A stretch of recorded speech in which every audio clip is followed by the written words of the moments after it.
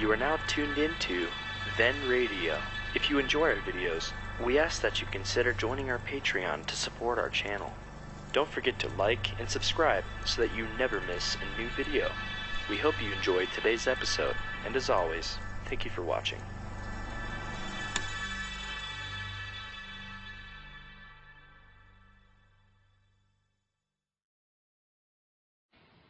Wrigley's Spearmint Chewing Gum, the refreshing, delicious treat that gives you chewing enjoyment, presents for your listening enjoyment, Edmund O'Brien as...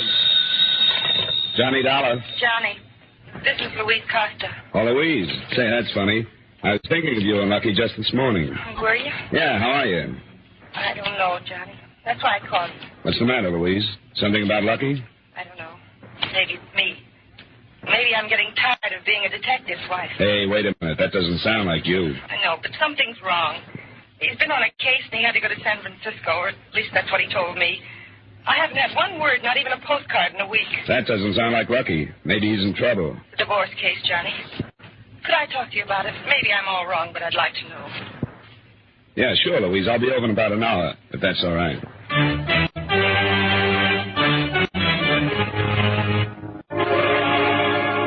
Wrigley's Spearmint Chewing Gum bring you Edmund O'Brien in another adventure of the man with the action-packed expense account, America's fabulous freelance insurance investigator. Yours truly, Johnny Dollar.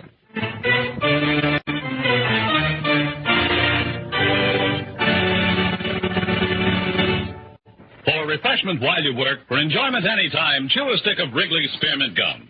The delicious, long-lasting, real mint flavor of Wrigley's Spearmint cools your mouth and freshens your taste. The good, smooth chewing helps keep you feeling fresh and alert. Adds enjoyment to whatever you're doing. So indoors, outdoors, at work or play, enjoy chewing Wrigley's Spearmint Gum. Wrigley's Spearmint. Refreshing, delicious.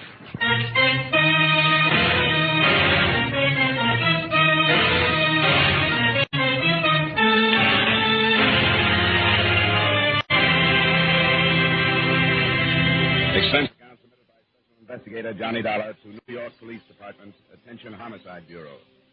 I know I expect you to honor this statement, but for the sake of convenience, I'll use my regular report form. The following is an accounting of expenditures during my investigation of the Lucky Costa matter. His real name was Frank Costa. I don't know where he'd picked up the Lucky, but he'd had it 5 years ago, when both of us were on the payroll of one of the big detective agencies. He opened his own office at about the same time I went into insurance. I got to know him and his wife well, but not intimately, and I liked them both. So when she phoned with worry in her voice, I went over to see her. In a way, I wish I hadn't. Now that you're here, you're kind of silly and embarrassed. Well, you don't have to talk about anything you don't want to, Louise. Why don't we go to dinner and a movie and forget the detective racket for a while? Well, that doesn't work. I've tried it. Johnny, it's not only this week that I haven't heard from you. Lucky's changed. How? Well, it's nothing I can explain to you. If you'd seen him every day, you probably wouldn't have noticed anything, but it's something that a wife could see. Thing with his eyes when he didn't know I was looking at him. Sort of a far away, as if he was thinking of something that I didn't have any business knowing about. You know Lucky's never been like that. Well, I guess any man keeps secrets, and it's his job to. Well, Lucky never has with me. He didn't need to. As far as his job went, he's always told me that it did him good to come home and talk things over with me. Even things he really wasn't supposed to talk about. It hasn't been that. You think he's mixed up with another woman, don't you? It started over a month ago, Johnny. I've been used to Lucky being away. You know that. Yeah, I guess you'd have to be. But like I said, I knew when things got different, well, it was more than just being away from me. You sure you aren't imagining things? I'm not imagining that I haven't heard from him in all this time. That never happened before. How long has this been going on, this change you speak of? I tried to remember exactly when I first noticed it. I think it was one night about a month ago. I asked him what he was thinking about, and he sort of came to and said something that I don't remember now. Did you press it any further? A couple of times, and I didn't anymore. Because it made me think he was hiding something from me, and I didn't want to think that. I kept telling myself that everything was all right. But I know it wasn't. Was he on a case a month ago? He was tracing some phonies. It doesn't have anything to do with work, Johnny. I know that. He'd traced ponies before. He'd done everything before. It wasn't work. Well, I don't have a wife's viewpoint, but I know Lucky pretty well. Some things about him I know better than you do. It seems to me that if he was going to go wrong with a woman, he'd have done it a long time ago. We met some, you know. Yeah, I've heard. Does his brother still live here in town? Yes, but I haven't phoned him. Same address on Broad, wasn't it? Yeah.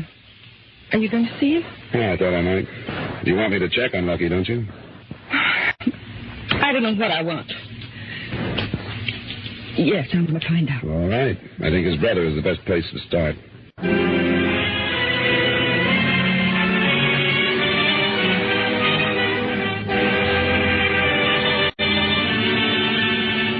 The last time I'd been at the Broad Street address had been for the funeral of the Costa's mother. The house was a few years more beat up than it had been.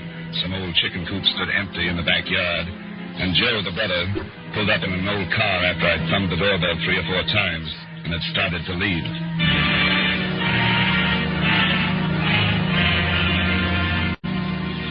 I took the wife and kids over to the park so I could have some peace for an hour or so. Yeah, I almost missed you. I'm glad you didn't, Johnny. It's been a long time.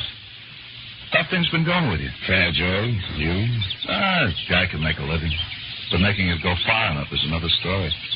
They come in the house. Sure, thanks.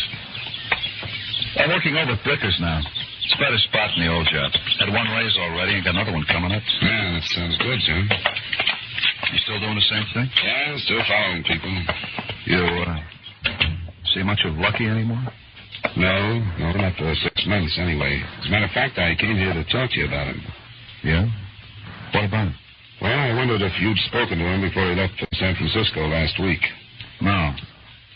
I talked to Lucky for the last time as far as I'm concerned. It was about a month ago. What's the matter? Thought you two were okay, that you got along all right.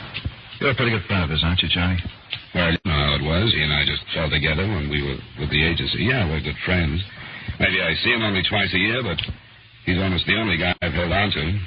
Did he ever tell you about his first wife? He was married before? Yeah. Did he ever tell you about the year and 6 he spent in prison? Joe, are you serious? Yeah. That's the way Lucky is. He don't let his friends know anything about him that he don't want them to know. He's always been like that. There's always been 2 sides to Joe. One that you know about and one that you don't. What about this prison term? It was grand theft. It was over this girl that he married, his first wife. He stole some furs for her. How long ago? 12, 15 years, I guess. Well, we're still living in Brooklyn. Lucky was a wild kid when he was 18 or so, and he still got some of it in him. Who was this woman he married? Her name was Hazel Mackey, and she called me about getting in touch with Lucky. Oh? When? That was about a month ago. That's when him and me had our showdown. I told him it was a dumb cluck if he saw Hazel again. I said, you got a new life now. You're amounting to something. You're married to a nice kid. But I could tell I wasn't getting to him. He was going to see her. I knew that. So I told him if he did, it was the end of him and me, brother or no brother. You were sure he saw her? Well, before he left that he would. She had some kind of hold on him back when they were married. And she still got it. What do you want with Lucky, Johnny?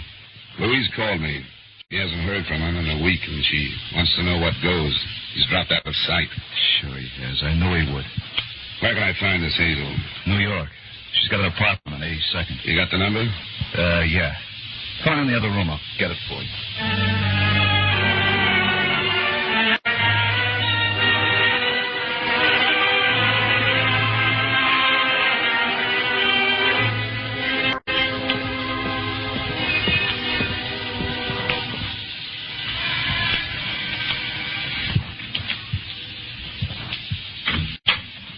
This Hazel Mackey? Yeah. Who are you? My name is Dollar. I'm a friend of Lucky Costa's. Oh, come on in. Thanks. You know where Lucky is? Not at the moment, no. Who are you? I told you he's been missing for a week. His family is worried. I'm looking for him. He's on a case. Is he working for you? Yes. What kind of a case? I don't know that it's any of your business. I need a detective, so I hired him. Is that all right? It would be if he were on the up and up about it, but he isn't. As far as his wife knows, he's in San Francisco on a divorce case. Well, I can't help what he tells his wife. How did you get here? His brother told me about you. I guess his wife doesn't know. I guess that's why he told her he was going to San Francisco. Do you know where I can reach him? No, not for a while.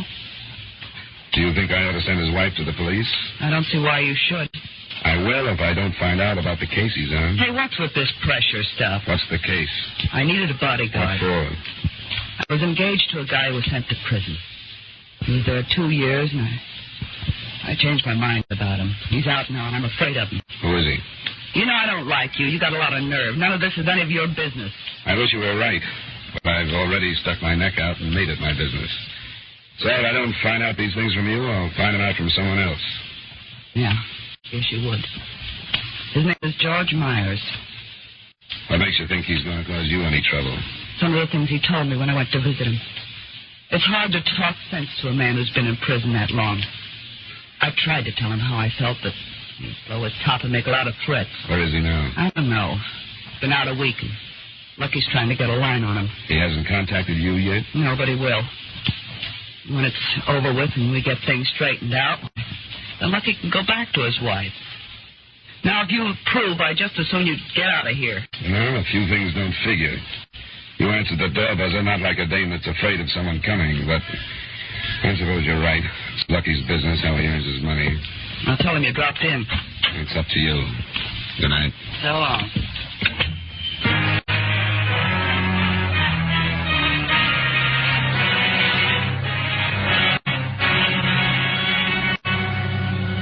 I put off telling his wife for 2 days because I didn't know how and because I didn't think it was up to me to tell her things she never knew about her husband.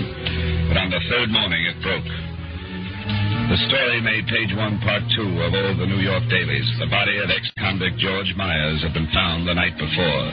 He'd been shot to death by what they called an unknown assailant.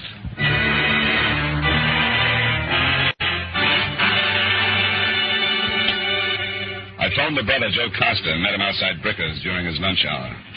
Hi, Johnny. What's up? Well, maybe the local papers didn't carry it here. Listen. What about it? Who's this Myers? Friend of Hazel Mackey's.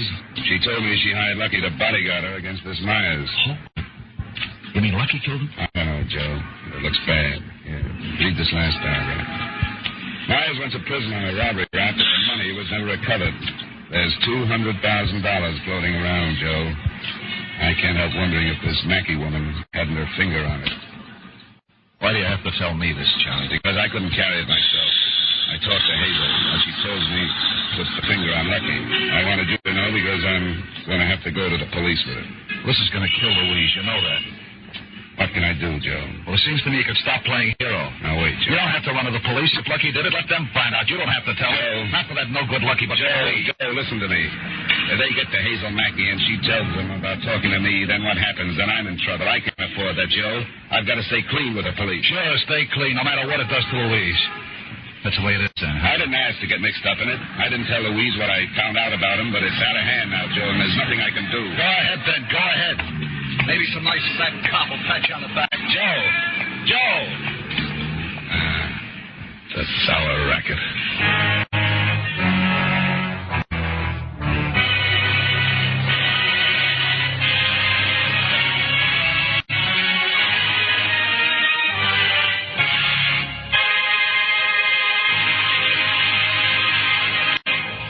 For refreshment while you work, for enjoyment anytime, chew a stick of Wrigley's Spearmint Gum.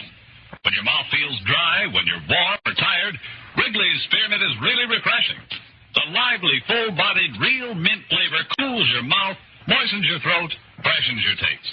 And the chewing itself gives you a little lift, helps you feel your best and do your best. So for chewing enjoyment plus pleasant refreshment, chew delicious Wrigley's Spearmint Gum.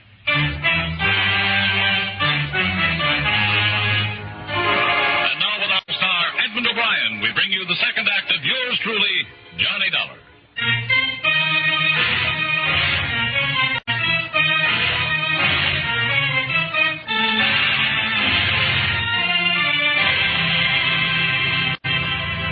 I left Hartford for New York on the 110 that afternoon. When I got there, the later editions reported the usual rounding up of known criminals who were being grilled about the Myers shooting. And the closer I got to the apartment on 82nd Street, the rottener the whole thing looked to me.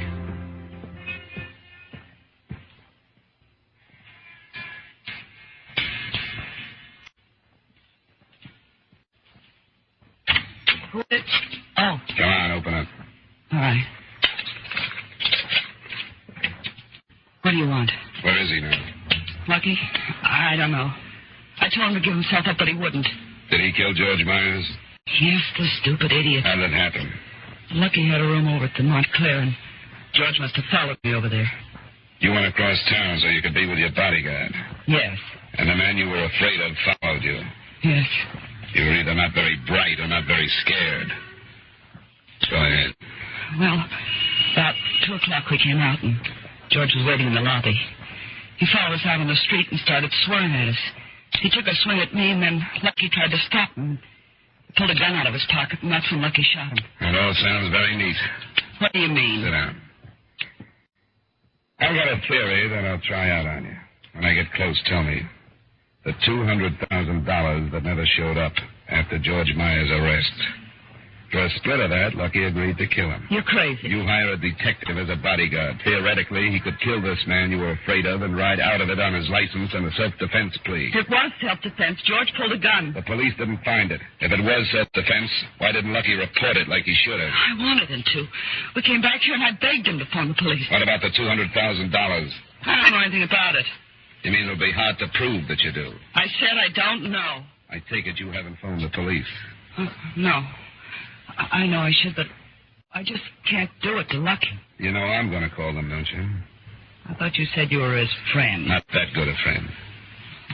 What can they do to me? Hold you as a material witness while I try to get some proof together that you dragged Lucky into this.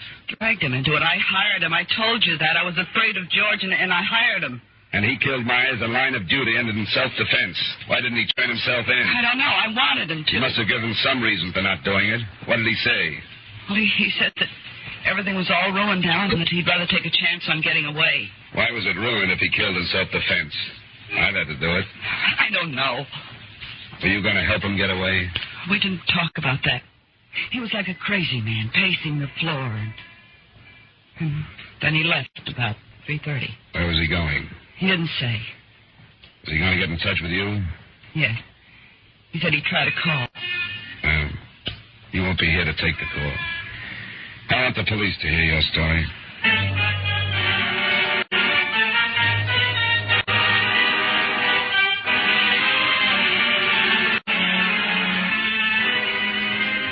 The officer who answered my call was Lieutenant Carl Belder. 2 uniformed men who were with him took Hazel Mackey back to headquarters, and he listened to my theory. We searched the apartment without finding proof of her holding any amount like $200,000. She had a small savings account, a small checking account, and a stub showed that she had paid Lucky Costa a week in advance. We waited the rest of the afternoon for Lucky to call, and he finally did an hour or so after dark. Go ahead, Dollar. That might be him. Johnny Dollar? Oh? This Lucky? This is Johnny Dollar. Don't hang up, Lucky. Why should I hang up? Hiya, Johnny. I'm all right, Lucky. How are you? Fine. Yeah, I can imagine. What was the matter with you? I don't have the slightest idea what you're talking about. How about you explaining yourself? What are you doing in my girl's apartment? She's not lonesome. She's down visiting New York's finest. Why don't you use your head and come on in, Lucky? You kidding? I like it where I am. You still figuring on trying to run out? Sure, it's worth a chance, don't you think, Johnny? If you killed Myers in self-defense, why don't you play it that way? Having us called trace, Johnny? I hope we wouldn't have to play games like that.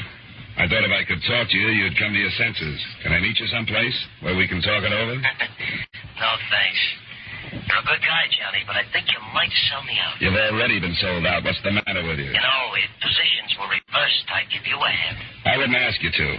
Anybody gets himself in a mess like you're in shouldn't expect help. Now use your head, Lucky. Let's get this over with. Sure, I'll meet you in Times Square. New Year's Eve, Johnny. Lucky? He's gone. You know him better than I do, but don't you think you pressed him a little too hard? Wouldn't he have believed you if you talked like you were going to help him? No, he knows me better than that. Well, it's a tough spot, Dollar. An old friend like that. Well, he's still in New York. He won't get out now, will he? Well, everything should be covered by now. Do you know him well enough to guess what he'll try? I don't think so, because a killer isn't the guy I knew. His clothes are still in the hotel room. I don't think he'll try for them now. He's got about $200 in his pocket. I don't have any idea what he'll try, Lieutenant. I guess all we can do is wait.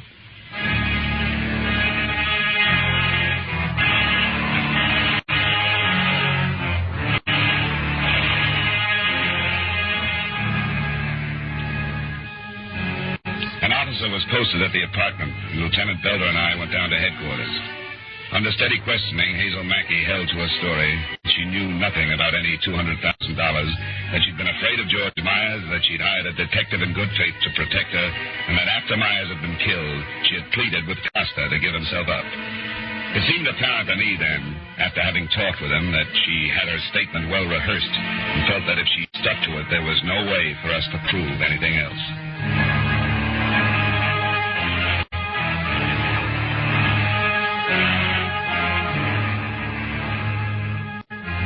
I stayed in New York that night and the next, waiting for something to break. When it came from Hartford. Joe Costa wanted to see me as soon as possible.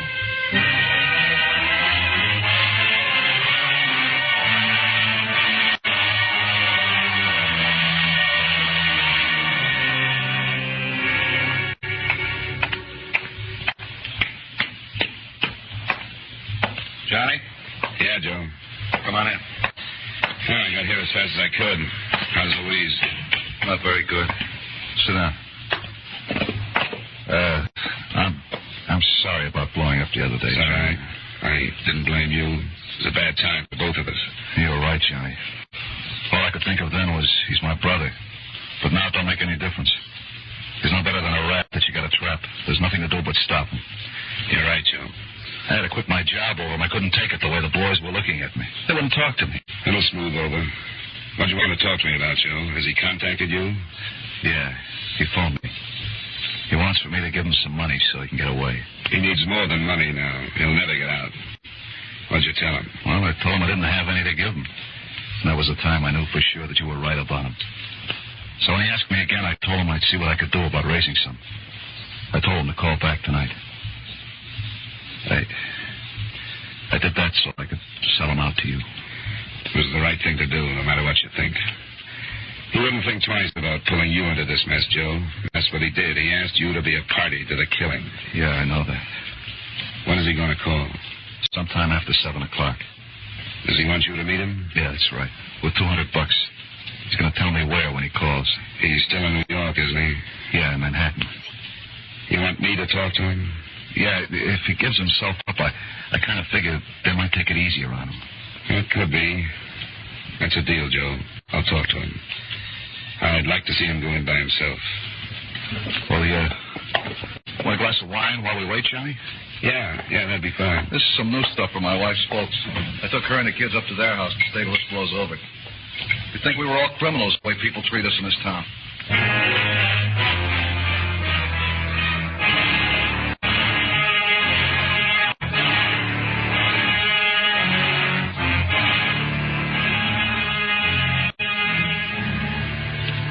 Came in about 8:30. The meeting place was a flat near the Bowery. The time was about 10 the following night. I was there at 5 minutes after.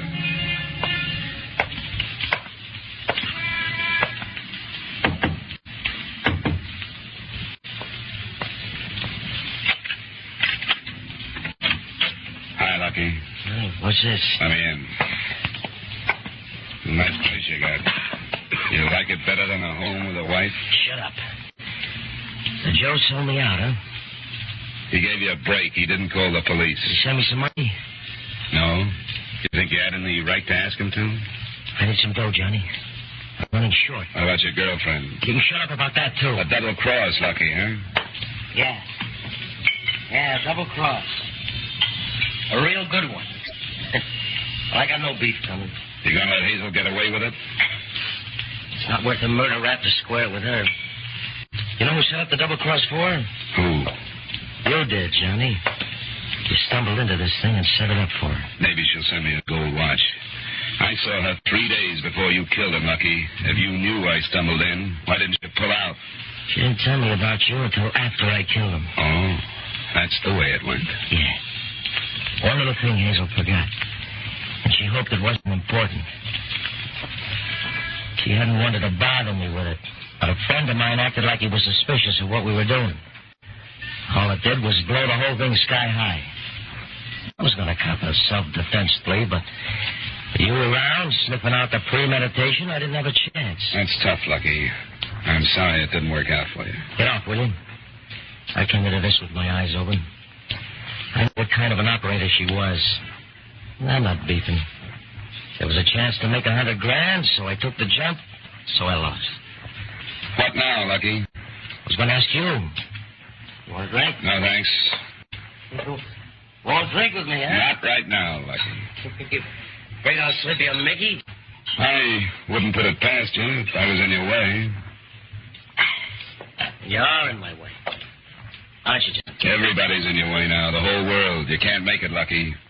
You won't get out of town.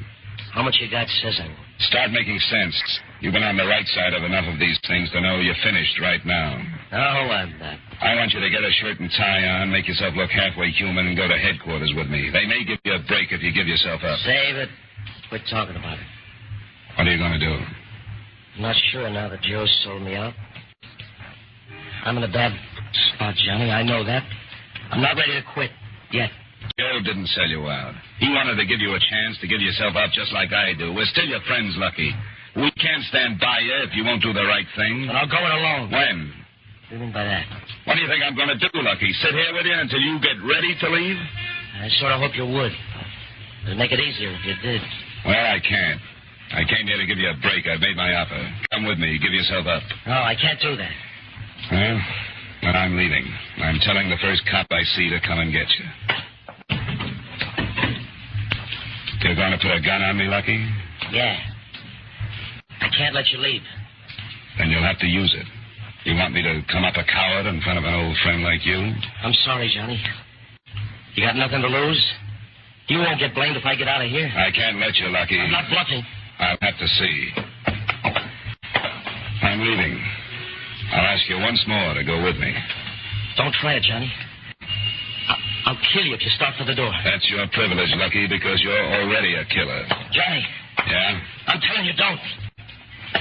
Johnny, I'm telling you. Johnny, I told you.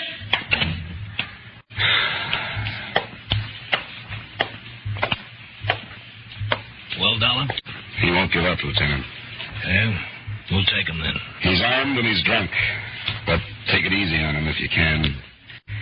He could have killed me, and he didn't.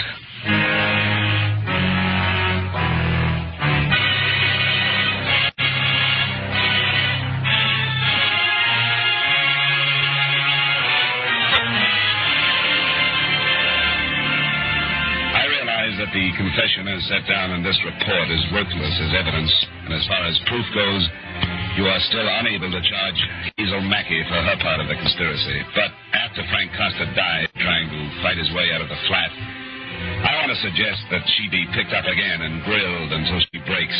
She's as guilty as he was. Yours truly, Johnny Dollar.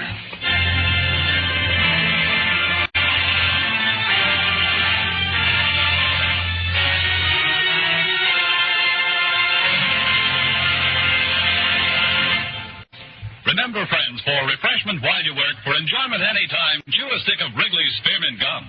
There's lots of lively, real mint flavor in it to cool your mouth, freshen your taste, and sweeten your breath. And chewing Wrigley's Spearmint helps keep you fresh and alert. You feel better, work better, get more fun out of doing things. So indoors, outdoors, at work or play, always keep delicious Wrigley's Spearmint Chewing Gum handy. For refreshment while you work, for enjoyment anytime, chew a stick of Wrigley's Spearmint Gum.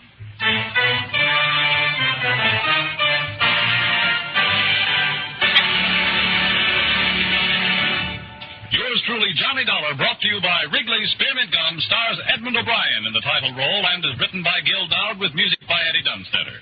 Edmund O'Brien can now be seen starring in the Paramount Pictures production, Warpath. Featured in tonight's cast were Virginia Gregg, Gloria Blondell, Hy Averback, Peter Leeds, and Sidney Miller.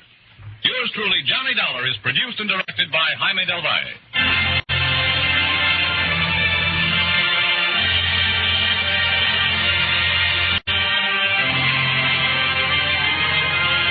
The makers of Wrigley's Spearmint Chewing Gum hope you've enjoyed tonight's story of Johnny Dollar and that you're enjoying delicious Wrigley's Spearmint Gum every day. It's time now for Edmund O'Brien and...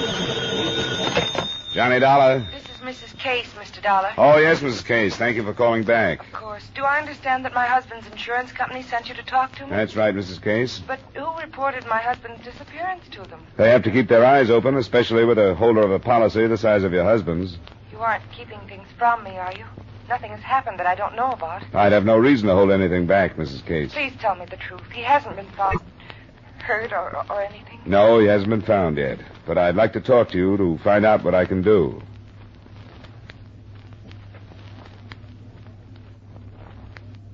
Edmund O'Brien in a transcribed adventure of the man with the action-packed expense account. America's fabulous freelance insurance investigator. Yours truly, Johnny Dollar.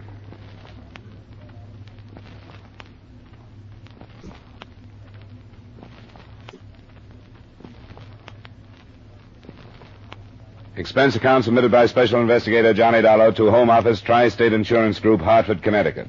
The following is an accounting of expenditures during my investigation of the Leland case matter. Expense account item 1, $24.80 transportation from Hartford to New York City.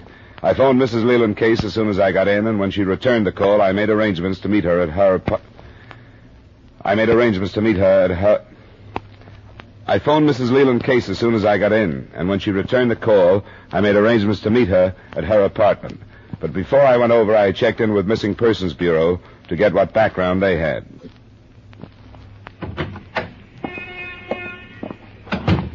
Mr. Dawson? That's right. I'm Sergeant Dilko. Sorry to keep you waiting, but I was busy on another file.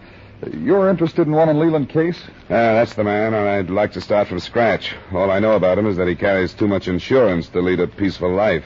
That isn't a generality. Oh, what is it? I wondered if you knew. He was married before, and according to the scandal sheets, he thought his first wife tried to kill him. Something about sleeping pills and a fire, but there was no proof, so all he could do was make a public statement and divorce her. Oh, no, we didn't know that. When did this happen? About 5 years ago. Where is his first wife? I don't know, but I'll try to find out. Let us know. Here's what we have. Age 47, description, etc. Occupation, owner and manager of a statewide line of grocery stores known as Case Incorporated. Reported missing by Mrs. Leland Case day before yesterday. She said he'd been missing 2 days and knew of no reason why he should leave of his own volition. Knew of no enemies or any reason for suicide. I've got 50 more just like it. I suppose you have. Did he say he was going anyplace the last time Mrs. Case saw him? Not that she remembers. He kissed her goodbye at 10:30 in the morning and failed to pick her up at 7 that night to go to dinner at the home of Mr. and Mrs. Herbert Bennett. There isn't any luggage or missing clothes. Not unless he had some no one knew about at his office where he maintained a bachelor apartment. Oh, there's that. Yeah. We haven't really gotten to work on him yet. We've got circulars and so on out on him, and in a day or so we'll be able to spare a man or two for personal work. This has been a busy year for us. I wonder how that works, how 1 year can be worse than another. I'm not sure. I think it's the general condition of the world myself. That is, for the ones who do just drop out of sight. You know, people will put up with a lot of boredom and unhappiness during normal times, but when there's uneasiness and unrest, their sense of values change. Their sense of moral responsibility. They say, why put up with this life along with everything else? Let's have a fling. More divorces this year and more marriages. Everybody running to take a big jump someplace, huh? The whole world. Yeah, I guess that's right. What about his current wife? What's she like? I think she's a girl that would take a long time to know. She's a lot younger. No more than 26 or 7. So the obvious reaction is to doubt her sincerity about a rich, older husband. She's darn good looking and thinks she could tell a lot of men anything and they'd believe her. It wouldn't interfere with your procedure if I talked to her? No, not at all. The more work I can get you to do, the better. Well, okay, Sergeant. Thanks for the help. I'll see what she has to say.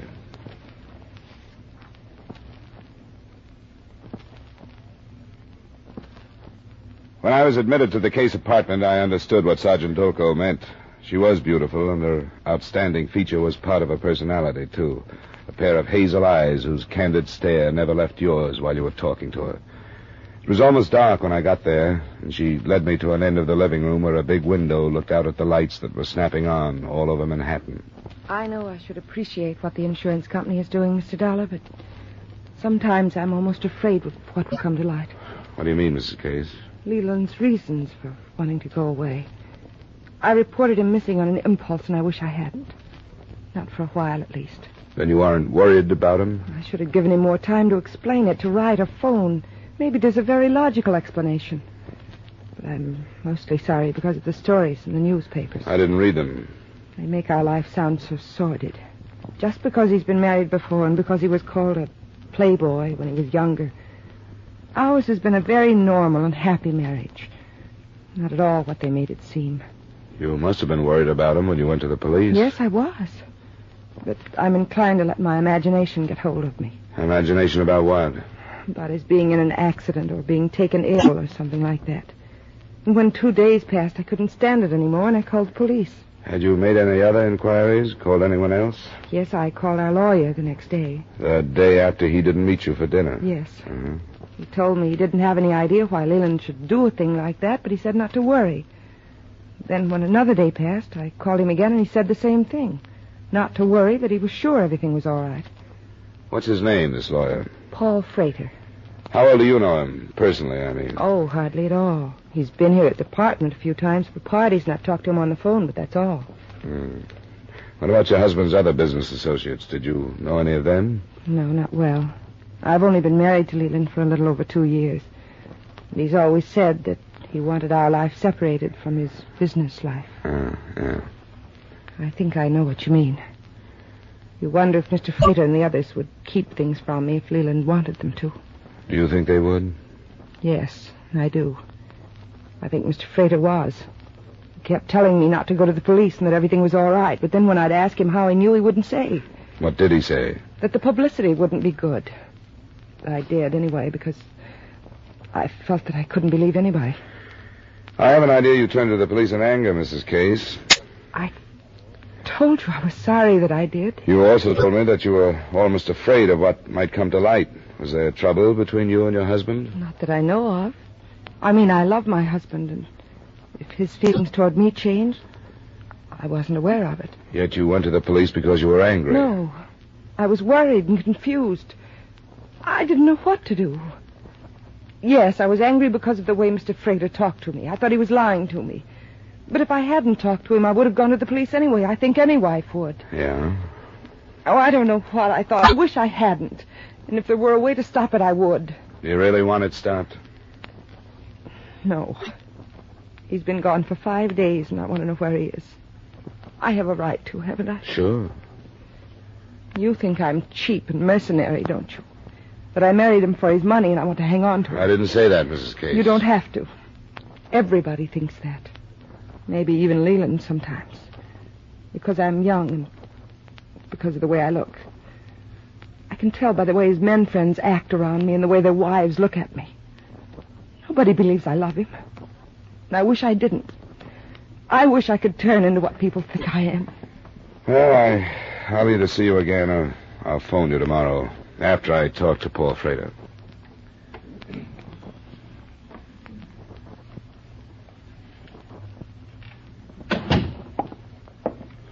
I'm sorry I had to keep you waiting. Oh, it's all right, Mr. Frater. I seem to have lost an hour this morning that I can't catch. Mr. Dollar, wasn't it? That's right. From Tri-State Insurance. Sit down. Thanks. How in the world did your company get caught up in this farce? Well, I think they have informers in the Bureau of Missing Persons. Missing persons. Rot. As if it isn't bad enough to have a suspicious, grasping wife dogging your every step, now the insurance company is tagging along. Well, that's the picture so far. Do you know where Mr. Case is? No. But if I did, I wouldn't tell you. All of us. All of his friends have been after him to get away from everything here in the city and take a complete rest. That's what you think he's doing? Of course it is. And you'd be doing the poor chap a favor if you'd leave him alone. His wife said that she phoned you and asked if you knew where he was, Mr. Frater. She didn't say that you told her anything about arrest. I didn't tell her because she's one of the things he's getting away from. When I do tell her the truth, it'll be in the form of divorce papers. She didn't mention any divorce either. She said they were happy. Yes, she would. The word happiness is just about the most indeterminate word you'll ever find if you take the trouble to analyze it. Ask 10 people what is necessary to the state of happiness, and you'll get 10 answers. In short, she may have been happy, but he wasn't. I take it you don't like her. I don't like leeches. Throughout his life, Leland Case has been the object of scheming women. When he was young, there were scheming mothers, and from then on, the daughters, without prompting. He married the first time against our advice, and it ended in near tragedy. Then this brainless doll stalked him down, and he did it again. We told him from the beginning that she was a huntress. Well, it appears that he's finally come to his senses. Uh-huh. Who are the we you speak of? His friends, his business associates. And, though it's none of my business, do you base your thinking on the theory that the girl is too beautiful to be good, or is there something definite? How long have you known her, Mr. Dollar? I met her yesterday. Then you'll admit that we know her better. She's a cheap beauty contest type from upstate with a high school education. Okay. What else is he resting from? Work. He's been completely exhausted mentally for the past 8 months. He had to stop or he'd have collapsed. He's no figurehead, you know. He really heads that corporation. He carries more responsibility than a single mind is equipped to carry. Where would he go then, Mr. Frater? You must have an idea. Florida, the Caribbean, out west someplace. Where? I really have no idea, Mr. Dollar. I really don't. It must be quite a distance, or he would have read about his disappearance and at least phoned. Yes, that's true. Possibly even Europe. Well, the police are covering all the steamer and airlines. That stupid, spiteful woman, the police. Is there no way to stop this idiocy? If you as his lawyer don't know, and I don't. As long as his wife says he's missing, he is.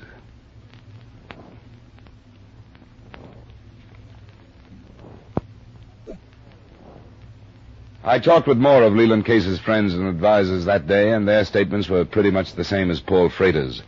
I followed Case's last known movements from his office to his club, where he'd arrived at 5 p.m. for a steam bath. He'd been seen leaving there an hour or so later, and there the trail ended. The witness couldn't remember whether he'd been carrying anything like an overnight bag, and nobody knew how much money he'd had with him. It was hard to tell how much nationwide publicity the disappearance was getting, but in New York and the neighboring states, the papers carried the story in every edition. But that day and most of the next passed before anything developed. I was just leaving my hotel room for dinner when the phone rang. It was Mrs. Leland Case calling to say she had to see me in her apartment as soon as possible. I had to call you. I wasn't supposed to, but I didn't know what to do. Sit down. I wasn't supposed to talk to anybody, but I had to. I couldn't stand it. Sit down. Now, come on, sit down. Try to make sense. All right. What happened? A man phoned me. Leland's alive, but they're holding him. I've got to give him some money. Now, wait a minute. When did this call come in? Before I phoned you, about 5 minutes, I think. I don't know how long before. Slow down now. What did he say, exactly? He said... He told me Leland was alive and all right. He said he'd be safe if I turned $10,000 over to them. They'd let him go then. But if I talked to the police, he'd be killed. How did you answer him? Oh, I hardly remember. I went all to pieces. I just said, yes, I'd do anything. He wanted to know how fast I could get the money, and I said I didn't know. And then he said if it wasn't by noon tomorrow, to forget it. I can get it. There are some things in the safety deposit box. Wait a minute. And there's quite a bit in the checking account. Wait a minute. Did he tell you where you were going to hand over the money? No. Oh, he said someone would call me again. When? Tomorrow morning, 11:30, he said. All right, we have some time then. We'll try and figure out what we're going to do.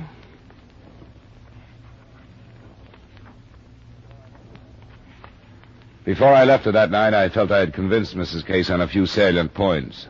For one, that we'd be working at cross purposes with the police if we tried to make the contact without them and therefore be hand in hand with the criminals. For another, that if she were watched, as she probably would be, and acted as though she were raising the ransom, I could line up the police without any suspicion being cast on her. And finally, that by the record, kidnappers who received their extortion money according to their... Kidnappers who receive their extortion money according to their exact demands are the first ones to kill the kidnapped victim, since by that time he is the only evidence against them. I alerted Sergeant Dulco that night, and the next morning, while Mrs. Case was out getting what she could of the $10,000, I alerted Sergeant Dulco that night, and the next morning, while Mrs. Case was out getting what she could of the $10,000, I went to the apartment and waited for her. I was standing next to her at 11:30 when the phone rang.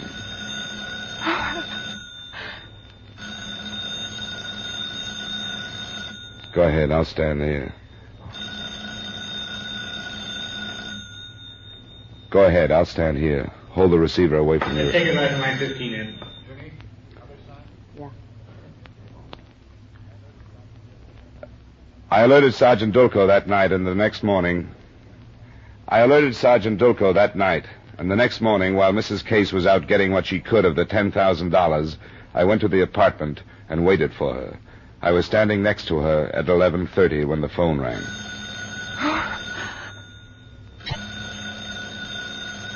Go ahead. I'll stand here. Hold the receiver away from your ear. I want to get what I can. All right. I'm so scared. Go ahead. Don't try to be anything else. Hello? It's 11:30. This is about your husband again. Did you raise the money? Not all of it, but it's over $8,000. We said 10. What about the rest? I couldn't do it. You wanted me to be careful, and I couldn't get the rest without answering questions. You didn't give me much time. How much is it? I can give you $8,600. There's some way you can make up the difference? It's such a little bit more. I could sell some of my things if you'll give me more time. How much time? It would take another day. That's too long. We want to get out of this part of the country, so we'll give you a break. You get your man back. How is he? Is he all right? He's okay, and he'll stay that way. As long as you do what we say. I will. What do you want me to do? Okay. I'll tell you, and we'll get this over with right now. You know where they're fixing up that church on Park Avenue? Yes. Yes, I know what you mean. Well, there's a bus stop right there. You be there at 10 to 12 on a dot and have the money inside a newspaper that's folded up. You got that? Yes. It'll only be a few minutes, and somebody will meet you. We know you because we've been following you all morning. You got the paper rolled up like you're through reading it, see? Yes. And this person will come up and say, "Are you through with that paper, lady? I want to find out who won the game." Got that? Yes, I'll remember. You just give him the paper and walk away. You got that? Yes. And my husband, when will you let him go? Just as soon as we get back to where he's at and count the money. All right. There's nothing else I can do. That's right. And there's one last thing. Your phone's going to start ringing right after you hang up. Let it ring. It's going to be me, so you won't call out. I want you in front of your building in 3 minutes, so you don't stop the phone. You'll be followed from then on. Now, let's get started so you get your man back, huh? Well, he hung up. Yeah, you too. Did you hear all he said? Yeah, enough of it. They threw us a curve. It's not usually as simple as this. I won't have time to call the police in. What's going to happen? I'll do what I can. Get started now. You've only got a few minutes. I'll leave the building by the other entrance and go up Lexington. Come on. You'll be there. I'll try to be by the time you get there. Here's a newspaper. If you can stall a little, do it, but don't be late. When you get there, don't look for me. I won't. Stupid pulling a wide-open daylight contact like this. So stupid it's smart.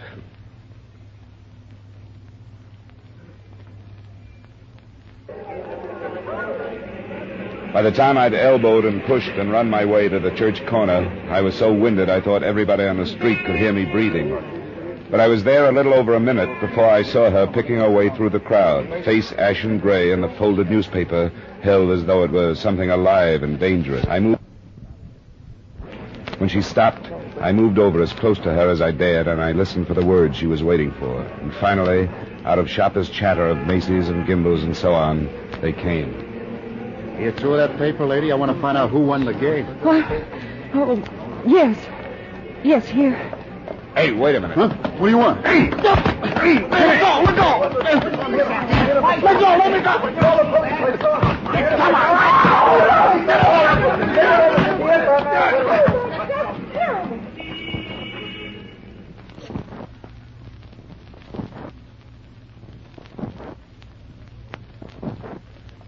Come Haven't talked to him yet, but I've got 2 cars out checking the address he gave the booking sergeant. What name did he give? Lamson, Eugene L. We haven't checked that out either.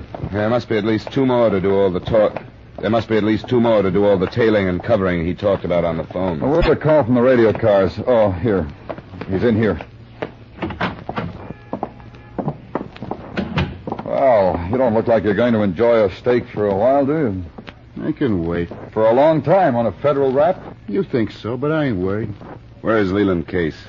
I got news for you. I don't know where he is. Is he alive? I don't know that either. I read about him in the paper and figured I could nick the wife before they found him. Sure. You don't like that?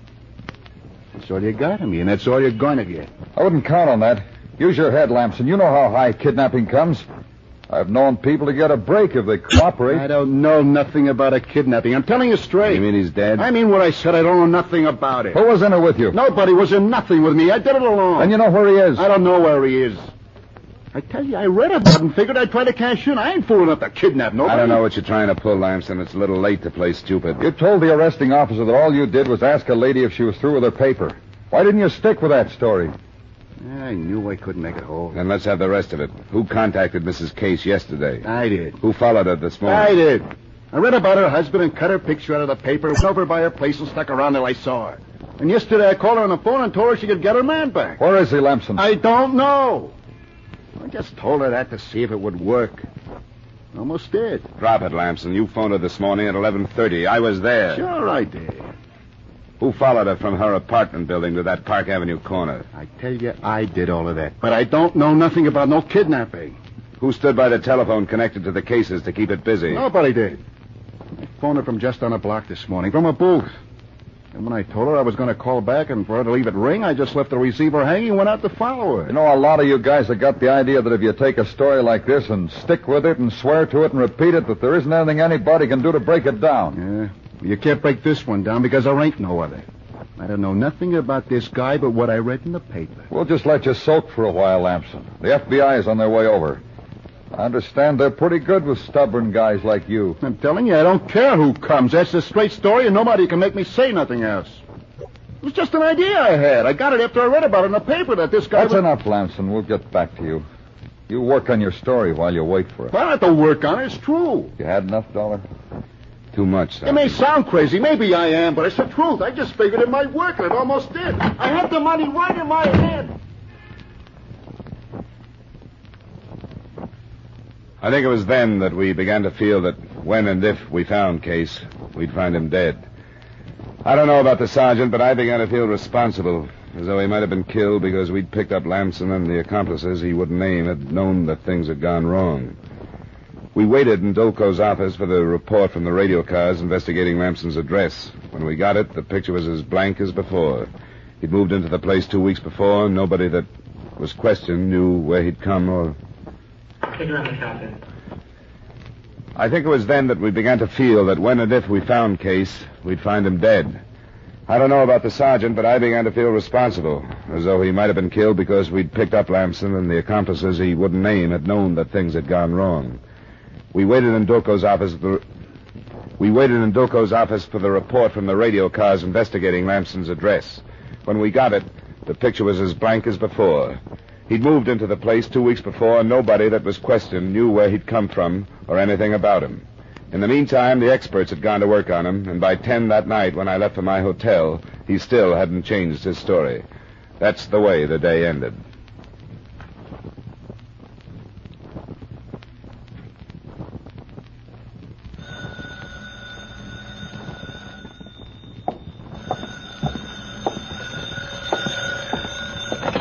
Johnny Dollar. Sergeant Dolko. Oh, yeah. Good morning, Sergeant. Anything new? There was a message on my desk when I got here to call a hospital up near White Plains. Huh? I talked to a doctor who says there's a patient up there that answers Case's description. What? It seems to be a semi-religious place of some kind in the country, sort of removed from reality.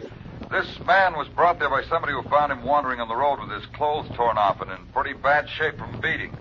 He gave his name as White. Huh. I don't get it. You going to follow it up? Yeah, I'm asking permission of the local authorities to come up, and I wondered if you'd like to go with me. What about Lamson? He's asleep. So's everybody that questioned him. They worked all night without getting him to change a word. All right, Sergeant. Let's go to White Plains, then. You want me to cab over, or will you pick me up?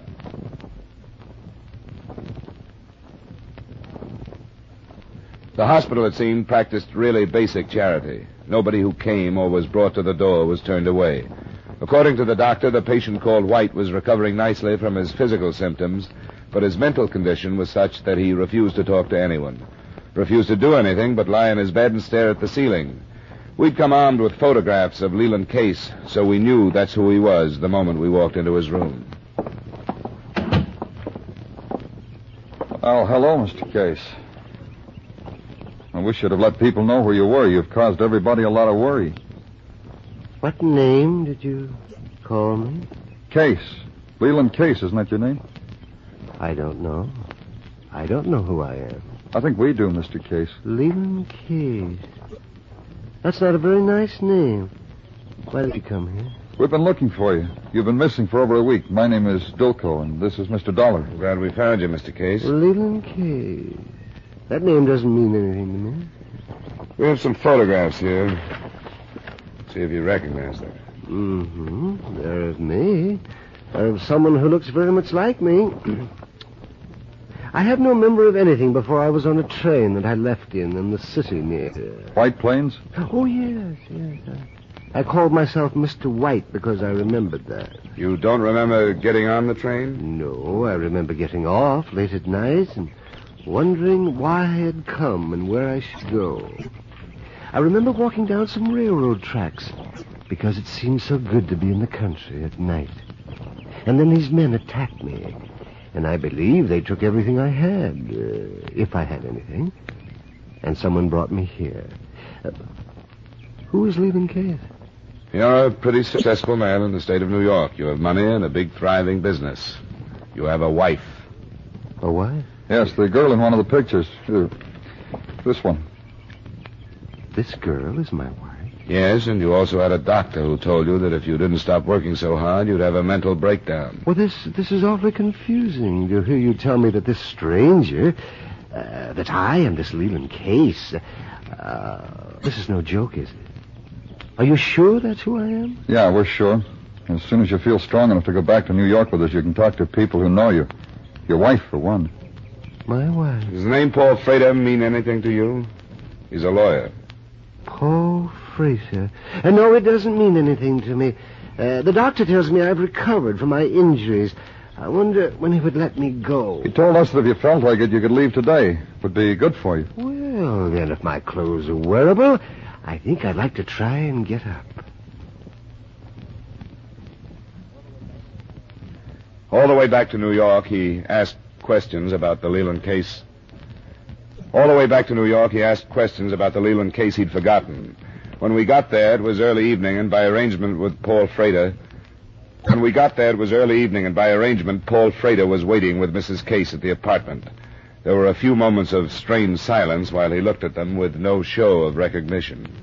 And you tell me that this is my wife. Leland, darling. And Mr. Fraser. Why, I'm your attorney. You and I have been like father and son for years. Well, I'm sorry, Mr. Fraser. You don't remember? I'm afraid I don't. Leland, darling, I'll take care of you. I'll make you remember. What about the business? That'll snap him back.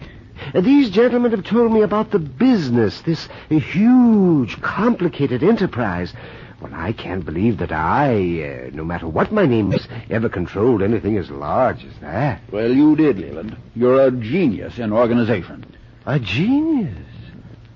Well, that sounds awfully dull. Leland, the company needs you. Mr. and Mrs. Case and Mr. Frater, I think the problem from here on is up to you.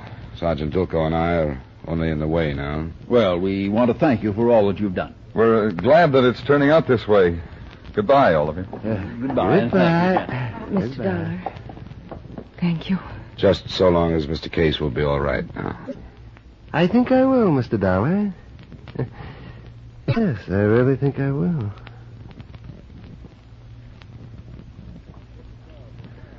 I couldn't tell because the light wasn't too good, but I'm almost sure that Leland Case winked at me. If he did, it means that his memory is no longer lost, but just stashed away for the day he wants it. And I have an idea that it won't be the company that's there when it decides to find it. But as I say, the light was bad, and I'm not sure. Expense account item 2, same as item 1. Item 3, miscellaneous, $446.53. Expense account total, $496.13. Yours truly, Johnny Dollar. This is Dan Cubberly inviting you to join us next week at this time when Edmund O'Brien returns as... Yours truly, Johnny Dollar.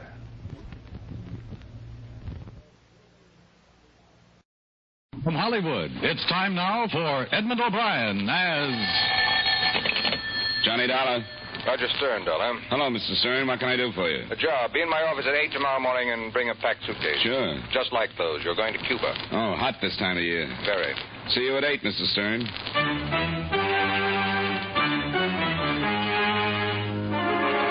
Edmund O'Brien in a transcribed adventure of the man with the action-packed expense account. America's fabulous freelance insurance investigator. Yours truly, Johnny Dollar.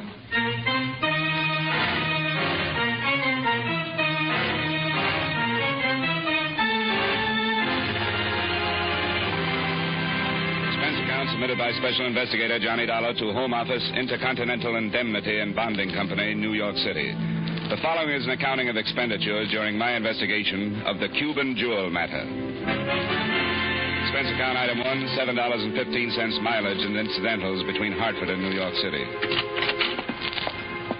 Morning, Dollar. Morning, Mr. Stern. Sit down. Thanks. Here it is. This company holds an insurance policy with a Mrs. Lenore Carter. $800,000 on her jewels. Jewels were stolen from Mrs. Carter's safe 3 months ago. Police haven't been able to turn up a thing. And you've got to pay off, huh? By Monday. What's in Cuba? We got a tip. A man in Cuba knows where the jewels are. He was supposed to have been in on the robbery. Okay. What's his name and where do I find him? William Carnes. He's in jail in Havana. In jail? Yes. Awaiting extradition this weekend. Well, if he's being brought back... Not for the jewel theft. He's wanted in this state on a federal rap. Oh. Police don't even know he was mixed up in the Carter job, and we're not telling them. Oh? When he gets back, he's bound to get at least 10 years for the federal rap. And you want to know where he stashed the jewels before they put him away? Exactly.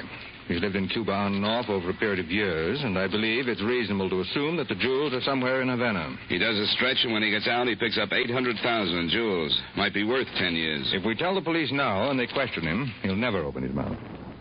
He's got to do the 10 years anyway.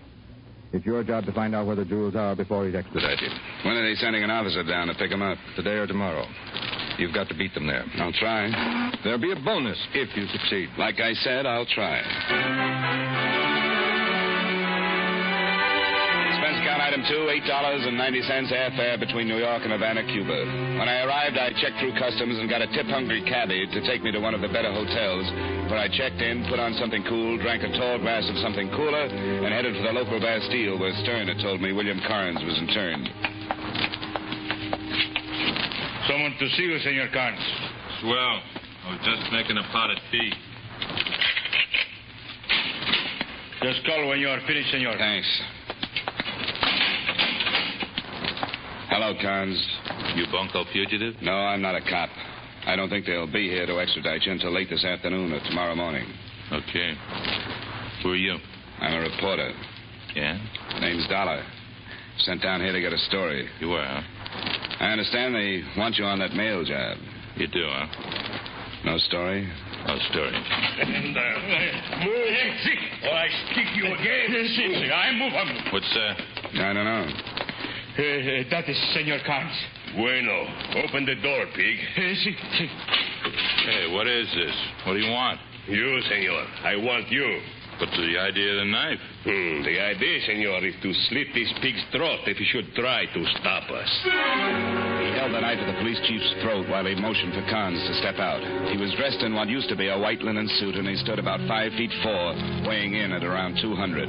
On top of his head, covering his shaggy black hair, was a straw hat, and stuck in his fat lips was a long black cheroot.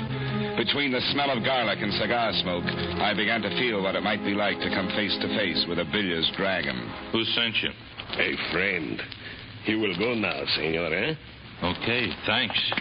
Por nada. Now get in the cell, pig. You. Huh? Si, you.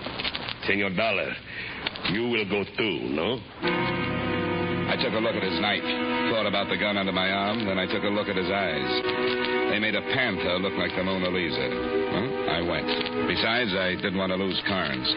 As we passed through the squad room, I saw the 2 guards lying off to the side on the floor. One is only unconscious. The other one tried to make noise. I slit his throat. Yeah. He followed me out on the street and climbed into a car. As he drove away, he smiled, a mouthful of yellow teeth, and waved one of his stubby arms. I looked around for some help, but the street was nearly deserted. I was about to go back into the jail and release the police chief when I looked down the block and spotted Carnes ducking into a building. I went after him. The sign over the door read Cantina El Gallo, so I slowed down to a sprint and went in. The barroom was small and dark. Posters all over the wall advertised everything from the government lottery to bullfights and jai-alai. Carnes was nowhere in sight, so I walked over to a long bar, and a lazy bartender moved a wet bar rag slowly up the counter to me. Some for you, Mac? You American? Yeah, but I got sold on siestas. Where did the guy go came in here just before I did? I didn't see nobody. Look. I'm going to make this as painless as possible. A guy named Carnes just romped in here. Whether you know him or not, you couldn't have missed him. He didn't go back out the front door. I don't think I like you. I affect some people that way. Where did he go? I don't know what you're talking about. The guy who just came in here. Beat it.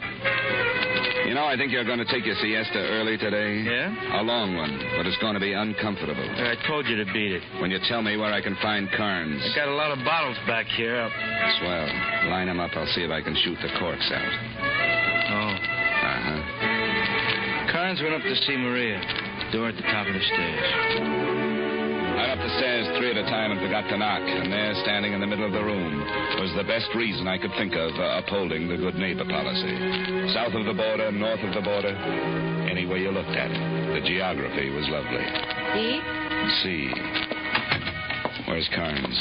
Don't you think it would have been more polite to knock? I forget my manners when I'm in a hurry. Where's Carnes? I don't know anybody named Carnes. That isn't what the bartender said. Whatever he said, I don't know anybody named Carnes. The bartender also said that Carnes came up here just a little while ago. Senor, you don't look like a man who believes everything he hears. I don't, generally, but I saw Carnes come into the bar. He didn't come out. Now, where is he? I have no idea. I think you're lying.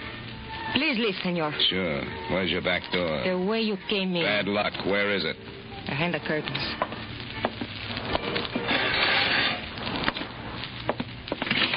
Goodbye, senor.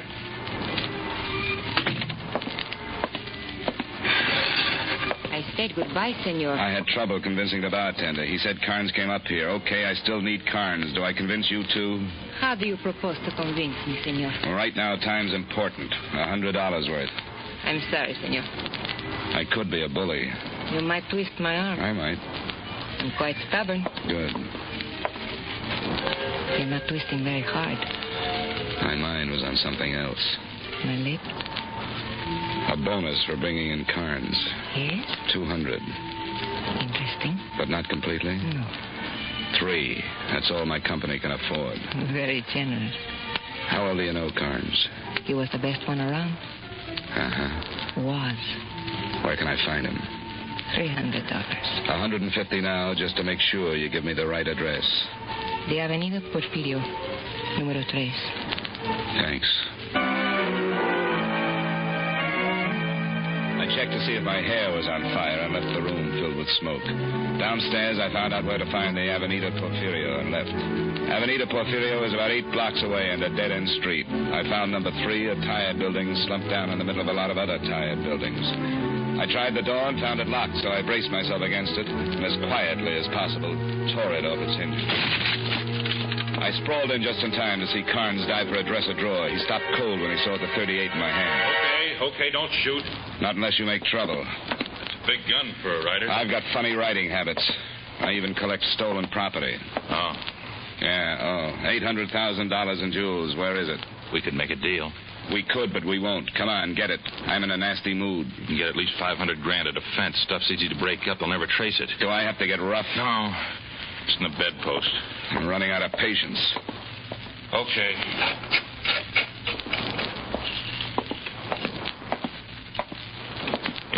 Gracias, senor. Huh? I will take those, senor. Ah, remain facing the window, Mr. Dollar. You're the guy who let me out of jail. See. How could I find what I want if you are locked in that filthy jail, eh? You had better drop your revolver, Mr. Dollar. Bueno. Now you can kick it over to me, eh? Gracias. Now you, the yours. I don't get it. Of course not. I do. Now. Pronto. Okay. Gracias. But you said a friend sent you to get me out of jail. See, a friend of yours, not mine. I think he have good reason for wanting you out, so I follow.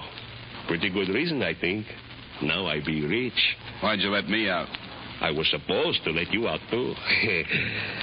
Now, I do not think you should come after me for a while. I shoot pretty good. Adios, and once more, gracias. Carnes and I both went for the gun in the dresser drawer, and it was like bargain day in Klein's basement until Carnes decided to pick the bedpost and start me on the siesta habit.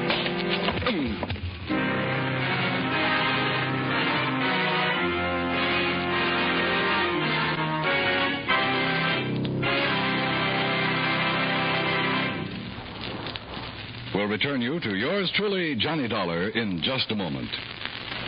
Tomorrow night on most of these same CBS radio stations, the FBI in Peace and War goes to work on The Inside Story, an exciting bout between makers and breakers of the law. You'll enjoy G-Man Shepard's latest case, in which the inside story is one of slick swindlers come to grips with the nation's #1 law enforcement agency. Tomorrow night on CBS Radio at the Star's address.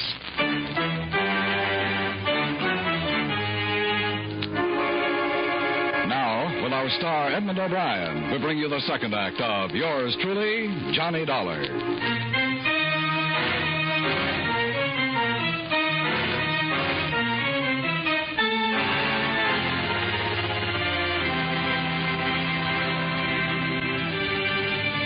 The hunk of metal bedpost had put me down and out, and when I finally came around, the room was dark and cold.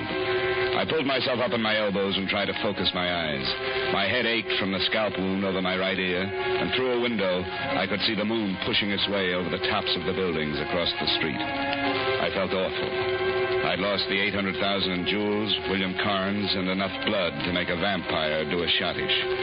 I finally got to my feet, stumbled out of the building, and managed to find my way back to my hotel, where I washed up and put in a call to Roger Stern at the Office of Intercontinental Indemnity and Bonding.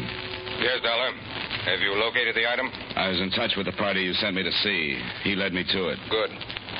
No, a big bundle of garlic that spoke broken English and carried a large gun is now in possession of the item. What?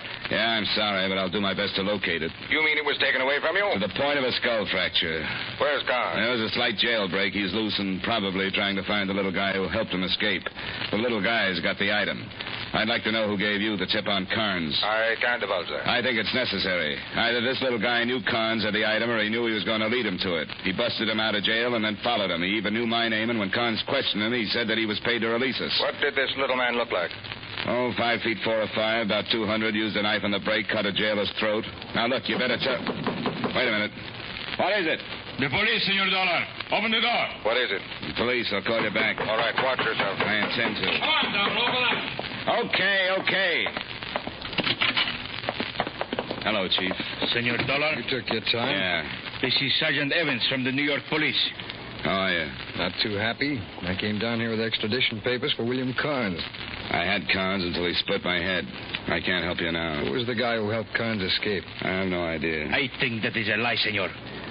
I think not. He knew your name. He called you Senor Dollar. I still don't know who he is. Look, you got into that jail representing yourself as a newspaperman. I'm an insurance investigator. Oh, for what company? Freelance. Right now I'm working for Intercontinental Indemnity and Bonding. What did you want to see Carnes for? Old claim. Tell me about it. Call Intercontinental. They'll tell you about it. I want you to tell me about it, Dollar. This is a confidential assignment. And William Carnes has escaped. You think I helped him? I don't know. Oh, sure. They hired me and said go down to Cuban and spring William Carnes out of jail. What about that guy with the knife? What about him? He knew you. He knew my name. You're splitting hairs. I have to. I'm confused. The pig with the knife killed one of my guards. Then go get him. You're supposed to be a policeman. Look, I think you'd better tell me everything that's happened. Sure. Sit down. I told Evans everything that had happened from the time that I left the jail, leaving out 2 details, Maria, the girl in the El Gallo, and the jewels. I simply told Evans that I tailed Carnes to his apartment, and there we had a fight. Now, what did you fight about? I don't think he wanted to go back to jail. He's lying, Sergeant. He knows more than he's telling. And while you're sitting around with your big fat mouth open, William Carnes and the guy who killed your jailer are running around loose. I do not like the insult, senor. Look, I got my head caved in trying to catch Carnes for you. The insult goes with the way I feel. If you don't like it... Hold it. Now, take it easy. Well, that's a little tough. If you don't think so, try bleeding for an hour. Okay, I'm going to check with New York. You stick around, Dollar. If you try to leave Cuba, that headache's going to get worse.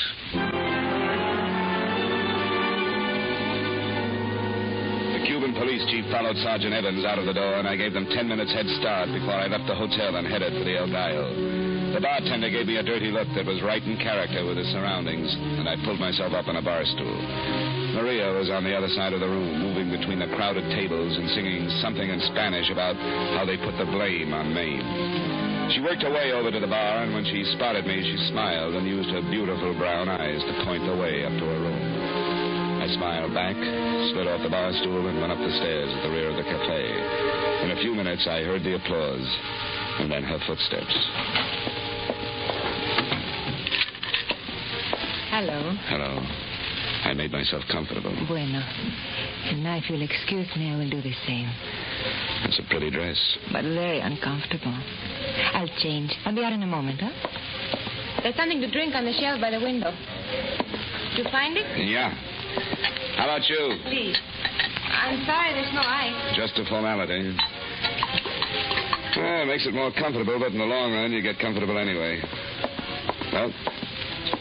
I feel better. I'm sure you do. Here. Gracias. And how do you feel? I'm with you. Did you find Senor Carnes? Yes, I owe you $150, don't I? Later. Okay. I still do not know your name. Dollar. Johnny Dollar. You make a good drink, Johnny. Just straight whiskey? And strong. And you made it. And that makes it a good drink. Have you seen Carnes since I left you? No. Why do you want him, Johnny? Are you a policeman? Not a bit. I'm an insurance investigator. What do you know about Carnes? Oh, very little. He came to Havana about, 3 months ago. I met him one night downstairs, and I saw him quite frequently after that. As I told you this afternoon, he was the best one around. Did he ever tell you anything about himself? About his business? How he lived? No, very little. He seemed to have money. Not a great deal, but enough. Do you have any friends? No. I never saw him with any. He seemed always to be alone. He liked it that way. What about you? Must I explain? You have. I was the only person he spent any time with. And then he was arrested. I believe it was for something he did up in the United States. That's right. At any time, do you remember seeing him with a short Cuban, weight about 200 pounds? No. Johnny, must we talk about Carnes? It'll bother me if I don't get it off my mind. Oh, then by all means, talk. I don't want you to be bothered all evening, Johnny. All right. But have you ever seen a little man that fits that description? If I have, I don't remember. Dirty white suit, straw hat, mean eyes, carries a long knife? No, Johnny. A man like that I would forget anyway. Okay. Johnny, you look discouraged. It happens when you run into a wall. I should take that literally, no? No. But you have hurt your head. Not a wall? A bedpost. Oh. Your friend Carnes, he was swinging it. Let me see. Sure. Oh, Johnny. Poor Johnny. Yeah, poor Johnny. It hurts. I'd almost forgotten about it. Did I help you to forget about it? Immeasurably. But it still hurts a little. Then you shouldn't think about it. I'll need some help. Of course. Huh? I'd figured. We don't have to answer it. I think we do if you don't want it broken down. Only a policeman sounds like that. Oh, Johnny. Honey, do I look happy? All right. Yeah? I want to talk. You could tell me Stalin and MacArthur just got married and I'd only look bored. All right, let's go. How'd you find me? You were tailed from the hotel. Johnny. I'll be back. Don't make book on it. Only when I've got a winner. I checked with New York. And? Intercontinental Indemnity has no record of having hired you. What? I said they have no record on file of having hired one Johnny Dollar to do anything for. Roger Stern hired me. I've done a couple of jobs for him in the past. Well, the company thought that might have happened. Now, why didn't you ask Stern? He's out of town. Well, I talked with him just before you came over to my hotel. Dollar, we checked. He told his company he was leaving town for a couple of days. Now, come on. You're under arrest until we do talk to Stern. Don't you know where he went? We're checking. He didn't say. Oh, swell. Now, let's go. I want to know all about this job for Intercontinental. Wait a minute. What's the matter? Carnes. Where? He passed by the front door. Come on. You're pulling something Don't up. be stupid. All right, where? There. Look out! Evans! Go get him. Evans! Go get him. I went after Carnes. For 3 reasons I went after him. I was confused, scared, and sore about a good cop named Evans dying in a gutter. Carnes was a block ahead of me when I spotted him again, running fast and looking back over his shoulder. I slammed myself against the building as he tried again. I gave it back to him. He was still going, but he was dragging it. I'd caught him with one, and he stumbled his way into an alley. I forgot about being cautious and went in after him. The alley was too dark to see him, so I put my back against the alley wall and started edging my way forward.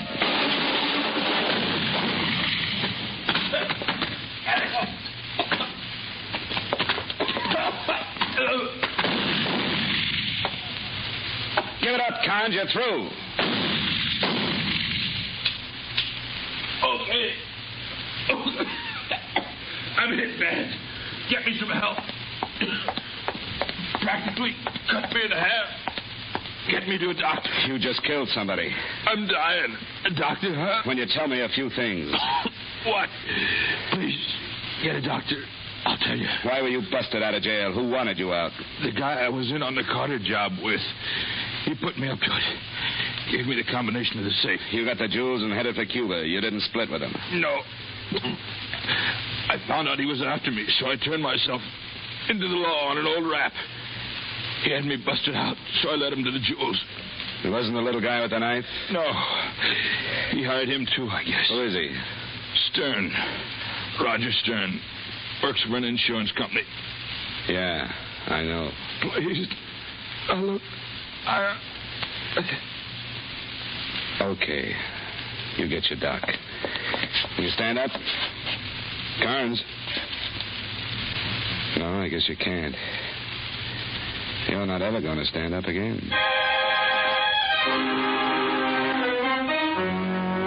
Well, there it was. Roger Stern, the man who'd hired me, was the man I was after. So I got to a phone and I called the Havana airport. The next plane from New York was due in an hour, and because of my phone call to Stern, it was a good bet he would be on it to protect his interests.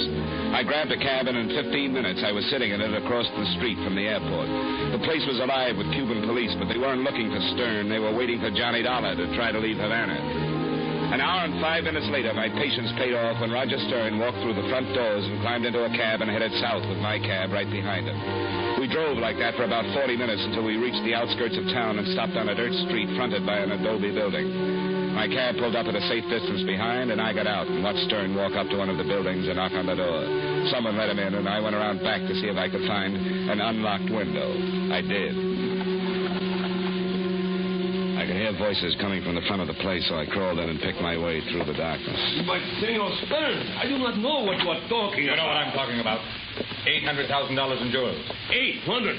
Oh, Senor, where would I get... Stay right at that table. You don't have to point no gun at me. I did what you paid me for. I got Senor Carnes out of jail so that Dollar could follow him. Dollar called me last night. He said you took those jewels. Oh, Senor, I think maybe this Dollar was lying. I want those jewels. I do not have them, Senor. I warn you. You do not warn me, Senor. I do not scare of you. You better scare. You wanted to murder. See? And what are you wanted for? I cut a man's throat, Senor. You and Khan steal the jewels. It seems to me we are both wanted. I'm going to get those jewels. No. Then you do have them. See, I have them. But you're not going to have them. I'm going to give you 10. I told you I do not scare by you. I do not scare by nobody. 1. You do not kill me. 2. You kill me, you go to jail. You wanted for murder. I'll be helping the police. 3. What about Khan, Senor? What if he tells the police? If he does, I'll be in South America. 4. Without the jewel? No. 5. But, Senor, you need money. You're going to give it to me. 6. You do not have the insides to kill me. 7. Senor, why do we not be practical? 8. Half for you, half for me. 9. I should get something. I got them for you. 10. Okay. Where are they? In my hat. Hey, you look surprised. A little. Take it off. Throw it in the middle of the floor. Si, senor. Don't anybody move. But It happened fast. Stern spun around to face me, and Juan kept reaching for his hat. Stern pointed his gun, and I thought I was going to have to shoot him, but Juan took care of it. As his stubby little arms went past his collar, it came up with that long knife. He'd thrown it, burying it to the hilt between Stern's shoulder blades. Then he went for the gun.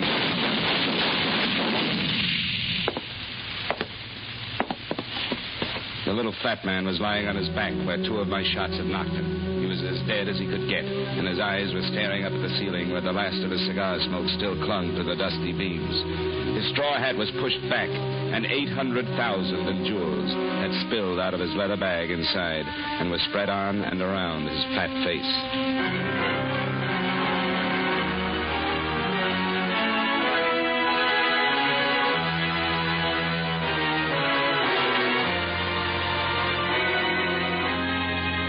Authorities finally straightened it out. It went something like this.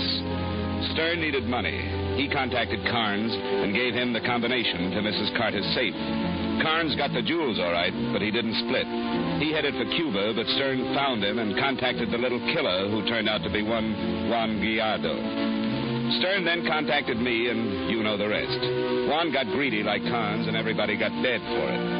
Expense account item 3, $300 in payment for services rendered by one Maria, I forget the last name, but she was very helpful. Item 4, $216.73, hotel bill and miscellaneous. Item 5, the same as item 2, plane fare back to New York. Item 6, same as item 1, mileage to Hartford. Expense account total, $708.83. Remarks? I have saved Intercontinental Indemnity $800,000, and Mr. Stern was still an employee when he promised me that bonus. If you think I've earned it, please forward it to my address in Hartford. If it takes more than 2 weeks to clear, I am returning to Cuba for a vacation, so you may send it to the Cantina El Gallo. Yours truly, Johnny Dollar.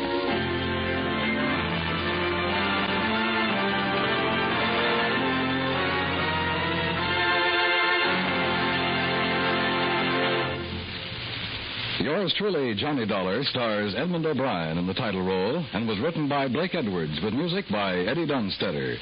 Edmund O'Brien can now be seen starring in the Paramount Pictures production Warpath.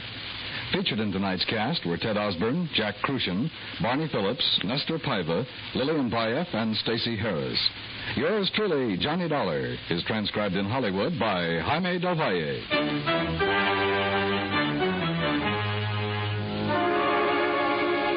This is Dan Coverly inviting you to join us next week at this time when Edmund O'Brien returns as... Yours truly, Johnny Dollar.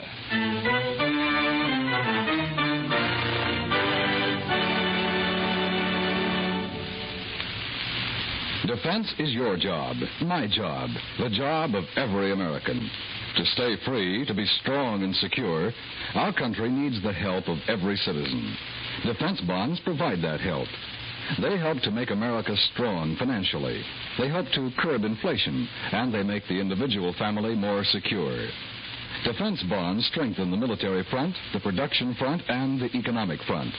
And just as important, buying United States defense bonds helps you by providing you with a safe, sound, profitable investment. Don't forget, defense is your job, too. Buy United States defense bonds.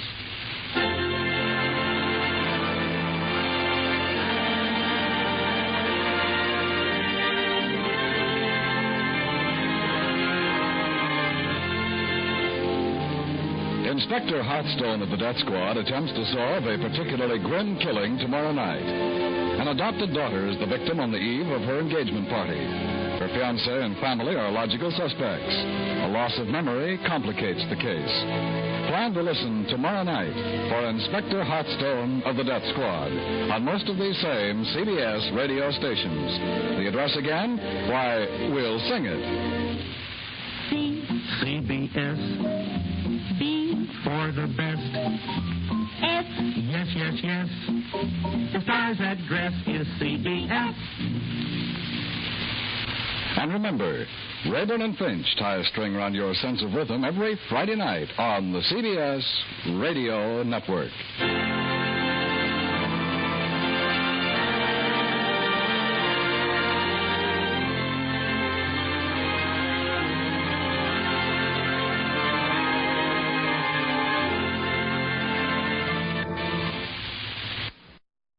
Bing Crosby has been on his summer holiday, but beginning October 3rd, Bing and his crew will return to this, their regular time.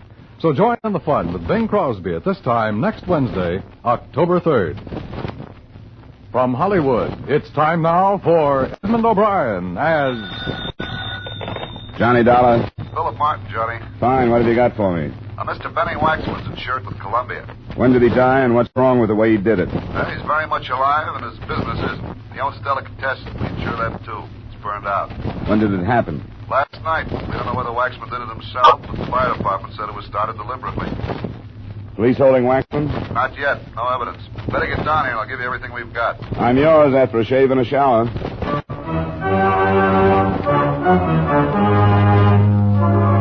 Edmund O'Brien, the transcribed adventure of the man with the action-packed expense account. America's fabulous freelance insurance investigator. Yours truly, Johnny Dollar.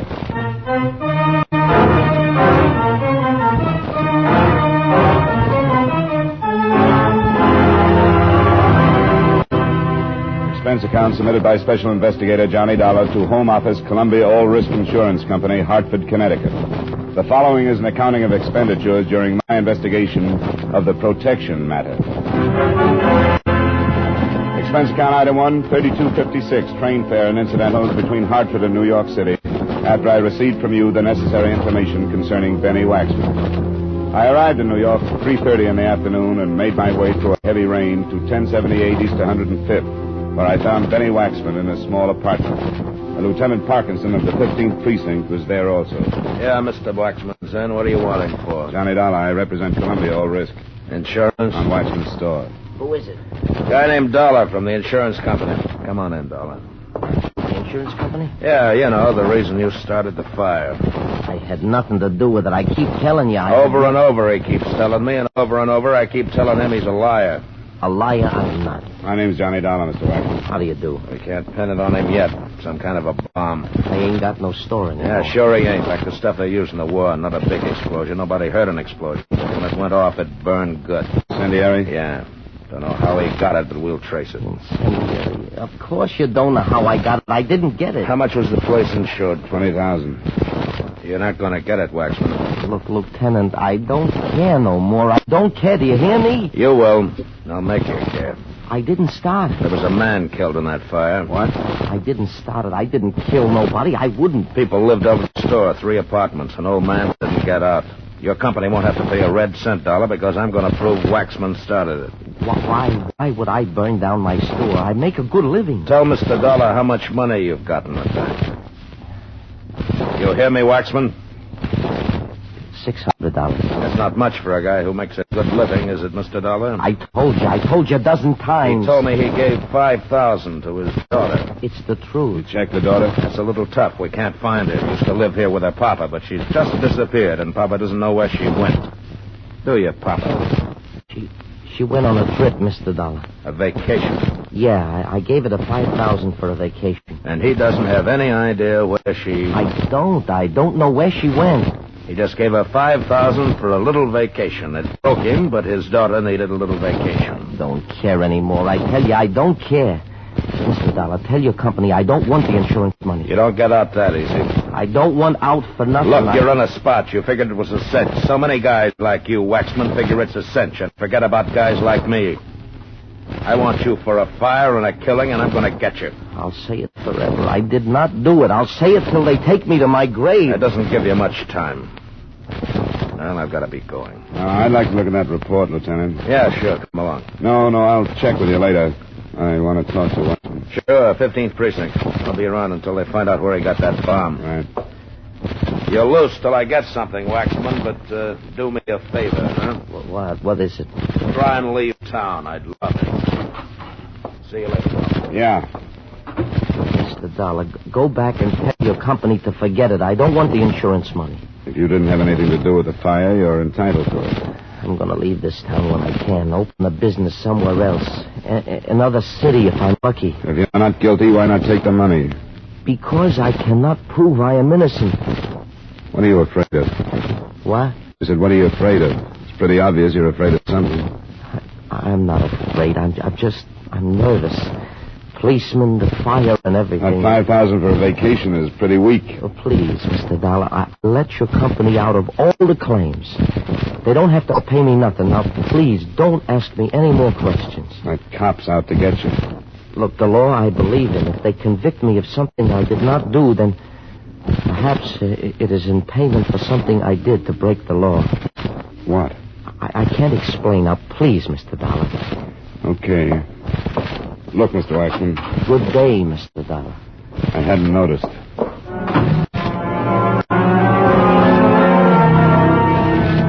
I left the building and went out on the street. The rain was coming down harder, so I turned up my collar and started to walk. I couldn't stop thinking about Benny Waxman and this crazy, mixed-up story. A guy who burns down his store with an incendiary bomb is smart enough to have a better story. The $5,000 he'd given his daughter for a vacation, that was wrong. Making himself look guilty by telling me to forget the claim, that was wrong. He was scared, not of Parkinson or me, but of something that was mixing up his reason. Maybe I was wrong, too, but I was going to find out. The 15th Precinct was on Madison. Lieutenant Parkinson was in his office. Hello, Dollar.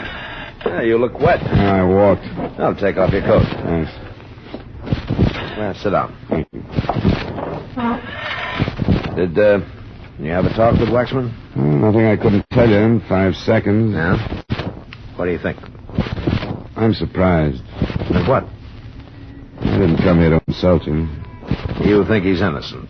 I think there's a lot more to it than just a fire and a killing. Isn't there always? I think he's scared stiff. So do I. A guy who starts a fire... has a better alibi. You want some coffee? Yeah, sounds good. That should be. My wife gave me the electric pot so I could have my coffee on duty. Says I drink too much of it, but she gave it to me anyway. Here you are. Waxman didn't start that fire. Was it strong enough? Tastes pretty good. Guys who burn down their business do it 2 or 3 different ways. Not with an incendiary bomb. I've got to ride him. I tried to be nice to him, tried to get it out of him, but he's too scared. Of what? Well, now I have to guess. There's a protection racket here that covers every independent store in the city. It's the tightest, best-controlled organization I've run up against. So tight that we've been trying to break it for a year. 2 other stores have gone up this way, but the owners are so scared they won't say a thing. Scared for their families? It's the best thing to be scared for. Waxman's daughter. Yeah. I don't know how she fits. I don't know how the $5,000 fits. What do you expect to gain by making him look guilty? Long shot. He won't say anything, but maybe one of his friends will. Maybe they'll say something. If they've been scared this long, He's got one friend, a very close friend, Angelino Giuseppe. Business? Yeah, delicatessen like Waxman. Angelino hasn't got a family, but he got beat up last year. Wouldn't make a complaint.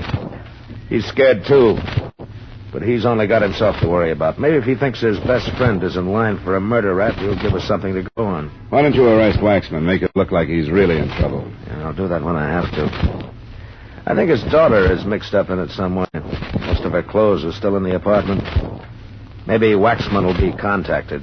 I want to be around when he is. Kidnapping? I don't know, Dollar. But a gang that can put this much fear into people might do anything. Waxman's been beat up a couple of times himself. Never pressed charges, but he's been pretty indignant. From what I can find out about him, he's not the type to pay for protection. Became a citizen 2 years ago and believes in what he had to learn to become a citizen. Well, maybe the $5,000 went to the gang. It's possible. His daughter only got in town a month ago. Before, they could only work him over. With the daughter here... But if he paid them the $5,000, why burn down his store? I've only been guessing. I haven't got the answers. Oh, excuse me. Parkinson. Yeah. Yeah, I know you. Okay. How do you like that? What? It paid off. That was Angelina Giuseppe. He wants to see me. Great. Now, you want to come along? Yeah, sure. Hey, you make pretty good coffee, Lieutenant. I get lucky sometimes.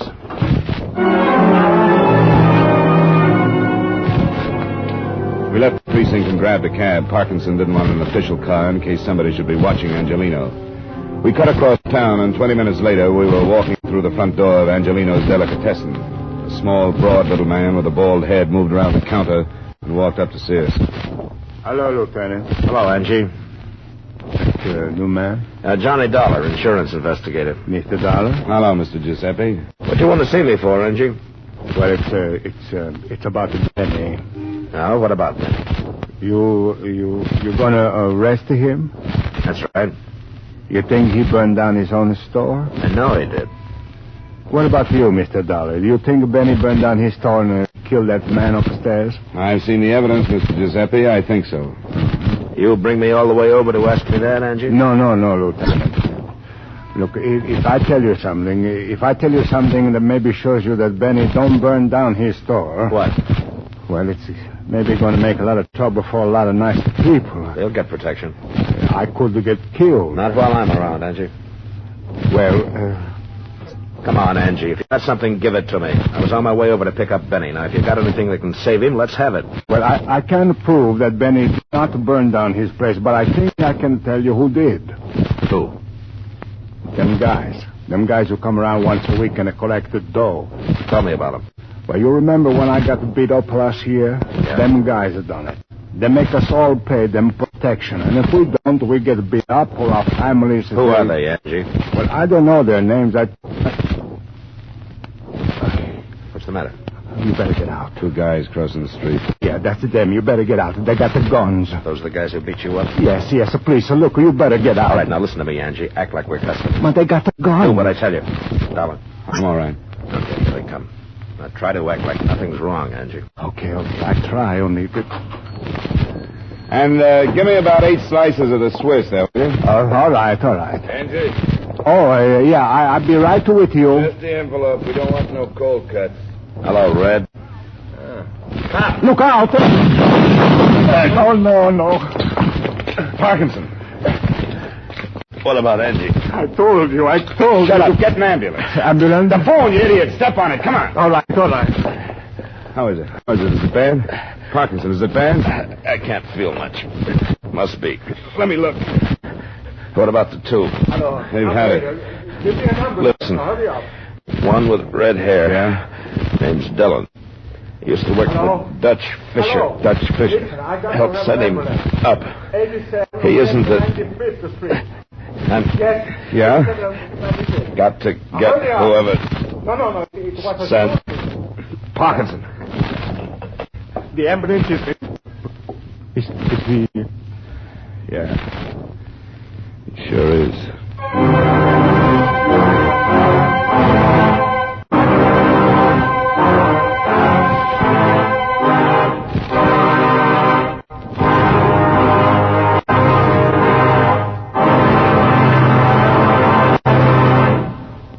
We'll return you to yours truly, Johnny Dollar, in just a moment. Beginning next week, listen for Edmund O'Brien as yours truly, Johnny Dollar, Saturday nights on most of these stations. At this time, next Wednesday, the great Bing Crosby Show returns to most of these same stations, with Jane Wyman as Bing's first guest of the season. Another premiere next Wednesday, The Red Skelton Show will also be back on CBS Radio. Remember, starting a week from tonight, Bing Crosby returns to his usual time, and Red Skelton moves his lunacies to Wednesday on CBS Radio.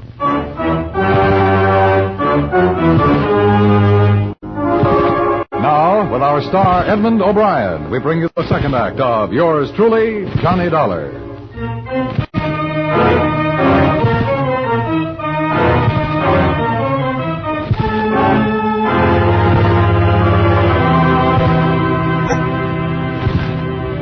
It was still raining when they carried the lieutenant out. I explained everything to a nice young cop named Brenner's. Angelino and I got into Brenner's car and headed for the 15th precinct. How long had you known Parkinson? I just met him a few hours ago. Yeah, we've been trying to crack this protection racket for a year. Looks like maybe we've started. The hard way. Yeah. I'll need your statement, Tom. Sure. I'm scared. I'm really scared. Nothing to worry about, Mr. Giuseppe. We'll give you all the protection. Protection? Yeah, I guarantee it. For me? Sure. Well, what about all the other people? All my friends? Well, what about Benny? Parkinson didn't think Benny started that fire. No, I was assigned to check on the bomb. Now, why do you think we ain't said nothing before, huh? Because they threaten us. They threaten my friends. They tell them if they say anything, they're going to hurt their families. What about the bomb? Nothing. Didn't have much to go on in the first place. You lied. The lieutenant lied. He told me Benny wasn't going to be arrested. That's why I was going to tell him about those guys that beat me up. Somebody had to talk, Andy. Oh, sure. I talk, and look what happened. What do you think is going to happen to Benny now because I talked, huh? They got his adult. I ain't going to tell you nothing more. What about Benny's daughter, Angie? No. I ain't going to get to nobody in no more trouble. The trouble's happened, Angie. Well, I don't care. If they're going to make it tough on Benny, they'll do it now. Just because I called the lieutenant, just because I want to help Benny. The only way you can help Benny now is to tell us what you know. No. There are too many other people. My friends. Yeah, and we can save them. Tell us what you know, and we'll get the people who make the trouble. No. Okay. When When they drag Benny's daughter out of the river, I hope you'll think about it. Oh, you think I want it? You think I want to see Benny's a little girl? Look, I got to think about all the orders. Listen. You think this won't happen again if we don't get the men behind this? I don't know. Look, Angie, you got beat up last year. Benny got beat up twice. Stores have been ruined. Benny's place was bombed and an old man burned to death upstairs. Well, Parkinson and 2 killers are on their way to the morgue. Every one of you kept your mouth shut for a year, and look what's happened. You think it's going to get better? Okay. What about Benny's daughter? They got her. Who? I don't know. The only ones I ever saw were the 2 guys who got killed a little while ago. Benny came over to my place one night. He was in an awful condition. He was crying. He said they had to tell somebody. They got his Louisa. Did he say why they got her? Benny hated them. He didn't ever pay them any money, so they beat him up twice, but he still didn't pay them. He said they didn't have no right, but he wouldn't go to the police because he was scared for me and my friends. Then Louisa came here from Detroit to Michigan, and they took her and made him pay $5,000 to get her back. Why did they burn down his store? To teach the rest of us a lesson. Those 2 guys who were killed, that's what they said. They said if I didn't pay them every week, that would happen to me and anybody else that didn't pay them. Did they send Benny's daughter back to him? Tonight they were supposed to send her back to him. Will they? Do you think that they will now? I don't know. We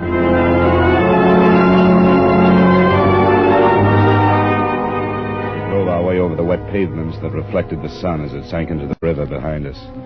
At the precinct, Brenner's got our statements and took me down to the mug file to look at pictures of Red Dillon and his partner. That's Dillon. 1, 2, 3... 6 arrests, 2 convictions, 1 in this state. Kansas City import? Yeah, most of the arrests that city. Bad boy. I don't know anything about the other guy. I think he's new. When will you get a report? That shouldn't be long. Parkinson said Dillon used to work for Dutch Fisher. Yeah. Here's Fisher's package. He's still doing time. Yeah. Convicted June 1943. Sentenced to state prison July same year. 10 to 20. Armed robbery. Let's him out. Branners. Yeah. Fleischman? Oh, okay. FBI kickback, Thanks. That's the other one. Lou Fleischman. Name's on Fisher's card. Yeah? Convicted with Lou Fleischman. Wait a minute. I remember that rat Fisher got sent up on his big payroll job. Here it is. Lou Fleischman. Convicted 1943, 5 to 10. Released July 26, 1951. No wonder I thought he was a new boy. Looks like the gang stuck together. There was somebody else in that holdup. Had an alibi, if I remember. Never pinned it on him. Might be our boy. I can't remember him. It should be easy to check. Yeah, let's find out. It was beginning to fit. The 2 strong-arm boys had worked together in Kansas City for a man named Dutch Fisher, who was still doing time, and there was a 4th member of the gang still unaccounted for. In a half hour, Brenner's had the information. His name's Biolotti. I remember now. George Biolotti. We took the information down to the mug file and dug out the package on George Biolotti, the 4th member of the Dutch Fisher gang. Brenner's took one look at his picture, and his mouth fell open. Well, I'll be... What's wrong? George Biolotti. What about him? He's in this city, I know him. Well, let's go talk to him. No. Now, look. Benny's daughter is still missing. That remark I made about the river could become a fact. George Biolotti is George Bivens. That's the name I know him by. Came to this town about 7 years ago. Runs a respectable nightclub. Then pick him up. On what? Suspicion. He's clean in this town. Well, you've certainly got enough in this record to have a talk to him. There isn't much time. If we pick him up, that girl won't live 5 minutes. Yeah. Where's his nightclub? 52nd Street, the Yellow Parrot. Why? Well, somebody's got to talk to him. And in your official capacity, you'd never get the answers you wanted. What makes you think he'll give them to you? Because I kind of liked Lieutenant Parkinson.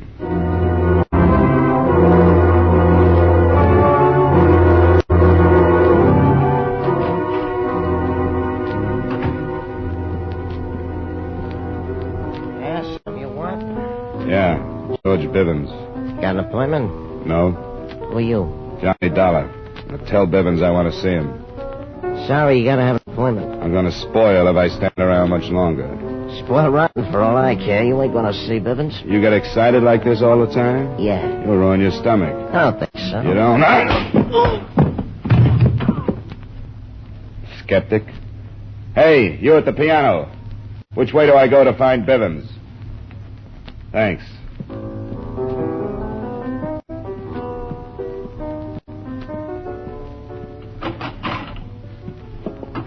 Who are you? Name's Dollar. What do you want? How'd you get by Ziggy? He's tied up with a stomach ache. Oh? Swallowed a fist. Okay, you get rough. What else do you do? Find out things? Cop? I'll make this quick, Bivens, because I have to. Red Dillon and Lou Fleischman are pretty dead. Yeah? Who are they? You worked with them in Kansas City in 43. I did? I forget. Dillon, Fleischman, and Fisher. Together you pulled a fancy payroll robbery. The law didn't think so. Lieutenant Parkinson was shot to death by Dillon. Is that all? Not quite. Well, get it off your chest. I'm busy. Dillon and Fleischman were working a protection racket. Look, you, They were just the collectors. I've had about enough of this. I'm going to throw you out. That's just what I want. Now get up. What do you think you're doing? I'm going to show you. You got Benny Waxman's daughter. What are you talking about? Sue me if I made a mistake. You've got his daughter. You're crazy, like. Why, you... Your two boys killed Parkinson and burned down Benny's store. I don't know what you know. Stand up. You busted my nose. You've been beating up a lot of nice little people for a year now. That nose is just a down payment. If you think you can bust in here and go... You know, you keep falling down. You better sit in a chair. Now listen to me, Bevins. I'm in a nasty mood. Besides all the other people getting pushed around, your boys tried for me, too. You're crazy. I'm behind schedule. The cops can't book you, and I'm not going to let you kill that girl to save your dirty neck. Now, where is she? I don't know where she is. Please, believe me, Bivens. Dollar.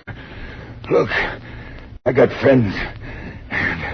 They'll take care of you. Who's going to tell them to do it? I am. With your mouth swollen shut? Come on, Bivens. Where is she? I don't know. Where? Where? Warehouse. 14th Street dock. What warehouse? All right. No. Rogers and Sons. Big sign on the top. Police department, please. Don't you know it's not polite to listen, Bivens? What do you want me to do? Go to sleep.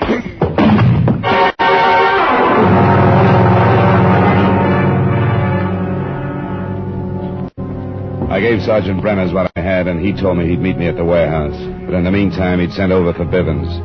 He was as good as his word, for in less than 3 minutes, radio patrolmen were taking charge of Bivens and his entourage. The place looked like a police lineup when I left and headed for the warehouse. It was getting late when my cab pulled up near the river, and a cold wind was moving in from the Atlantic. Brenner's got there a few minutes later, and he staked out his men. If the girl isn't, I'd hate to go in the front door. Let's go in a window. I'm a second-story man at heart anyway. How'd you ever get Bivens to talk? He'll tell you about it. He's bound to. He'd make a lousy cop. Brenner's gave his men orders, then we went looking for a weak window. We found one in the back, crawled through, and dropped down on the dark, cold pavement inside the warehouse.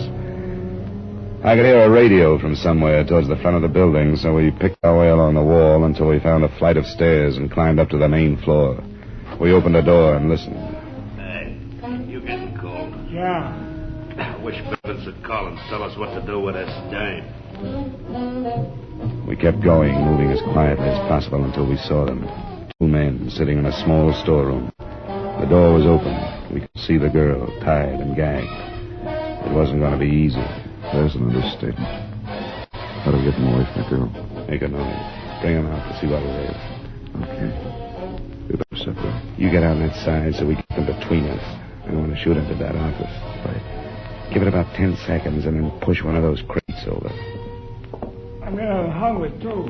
Relax. Hey. What? You hear something? Look who's telling who to relax. I didn't hear nothing. I'm getting the jumps. We've been in this dump for 3 days now.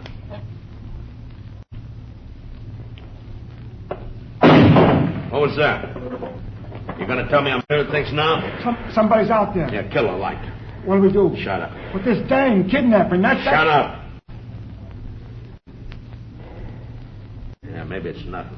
Maybe a cat or a rat or something, huh? Let's get out of here. Let's forget the dam and get out. I told you to keep your face shut. Now, come on, let's see what it was. Maybe it's the cops. Something was wrong. Bivens would have called, wouldn't he? Or maybe he couldn't. Maybe they got him.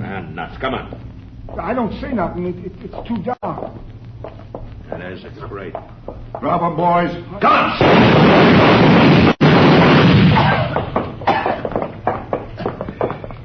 This one's dead. Yeah, the other one's on his way. Well, let's go get the girl. Benny's worried enough.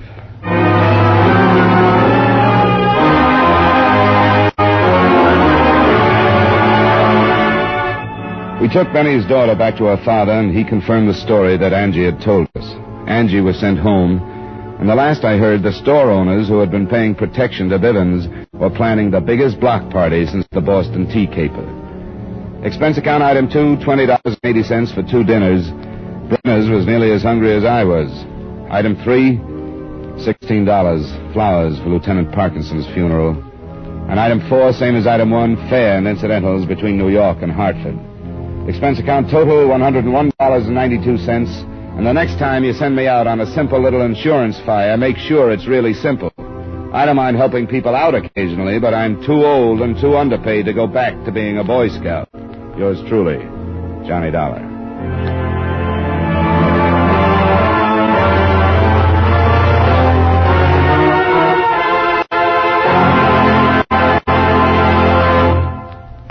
Yours truly, Johnny Dollar, stars Edmund O'Brien in the title role and was written by Blake Edwards with music by Eddie Dunstetter. Edmund O'Brien can now be seen starring in the Paramount Pictures production Warpath. Featured in tonight's cast were Joel Samuels, Bill Conrad, Sidney Miller, Jay Novello, and Ray Hartman. Yours truly, Johnny Dollar, is transcribed in Hollywood by Jaime Del Valle.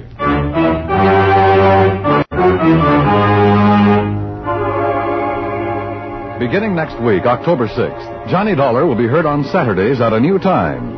This is Dan Cubberly inviting you to be with us on Saturday, October 6th, when Edmund O'Brien returns as... Yours truly, Johnny Dollar.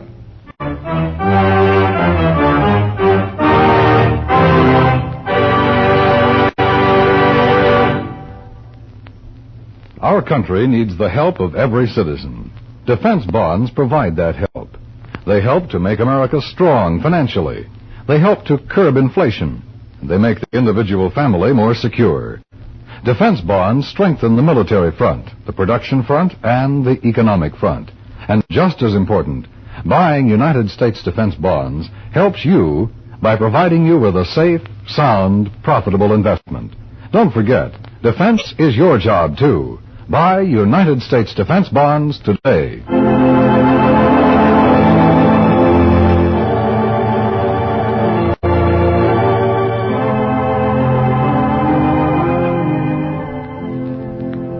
Strike a blow for freedom. Join the crusade for freedom to get the truth to people behind the Iron Curtain. As long as they're kept in ignorance, the tense world situation may not improve. Support the crusade for freedom with funds for freedom. Stay tuned now for the Virgil Akins-Freddie Dawson fight, which follows immediately over most of these same stations.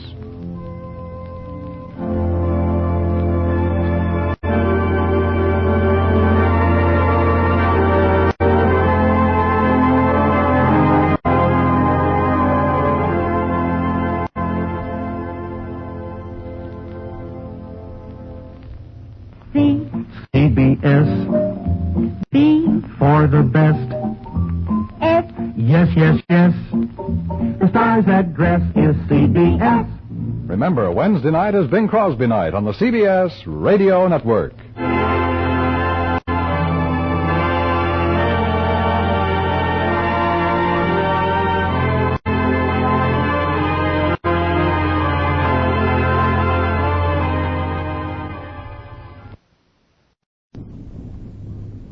From Hollywood, it's time now for Edmund O'Brien as...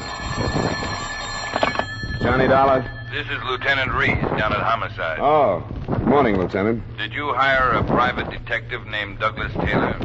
Yeah, I did. Why? He was found dead this morning. Dead? Yeah. Shot the dead. I want you to come down and answer a few questions.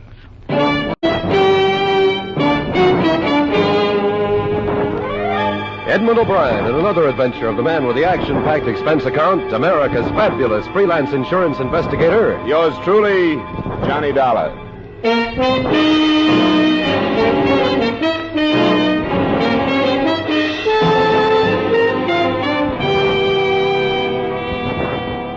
Expense account submitted by Special Investigator Johnny Dollar to Home Office, Great Eastern Insurance Company, Hartford.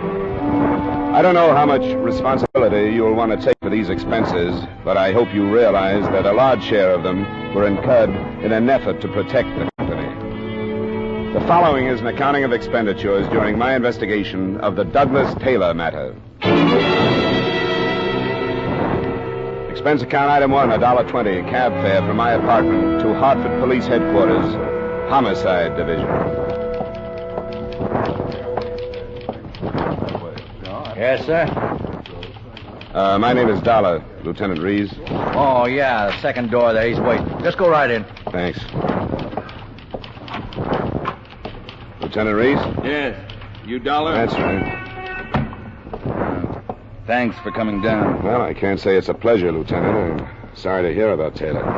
What happened? We don't know yet. Where did it happen? We aren't sure of that either. He was found out by the freight yards, but chances are he was shot someplace else and dumped there.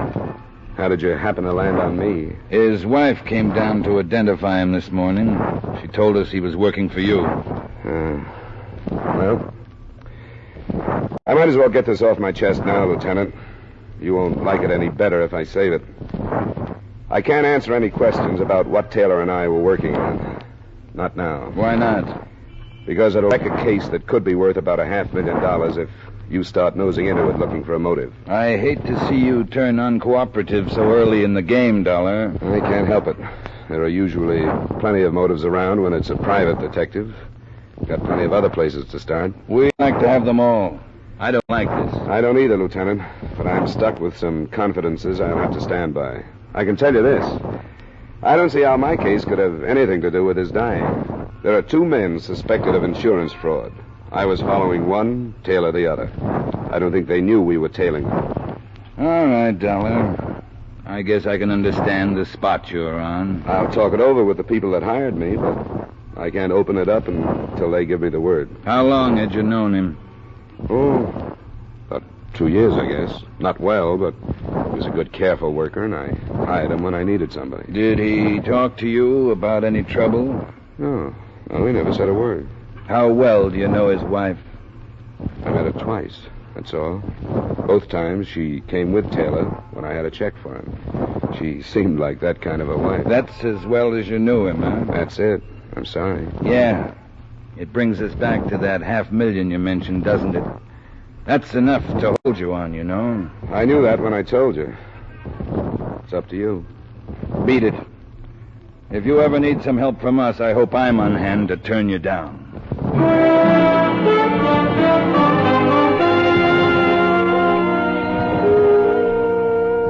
I didn't need to see him to know that Lieutenant Reese had put a plainclothesman on me as soon as I left the building, because I would have done the same in his place. So I went back to my apartment and phoned the news to the company.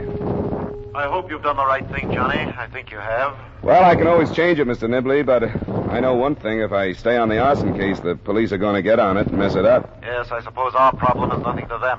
Are you positive there's no connection with Taylor's death? Well, not positive, but fairly sure. Anyway, I think I'd better drop for a while. If you'll put a couple of men on it, all we have to know is if either one contacts a professional firebug. If and when that happens, I have all the rest of the evidence we'll need. All right, I guess that's the way to handle it. Or what about Taylor's wife? Did she know anything about the case? I don't think so, or Lieutenant Reese would have found out from her. But I'll have to go see her. I'll find out. All right, Johnny. I want to thank you for this. You can be sure the company appreciates it, and I feel awful about what happened. Yeah, so do I. I hired him.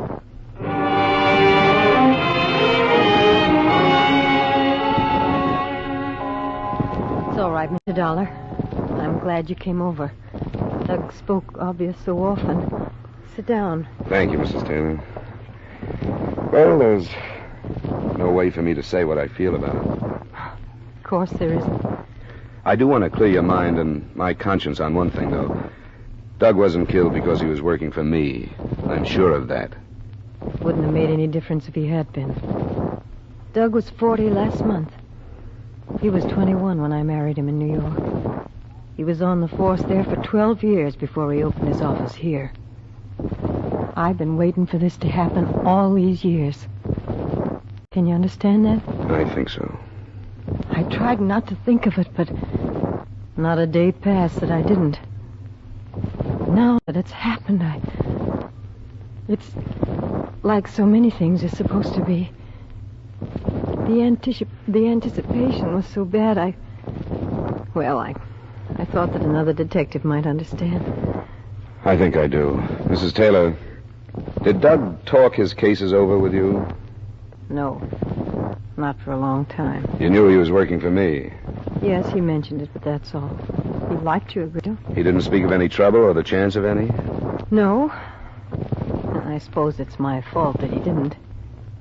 He knew I worried too much as it was, and he never told me anything. Do you know if there would be any specific reason for his being killed? I mean, outside of his work.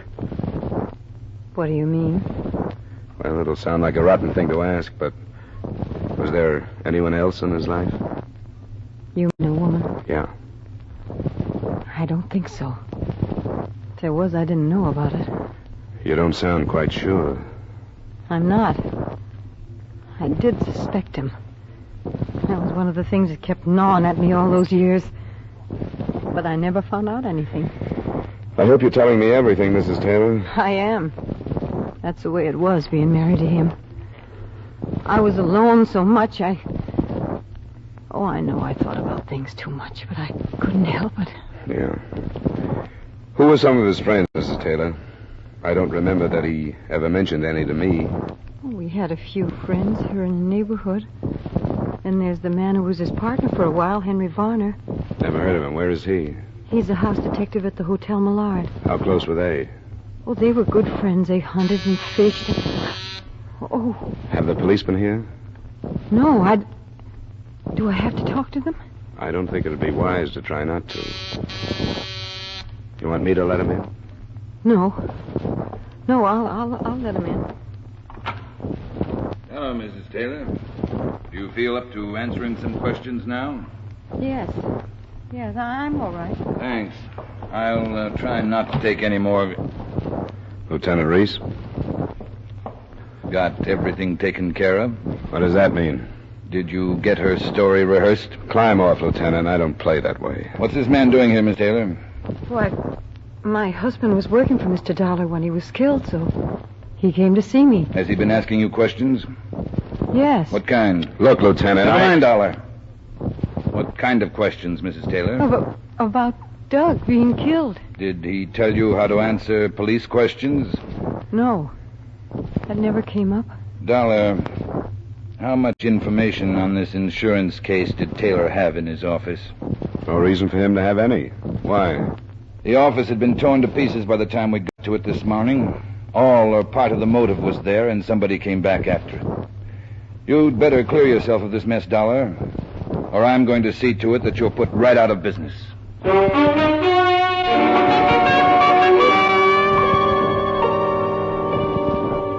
I had to wait until 7 that evening before I could get to Henry Varner, the hotel detective Mrs. Taylor had spoken of. He was the slight dark type with a hairline mustache and too much aftershave powder. The kind of house dick that usually causes the feminine guests the kind of trouble they're paid to stop. Yeah, I had a little deal hooked up this afternoon, the kind where you don't leave a phone number where you can be reached, if you know what I mean. Yeah. Yeah, what a doll. Hey, what's behind this Doug Taylor mess anyway? I haven't read the evening papers. Hasn't broken yet. His wife told me you and Doug were good friends. Oh, yeah. We used to be partners for a while. We used to get out of town once in a while. Hunting and fishing? Yeah, that was the pitch. When did you see him last? Let's get out of the lobby and go in the office. Sure.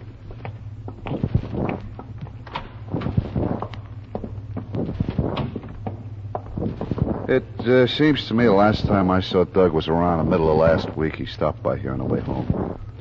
Was he on a case? I don't remember him saying. You know, it was one of those things I asked him how it was going. He said the same old stuff. He get killed over one of his cases? Looks like it. His office was broken, too. Somebody after one of his reports or something, the police say. Uh-huh.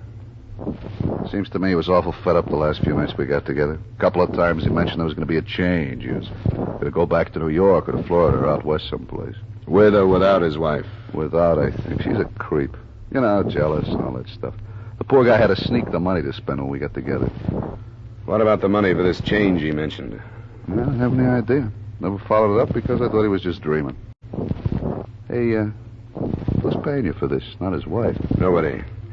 I'm trying to clear myself with the police. They think I'm holding out information on them. Oh, how come?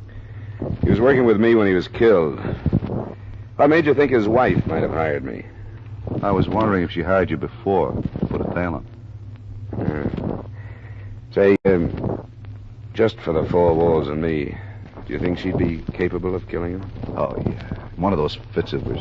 I really think she's a little off. Sure. If she got wind he was really leaving, if she figured he had some dough hidden in the office, yeah. That's what I meant. Sure, it could all fit. Maybe he got something. He owned a car, didn't he? Police say the body was driven to the freight yard and dumped. Yeah, it was a sedan. You might have some. Well, I'll go see. Thanks for the time, Bonner.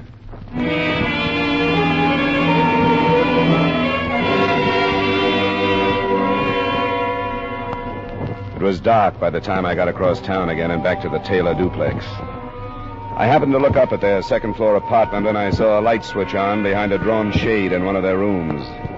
If I hadn't done that, a number of things would not have taken place.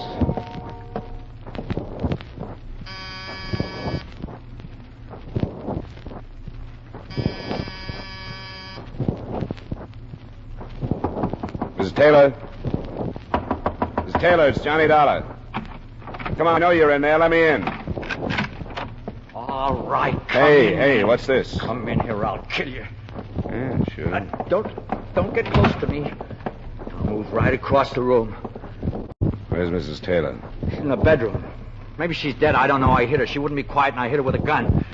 And I'll kill you, too, if I have to. I don't care how many anymore. Why'd you kill Taylor? Because he was too filthy to stay alive, too dirty rotten to live. Don't you try to follow me, or I'll kill you, too, and I mean it. Nothing means anything anymore. What are you fighting? What'd you come after?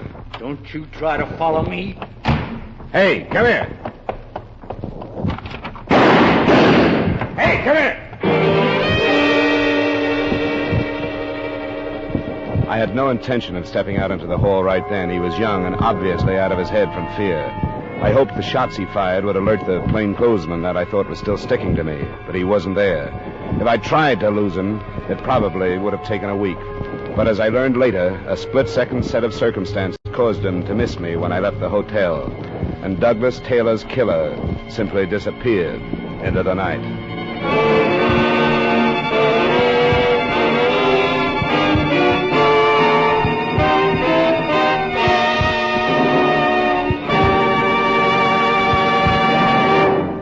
We will return you to yours truly, Johnny Dollar, in just a moment. Two more great shows climb aboard your CBS radio bandwagon tomorrow night. Eve Arden, as wisecracking our Miss Brooks, returns to dear old Madison High. And the Edgar Bergen, Charlie McCarthy show resumes its pot shots at your sense of humor.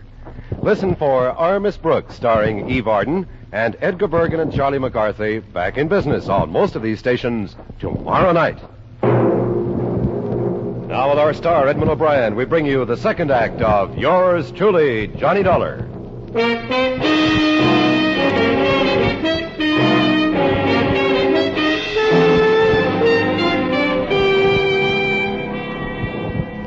Mrs. Taylor had been knocked unconscious, but hadn't been seriously harmed. I phoned Lieutenant Reese, argued some tenants into going back to their dinners, and then did what I could for her. He was crazy. He was crazy. He said he'd kill me. Yeah, it's all right. It's all right now. When I screamed, he came at me. I knew he was going to kill me. I knew it. I knew that was the last thing I'd ever see. His face and the gun going. Take it easy, Mrs. Taylor. Take it easy. He's gone, and you're all right now. Oh, I can't explain. I knew I was dying, and I tried to hang on, and I couldn't. Here. Can you drink some more of this? Huh? Yes. I'll try. You saw him, didn't you? Yeah, I saw him. Who was he? Hadn't you ever seen him before? No, never. He was crazy. He told me that he killed Doug, and he killed me, too. What else did he say? I couldn't understand. Something about how Doug ruined 2 lives, and he wished he could kill him again. Then I screamed, and he came. What he said mean anything to you? No. I didn't understand any of it. I wanted to ask him why he came here. Yeah, he was looking for something. Tore the place to pieces. It must be the same one that broke into Doug's office. I don't understand any of it. Oh, I'm so scared. He was going to kill me. Please, Mrs. Smith. Come on. Oh, come on.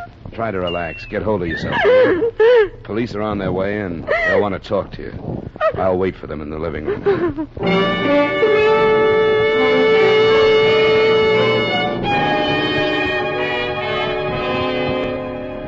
You didn't think he was going to wait in the hall all night, did you?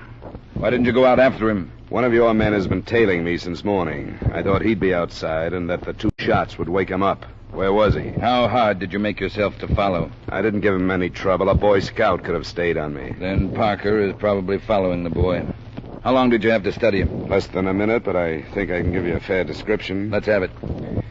Well, he's about 5'9", between 17 and 20 years old, I'd say.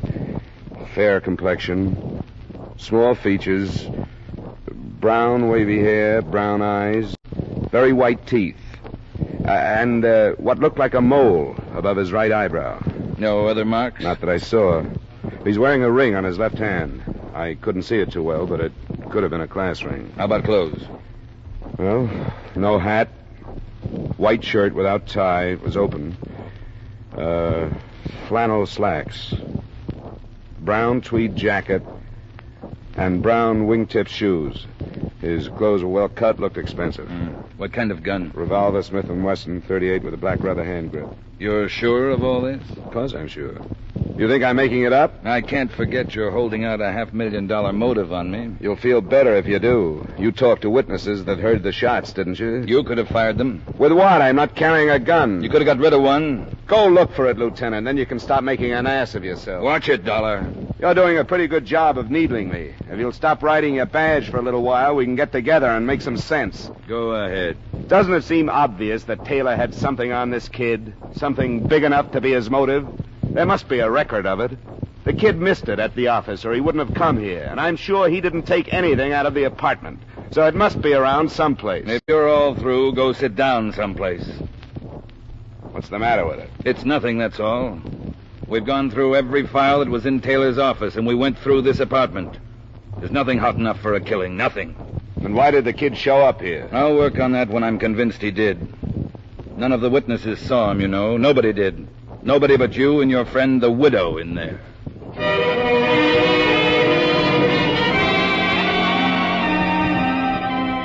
It turned out to be a long night. Looking back at it now, I can see how the lieutenant felt justified in pushing around somebody who wouldn't cooperate. But that night it was tough, including a paraffin test that he called inconclusive because I could have been wearing a glove when I fired the 2 shots and then gotten rid of it. But finally, at about 1:15 in the morning, he got tired of it, and he let me go home.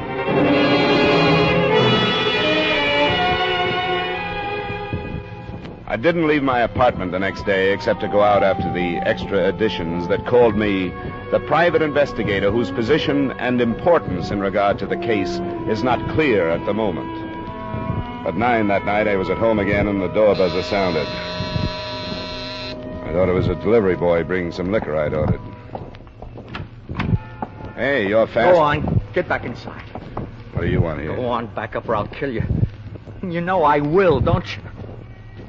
You look crazy enough to. But it'd be stupid. You'd never get out of this apartment building. What's the matter with you anyway? What do you want? You were in with Douglas Taylor, weren't you? What do you mean? He told us about you. When did he tell you? That he brought somebody else in for protection. He said we'd never find out who it was. But I did find out, didn't I? You're pretty mixed up about something, aren't you? Don't lie to me. If you'd only stopped when he told us you were going, none of this would have happened. But you didn't. He kept coming back. We told him it'd have to stop some way. We couldn't pay anymore. We got nothing left. Now, wait a minute. Now, you wait. Now, he had a file on me, and I gotta have it. And if you don't give it to me, I'll kill you. We've gotta have it. I haven't got it. That's what he said, and it didn't do any good. I killed him anyway.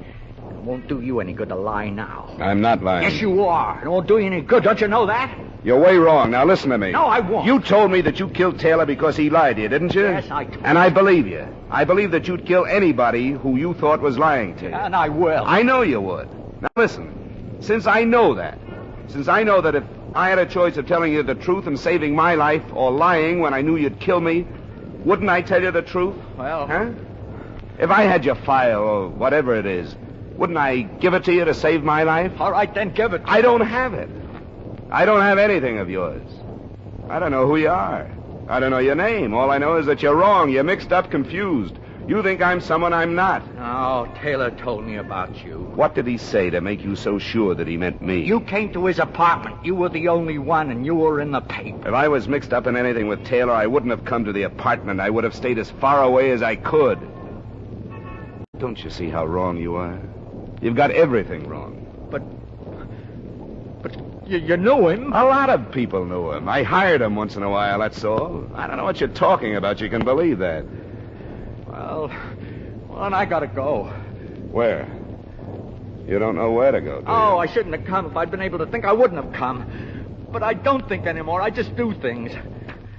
My life's all winding up, and it goes faster and faster, and I can't stop it. And, Douglas Taylor did all this to you? No, not all of it. Part of it I did myself. I don't know anything about it or about you, but I feel sorry for you. You're driving yourself crazy, aren't you? I did what I had to do. Now, why don't you sit down and... Hey, what's that? Who's that? Don't you try to answer it. I won't. It's just a boy bringing some liquor outside the door. You're lying. It's the police, and they're coming in. No, it isn't the police. He just put the liquor down against the door. See? Now he's gone. I don't believe you. Why would the police come here? Because they're looking for me. Not in my apartment. You can believe that. See? There's nobody there anymore. The police would be breaking in by now. Yeah, it was a delivery boy. Sure it was. You got nothing to be afraid of. I don't think anymore. You're a nervous wreck. You know why? Yeah, I know. Because you're fighting something you know you can never beat. I've been doing that all right. Don't you know you'd be 100 times better off if you gave yourself up for Taylor's killing?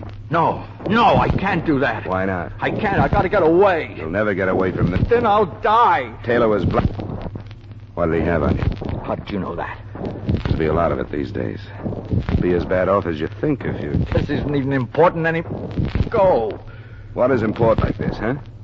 A family? What makes you think Because it sticks out all over you. A father with a fur collar on his overcoat and a mother who belongs to every civic club in town. All right, and a sister engaged to a lawyer. That's why I can't give myself up and have our name all over the papers. That's why I gotta find that file Taylor had and get rid of it and then get away. I've almost ruined the family now. Dad's been bled dry, keeping Taylor from turning my name in. And now they don't have to pay anymore. What do they think about his being dead? Well, they asked me, and I told them I didn't do it. I think they believe me. That's all right. Anyway, it's better now than it has been for the last 2 years. That long? Yeah, 2 years. It started when Dad got a feeling about what I was doing. He hired Taylor to find out, and when he finished his job, that's what he threw at us. Hey, wait a minute. Where you going now? Wait a minute. I'm gonna get a life, that's okay. I live here, you know. Well, I gotta go. I don't know why I've talked like this. You wanted someone to talk to. I'm not as sorry for you as I was because I think you're playing it stupid. Well, I don't care what you think. I did what I had to do, and I know what I gotta do now. You ought to give yourself up, and you know it. Now, I'm through talking sense. If you want to blow it all up your way, go ahead. I know what I have to do. There's nothing you can do. Now, look. I want you to come down to the ground floor with me. All right, we'll use the stairway. And you know that I'll kill you if I have to. I've gathered that, yes. Well, anytime you want to leave.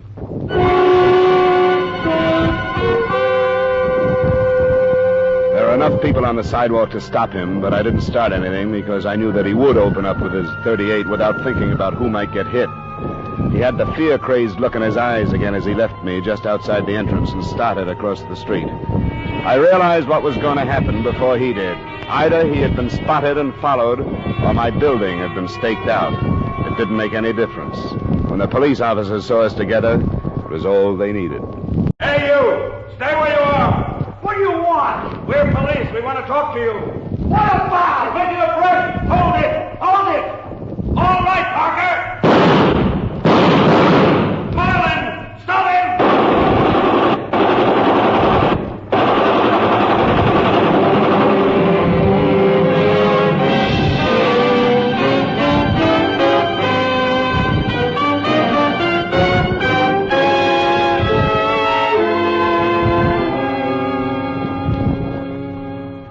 The family turned out to be the Baudettes, the father a judge, and so on. The son got at least one wish. He didn't live to stand trial for murder. But as far as protecting his family, he'd done nothing. The whole story rocked Hartford for weeks following. Expense account item 2, miscellaneous, $180. Expense account total, $181.20. Remarks? For a number of reasons, I'm sorry I had to drop the arson case for this interlude, but somehow a $500,000 loss, which I couldn't have prevented anyway, doesn't seem as important as the destruction of an entire family. And I couldn't prevent that either. Yours truly, Johnny Dollar.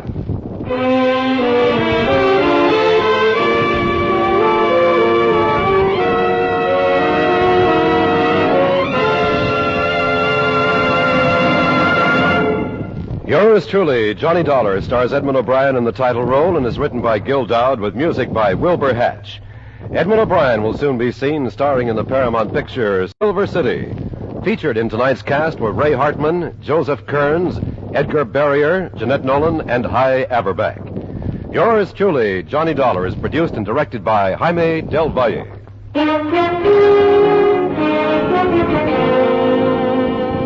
This is Dick Cutting, inviting you to join us next week at this time when Edmund O'Brien returns as... Yours truly, Johnny Dollar.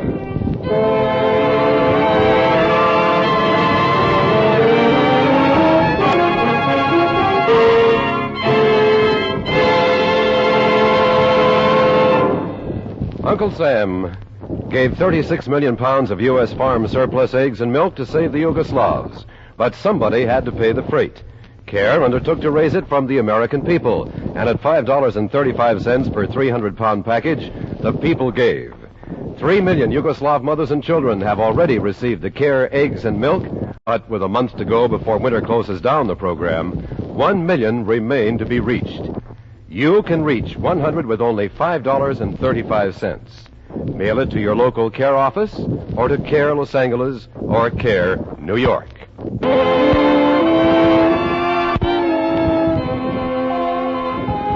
The Vaughn Monroe Show is back from vacation. Vaughn, the Moon Maids, the Moon Men, Ziggy Talent, and their singing guest stars will again be heard every Saturday beginning tonight. In fact, on most of these same CBS radio stations, Vaughn returns to action, takes place immediately following station identification.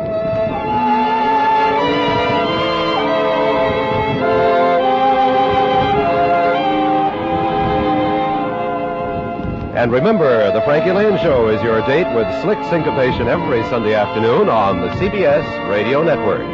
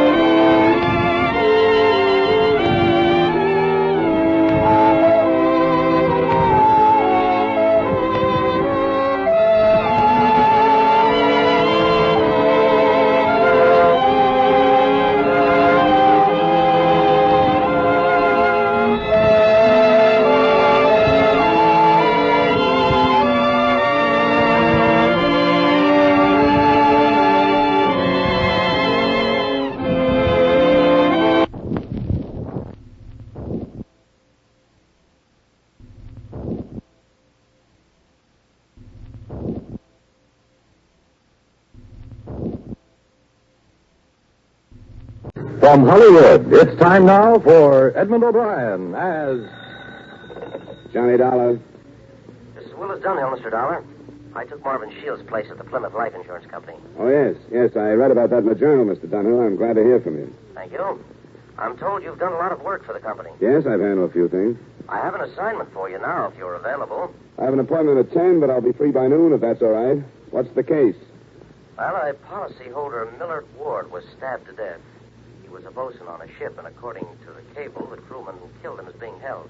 His name is Louis Ratnick. Sounds open and shut, Mr. Dunhill. Is there an insurance angle? Possibly, yes. Something about Ratnick and the dead man's wife. The ship is due in New Orleans tomorrow afternoon, and we'd like you to go down and look it over.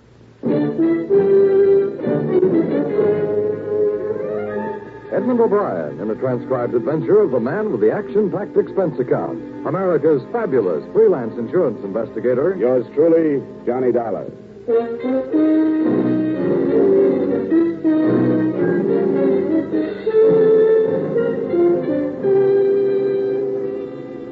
Expense account submitted by Special Investigator Johnny Dollar to Home Office, Plymouth Insurance Company, Hartford, Connecticut.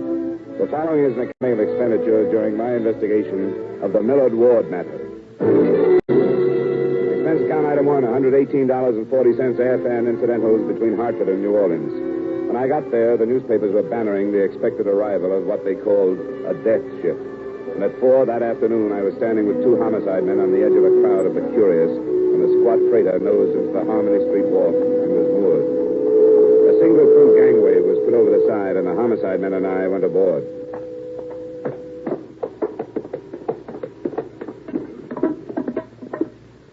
I'm Lieutenant Tracy, New Orleans Police. You one of the officers of the ship? Yes, sir. The captain's in his quarters. I'm the chief mate, sir. Edward Donovan. This is Sergeant Wright. This is Mr. Dollar from Ward's Insurance Company. How are you? Mr. Donovan.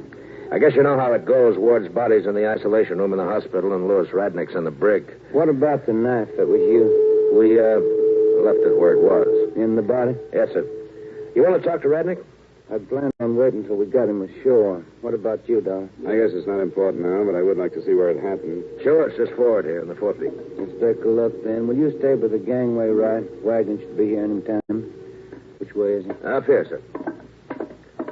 Ship's plenty messy, but we put the men in their quarters until this was taken off our hands. What does Radnick have to say about it, Mr. Donovan? Nothing. He wouldn't open his peep after it happened, and hasn't since. Hasn't said a word. Must have said something. Oh, nothing that wasn't out and out evasive. Happened during my watch, 4 to 8. Ward had some men up here on this deck. This was last Saturday morning? Yes, sir. They were chipping and red lead and some rust, and Ward took Radnick into the forepeak to get some more paint. Radnick came out alone and fell to again without saying anything. Then when somebody asked him, he said Ward must have stayed below. It's right down here. How long was that after Radnick came out, do you know? Oh, about 20 minutes is as close as we could come. When was Ward found, then? It wasn't for about 40 minutes. You know how men are. They figured they could take it easy as long as the bosun was out of sight. The ship's carpenter finally showed up and asked where he was. He found him and reported to me. You want to go down now? Yeah, I think we better look at him. We'll watch the ladder. It's pretty sheer. I'll go and get some lights on. Go ahead, Lieutenant. Oh, thanks.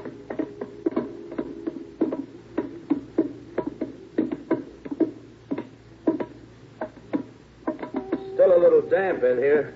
We were taking some seas this morning. Now this is where it happened. He was lying across here. Mm-hmm. Where was his head? Well, his head was right here, his feet over there. He was lying on his side, and the knife was in his chest. Did Radnick admit that the knife was here? It wasn't his. We stored the twine and rope down here and kept the knife handy. Well, Radnick admitted being here with Ward, didn't he? He didn't say it, but we all knew he was. I tell you, he didn't say anything. When I asked him, he said, he's dead, isn't he? If you think I killed him, lock me up and leave me alone. I'll talk to the police when I get ashore.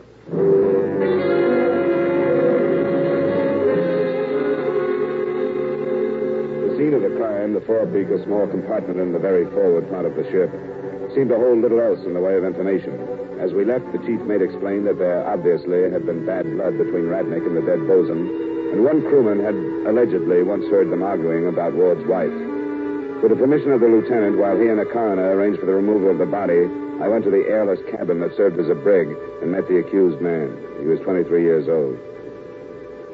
I've been saying that I talked to the police and nobody else. I still mean it, and that goes for you. That's your privilege, Radnick, but when you talk to the police, you'll be talking to me, too. We're working together on this thing. I don't get it.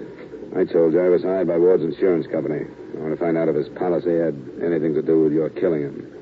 Who told you I killed him? Oh, it seems to be pretty widely accepted. Did anybody see me do anything like that?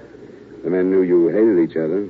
How much does that mean? There seems to have been something between you and Ward's wife. That's a lie.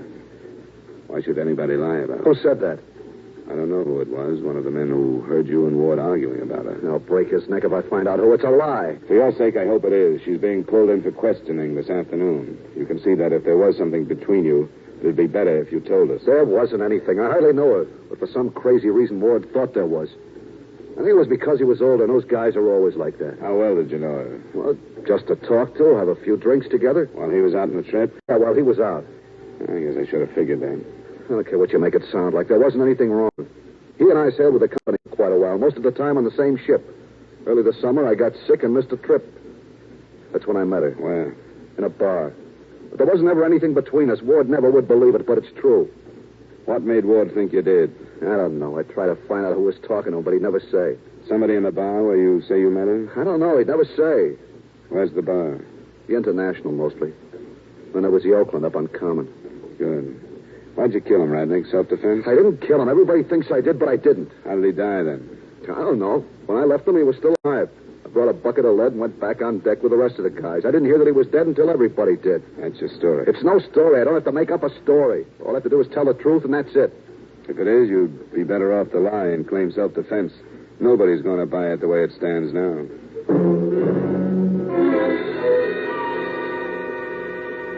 I heard him repeat his statement a few minutes later to a blank-faced Lieutenant Tracy. And when the prisoner had been started on his way to police headquarters, we did what checking we could through the crew. Everyone agreed that the two men openly hated each other. Radnick had always been given the dirty or dangerous work. There had been muttered threats from both. It was a situation, they explained, that would naturally grow out of all proportion aboard a ship, and there was no escape from facing one another every day.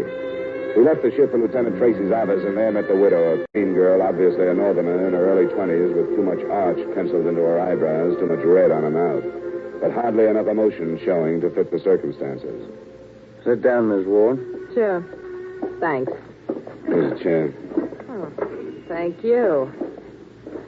I want to tell you something before we get any further. Louis Radnick didn't kill him. Everything we've learned so far says just the opposite of that, Mrs. Ward. I don't care. Louis didn't kill him. What makes you so sure of that, Mrs. Ward? Because he didn't have any reason to. I know my husband thought there was something going on between Louis and me. He knocked me around enough trying to get me to say so. But there wasn't nothing. We weren't any more than good friends. We understood that you saw quite a bit of him while your husband was away. I didn't see quite a bit of him at all. Once in a while, I'd go crazy in that crummy room where I live, and I'd leave. Go have a drink at the International or the Oakland.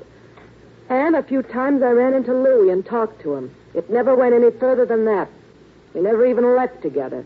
Don't you have any other friends? Not many. I don't seem to get along with the people down here. But Louis is different. You don't like New Orleans? Not from the minute I got off the train from New York. Louis Radnick's from up north, too, isn't he? That's right. Chicago. Why'd you stay here if you hated it that way? Oh, I don't know. I was always going to leave just for a visit anyway.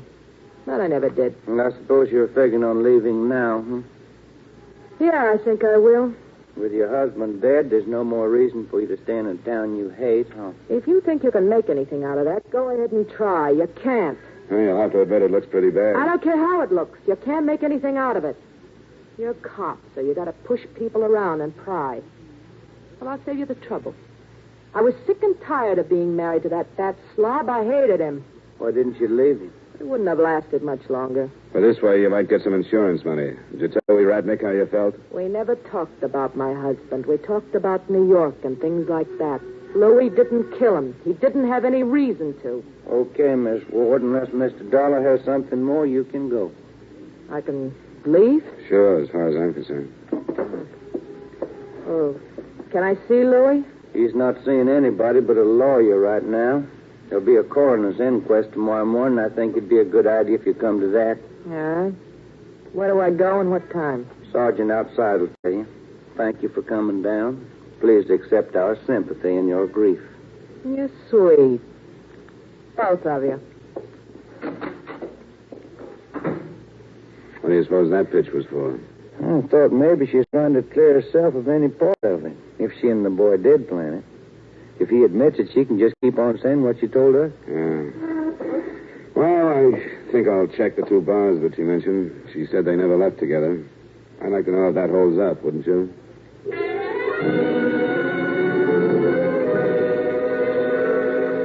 I talked to the bartenders and quite a few of the patrons at the International in the Oakland, both that afternoon and again that evening. I ran into 3 people who remembered Mrs. Ward and Radnick being together, and one, a waiter, was quite definite in saying he had seen them leave separately, but never together. On one hand, it did nothing to clear Radnick, but on the other, it made it look like any premeditated motive was going to be hard to prove. Tenants at the Ward's rooming house didn't help either.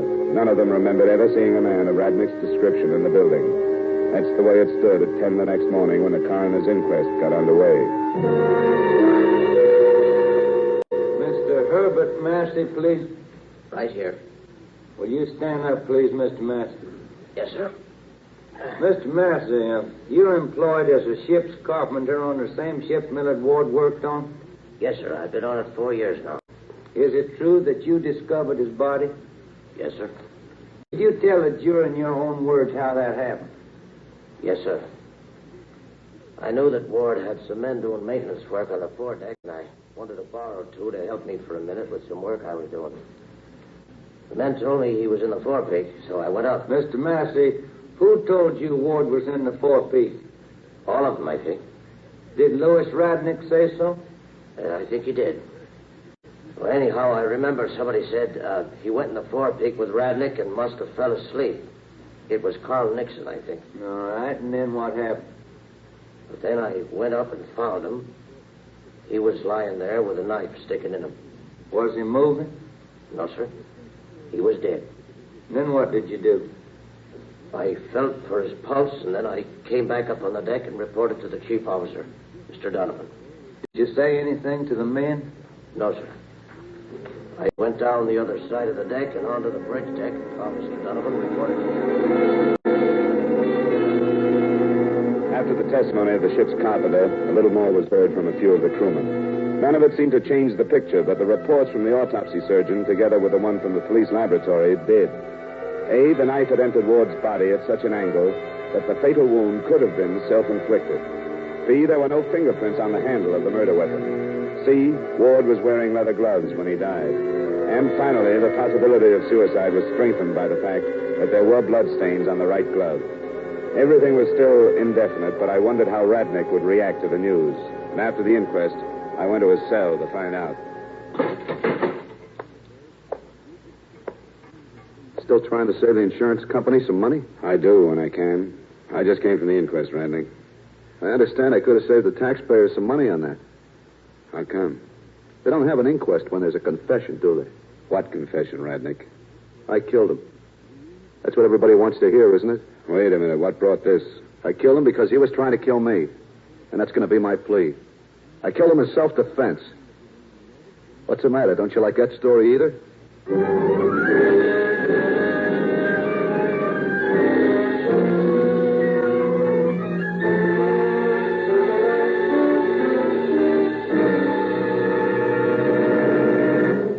We will return you to yours truly, Johnny Dollar, in just a moment. Vaughn Monroe's back from vacation. Yes, on most of these same CBS radio stations, you can again make the Vaughn Monroe Show a singing, dancing date every Saturday night.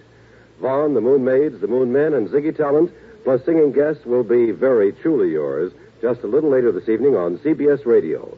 Don't miss them. And now with our star, Edmund O'Brien, we bring you the second act of yours truly, Johnny Dollar.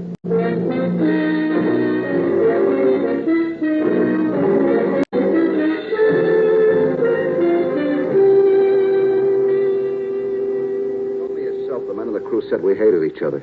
You can ask him how that crazy guy was riding me all the time and giving me all the dirt aboard. Wait a minute, Radnick. I was a guy on the outward side when we were painting davits. He was trying to kill me then, waiting for me to fall over the side. Radnick. Well, I didn't. So he got me in the forepeak and tried to brain me. So I stuck a knife in him. He was off his head, and I had to keep him from killing me. Are you through? That's all there was to it. Why didn't you tell us this in the first place? Because I didn't want to. What made you change your mind? I got sick of lying. Have you hired a lawyer? I got a right to, haven't I? He counted all the evidence against you, figured in the fact that there wasn't an eyewitness, and decided to play it this way. Why not? Everybody knows I killed him, don't they? We want to be sure why. I told you, self-defense. What did he try to hit you with? Took a swing at me with his fist. Then he picked up a can of paint. Did he swing that at you? Yeah, he started to. Then I backed up and got the knife. Then when he swung again, I figured there was only one way to stop him, and that's what I did. Did you try to get away? He was between me and the ladder. Didn't you yell or anything? I didn't have time to think of anything like that. He'd gone off his head. Over you and his wife? Over nothing except what was going through that crazy mind of his. There wasn't anything else, nothing between her and me. But he tried to kill me, so I had to kill him to save my life. Who's your lawyer, Radney? His name's Waterman. Where'd you get him? He does a lot of work for the union. You should have stuck to business problems. What do you mean by that? I don't think you'll get to first base with the plea. Well, that's what happened. Sure. It's happened before when there weren't any witnesses. But this time we're too close to a motive. I think a jury will fill in what we don't have. I guess that's a chance you got to take. I guess so. I'll see you later. That can of paint he was swinging. What did he do with it when you stabbed him? He dropped it, I guess. I wasn't noticing things like that. Okay, I just wondered. I want to be able to give Ward's wife all the details of your new story. She had nothing to do with it. He was crazy, that's all. He's not alone. Any sane man would have admitted a self-defense killing like you described right after it happened. And you shouldn't have wiped off the knife. I didn't wipe it. What was that? I said all I'm going to say. Now leave me alone. Sure. You better work on that story. And I don't think a new lawyer would hurt.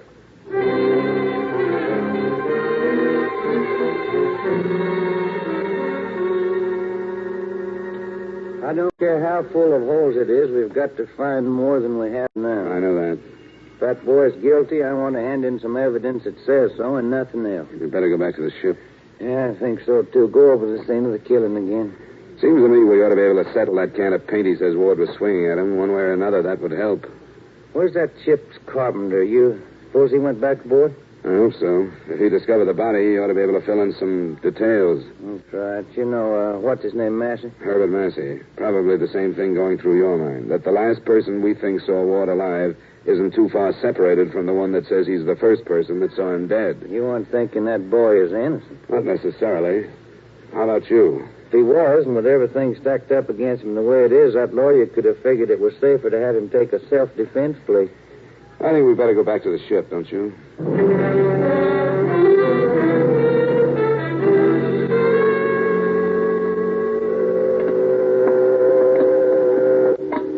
This must be it. Yeah, come in. Hello, Mr. Massey. You remember me, Lieutenant Tracy? Oh, sure, from this morning at the inquest. That's right. This is Mr. Dollar, insurance investigator. Hello. How are you, Mr. Massey? We came back to talk to you, Mr. Massey, because we still don't have enough evidence to make a decent charge of murder against Radney. Well, sure, I'll do anything I can to help the police. Sit down, why don't you? Yeah, thank you. You know, all I can say is what I saw. I found Ward, that's all. Sure, we know that. But you did know that they didn't get along too well, didn't you? Well, I heard more about that after it happened than I heard before. I got my own work to do aboard. I don't work much with the crew. Afterwards, I heard them talking about it. Mr. Massey, how clearly do you remember things the morning you found Ward dead? I don't know what you mean. Do you remember exactly what you saw and what you did? Well, sure, I think so. You sure he was dead? Sure, I told you that. I felt for his pulse. What made you do that? Well, I don't know. I guess I just remembered that's the way to tell. Where did you feel for it? In his throat. You remember that, huh? Yeah, sure I do. When I saw him lying there, I called his name first, and then when I saw the knife, I leaned over him and saw his eyes open. Then I felt for his pulse. How long did all this take, do you think? Oh, I don't know. Not very long. I came up on deck right away. What's so important about that? We just want to get everything straight. What can you remember about the forepeak, Mr. Massey? Was everything in order? Everything in order? I don't quite know what you mean. Well, do you remember anything unusual, anything out of place? No, I didn't notice anything. Why do you ask me that? It's important. Do you remember a can of paint rolling around on the deck? Can of paint? What's a can of paint got to do with it? Do you remember seeing one? No. What would I be doing looking for a can of paint at a time like that? When you saw he was dead, weren't you startled and didn't you look around? I would have. No, all I thought was going to the old man or the mate and telling him. Say, why are you asking me this kind of question? We told you we don't have enough evidence against Radnick, and we thought you could help us. We've got to be sure he killed Ward. Why, sure he did. How do you know that? Oh, everybody knows it, all the men. But nobody saw him do it. Everybody knows there was trouble between them, don't they? Yeah. Everybody knows they went after paint together and Ward didn't come out. And then you went in, and when you come out, that's when it turned out that Ward was dead. Yeah, sure, that's right. And you didn't notice any signs of a struggle? No, I didn't notice anything but Ward. Well, I'll tell you the way it stands. Radnick said he didn't kill him. Well, then he must be lying. Well, that's what we thought, too. Everything that anybody said made it look like he was lying. Why, sure he is. But then he changed his story. Then he said Ward had tried to kill him and that he stabbed him in self-defense. He said Ward picked up a heavy can of paint, tried to brain him. I don't know what happened. Well, a fight like that would have been heard and there would have been things knocked around, but you say you didn't notice anything and the men say they didn't hear anything. I don't know anything about that. I was on the afterdeck, so I didn't hear anything. And I didn't notice anything because I just didn't look around. We don't think there was a fight. We think either Radnick just stuck him or that somebody else killed him. Everybody knows Radnick did it. It could be that everybody just thinks he did. Everybody knew there's trouble between them. It was shaping up, so when you found Ward dead, naturally everybody thought Radnick did it. Yeah, that's right. Everybody did. You came out and told the mates you found Ward's body, and then everybody just naturally figured that Radnick had killed him. That's right. But what if he didn't, Massey? I don't know what you mean. If Radnick didn't kill him, who did? We just want to get it straight. If Radnick didn't kill him, who did? I don't know. Who else was in the forepeak? I was. That's what you mean, isn't it? I was in there. I found Ward in there. What you mean is you think if Radnick didn't kill him, I did. Isn't that right? Somebody killed him. I found him there. I tell you, he was dead when I found him. That's all I can say. It's all I know. Okay, Massey. You weren't planning on going anyplace, were you? Now, you can't arrest me. I didn't do anything. We just don't want you to leave town. We want to talk to you again if we can't build anything better against Radnick.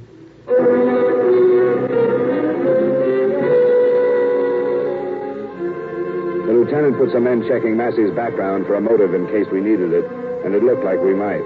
And then we went back to Lieutenant Tracy's office and looked at one another. Our circumstantial evidence was one thing, but we had nothing in the way of actual evidence. The information on Massey came in, and it was incomplete and worthless. More came in on the association between Radnick and Mrs. Ward. All it did was make us wonder whether they were innocent or smart. There was such a complete lack of anything to put our fingers on that we decided on some pressure tactics to eliminate at least some of the possibilities.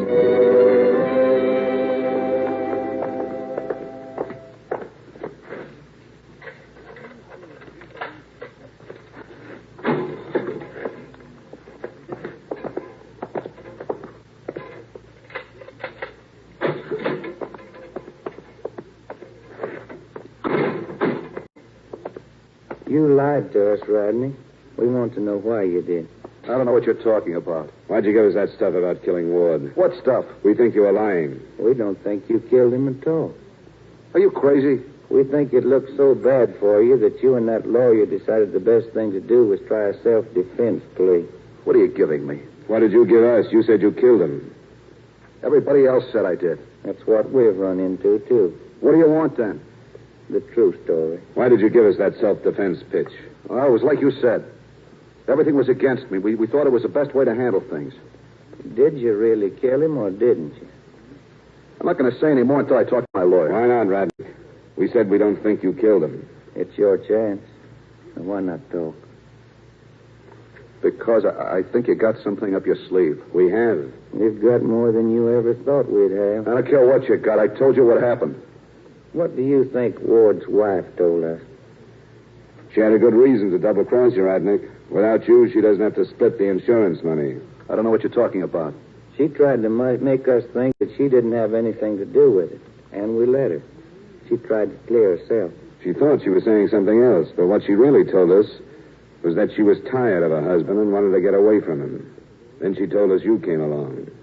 You want to see her signed statement? What did she sign? A paper that says she asked you not to do anything, but you said you were going to get rid of her husband. You're lying. I got it right here. She's a dirty, rotten liar. If she signed anything like that, she's a dirty liar. Yeah, but the state won't think so and is building a case against you. Well, it's not true. I don't care anymore because I can see that even a lawyer was wrong. I don't have a chance and I'm sick of lying. Tell us about it then. It was her. After I met her, she asked me to do it. She said, kill him. She begged me. She said with the money we'd get, we could leave New Orleans. Honest, I'm tired of lying, and this is the real truth. She said we'd go away together. I let him ride me the whole trip. And then when Ward and I were in the forepeak, it was only 2 days from home. I knew I had to do something, and I did it. He didn't attack you. You just stabbed him. I don't know what happened to me. We were there, and I knew it was my last chance. I didn't know what I was doing. I just saw a chance, and I took the knife, and I stabbed him. I wish I hadn't. You'd planned it, though, hadn't you? I wish I hadn't. I wish I'd never met her. I wish I'd never come to this town and met her. I don't know what happened to me. I don't know. I don't know.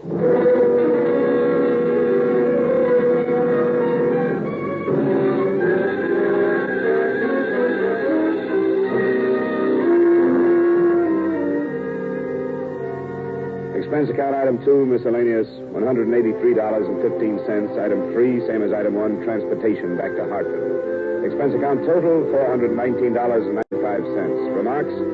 I don't think any are needed. It was a clear case of attempted insurance fraud. But if you can figure out where things like this start, what causes them, and insure against them, you'll save a lot more money than you've saved on this matter. Yours truly, Johnny Dollar.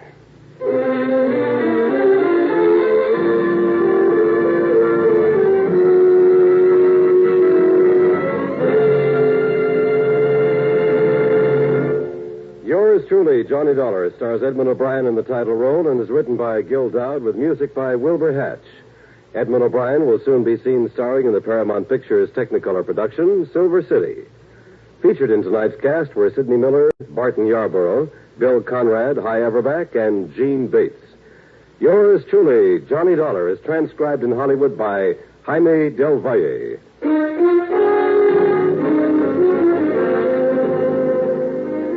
This is Dan Coverly inviting you to join us next week at this time when Edmund O'Brien returns as... Yours truly, Johnny Dollar.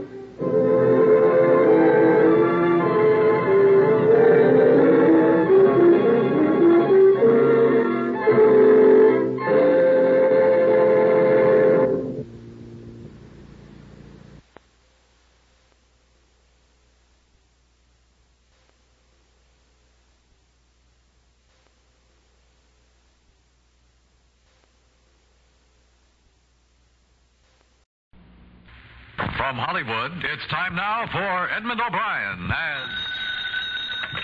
Johnny Dollar. Jim Madison at Tri-State. How are you? Well, Jim, I'm fine, but what's this I read about you people? You mean the Tolhurst theft, I suppose? Yeah. No progress yet? As a matter of fact, that's why I'm phoning. We tried to get you right after the robbery, but you weren't in. Well, I was on a case most of last week. Well, we had a call this morning. It was a woman who said she knew something about the case. Of course, it doesn't necessarily mean anything. What did she say? She wanted me to swear that we wouldn't call the police. And then she said she'd give us time to decide and call back about 3. You want me to talk to her if she calls back? Yes, I don't know anything about these things. Are you willing to work without the police? We stand to lose almost $50,000. We'll cut some corners if you will.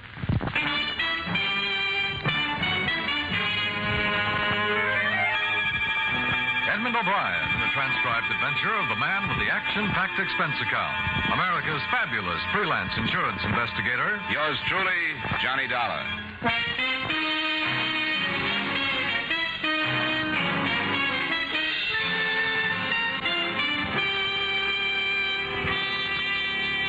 Expense account submitted by Special Investigator Johnny Dollar to Home Office, Tri-State Insurance Group, Hartford, Connecticut. The following is an accounting of expenditures during my investigation of the Tolhurst theft matter. I note here the accepted report of the robbery because, as will be seen, both the police and the press missed a number of details. The Tolhurst fur shop was entered at closing time Saturday evening by 3 disguised men who, at gunpoint, relieved Mr. Tolhurst of almost $50,000. Answering a radio alarm, the police spotted the getaway cars that left Hartford. And later, south of town, after a running gunfight with another squad car, it was abandoned by the 4 men who were seen to split up and who escaped into some wooded terrain. That's where it stood. Expense account item 1, $1.50 cab fare from my apartment to the tri-state offices where your Mr. Madison was waiting for me a little before 3 p.m. The second call from his alleged informer came at 2 minutes after. Yes? Yes, put her on. Hello? Well, I'm glad you did. I have someone here that I want you to talk to. No. He's not from the police. He's a representative of the company. Just a second. Here she is, darling. Okay. Hello? I don't like this. How do I know you're not from the police? Well, I guess you can't be sure. All I can do is give you our word. And if you do want to talk to us, you'll have to take it. The other man didn't say he was going to have somebody else. He decided he'd rather do it this way. Now, listen for a second. To us, the recovery of the money is more important than having anybody arrested. If we can recover it more easily without going to the police, we're willing to do it. Doesn't that make sense? Maybe. The police will have to come into it sometime, I know that. But also, I know I'm right. I've got my own reasons for calling like this, and I know I'm right. I'll take your word for it. And we'll keep it. Now, what is it that you know? I know where one of the men is hiding. Oh? Which one? He's in a hotel in Boston. He's not using his real name, and I can't tell you what it is. You mean you know what it is and can't tell us? I'm a friend of his. That's why I'm calling. He's got to give himself up and get clear of it. That's what you've got to make him do. I will if I can. What name is he using and what's the hotel? I know I'm right. I know it. But you can't tell him how you found out where he is. You can't say anything about this call. That's a promise, too. I won't. The name he's using is Taft. He's in the Standing Hotel. The Standing. Okay. Anything else? That's all. How do I get in touch with you again? You can't. There's nothing more I can do. Just be careful of him. He's awful desperate. Goodbye. Huh? She's gone. What do you make of it? It's hard to tell. She says one of them is in a hotel in Boston and that I have to make him give himself up and be careful because he's desperate. She could be sincere. If she were just fingering this guy, it seems to me she would have called the police. Then you think it's worth looking into? Well, there's only one way to find out. Follow it up, see what's there.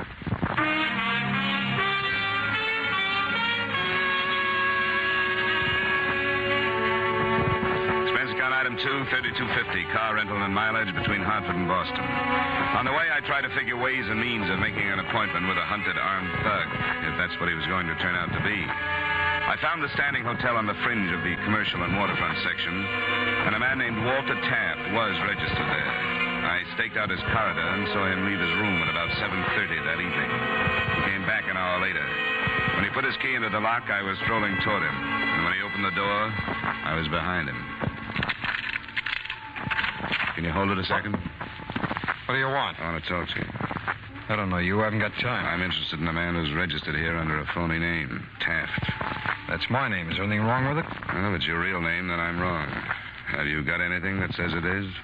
Well, I don't see how it's any of your business, but sure, go on in. Thanks. Now, who are you and what do you want? I guess the automatic tells me what I came to find out. Who are you? I'm a private detective. The insurance company that stands to lose on the Tolhurst job hired me. That's a lie. You'd have brought the cops if you were. I got a wallet in my hip pocket. There's a license. Don't reach for it. Just turn around. Sure. You're really jumpy, aren't you?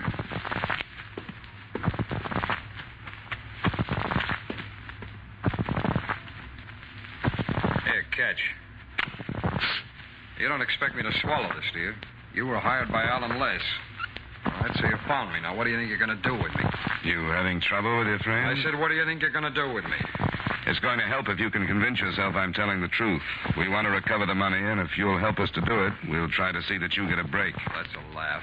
How would an insurance company find out where I was? Sometimes they get a tip when the police don't. They can pay for information, the police can't. Now, where would they get a tip from? Somebody here in the hotel that figured something was wrong with you. There are fair descriptions out on you and your buddies for size and color and clothes. Somebody could have spotted you. I can't buy it. It happened, and the tip was right. You might do yourself a lot of good going to the police by yourself. Either you're off your nut or you think I am. Come on, start backing up. What for? Because I'm leaving. Go on, get started. If you were thinking straight, you'd talk it over. You're mixed up in a double cross, so you can't believe anything. That's far enough. Who told you about a double cross? You did. You said you thought I was hired by Alan Les. They were in the job with you, weren't they? All right, turn around. Open the closet door. Turn around.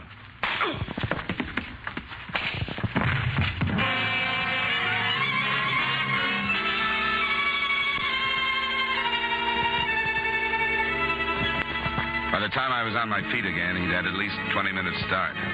After I cleaned up some in the crummy bathroom and stopped the bleeding, I looked the place over. There was nothing in it. He'd obviously checked in without anything but the clothes he'd been wearing and the automatic.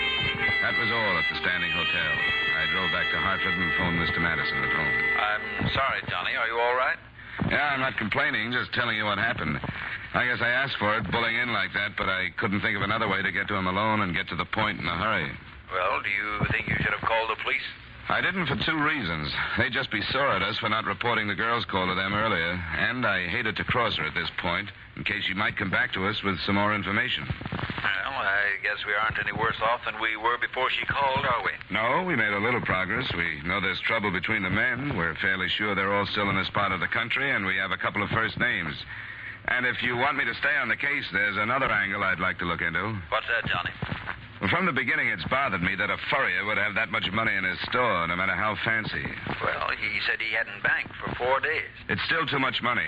I suppose the police have covered it, but a thing like that could develop into a lead. All right, let's try it. Good. I'll go see Tolhurst in the morning. Maybe I can handle him without getting myself slugged.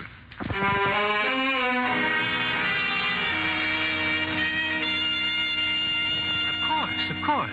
I'm at your service. Thanks, Mr. Tolhurst. I know you've answered a lot of questions already. Yes, I have. So I won't drag you through the details of the actual theft again. Well, thank you for that. Thank you. Now, the amount of money you lost, almost $50,000. That question again. Why did I have that much in my shop?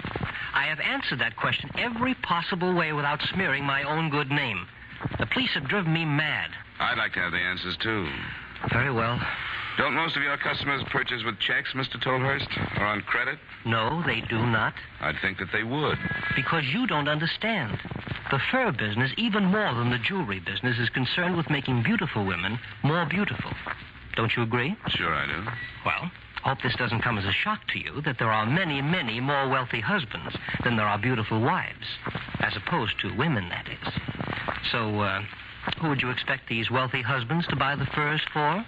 Yeah, I see what you mean. Cash purchases, too, huh? Precisely. If wifey doesn't get the coat, she better not run across a check paying for one.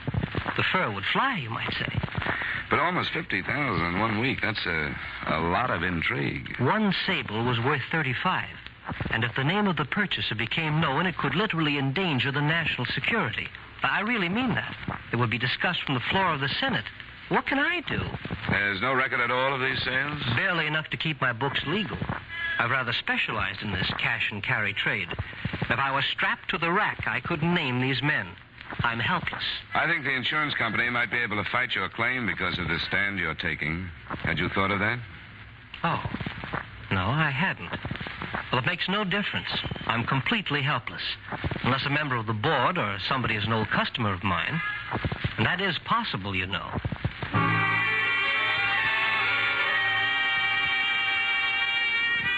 I tried a few more approaches on Tolhurst without getting any place. I didn't fully believe him, but I did have to admit that business dealings like that were possible. I left the shop a little after 11 and went to my apartment to call in a report on this phase of the deadlock.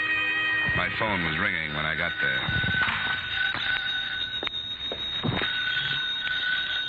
Hello? Hello? Can't they help me? What? I can't hear you. Who is it? Yesterday. You're the woman I talked to yesterday? Yes. You got to help.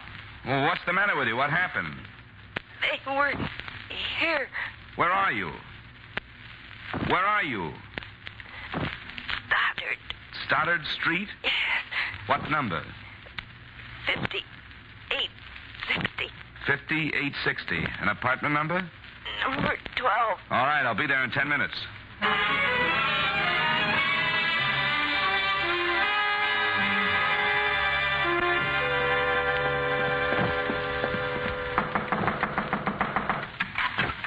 Dollar, I'm coming in.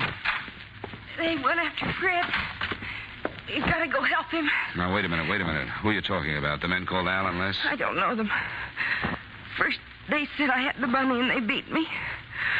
One of them held my mouth so I couldn't scream, and the other one hit me. Do you know where the money is? No, they wouldn't believe me. Then they made me tell them where Fred is.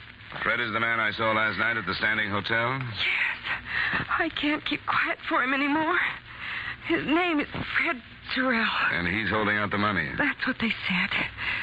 They said they'd kill him if they had to. And they look for him at the standing. They won't find him. He left there last night. I know. He called. I tried to lie that he was still there, but they phoned and found out he wasn't. Then they started in again until I told them.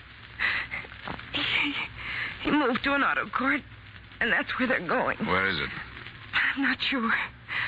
Between here and Boston. But I think it's in the state. It's called the Oak Springs Motel. I tried to warn him, but whoever answered hung up because they couldn't hear what I was saying. I couldn't talk. What's your name? Virginia Cowley. Well, how do you fit into this? How much do you know about the robbery? Nothing. I didn't know about it until afterward. Fred's car was here. He came to get it and said everything had gone wrong and he was in bad trouble. Yeah, now we all are. You should have told the police, and I should have. Promise I know. I'm going to call them now and hope I can fight my way clear of this mess. Where's the telephone?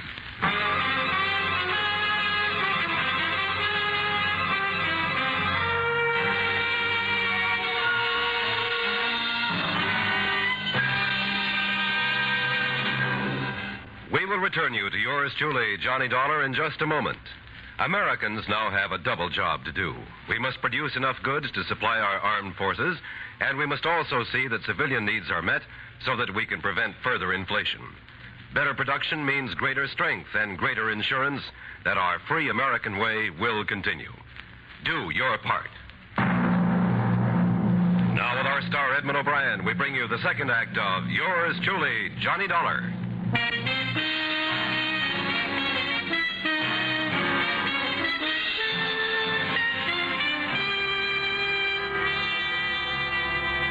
In an attempt to help what was left of my position with the police, the first thing I told them about was the possibility of nailing the 300 men together. But that backfired, too. It took me 20 minutes to learn that the Oak Springs Motel was about 12 miles south of town, and it took me another 15 minutes to get there. 2 squad cars were in the driveway, and that looked all right. But when I got to the cottage where Lieutenant Crockett and the other officers were, things looked all wrong. The bodies of 2 men lay on the floor. Neither one was Fred Sorrell. Who are you? My name is Dollar, Lieutenant. Oh, yeah. Sorrell did this? Seems to be some confusion about the name. The cottage was rented by an A.J. White. Sorrell was hiding out under a couple of aliases. Too bad we didn't have that information. I didn't know who he was until a half hour ago when I called you. They were already dead a half hour ago. Is there some reason you couldn't have found out 20 minutes before that? Yeah, I didn't happen to be any place this Cowley woman could get a hold of me. She's the one you just got around to turning in? That's right. It's the first time I'd even seen her. First time I knew where she lived. First time I knew anything about her. I've done the same thing before, and it's worked out. This time it didn't. What do you mean? An anonymous call. She said she had information about the Tolhurst robbery that she couldn't give to you. She gave it to me in confidence, and I played it that way. You still playing it that way? No, I'll give you everything I've got, which still isn't much. Let's go back to town, then, where we can get a real statement. Henderson, take over here, will you? I'm going back to the office. Okay.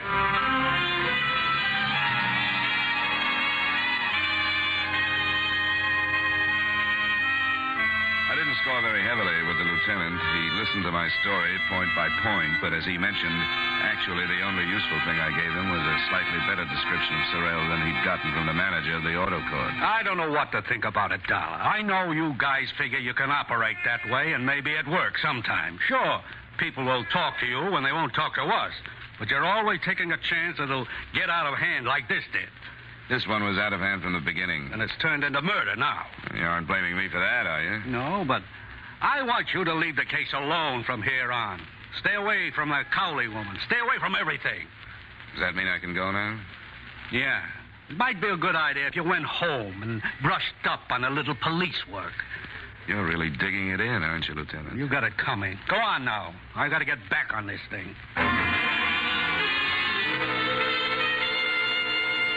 I knew my license was probably at stake, but Crockett's attitude, right or wrong, was more than I could take. Virginia Cowley had been put in the police hospital suffering from internal injuries caused by the beating. I went back to her address, lied my way past the landlady and into the apartment. From a notebook on the telephone stand, I learned that Sorrell lived in Princeton. That was my next stop. Fred Sorrell? Yeah, he still lives here. I haven't seen him some time now. Seems to me he's out of town. Ah, I came all the way up from New York just to see him. You suppose I could get into his place, leave a note or something? Well, why don't you just go up and see if the other fellow's there? Name a Hacker. Oh, a roommate? Yeah, you could leave a note with him. Oh, good. How do I get there? Second floor, rear. Number's 210.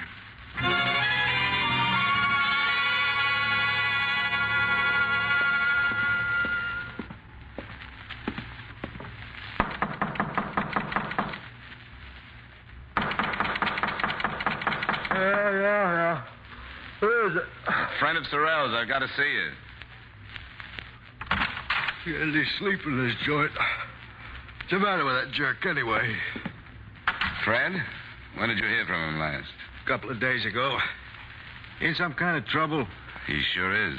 Wanted to borrow some money from me, the lazy jerk. Told him to go take a jump or get a job. One or both. He wanted to borrow money? Yeah. Want me to mail him $50. What's the matter with him anyway, you know? Yeah, he's done it up pretty good. Have you heard about the Tolhurst robbery? What are you handing me? You know a couple of his friends called Al and Les somebody? Hey, who are you anyway?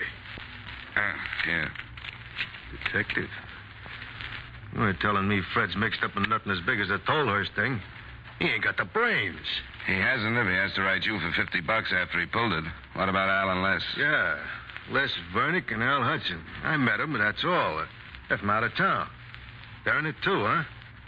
Hey, you ain't pulling my leg, are you? No. Did he write you from Boston by any chance? The Standing Hotel? Using the name Walter Taft? That's right. I knew those guys were no good, and I told him so. He was always talking big money. I never thought he had the guts for anything like that. Don't congratulate him. He built it up to murder today. Oh, quit it. It must have been Al and Les. You'll read about it, but for now, take my word for it. There was a double cross, or they figured there was. They were both shot, and Sorrell is still on the loose. This is straight. He wouldn't come here, would he? I don't know what he'd do. He must be half crazy by now. Can you think of any place else he might go? He's got a girl he mooches off all the time. Yeah, I know about her. He wouldn't go there, not now. He wanted a place to hide out. He was driving his car so he could travel for some distance, but not far. If he's thinking at all, he'll know he has to get rid of it. I don't know. I'm not holding nothing back. A guy does anything like this, he doesn't deserve help from anybody. Well, this time, he probably thinks he does. You don't think he'd pull his old lady into the mess, do you? He might. Where is she? She's got a farm. I never saw it, but he talked about it once in a while. Little place she runs with an old guy helping her. It ain't far from here. Do you know where it is? Somewhere west. Hey, that's her picture. I think the name of the town is on it. Down here in the corner. I just remembered. I noticed it. Torrington. Sure, I know where that is. About 25 miles. I'd like to look at some of the rest of his stuff, if you don't mind. Go ahead. If this is as bad as you say it is, you can do anything you want. If you don't mind, I'm going to move out until this is cleared up. I don't want that crazy jerk to be coming back here while I'm around.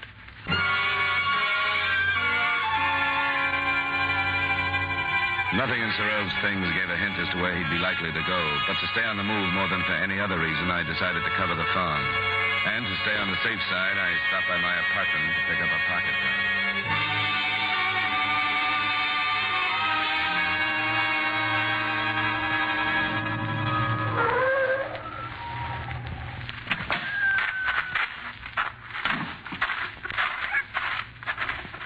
You got business here? Well, it's a sort of a social call. Mrs. Sorrell here? Nope, she went to town. Or she went with her. I was passing through. I know her son. I thought I'd stop by. Oh, you're a policeman then. What makes you say that? We heard about Frederick. At least some of us did. We kept it from Mrs. Sorrell. That's why we sent him to town. We don't want that poor soul to learn about him until it's all finished. Did you think he'd come here? How much do you know about it? Somebody heard on the radio about the murders. Do you think he'd be hidden here? Not exactly, but every possibility has to be covered. He'd never come here. He wouldn't be turned out by his mother, but the rest of us would make short work of him. You're welcome to search the place if you choose to. Has he been in touch with Mrs. Sorrell through this thing? Nobody's been in touch with Mrs. Sorrell. She don't read her own mail or the papers either, because she's blind. She don't listen to the radio or talk on the telephone because she's nearly deaf. Frederick is a rotten apple that hasn't been allowed back here for 3 years. And she doesn't know about him? Not for almost that whole time. Oh, yeah. She thinks he's a big success in the hardware business. And we've talked about it already. We think he's going to start a business in Australia. And his mother will think he's there until she dies. And you ain't going to tell her any different. I don't see why I should. Yeah. You want to search the place? No, I don't want to, but as long as I'm here.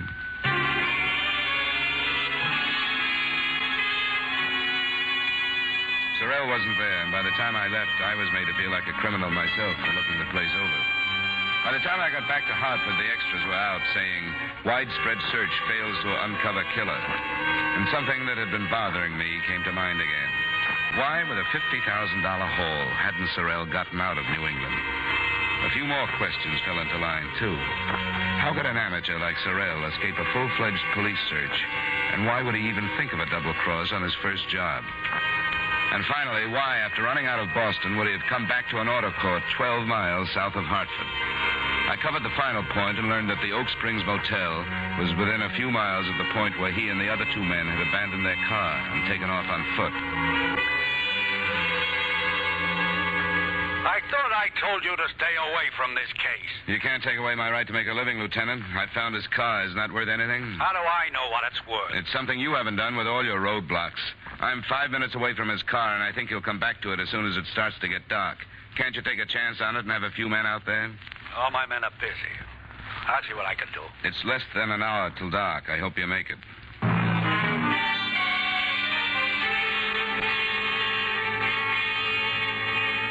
I'd come back to the auto court and then found the approximate spot where Sorrell and his friends had left their car. I'd found a pair of ruts winding through the trees, and where they'd stopped, I'd found his car. When I got back to it after talking with Lieutenant Crockett, I put my car under as much cover as I could find and waited. I was still there alone when the sun started to set. And then I heard him before I saw him. You! What are you doing here? Don't try with a gun, Sorrell. I've got one, too, this time. What are you doing here? I've been almost every place else. Doesn't make any difference to you that I'm here. There's no place for you to go anyway. You've been safe here in the trees. But you couldn't get any place else. I could make it if I wanted to. No, you couldn't. You missed when you didn't make it before everybody knew who you were. Right after you pulled the job, yes, but not now. You must have realized that. I can make it. Not now. Why didn't you go any farther than Boston? Why did you come back to Hartford? I had my reasons. You still got them? What do you mean? You killed Les Vernick and Al Hudson and then came right back here to the trees. I don't think you double-crossed them. I don't think you even got the money beyond this grove. You know where it is? No, I don't, Sorrell. That's only what I think. And you had to kill them because all they could figure was that you double-crossed them. You want to help me? You want to? It's here, all of it. It's too late to help. You killed them. But it's all here. $50,000. I came down the road, and then I turned that way. That's when they were shooting at us. I was carrying the money, but I was excited. Al and Les went that way, and I came this way. I'm sure it was here. Yeah, I remember that big tree. I went past that. I'm sure. You could find $200,000 and it wouldn't do you any good. Yes, it would. You could buy anything with money, and it's all here. I know it was here because I ran on this road, and then this is where the road ends. Then I went past that tree. If I could just remember how far I went. Because I put it down, and I covered it over with some leaves. If I just saw them, I'm sure I'd remember. Sorrell. I know where it is. Hey, what are you... I want your gun, Sorrell. Get away from me! Get away! Quit it! No!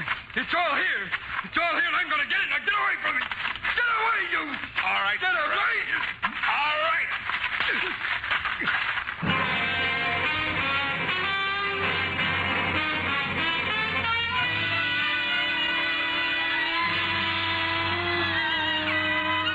Expense account item 3, extra mileage, etc., $43.60. Expense account total, $77.60. Remarks: a police searching party finally found the satchel of missing money, so the company is not out. Lieutenant Crockett and I finally got together, so I'm not out. The girl is nothing. So it leaves Sorrell, who really lost his mind over money, and the furrier Tolhurst, who didn't lose anything, not even that universal customer, the wealthy American husband.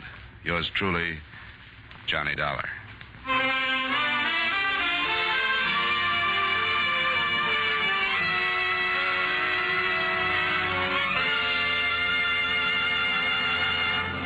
Yours truly, Johnny Dollar, stars Edmund O'Brien in the title role and is written by Gil Dowd with music by Wilbur Hatch.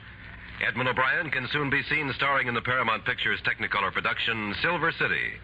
Featured in tonight's cast were Parley Bear, Virginia Gregg, Stacey Harris, Bob Sweeney, Herb Butterfield, Clayton Post, and Howard McNear. Yours truly, Johnny Dollar, is transcribed in Hollywood by Jaime Del Valle.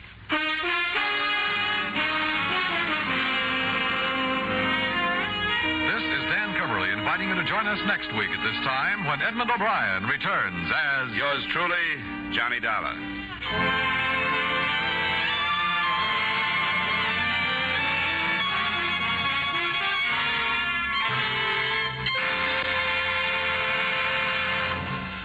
The faith of its people is a nation's greatest strength.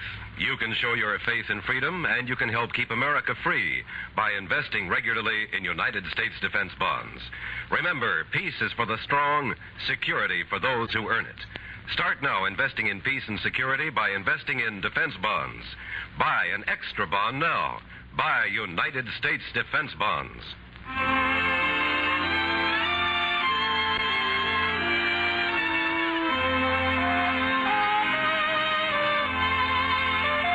The direction is straight ahead. No turns on your dial for the wonderful comedy of CBS Radio's two and only Amos and Andy. Enjoy Amos and Andy, the Kingfish, and the rest of those fabulous characters tomorrow night on most of these same CBS radio stations. Stay tuned now for the Vaughn Monroe Show, which follows immediately on most of these same stations.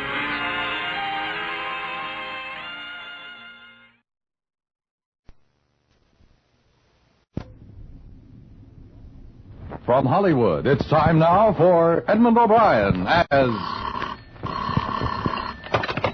Johnny Dollar. Inspector Traber's returning your call, sir. Oh, yes, Inspector. Thanks very much. I wonder when I could talk with you about the Hannibal Murphy death. Why, at your pleasure, sir. Do I understand you've come all the way from the States? Yes. The news broke yesterday, and his insurance company thought I'd better. The reports weren't quite clear on whether or not it was accidental. Then you haven't heard. Only that he somehow fell off a cliff. Oh, then I hope you'll pardon my being a bit nonplussed at your timely arrival. Mr. Murphy's death was definitely not accidental. Examination this morning revealed a bullet wound in his head.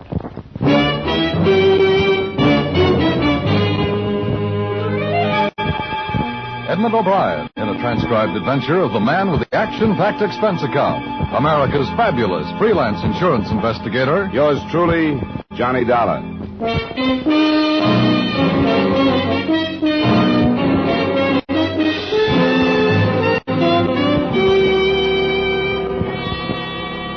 Expense account submitted by Special Investigator Johnny Dollar to Home Office, Plymouth Insurance Company, Hartford, Connecticut. The following is an accounting of expenses during my investigation of the Hannibal Murphy matter. Expense account item 1, $264.80, airfare and incidentals between Hartford and Kingston, island of Jamaica. After checking into the Myrtle Bank Hotel and reporting by phone to the British Constabulary, I went over late that morning and met the officer in charge.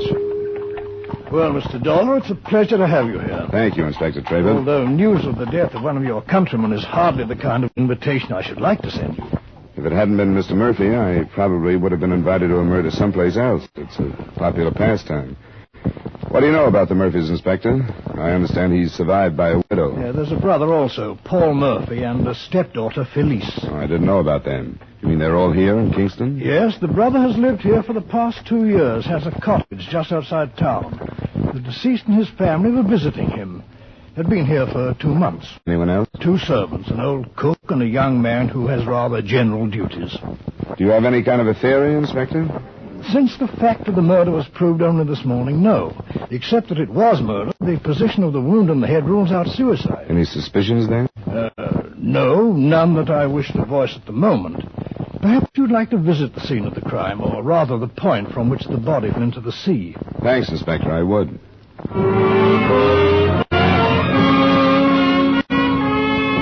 Like most British police officers, he was playing it close to the vest. But on the way, he did let me know that he considered the Murphys, including the surviving brother, to be people who had been spoiled by too much money, were completely selfish, and quite possibly could be hated by a number of people. After a drive of a few minutes, we left the car and crossed through a strip of shaded parkway to a bridle path that paralleled the cliff some 100 feet in height. At the bottom, breakers piled in against a jumble of coral and rocks. Here we are. We wrote the section off in case we might learn something from the marks, though I doubt we will. There, you see, on the edge, the torn earth and the broken branches. Yeah. His body was found below. Huh? Yes, it was discovered by a young islander who was searching for shellfish at an early morning low tide. You said the Murphy cottage wasn't far away. Can you see it from here? No, it's beyond the trees there. The path turns inland before it reaches the grove. Does this cliff run near their place? Yes. I believe, sir, that you and I share a common bewilderment. If his killer met him here, why shoot him if he could have been pushed over the cliff and killed that way, huh? Precisely. We should have had a devil of a time proving it was murder at all.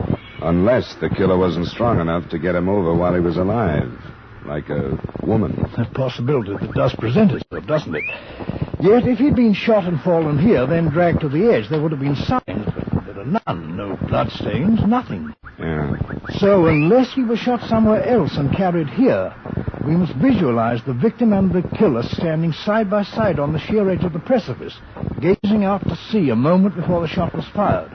Can we go to the house now? I had planned to wait until I had a more complete report from ballistics, but please feel free to pay them a visit if you wish to. Thanks, Inspector. I should let them know I'm here. Very good. Come along. I'll drop you by.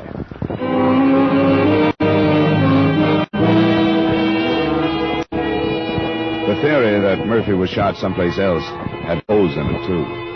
If the idea was to dispose of the body, why dump it so close to his home? The mail servant answered my knock, told me Mrs. Murphy was resting, and left me on the veranda while he went to find out if she'd see me. A few seconds after he'd gone, I met another member of the household, the daughter, a plain girl with short hair, gangling figure, and troubled eyes. What's the matter? Wouldn't he let you in? He thought I'd better wait out here. What do you want? I came to see Mrs. Murphy. About what happened? Yeah, I'm afraid so. My name is Felice. I'm her daughter. I can let you in. Oh, thanks. You're an American, aren't you? That's right. My name is Dollar. You've come here because of what happened to my stepfather. Why did you? I was sent by his insurance company in the States. Oh, I'd forgotten about that. I suppose he left a lot. He always did everything so handsomely. It wasn't an accident, you know. He was murdered. Somebody shot him. Yes, I know that. I suppose that there'll be all sorts of trouble now. Police will come and ask all kinds of questions. Well, things like this are never pleasant. Are you worried about answering questions? Of course not. Why should I be? Oh, it's just the way you mentioned it. Well, I'm not. I'll tell them everything I know and everything I thought about him. I'm not ashamed. Felice. I had a right to hate him. Felice, stop it. Stop talking that way. It's true and you know it. Every awful thing that ever happened to me is his fault. He was filthy rotten. Stop it. Go to your room. All right, I'll go. But you won't be able to send me away when the police come. I'll tell them. Get out of here. Yes, Mother. Oh, I'm terribly sorry. She really doesn't mean what she says. I'm terribly sorry. You don't have to be, Mrs. Murphy. But an outburst like that to a perfect stranger, I don't know what you must think. I think she's a pretty upset young woman. But she has no right to be. She's been an extremely difficult child. I don't know what else to say to you. I'm terribly ashamed for her. Now, would you come into the drawing room? Thank you.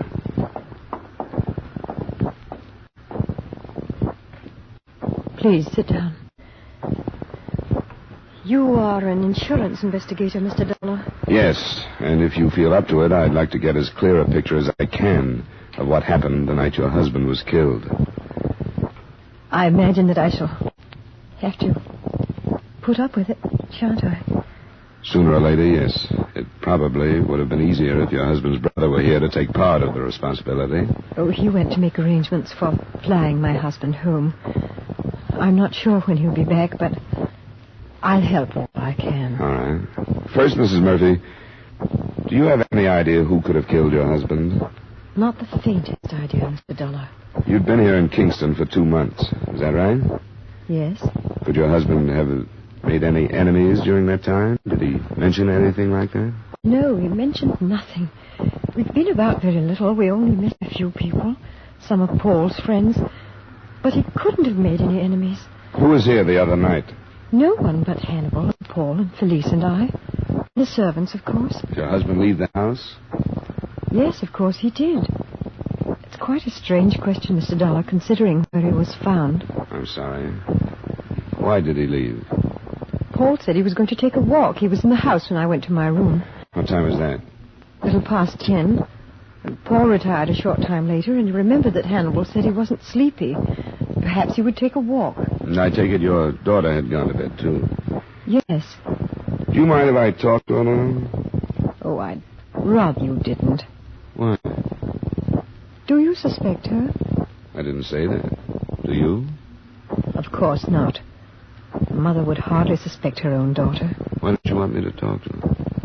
Because she's a poor, unbalanced girl who's filled with warped hates and misunderstandings. She'll say dreadful things about Hannibal. And about me. Things that are absolutely not true. She'll have to be questioned, Mrs. Murphy. Of course, I realize that. Well, there's nothing more I can say. I'll show you to her room. But Felice wasn't in her room. I found her waiting for me on the bridle trail along the cliff. She'd been crying. I heard you say you were an investigator, and I wanted to talk to you again. I knew I couldn't in the house, so I waited here. Glad you did. I don't know what's the matter with me. I shouldn't have said what I did. I meant it when I said it. No, I don't. I don't think I know quite what you mean. I'm awfully mixed up. The doctor tried to explain it to me. When my real father died, my mother was all I had. And when he came along, I thought he was stealing her from me. I thought I didn't have anything anymore. How long ago was that? It's been 3 years. I was 14 when they were married. But he did take her away. They tucked me into an old school and went off on a trip. I know he didn't do it just to hurt me. But at night it would seem to me that he did. I tried to get over it, but I never could. That's why I'm glad he's dead. It's not a very wise thing to say, Felice. Can't help it. Do you have anything else you wanted to tell me? No. I wanted to explain why I acted the way I did in the house. I don't suppose you understand. Part of it, I think I do. Quite a few children have to adjust themselves to step-parents these days. It's tough, and some do it better than others. I haven't done it well at all. Now I won't have to try anymore. I am sorry for the way I acted. I want to help you every way I can. How do you think you can help me? I'm not sure yet. But when I am, I'll let you know. All right, Felice. I'll be talking to you again.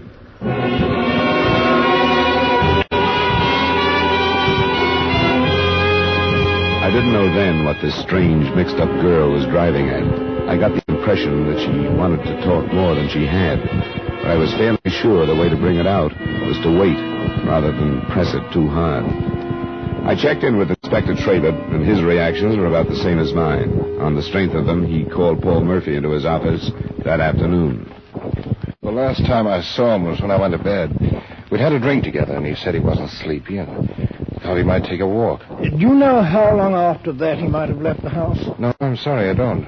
I was dead tired. I went right to sleep. Was he in the habit of taking walks at night? Sometimes, yeah. But you didn't hear a shot? No, I didn't hear anything. How much time passed, would you say, between the time you left him and the time you were asleep? Oh, not more than 15 minutes, Inspector. Then he could not have left the house before, say, 11:15. Yes, that'd be about it. And you're sure he didn't say anything about meeting anyone? He simply said he might take a walk. I'm not quite sure that I understand the importance of these questions. The importance is this. Your brother was killed by a .25 caliber pistol fired at quite close range. I'm afraid we must assume that if he did not meet anyone, somebody either accompanied him or followed him. You mean you suspect someone in my house? We're only stating the facts. Someone was with your brother. We've ruled out the possibility of a robbery motive since both you and the widow have stated that none of his personal effects are missing. You can see how the thing narrows down, Mr. Murphy? Yes, I can. Don't know what to say. Do you mean that you suspect someone? No, I don't. If you do, Mr. Murphy, it would be to your advantage to come out with it. I'm afraid the duty of making accusations is yours, not mine. A commendable statement, sir, as long as you don't mean that you're withholding information. I'm not. I have no information at all. Very well, Mr. Murphy, you may go.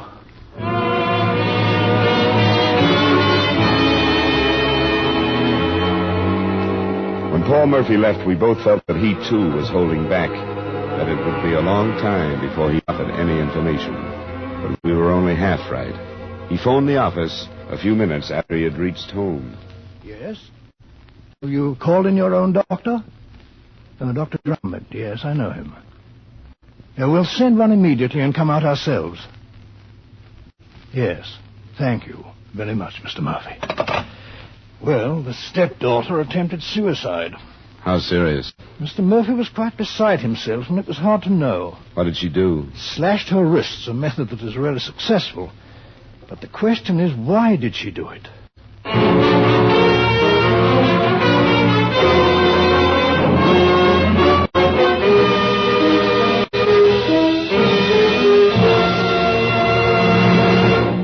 We will return you to yours truly, Johnny Dollar, in just a moment. Later this evening, the gangbusters give a graphic illustration of what happens when the police hunt a criminal who is a perfectionist. When a gang leader leaves no stone unturned to commit the perfect crime, there's a rough manhunt ahead for the police. Here are the exciting developments when you tune in Gangbusters later this evening on most of these same CBS radio stations. Now with our star Edmund O'Brien, we bring you the second act of Yours Truly, Johnny Dollar.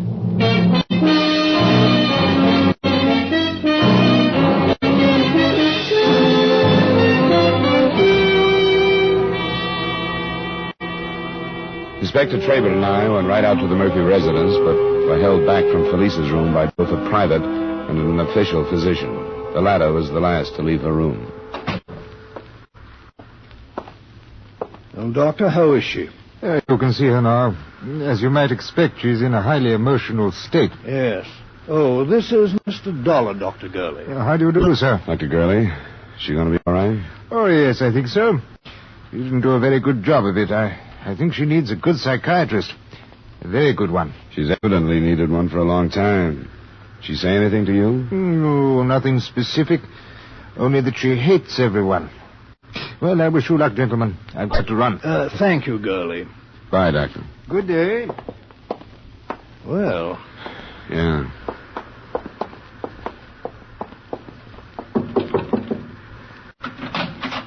Miss Murphy, we've been told we could see you. Don't call me Miss Murphy. That's not my name, and it never has been.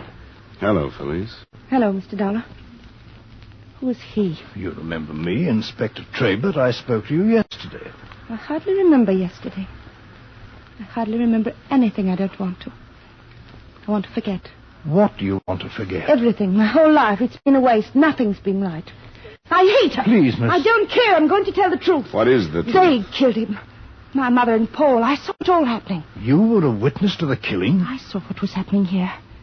I saw what was happening in England last summer. First, I was glad. I thought he'd go away and I'd never see him again. Felice. Then we came here, and I knew it. If it weren't him, it would be somebody else. I knew it would never stop. Felice, hold it. Slow down. I'm afraid you'll have to be more specific, young lady. Do you mean that the marriage between your mother and stepfather was not a happy one? It started last summer in England. She was getting tired of him. I heard them fighting and calling one another names. They tried to hide it from me because they knew it would make me happy. But I heard them. She wanted to divorce him, and he wouldn't let her. What happened the other night, Felice? I knew what was happening here, too. I heard them arguing the other night after they sent me to my room. Then I heard Mother go to her room.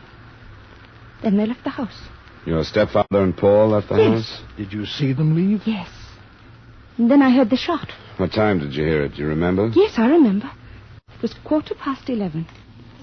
I remember because I was lying in bed, awake. And when I heard it, I sat up and I turned on my lamp. And I looked at the clock. And then I turned the lamp off again and went to the window. And in a little while, I saw Paul come back alone. Why haven't you told us this before, Felice?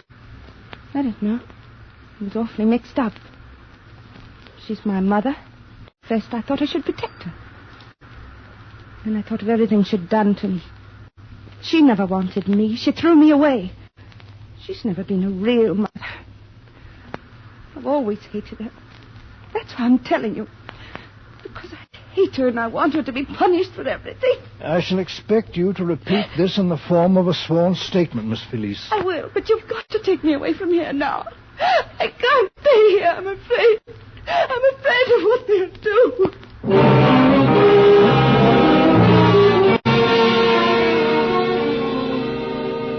The girl was moved to the police hospital, and later that day repeated her statement under oath.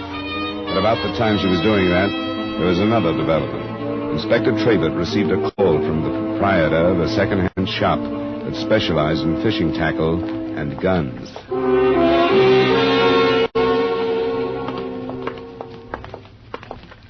After you, sir. Good afternoon. Are you Mr. Innes? I am. Inspector Trabert. Oh, I thought you were police when you came in. This is Mr. Dollar, an American investigator. How'd you do, sir? I'm glad to meet you, Mr. Innes. We want to thank you for phoning about the gun. Well, I thought it was my duty. I've been reading about the murder, and when this chap came in here to sell me a pistol, what was the same chap as the missing weapon, I said to myself, you up to the phone and tell the police. Could we see the pistol, please? I've got it right here behind the case. Here we are. Wait a moment. Have you handled it much? Handled it? Of course I've handled it. I had to look it over before I paid him for it. If this is the murder weapon, I'd like to protect any fingerprints that might remain. Let me pick it up. A Webley, Mr. Dollar. But it's been in England. Would you recognize the man who brought it in, Mr. Innes? I think so. There's not much trade in guns here, you know. Fishing gear, mostly. I think this is the first gun I've bought in 6 months. Yes, I'd remember him. Would you describe him, Mr. Innes? I'll try. He was about my size, I'd say. A little heavier. He had what you'd call brown hair. He was tan. Is he English or American? He was English as I am. Well, thank you, Mr. Innes. It's possible you may be called upon for identification. Happy to oblige, Inspector. But what about the money? I paid £4 for that pistol.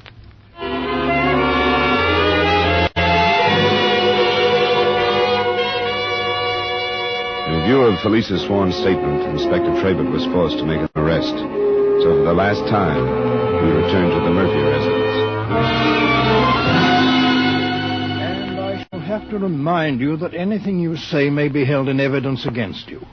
You mean that you're arresting us for Hannibal's murder? There's nothing else I can do, sir. I have a statement given under oath to the effect that you and the deceased left this house together the night of the murder. That's not true. That the sound of a shot was heard and that you were then seen returning to this house alone. That isn't true. There's not one word of truth in it. I didn't leave the house with him. Can you prove that, Mr. Murphy? Alice, you know I didn't leave, don't you? Of course he didn't. Can you prove it, Mrs. Murphy? I understood you to say you were in your room, that you went to sleep immediately and heard nothing. My daughter made that statement, didn't she? Under oath and before witnesses. But she lied. I told you she would, Mr. Dollar. She'd do anything to hurt me. You've got to believe that. Alice, wait. What did she say was my reason for killing my own brother? Because of your love for his wife. Oh, she's insane. How can you believe these things? You're men of intelligence. We're men who are used to working with evidence. A sworn statement is admissible evidence unless it can be proved false. Neither one of you seem to be able to do that. Paul! I don't think we better say any more until we've legal counsel. No, I won't let her do this to me. We can't, Paul. I think she killed him. She hated him. She was the only one in the house that had reason to kill him. It's no good, Alice. What are you going to do with this, Inspector? I shall have to take you to jail. I'm sorry. Oh, you can't. Will you give us a few minutes to get ready? Of course. Come on, Alice. Go get your things. Everything will be all right. What do you think, Inspector? Well, to be quite honest, I'm not sure, but I know my duty as a policeman. The strength of that statement and their innocence or guilt are up to the courts to decide.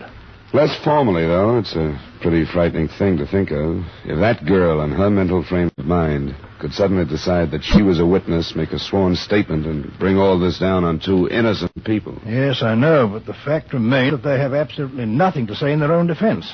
I've got to arrest them.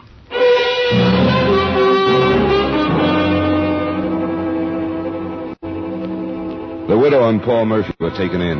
and I couldn't get out of my mind the strength of the case against them as far as the Crown went. A strength built on the fact that there was no evidence and were no witnesses to refute Felice's statement. I suppose that as far as the insurance angle went, my job was done. But after I left Inspector Trabert, I went to the hospital to see the girl again. Hello, Mr. Dollar. How are you feeling? I feel awfully lonely. Did they arrest Mother and Paul? Yeah. Then I'm all alone. She'll never want me back now, no matter what happens. But she never wanted me anyway. I'm glad I did it. If you told the truth, you have nothing to worry about. What do you mean? I've nothing to worry about. I mean, if you told the truth, you did the right thing. But if you didn't, you've done one of the worst things anyone could do. Of course I told the truth. You believe me, don't you? That doesn't make any difference. The inspector did. But you do, don't you? You don't think I was lying, do you? I hope not. You think I could make it all up? You think I could do a thing like that? I hope not. I couldn't. I know what you're thinking. I told you how I hated her and how I hated him. But I could never say the things I said if they weren't true. I could never do a thing like that. How did you happen to see the two men leave the house together? You never really explained that. I was looking out the window. I thought you were in bed. Not then. You saw them leave, then went to bed, then you heard the shot, then you got up again and went back to the window? Yes, that's right. Was your light on when you saw them leave? No. But you turned it on when you heard the shot? Yes. Then you turned it off and got out of bed and went back to the window? Yes. And who did you see? I told you, Paul. You were sure it was Paul? Yes, I was sure. Why were you sure? I saw him. Why were you sure it was Paul? Why didn't you think it was your stepfather? I knew it was Paul. Because I had a feeling that something was going to happen. Don't ask me any more questions. You'd better get used to them. The defense attorney is going to be asking the same kind if this gets into the courts. Well, I won't bother you anymore, Felice. I guess you're tired. You don't believe me, do you? I told you. Doesn't make any difference. As I mentioned, the matter was out of my hands by that time, and I was sort of 50-50 on believing the girl. I made my plane reservations on my way back to the hotel, but when I asked for my key, I got instead a message to phone Inspector Trabert. When I did, he told me, A, that the .25 caliber Webley from the shop was the murder gun, and B, that some prints on it had checked to a known criminal who had confessed the shooting. He asked me if I wanted to come over. It's an incredible turn of events. Raises perfect hub with the girl's statement in any case we ought to build from it. Yet on the other hand... Oh, here. I should like to have you meet Mr. Roy Church. What are you doing back, Copper? You beat it out of me, so now you've got it. You dropped quite a bombshell into this, Mr. Church. Tell Mr. Dollar in your own words how you came to kill Mr. Murphy. Why should I? You've told him, haven't you? No, I doubted he would believe me. I'd like to hear, Church. His ruddy brother said he was going to pay me to do it. Paul Murphy? Yes. Promised me £500, he did. Paid me 100, and I waited 2 blinking weeks on that cliff for his brother to take his walk. Then I got welched by the dirty beggar. That's why I had to sell the pistol. Tell him why, Mr. Church. I was supposed to take this here Murphy's wallet to make it look like robbery.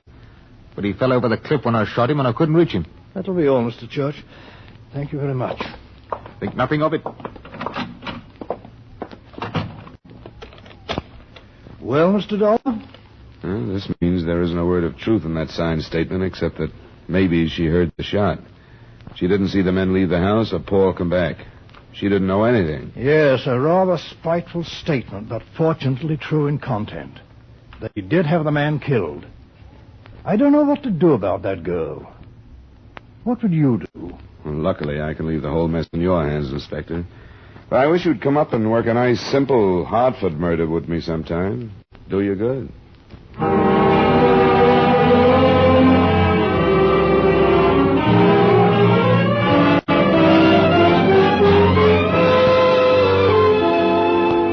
Expense account item 2, same as item 1, transportation back to Hartford. Item 3, miscellaneous expenses, $204.80. Expense account total, $734.40. Remarks? I can't help wondering what would have happened if Felice's sworn statement had been entirely false and the widow and Paul entirely innocent. I wonder if they would have been hanged anyway. Yours truly, Johnny Dollar.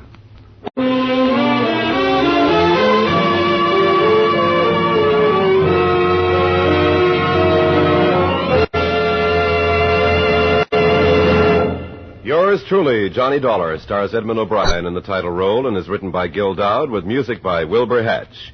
Edmund O'Brien can soon be seen starring in the Paramount Pictures Technicolor production, Silver City.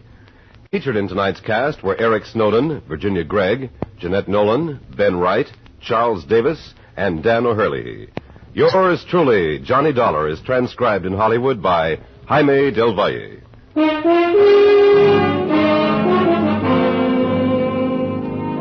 This is Dan Cubberly inviting you to join us next week at this time when Edmund O'Brien returns as... Yours truly, Johnny Dollar.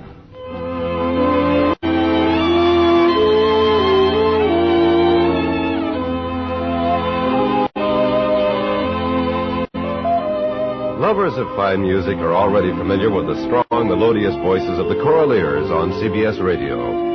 This is to remind our many Sunday night Choraleers listeners that this excellent choral group will be heard at a new, earlier time on most of these stations starting tomorrow. Stay tuned now for the Vaughn Monroe Show, which follows immediately on most of these same stations.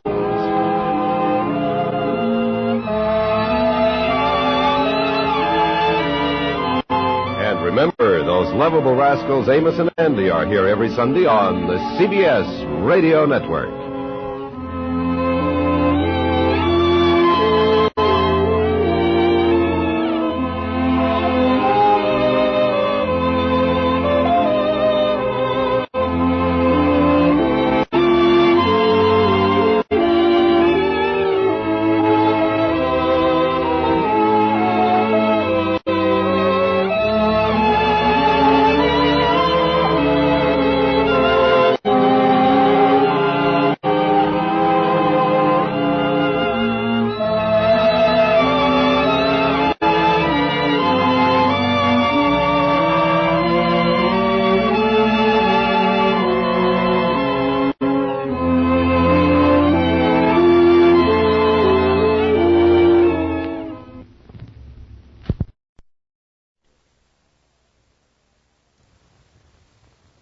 From Hollywood, it's time now for Edmund O'Brien as...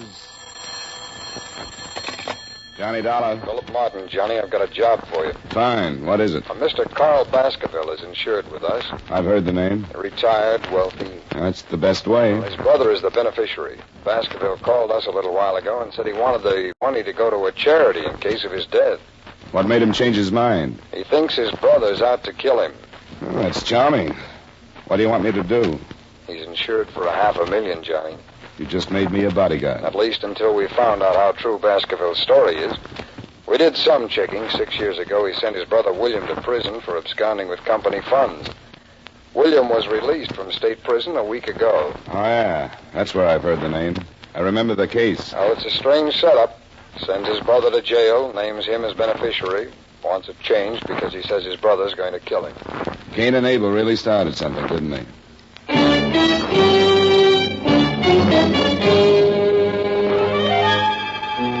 Edmund O'Brien in a transcribed adventure of the man with the action-packed expense account. America's fabulous freelance insurance investigator. Yours truly, Johnny Dollar.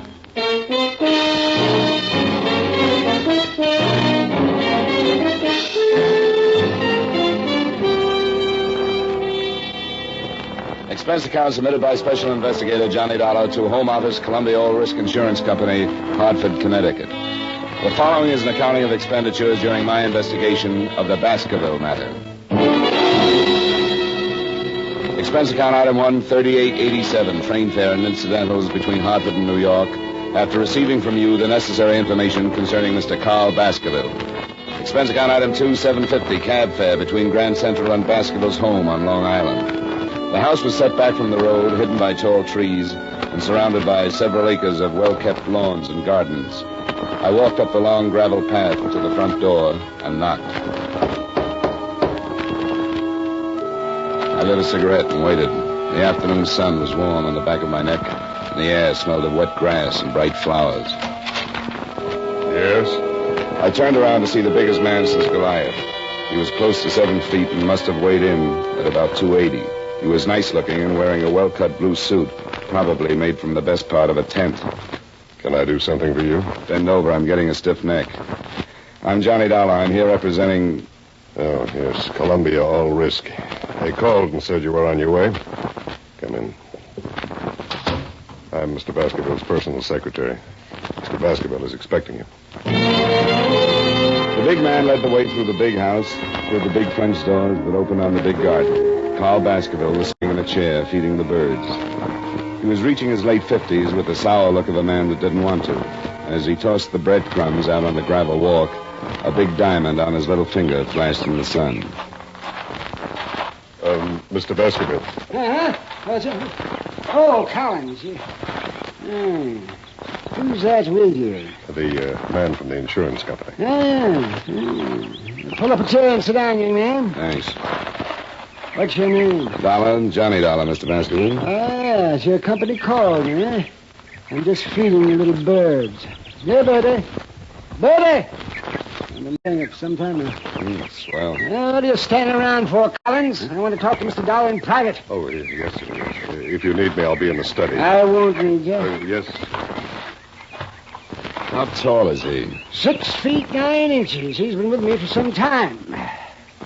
I've been retired for 5 years, Mr. Dollar. I always wanted to spend my afternoons in the garden feeding the birds. I used to get up at 6 and go to work and have breakfast and look out of that window right over there. See? I used to see the little birds.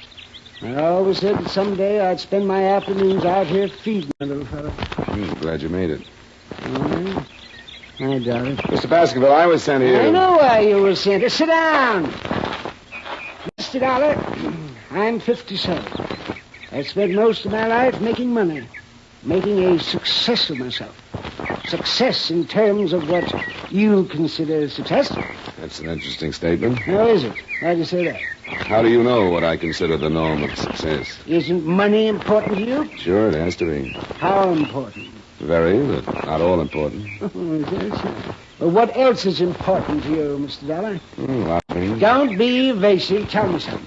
A philosophy. Oh, philosophy. I see. What kind of a philosophy? Not taking people for granted. Oh, I see. Here, you feed the birds for a while. Go on. Makes you feel real good. Good. Here, Birdy. Birdy. Oh, that's fine. Get a load of that one. He thinks he's a pheasant. Yes, he's a greedy one. He always does that. They're a lot like people, aren't they? I suppose you know about my brother, Mr. Dollar? William Baskerville. Worked for you 6 years ago. Supposedly took some company funds. Definitely took some. $100,000. Sent to state prison for 10 years. Was paroled last week after serving 6. You're insured with Columbia All Risk for $500,000, and your brother is the beneficiary. That is correct. Now you want to change. That is again correct. Want to tell me some more about your brother? No, your company's worried. Is that it? $500,000 worth. I suppose you consider it strange I'd send my brother to prison, then make him my beneficiary. I guess strange is a good word. I don't particularly care if you believe this or not, but I hated to prosecute my brother. But he was guilty, and it became more than just a family matter. There were stockholders to be considered, and his guilt was discovered before I could do anything. You're not feeding those birds. I'm out of crumbs. Oh, well, here. Take some right there. Now feed that little fellow like that. He's the timid one. He doesn't get as much as the others. You know, you're right about them being like people. The timid ones never get enough and generally fall by the wayside. You made your brother your beneficiary, and now you want to change it. Yeah, well, only as a precaution. With my money out of the way, perhaps William will think twice before he attempts anything foolish. I'm having my will changed, too. You see, I originally left my entire estate to him. What makes you think he might try? This letter. This will do. Okay. I spent 5 years hating you, but I learned a trade. I used it drawing blueprints for your shroud. Poor William always did go for the dramatic. When'd you get this? I got it yesterday. It's the first I've heard from William since he went to prison. Well, we'll never get a Pulitzer Award. Yeah, William always did go in for the dramatic. Since boyhood, he's envied my get up and go. We never got along. And it was even too much for my poor mother. She died very young. Probably overworked from knitting straitjackets. What's that? Don't be flippant, young man. That was uncalled for. Yeah, I guess it was. And I have a strange habit of getting flippant when I get confused. I'm confused, Mr. Baskerville. Yes. Well, William is the last of the Baskervilles. Hothead, childish, weak, and insecure. But he's a Baskerville. If he kills me, he'll be caught. If he doesn't gain by my untimely death, he may reconsider. I still have hopes of a reconversion, so to speak. The regeneration of a Baskerville. If you will. Perhaps when he calms down and forgets his last 6 years, we'll talk. And then I plan on renaming him as my sole heir. Are you still confused, Mr. Dollar? You haven't contacted him? I told you didn't know where I was. Somebody out looking for him? Of course not. Why? Because I think somebody should be. If you're going to remove the temptation, it might be a good idea to inform William. How's he going to know he's been momentarily disinherited? Well... Yes, Mr. Baskerville? Well, I must admit... If you don't want to call the police, I'd suggest a private detective. Yes, but there's no telling how much time... It's better than feeding the birds. Can you think of anyone who might know where your brother is? Well, perhaps I can. There was a girl before William went to prison. I'm not even sure she's still in New York. What's her name? Carter.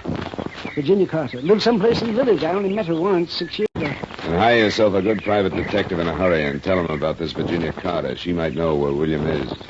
Yeah, all right. In the meantime, I'd recommend that the change of beneficiary be hurried up. Oh, I'm getting tired. I'm tired. I'll finish feeding my birds. Yeah, sure. Good day, Mr. Dollar. Oh, here. I had a few crumbs left over. Oh, well, thank you. Hey, Birdy. Birdy!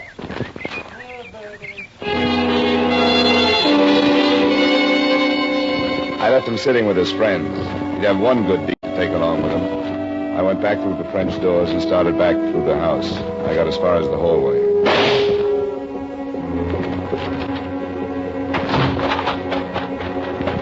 It's Baskerville. Oh, swell. He was sitting in the chair with a bullet hole just over his heart. His head was resting on his chest, and he still held the breadcrumbs in his hand. He seemed to be smiling like he knew he was going to be able to feed the birds for a long time. Mr. Baskerville! Mr. Baskerville! Good Lord. Where were you? What? Where were you? In the library. I heard the shot. I saw William. Where? Over there at the far end of the garden. He had a gun. He turned and ran. Let's call homicide.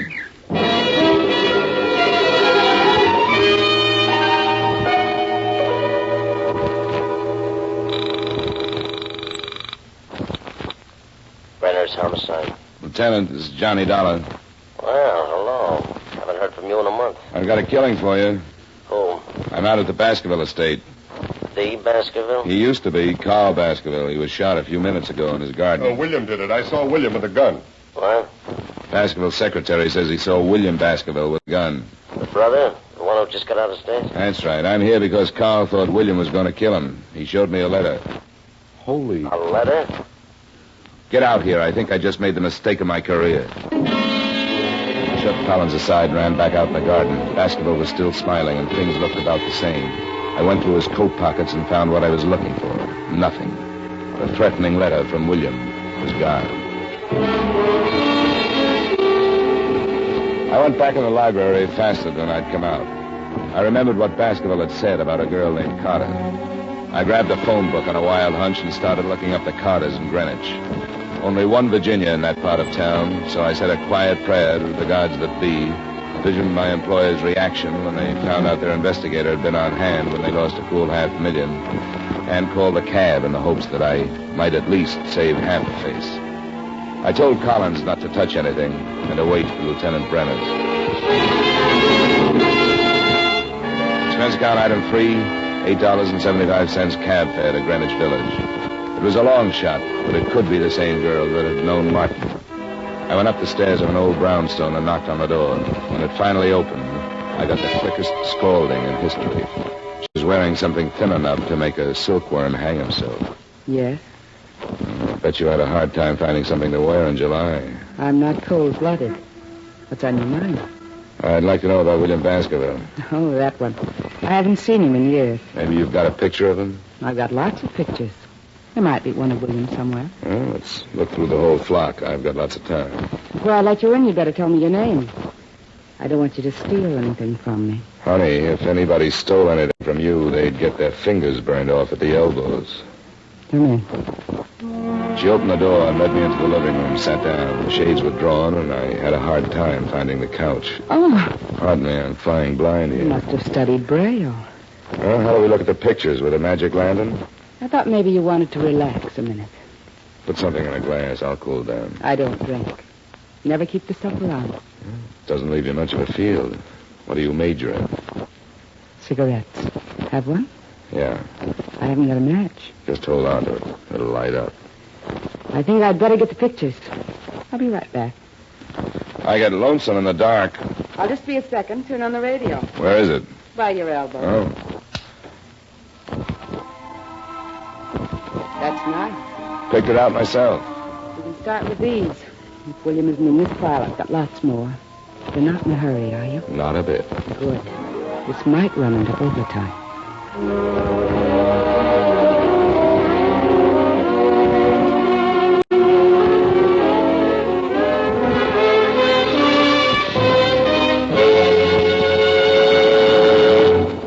We will return you to yours truly, Johnny Dollar, in just a moment. Saddle up the sofa and ride off to adventure with CBS Radio every Saturday night. That's when most of these same stations bring you the Gene Autry Show and Bill Boyd as Hopalong Cassidy. Rustlers don't stand a chance. Crooks of the range go down under fire when those two riders for justice, Gene Autry and Hopalong Cassidy, empty their holsters. Enjoy their latest adventures tonight on CBS Radio. Now with our star, Edmund O'Brien, we bring you the second act of yours truly, Johnny Dollar.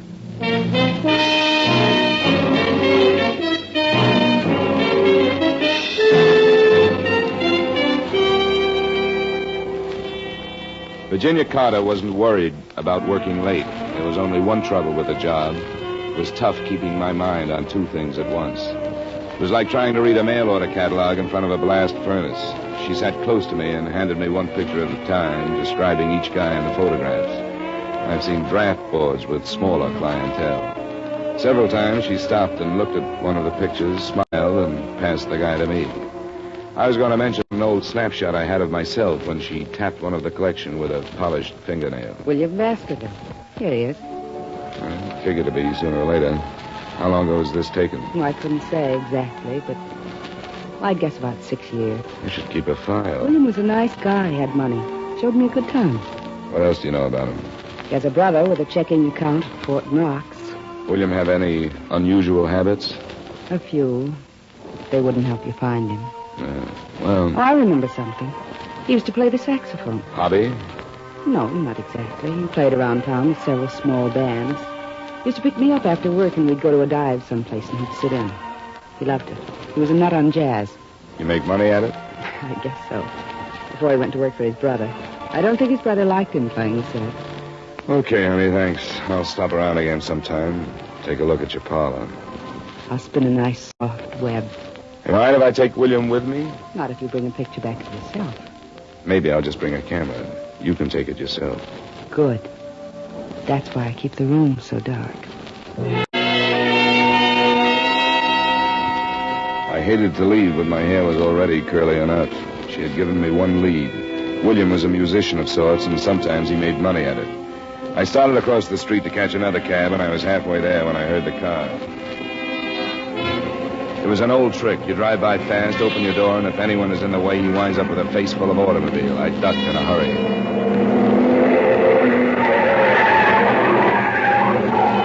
I picked myself up and thought about chasing him, but he was so far down the street I couldn't even get the license number. Expense account item 4, $3.35. Another cab to local 802 of the Musicians Union. I went in, and a little short guy with a twitch looked up at me from behind a big desk. Yeah, something I could do for you, Pops? Bad twitch? Yeah. Too much pop. You know a William Baskerville plays sax? Has he got a card? He makes money. Well, if he ain't, he better have. See if he does. I'm an old friend, and I'd like to get in touch with him. Between twitches, he found what I was looking for. William had just renewed his card. It didn't show a home address, but his mail was being sent to one of the swing joints on 52nd Street. I said thanks and left the little man in the middle of a twitch. Expense account item 5, $3.85, still another cab to the address on 52nd Street. On a table, huh? I'm looking for William Baskerville. Baskerville? Plays the sax. Yeah, you'll have to ask one of the musicians. I don't pay no attention to the music. Tone deaf. Thanks.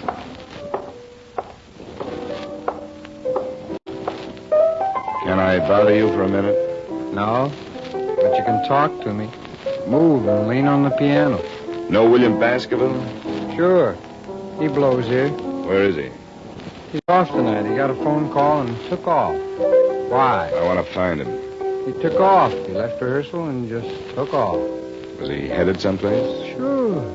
Everybody's headed someplace. You can't go nowhere without heading someplace. I never quite looked at it that way. What time did he leave? About 4:30. What do you want Willie for? I got a message for him. You a cop? What makes you think so? I don't think so. I was just asking. I just thought maybe, not for sure. What? What do you mean, what? How do you feel? Oh, the end. Sometime when I got the patience, I'll tell you all about it, but don't bug me now, though. Here's 5. Come down and tell me where William Baskerville lives. I'll take the 5, but I'm staying right where I am. I like you. I may cry. You're putting me on now. And you've got my 5. 5? Oh, yeah. What did it buy you? An address. Crazy. I want William Baskerville. Okay, I can't make this much longer anyway. 69 East 12th Street. Thanks. Solid.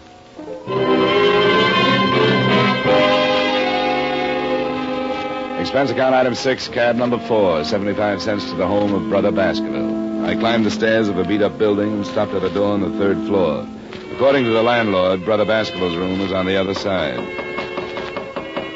I tried my knuckles again and put my ear to the door. I couldn't figure it out at first. It was a strange sound, the light scraping like a rope over wood. I tried the door. I'd been right on both counts. It was rope and it was rubbing on wood, because Brother Baskerville was making the sound effects, but he was doing it the hard way. He was on one end of the rope, hanging by his neck. He was turning slowly like a weather vane in a soft breeze. A chair was tipped over at his feet, and there was a phone on a table. I crossed to it and was about to call Lieutenant Brenner's when I looked at the dead man again, and my stomach jumped up and kicked my mind into high gear. I walked back to him and picked up the chair. What I saw threw the suicide theory right out of the window. If he had used the chair to stand on, he would have still needed a ladder just to tie the rope to the rafters. I've seen a couple of guys that hanged themselves, but never one that jumped 4 feet in the air to do it. I shoved the chair under him just to make sure. He cleared it by a good foot.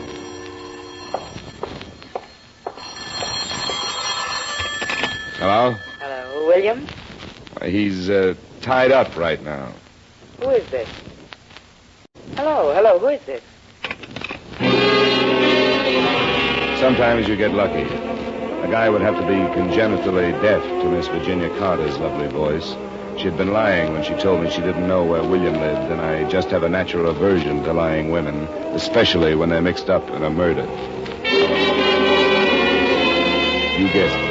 Expense account item 7, cab fare, $1.55 back to Greenwich in Virginia Carter's dark room.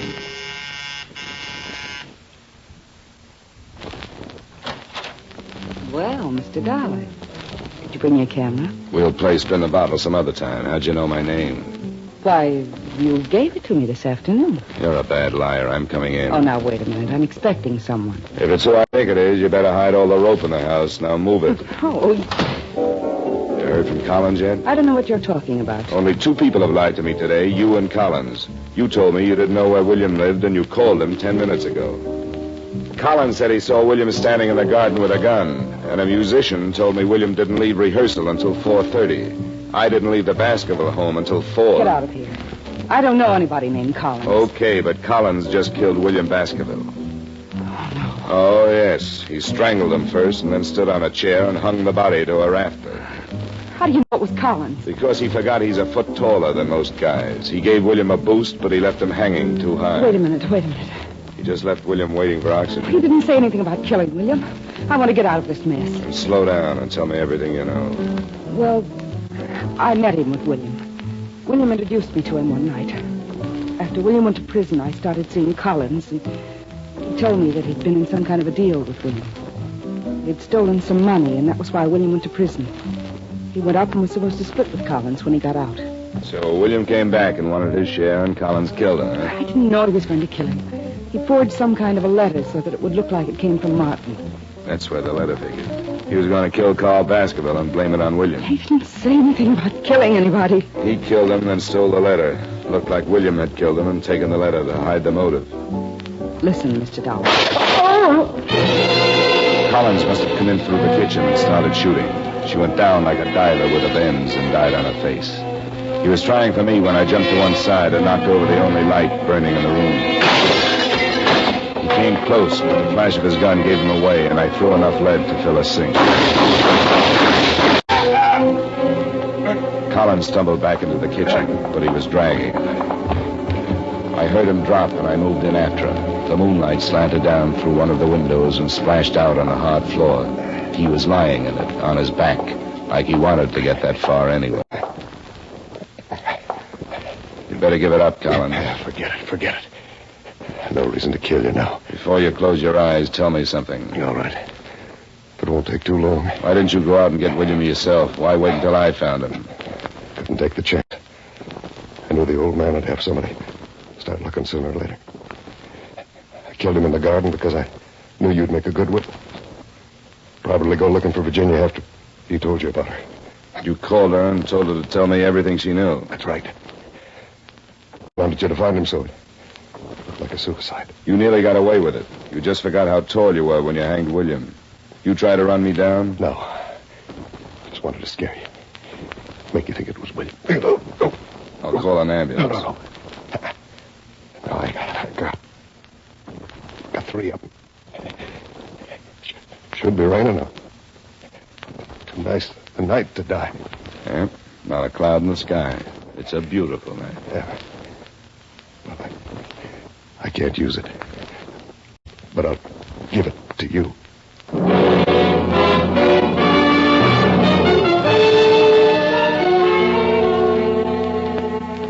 I called Brenner's, and he came over with his boys and cleaned it up.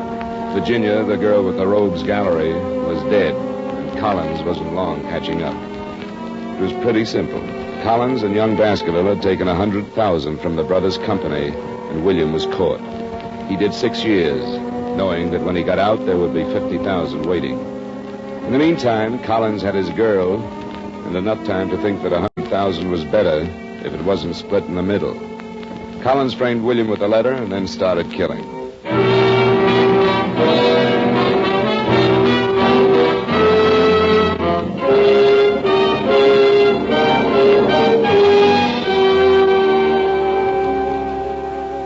Expense account item 8, $23.45 dinner and incidentals covering the rest of the night up till the bars close. Expense account item 9, $10, a massage and steam bath. Item 10, another cab to Grand Central, 65 cents. Item 11, $38.55 train fare and incidentals back to Hartford. Expense account total, $137.27. Comments? Murder isn't so bad. A ride in any New York cab makes a killing look like a Sunday school taffy pull.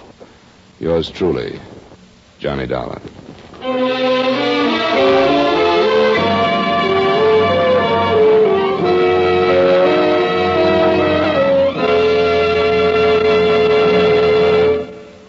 Yours truly, Johnny Dollar, stars Ed O'Brien in the title role and was written by Blake Edwards with music by Wilbur Hatch. Edmund O'Brien can soon be seen starring in the Paramount Pictures Technicolor production, Silver City. Featured in tonight's cast were Stacey Harris, Bill Boucher, Howard McNear, Sidney Miller, and Virginia Gregg. Yours truly, Johnny Dollar, is transcribed in Hollywood by Jaime Del Valle.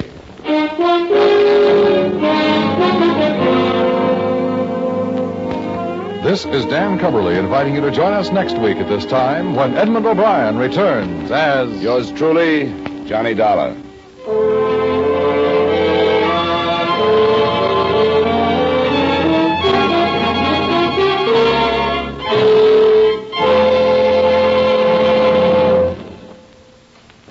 This is Edmund O'Brien again. I'd like to speak to you for a moment about one of the most important duties of American citizens. Today, every American has an opportunity to share in our common defense effort. And right now, this opportunity has become a duty for all of us. The armed forces of the United States need blood, our blood. The Korean campaign has gravely depleted the supply on hand, and this must be replenished if we are to afford our servicemen the protection they are giving us. No matter what your age, sex, or station in life, you can contribute to American defense by donating a pint of your blood to the men of your Army, Navy, Air Force, or Marines. Call your local blood donor center or Red Cross chapter today for an appointment. Remember, your donation of blood may save the life of a wounded serviceman. Give your blood today to save a life tomorrow.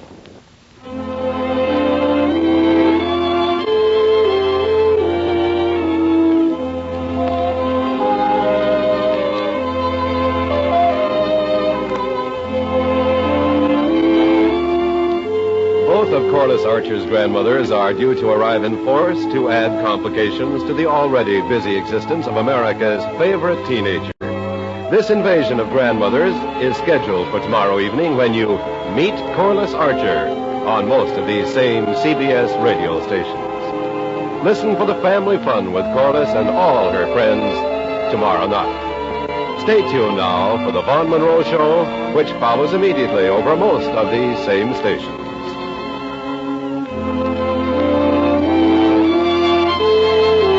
And remember, True Actions fans, never miss a case with Gangbusters Saturday night on the CBS Radio Network.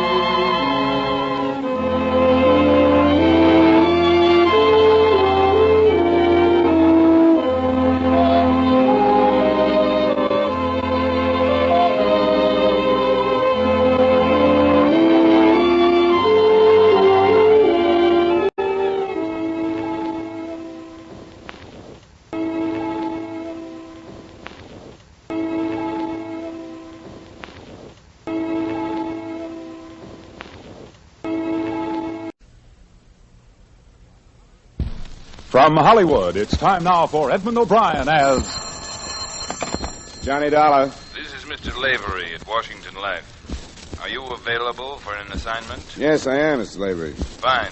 You'll have to go to New Mexico, little town near Gallup. That's all right. What's the case? We want to look into the death of a Merrill Kent. It was generally accepted that his death was the result of an accident. He was buried day before yesterday. On that same day, the police received information to the effect that he was murdered. Well, this kind of thing can be awkward. No autopsy, I suppose. No, arranging one will be your first job. If the man was murdered, we want to find out.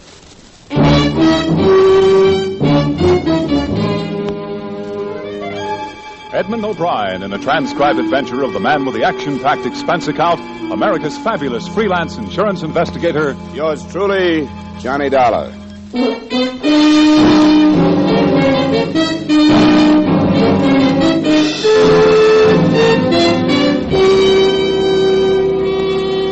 Expense account submitted by Special Investigator Johnny Dollar to Home Office, Washingtonian Life Insurance Company, Hartford, Connecticut.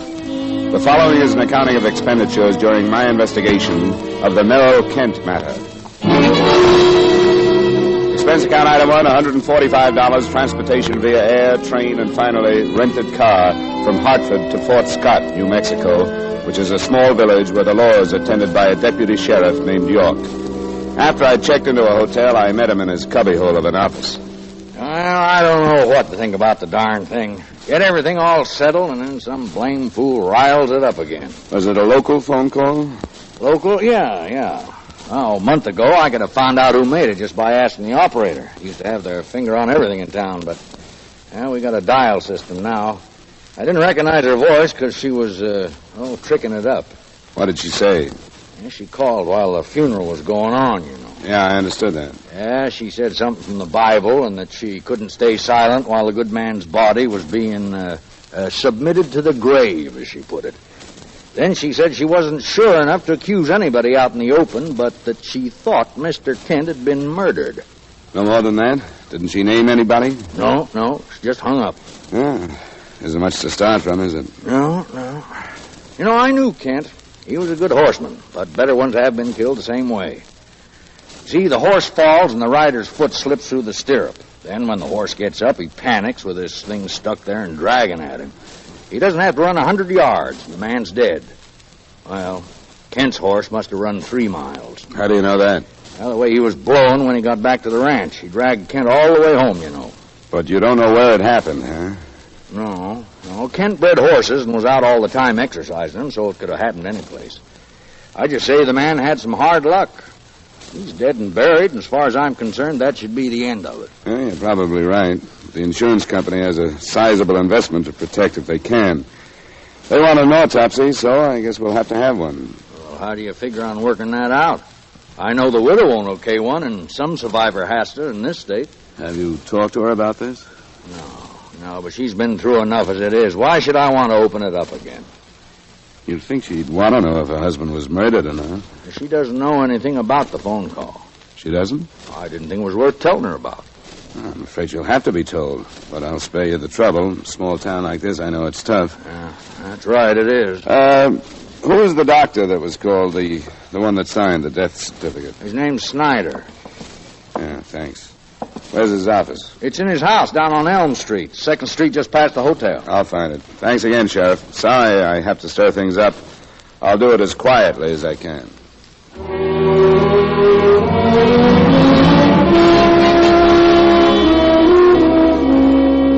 Right then, I didn't know how to figure the sheriff. It was fairly obvious that he didn't approve of what I was doing. For the time being, I charged it off to the fact that no law officer enjoys the possibility that a crime might have gone unpunished right under his nose. Dr. Hugo Snyder's shingle on a white fence identified the address on Elm Street. A side door led to his office waiting room. I was met there by a woman in a nurse's uniform.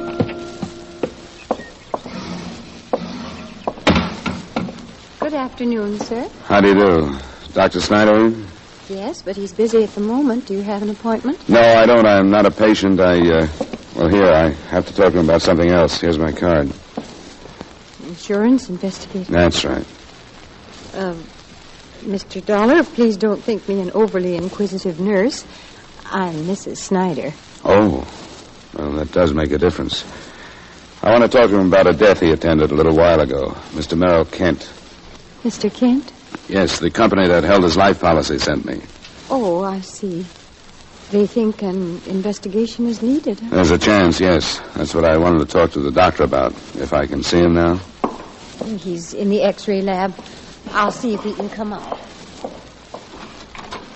Hugo. Yes, what is it? There's a gentleman here to see you. It's about Merrill Kent. What about it? Well, I don't know, dear. He's an investigator from an insurance company. All right, I'll be right out. I hope you'll excuse me for being curious. Surely. Is it a usual thing in cases like this to have an investigation? Not exactly. It probably should be, but unless something about a case seems to call for looking into, nothing is done. How do you do? Dr. Snyder? This is Mr. Dollar. Yes. You're an insurance investigator, Mr. Dollar? Yes, a rare thing in Fort Scott, I take it. Here's his card, dear. Yes, I don't understand why you're here. What is it about Merrill Kent? Well, it could be I'm on a fool's errand, Dr. Snyder. It wouldn't be the first one. But the day of Kent's funeral, Sheriff York got a phone call from somebody who hinted that his death wasn't accidental. Why, that's ridiculous. Of course it was accidental. He was dragged to death by a horse. And the first people to see him were his wife and her brother, who notified you, right? That's right. Harris phoned me, and I went right out. Ah. Now, you as a doctor realize that you can't diagnose a patient's condition without examining them. The same thing holds for this situation. I say that because I want you to understand that the things I'm going to bring up are only possibilities. Of course. The symptoms I work on. Now, how long did it take you to get to the Kent Ranch after you were called? No more than 15 minutes. And Kent was dead when you got there? Yes, and probably had been for some time. Where was the body when you first saw it? Near the corral. Harris had brought blankets out. I don't know what hopes he must have had that Kent was alive, but he put blankets on the ground and one over him. Then his foot wasn't stuck in the stirrup when you got there? No, Harris had freed him as soon as he could. And you couldn't swear that his foot had ever been in the stirrup, could you? Good Lord, Mr. Dollar, Now, wait a minute, Doctor, please. Please, these are only possibilities. Did you see his boot? Marks must have been left on it. Did you examine his ankle? Must have been bruised or wrenched. Oh, of course I didn't. I wasn't concerned with his ankle or his boot. Well, did anyone look at them? Sheriff York wasn't called in at all, was he? No, because it was a clear case of accident. What about his hands, his arms? And his clothes must have been torn to shreds. I didn't notice. He was covered from his shoulders down, as I remember. Well, who would have noticed? What about the undertaker? The body was taken to Leesburg that same evening, the Weinreich mortuary. It's about 15 miles north of here. How about your examination, Doctor? Would you tell me about it? Well, very little was necessary. He died as a result of severe multiple fractures of the skull. And I don't suppose you could tell which of these fractures was the fatal one? No, of course not. Or which was the first one? Of course I couldn't. Then he could have been hit on the head by somebody and then dragged by the horse, couldn't he? I signed a certificate to the effect that his death was accidental. I firmly believe that it was. Now, nobody doubts your sincerity, Doctor, but you'll have to admit that since somebody has mentioned murder, there are some angles that could stand looking into. I tell you there aren't. But what do you propose to do? We're going to order an autopsy. Kent had a sister living in Seattle. She's on her way here in case we need her authority to get one. I want to thank you both, and I hope I won't have to bother you again. Good day, Mr. Dollar.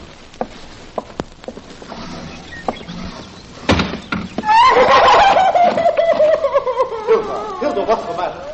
Stop it. What's the matter?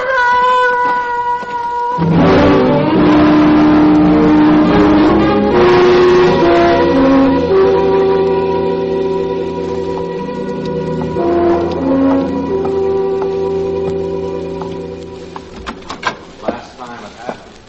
Don't you think so? All right, I'll come out later. Don't worry, we will. Now, goodbye, Mrs. Green.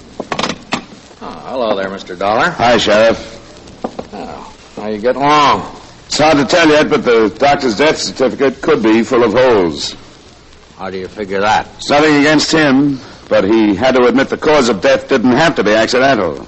He said that? Yeah, so I want to find out everything I can about Kent before I see the widow. Assuming the possibility of murder for a minute, can you think of anybody that could have done it? No, I can't think of anybody. How'd he get along in town? Was he well-liked? Well, he didn't have much to do with the town. He was away a lot to horse shows and sales, things like that.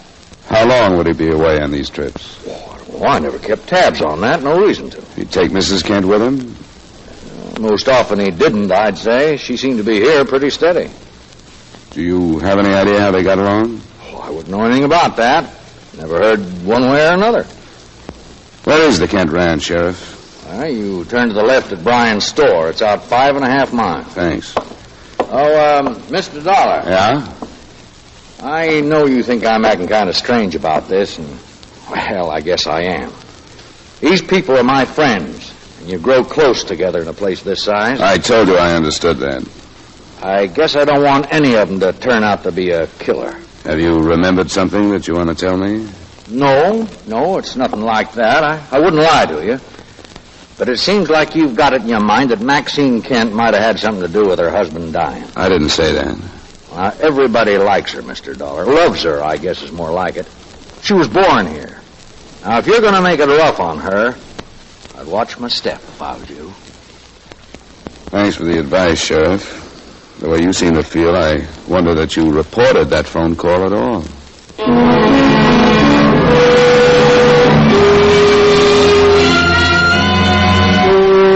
Was quite a surprise.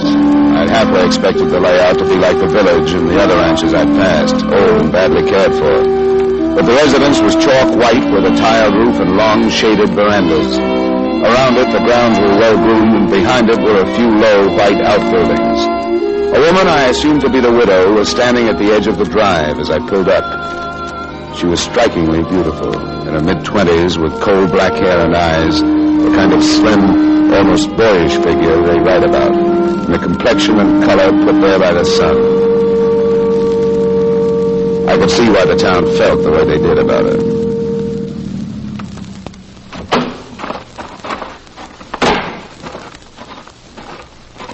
Well, Mr. Dollar? Yeah, I seem to have been preceded by my infamy. My brother's in town. He phoned me that you were on your way out. He didn't tell me where he'd learned it, but... I only told one man, Sheriff York. That isn't important. It really isn't.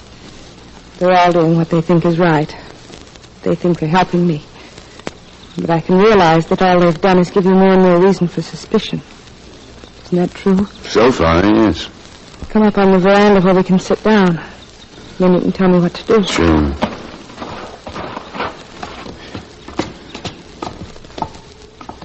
Have a chair. This is fine.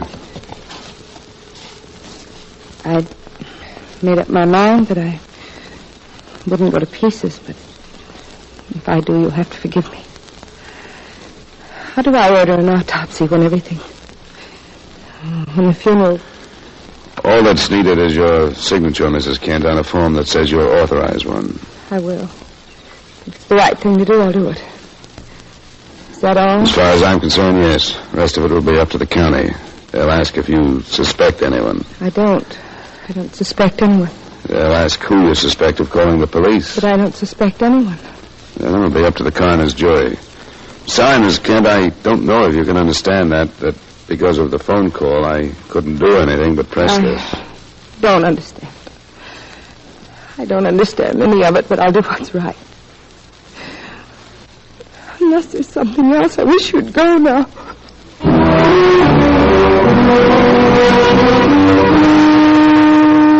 When I drove away from the ranch, I would have given my salary and a lot more if I could have skirted the village and kept right on going. I still wish I had.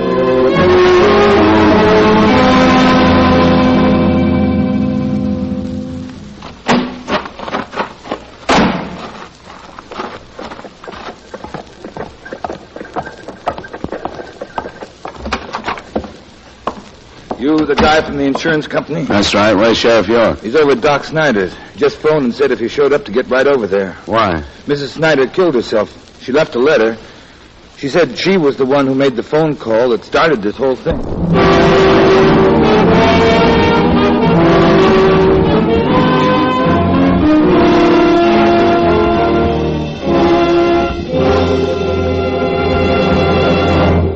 We will return you to yours truly, Johnny Dollar, in just a moment.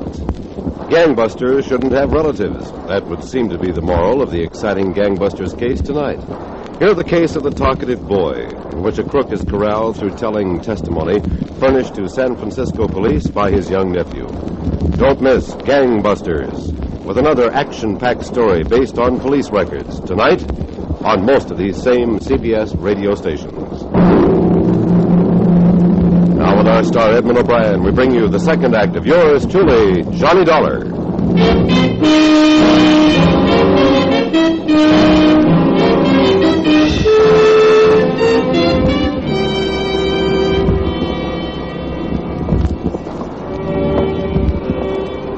Sheriff York?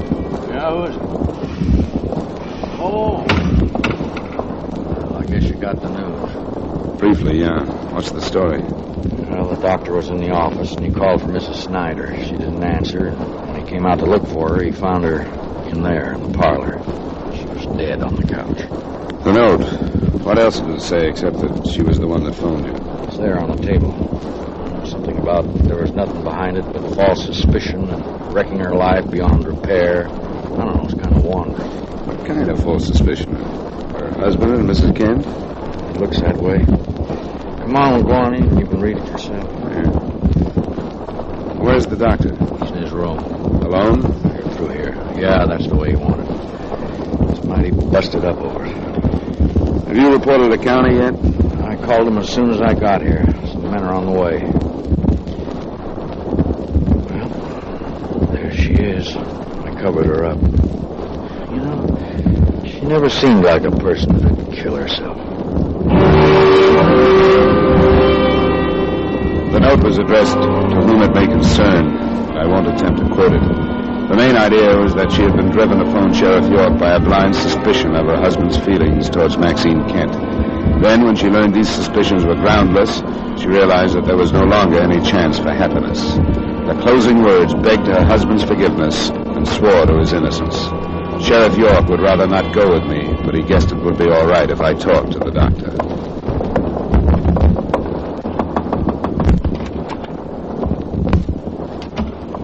Again, Mr. Dollar. Yes, things haven't cleared up very quickly, have they? No, Scott has accomplished a great deal. Suppose I was being too objective.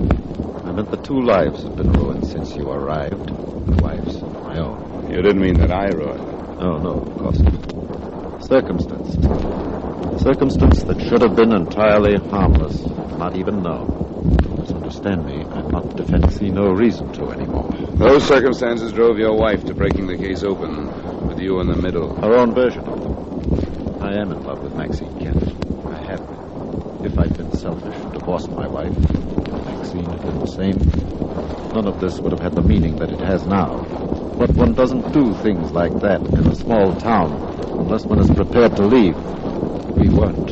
Why not? The doctor's money is nothing. She had none. But we were intelligent people. We had control of our emotions. So we talked and decided not to see each other again. I'll admit I lied to my wife. Not well. She suspected the truth. When Kent was killed, I think she lost her mind with doubt. You did say killed, didn't you? Yes. I mustn't forget that my motive is now public, isn't it? That part of her note will be remembered. That she realized she was wrong isn't important, is it? That depends. By itself, this is a good story, all of it. But it falls to pieces when it's told by the doctor who signed Merrill Kent's death certificate. Yes, I suppose it does. But it's the truth. If it is, you can prove it. Where were you the afternoon Kent was killed? Sometimes you can't prove the truth. I was in the office, working with my wife. Then why did she think you had killed him? Because she left for about an hour to shop. What did you do during that time? I came here to this room and rested. Is there any way to prove that? Anyone see you? No. And if you can't prove it, it's not the truth. If you can, it holds up better in court. You're convinced that I'm guilty, aren't you? All I can do is work with what's at hand. If you are, you'd better plead it. If you aren't, you'd better keep your fingers crossed for a quick confession from someone else. Mr. Dollar, tell me, has it been proved that he was murdered? The autopsy should be underway by tomorrow afternoon. Kent's sister has arrived? We don't need her. His widow is authorizing one. I see. Anything more to say? No. No, I don't think there's anything more to say.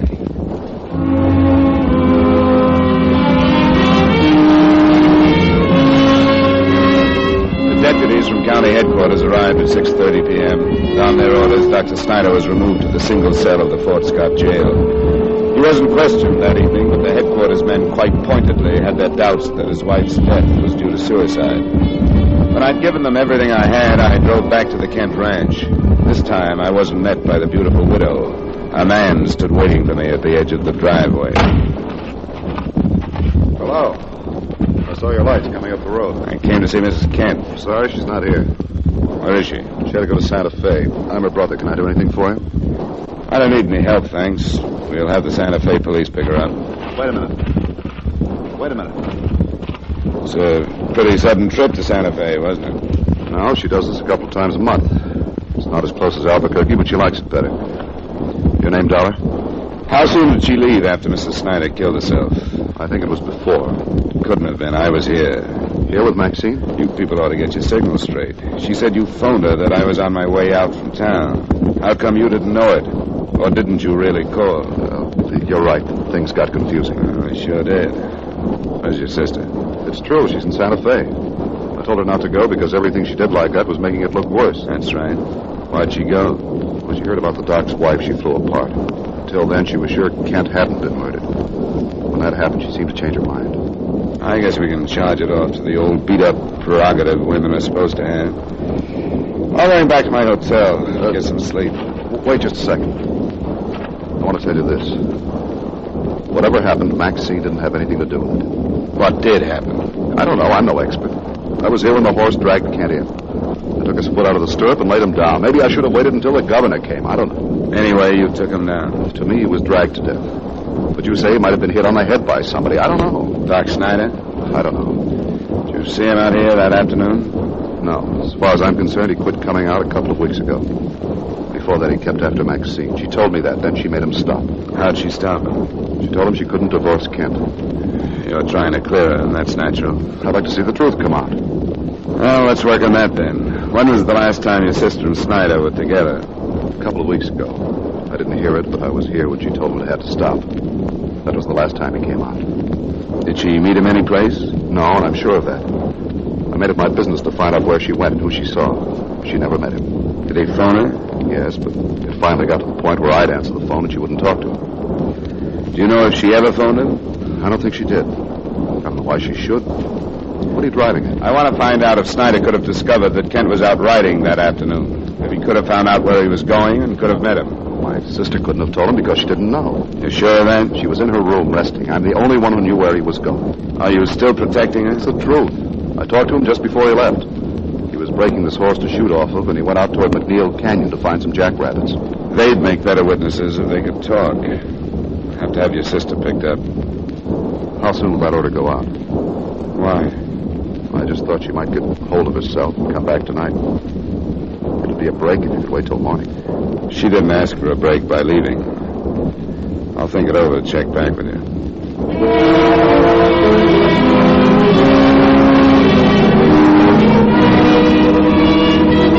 The next day, things moved slowly. Mrs. Kent did come back on her own and signed for an autopsy. I didn't see her.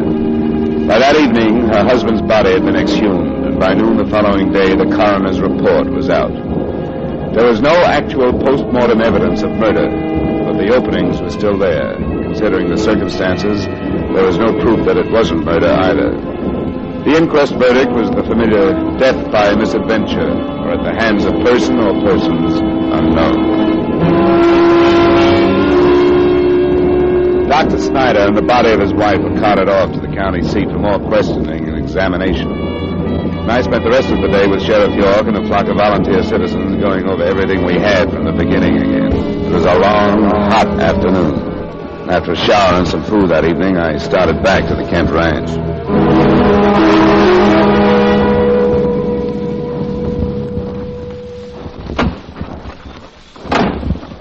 You again, Dollar? I thought you'd be through with this since Doc Snyder was arrested.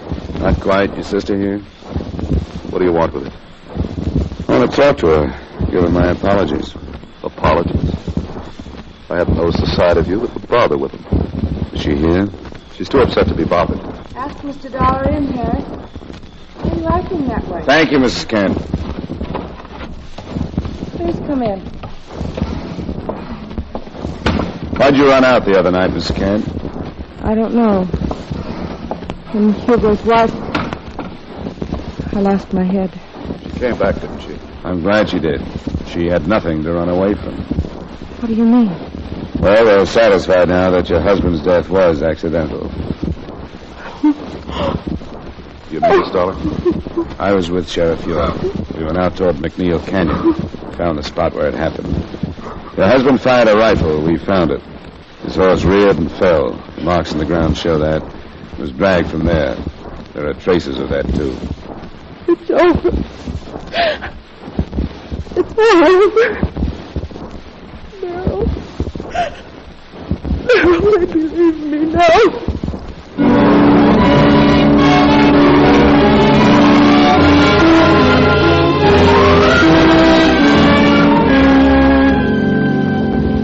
Expense account item 2, miscellaneous, $88.40. Item 3, same as item 1, transportation back to Hartford. Expense account total, $378.40. Remarks? I'm sorry about the happy ending. The fact that everybody told the truth and that nobody was a criminal, and that the insurance claim is as good as New Mexico gold. Yours truly, Johnny Dollar.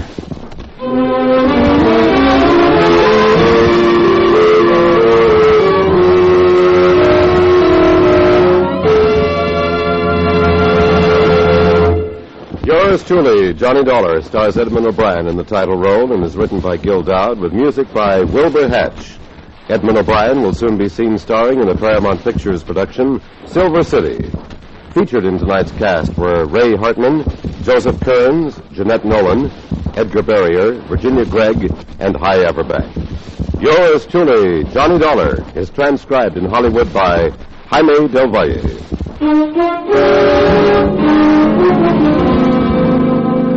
This is Clarence Cassell inviting you to join us next week at this time when Edmund O'Brien returns as yours truly, Johnny Dollar.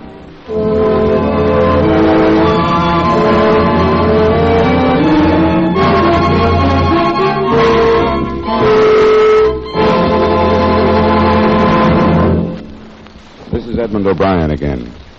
I'd like to speak to you for a moment about one of the most important duties of American citizens. Today, every American has an opportunity to share in our common defense effort. And right now, this opportunity has become a duty for all of us. The armed forces of the United States need blood, our blood.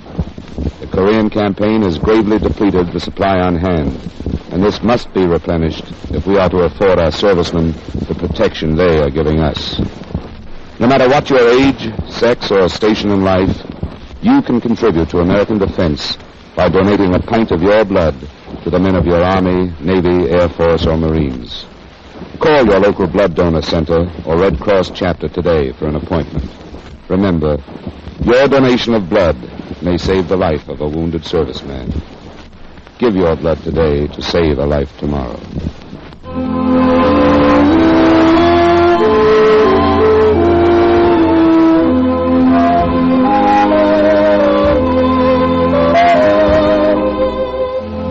Partners, if you're looking for exciting Western adventure, you've come to the right network. Every Saturday on CBS Radio, most of these same stations bring you the Gene Autry Show and Bill Boyd as Hopalong Cassidy.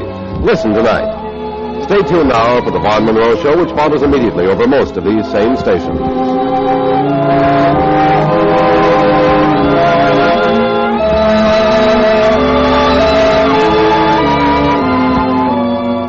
And remember, Gene Autry every Saturday evening on the CBS Radio Network.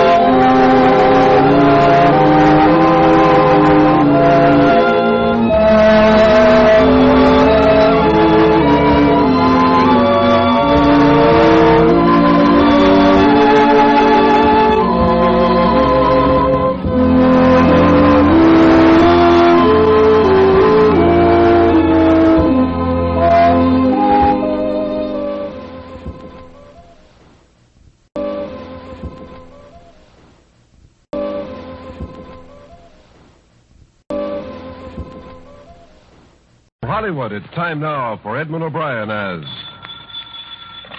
Johnny Dollar. This is Sergeant Bacon. I'm calling for Police Chief Allen. Oh, yes, Sergeant. How are things going? Good and bad, you might say. We're at the hospital. George Enfield just died of his injuries, but it looks like the other man, Charlie Watson, is going to pull through. Has he been questioned yet? No, but the docs say he can be in an hour or so. That's what I'm phoning about. Chief Allen says you can come over if you want to get in on it. Good. I'll see you in about 20 minutes. Oh, Sergeant, did you get the new tally on the robbery? No, I didn't know there was a new one. It stands at 48,000 now. And murder, too. I guess this one will rip Youngstown to pieces, all right.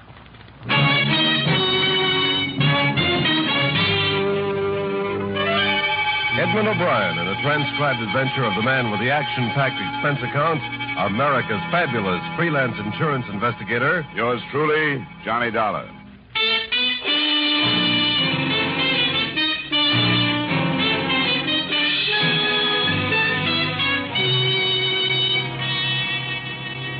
Expense account submitted by Special Investigator Johnny Dollar to Home Office, Columbia All Risk Insurance Company, Hartford, Connecticut. The following is an accounting of expenditure during my investigation of the Youngstown Credit Group matter.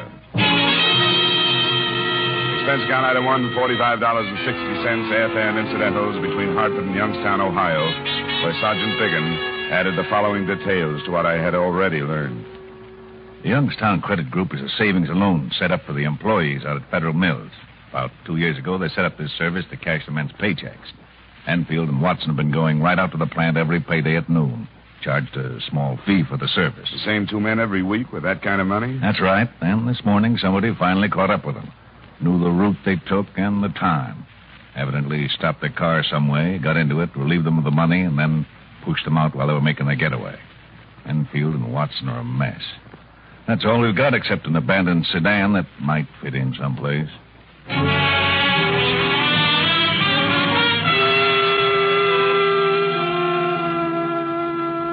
It was a couple of hours later when I was told that one of the victims, George Enfield, had died as a result of being thrown from the speeding car.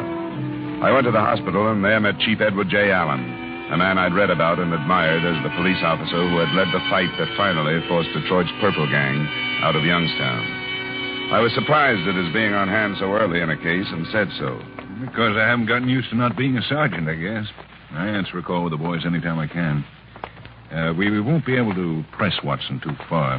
He'll be in pretty bad shape from the sedatives. Yeah. Does he know about his partner being dead? Not yet. And we'd better hold it back. Here.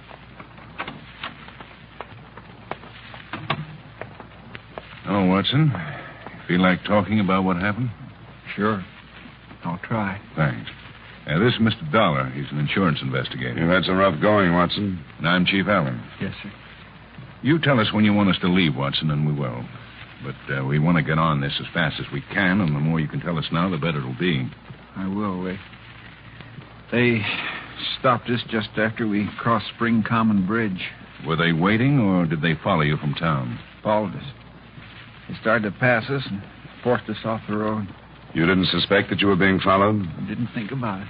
How many men were there? 4. They had white handkerchiefs over their faces. Well, can you give us any kind of a description? I couldn't swear to anything. What about clothes? Can you remember if they wore overcoats, hats?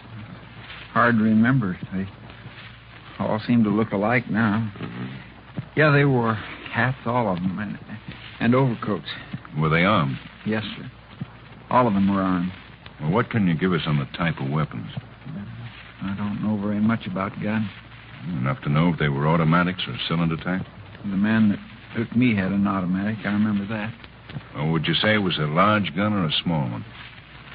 I don't know how to answer it. Didn't look either way. Or was it nickel-plated or blue steel? It was dark, I think. Blue steel. How tall are you, Watson? 5'9.5". Was this man as tall as you? A little taller, sir. Was he heavier? No. Thinner, I'd say. I weigh 170. Yeah, you're doing fine, Watson. Just a few more questions. Did this man say anything to you? Just get out. He held the gun on me and said, get out. At the same time, another one was taking Enfield out. Enfield was driving? Yes, sir. It was his car. That was a blue 1948 Plymouth sedan, huh? Yes, sir. They made us get in the back seat on the floor, kneeling with our heads down. Where did you have the money, Watson? In the trunk. Locked in the trunk? Yes, sir. In a briefcase. They must have known that. Yeah. How did they operate then, Watson? Well, they made us stay on the floor. They left their car and got in Enfield's, all of them. Then later, maybe 15 minutes, they pushed me out, and that's all I remember. They say anything? Just a word or two to keep us on the floor. Watson, see if you can help us with this. Somebody knew an awful lot about the way you and Enfield operated, even to the point of knowing they'd have to take the car because you carried the money in the trunk. Who would have known all that? Quite a few, sir. I think I would have recognized them. They wouldn't have to be there, Watson. Somebody who could have given the information to the 4 men. Well, I can't think of anybody who'd do that, sir. Well, give us the names of as many as you can remember right now. That bunch had to get the information from somebody. The names he listed included those of men in the Youngstown Credit Group, a man or two at Federal Mills, and from the bank where they drew the money each week, 3 employees who would have known the time they left and that they locked the money in the trunk of the car. There were 12 all told, But instead of our following them up, some officers were assigned to check their movements for anything that might lead us someplace. An alarm on the Plymouth sedan and the description of the man with the glasses was broadcast, and while Chief Allen waited for results at headquarters, I went out to the east side to talk with Enfield's widow. All I can think is he's gone, and I don't know what I'm going to do. I don't know. I don't know how to tell the kids that he's gone. You have anybody to help you, Mrs. Enfield? Nobody. I don't want anybody. I want to be let alone. Nothing has ever been good. Nothing. I scraped and did without and never got ahead, and now it ends like this. I don't know what I'm going to do. Why do you have to bother me? Because somebody who knew a lot about your husband, or Watson, is to blame for all this. I don't hardly know what you're saying to me. I just keep thinking, I've got to tell the kids. I'm sorry, Mrs. Enfield. I hoped you could help us find the man who did this thing. How could I help anybody? By telling me if there was some acquaintance of your husband's you think might have known his routine when he went to Federal Mills. Somebody who could have taken advantage of what he knew. He wouldn't talk about that. Why should he? Who are some of his friends, Mrs. Enfield? I didn't know many of his friends. He never told me much about what he did. Never brought them here. Where would he have met them, then? Downtown, someplace, I'm not sure. It could be important. He used to bowl, but I never went with him. I couldn't say where.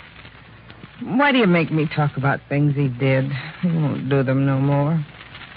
Not right you're bothering me like this. Not now. Not so soon like this. Leave me alone. All right, Mrs. Enfield. Believe me, I wouldn't have come if it weren't so important to learn as much as we can, as quickly as we can.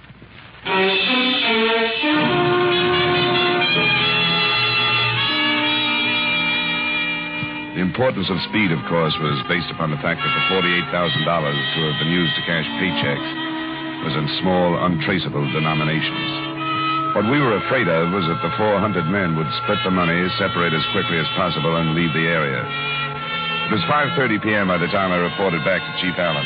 The search for the Plymouth by then was statewide, but nothing had developed. At 7:15, something did. The owner of a farm a few miles from town called in a tip. A few minutes later, we pulled up in front of his house. I didn't think anything about it till I got the paper this evening. I read how the police were looking for a Plymouth sedan. I said to my wife, wonder if that could be the one. She said, don't seem likely, but I made up my mind to call you anyway. Well, I'm glad you did, Mr. Long. Well, there's a Plymouth like that down there at the edge of my land. It's there now? Well, 'twas at nightfall, and what's more, I was fixing some drift fence down that way when it drove in. I remember now, there was 4 men got out of it. Now, what time was that? About noon. Did you get a good look at these men? I didn't pay much attention till another car come and turned around. Then they all got into that one and drove off. Were they carrying anything? A briefcase? Oh, I didn't notice. Now, which way did they go? Well, toward the city, same way both cars come from. Now, what kind of a car was it? Oh, these blame new models all look the same to me. I couldn't say. It was blue, though. What about the men? Is there a chance you'd recognize any of them? Oh, I couldn't be sure. I don't pay much attention to people. Well, thanks very much, Mr. Long. We'll go take a look at that Plymouth. And just drive down the end of my fence there. You'll see a turnoff. It's not a real road, sort of a lover's lane like.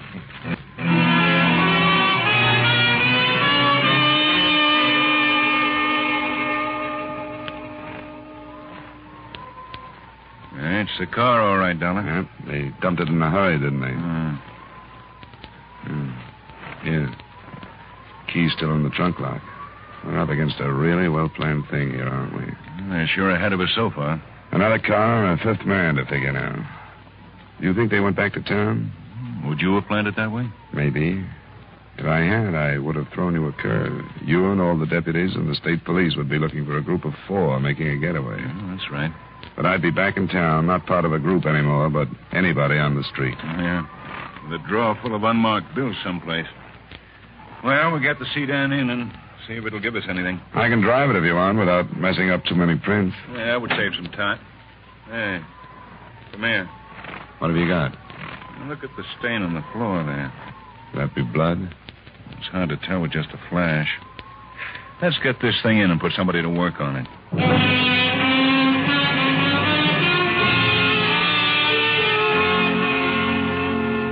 We learned that night that the stain on the rear floor of the sedan was blood. But I didn't get its full meaning until the next morning when I showed up at police headquarters. Good morning, Mr. Dollar. Hi, Sergeant. Chief in? He's been here since dawn. Go on in. Thanks. Oh, there you are. Just called your hotel. I take it I'm late for something. Did you sew this thing up after I got out of your way? Well, hardly. I asked him to speed up the autopsy on Enfield last night, and it turns out that he was beaten before he was thrown out of that car. Oh? Yeah, with all the rest of the damage to his head, it was easy to miss. But the fatal wounds were caused by a blunt instrument, probably a length of pipe. And he must have known somebody in the group. Sure he did.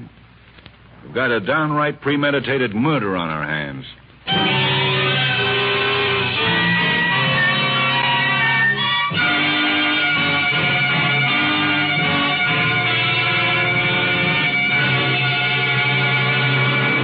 We will return you to yours truly, Johnny Dollar, in just a moment. One of the most informative and forceful campaigns for freedom is being scheduled by the Voice of America during the last week of December. Special dramatic programs, news roundups, and musical programs will be beamed around the world by this great organization. You are urgently requested to write to your friends overseas and tell them not to miss the Voice of America's special year-end overseas program. Now with our star, Edmund O'Brien, we bring you the second act of yours truly, Johnny Dollar.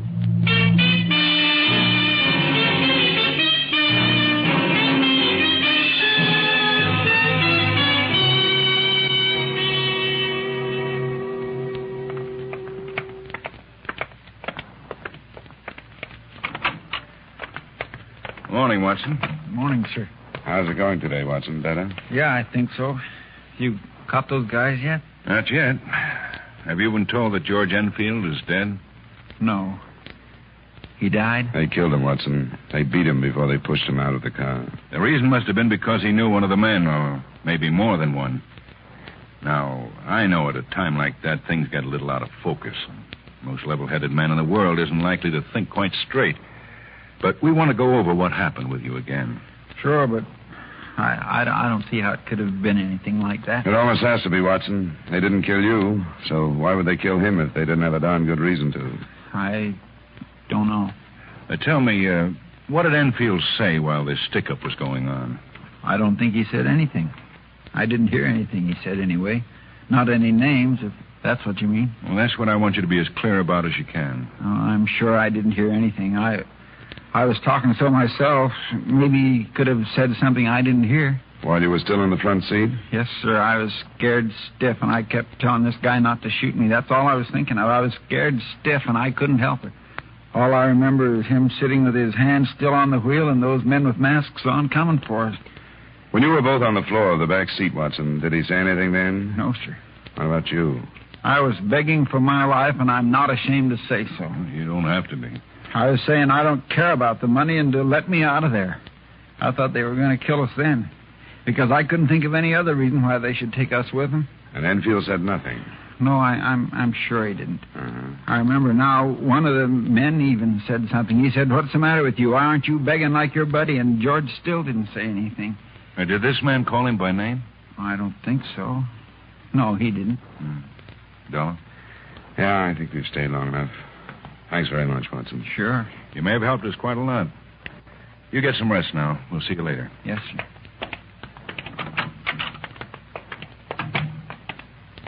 What do you think? Well, I guess the same thing occurred to you. That Enfield might have set the whole thing up, and they got rid of him because he was the only link between them and the job. Mm-hmm. Well, I'll give Watson a half hour's rest and see if I can find out how Enfield was acting before they were stopped. Will you go out and check the widow again? Sure.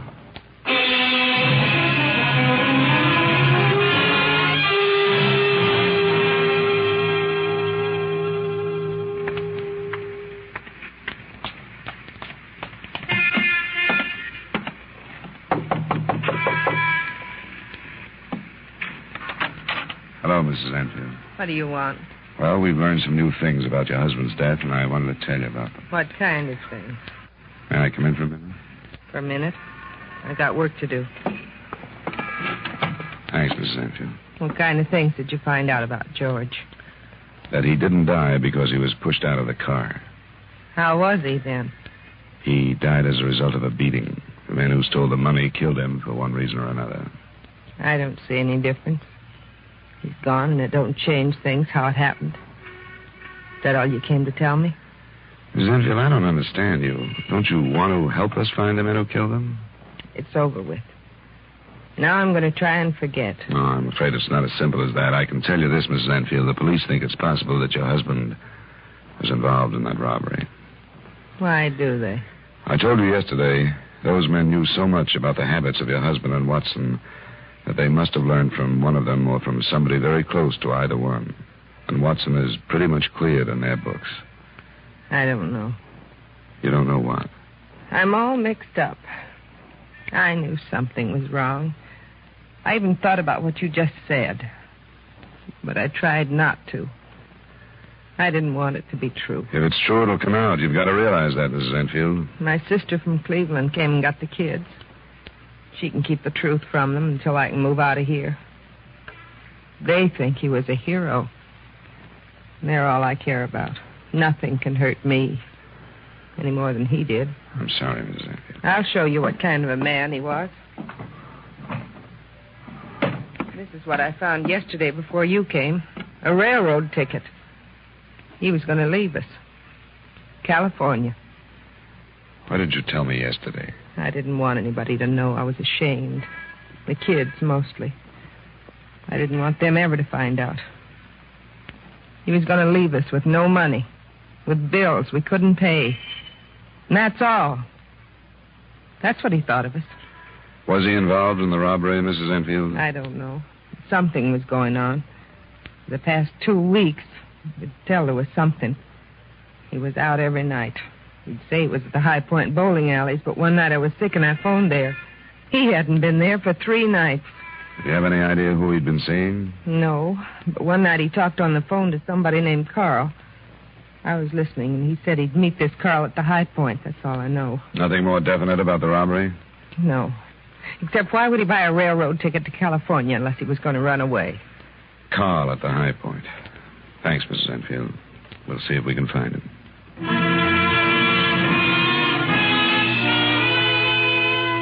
Comparing notes with Chief Allen made it look all the more like we were on the right track.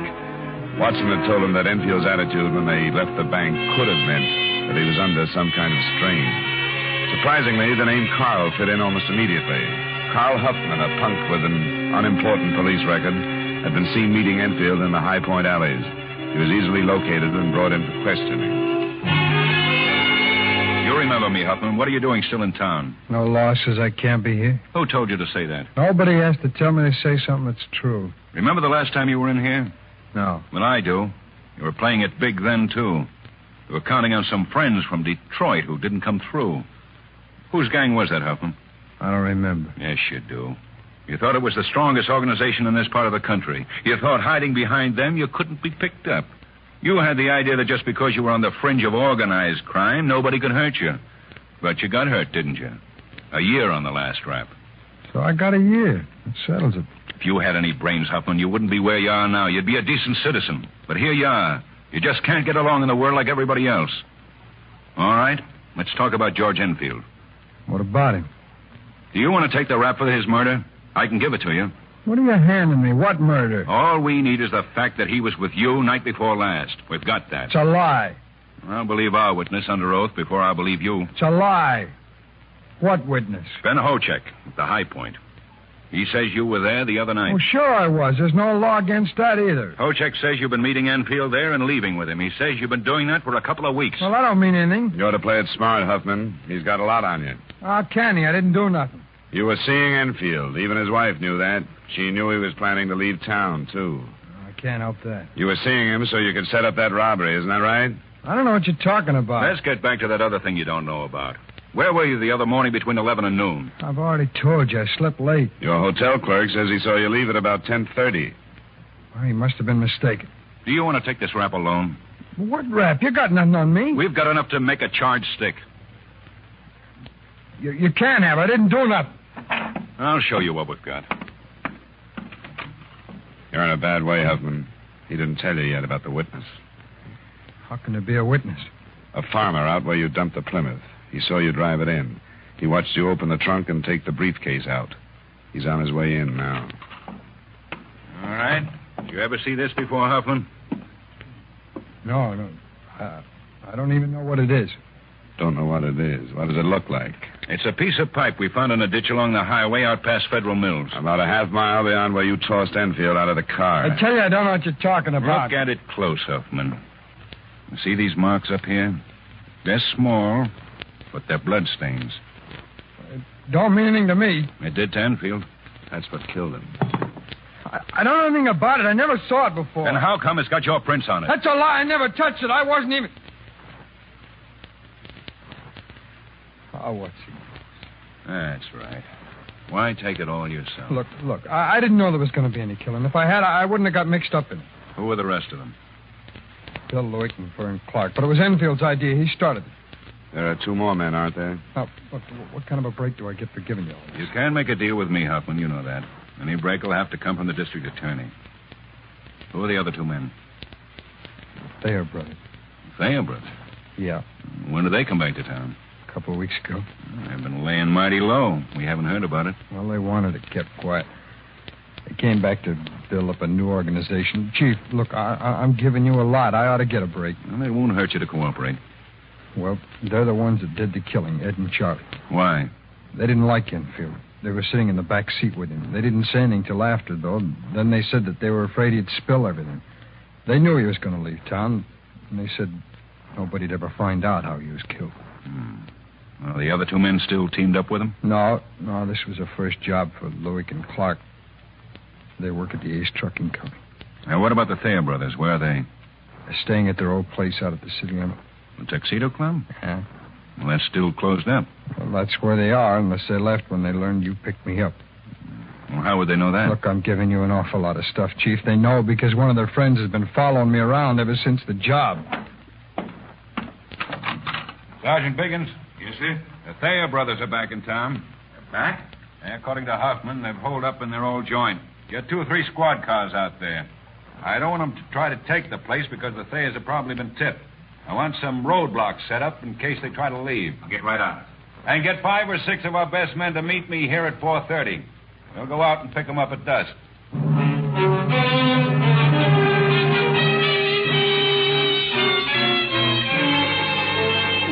I got the background on the Thayer brothers while Chief Allen and I were on our way to pick up the other 2 men named by Huffman. They'd been at the bottom of most of the organized crime in Youngstown when Allen had taken over. The fight against them had become almost a personal one. It ended when the Thayers left town, and the fear now was that it would be reopened. There was no trouble from William Lewick and Vernon Clark, a couple of first-timers after some easy money. Their statements bore out Carl Huffman's that the Thayer brothers had done the killing. At 4:30, the process of bringing them in got underway. According to Fredericks, they tried to leave a little after 3. They pulled out in a gray sedan, but when they saw the roadblock, they turned back. So that's what we face. They know we're coming. They're waiting for us. You men were picked because you've all been up against them before. You know what to expect. Anybody have a question? All right, we better get started.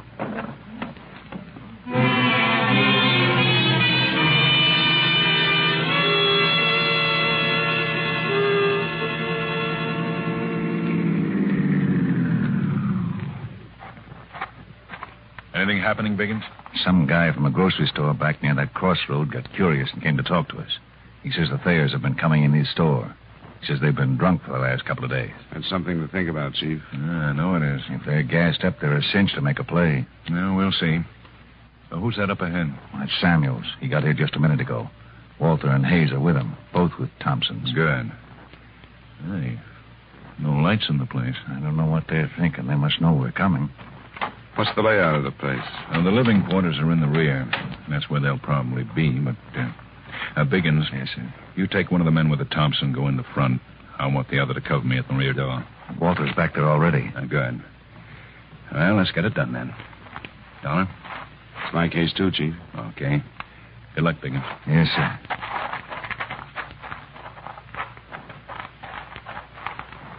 I'm moving in now, Walter. Right.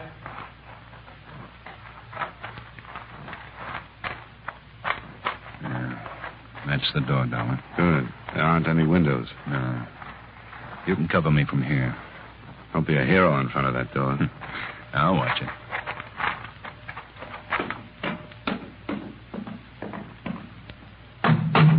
Ed, Charlie, police. Keep Allen. He's all right. All right, Walter. The Thompson, if they want it that way. Hey, come on, give me a hand.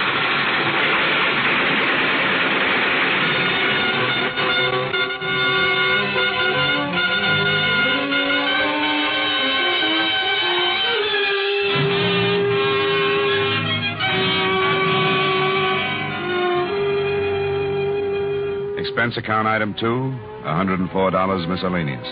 Item 3, same as item 1, transportation back to Hartford. Expense account total, $195.20. Remarks? A reasonable figure, I think, considering not only the recovery of most of the stolen money, but also the fact that the company received the personal services of my good friend, Chief of Police Edward J. Allen. Yours truly, Johnny Dollar.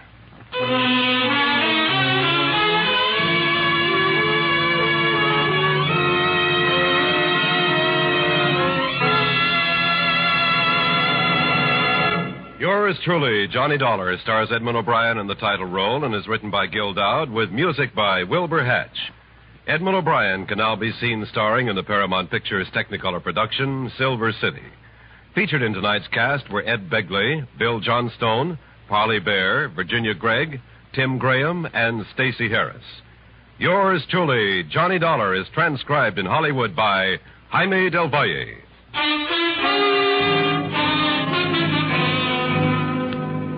This is Dick Cutting inviting you to join us next week at this time when Edmund O'Brien returns as... Yours truly, Johnny Dollar.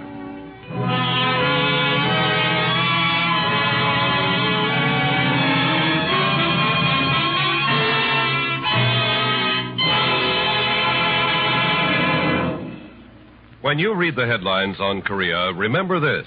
Industry can produce the bombers, the munitions, but only you can give the blood.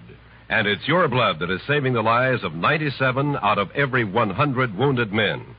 Don't wait till it's too late. Give now.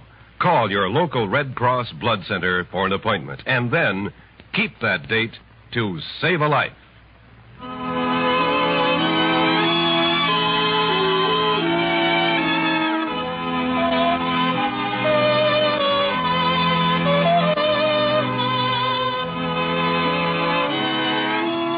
A comical catastrophe is about to overtake a department store when Mortimer Snerd takes a pre-Christmas job behind the counter. The full details, plus a visit by musical comedy star Lisa Kirk, will be heard tomorrow night on the Edgar Bergen Charlie McCarthy Show. Stay tuned now for the Vaughn Monroe Show, which follows immediately over most of these same stations.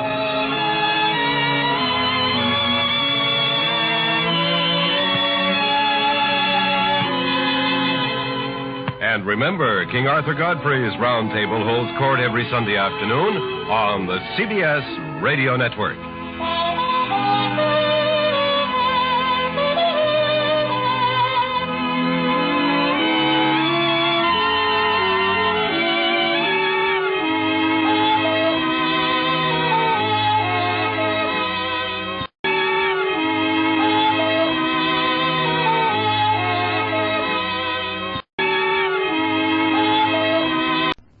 From Hollywood, it's time now for Edmund O'Brien as... Johnny Dollar. Are you from Hartford? Oh, what was that? Are you the insurance investigator? Yeah, that's right. You're here about the Alma Scott shooting? Yes, who is this? This is Alan Swain. Is this a gag? No, it isn't a gag. Well, it's about time you gave yourself up, isn't it? No, I won't. Because I didn't kill her. Why'd you take a run out? I don't know. I've done everything wrong, but I didn't kill her. I want to talk to you if you'll promise not to go to the police first. All right, I can do that. How can we work it so I'll be sure? Are you still in Central? So I'll be... yeah. I'll be alone. My word is good.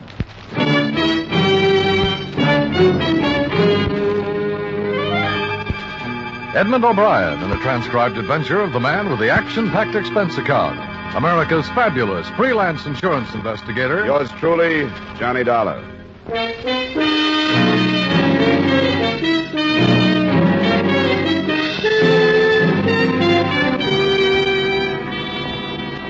expense account submitted by Special Investigator Johnny Dollar to Home Office, Columbia All Risk Insurance Company, Hartford, Connecticut. The following is an accounting of expenditures during my investigation of the Alma Scott matter. Expense account item 1, $219 airfare and incidentals between Hartford and San Francisco. For a day and a half, the investigation had taken the form of a search for the man who called me, Alan Swain. 4 witnesses, tenants in the dead girl's apartment house, had seen him running away in the corridor outside her flat immediately after they'd heard the shots. So when this chief suspect phoned about 8 that second night to say that he was innocent and wanted to see me, I was naturally more than anxious to set the meeting up. Later, I wasn't so happy about it. According to arrangements, I cabbed to the corner of Fulton and 26th Avenue, found a photography shop in front of which I was supposed to be picked up, and stood there for about 5 minutes looking at the pictures of some uninteresting bride.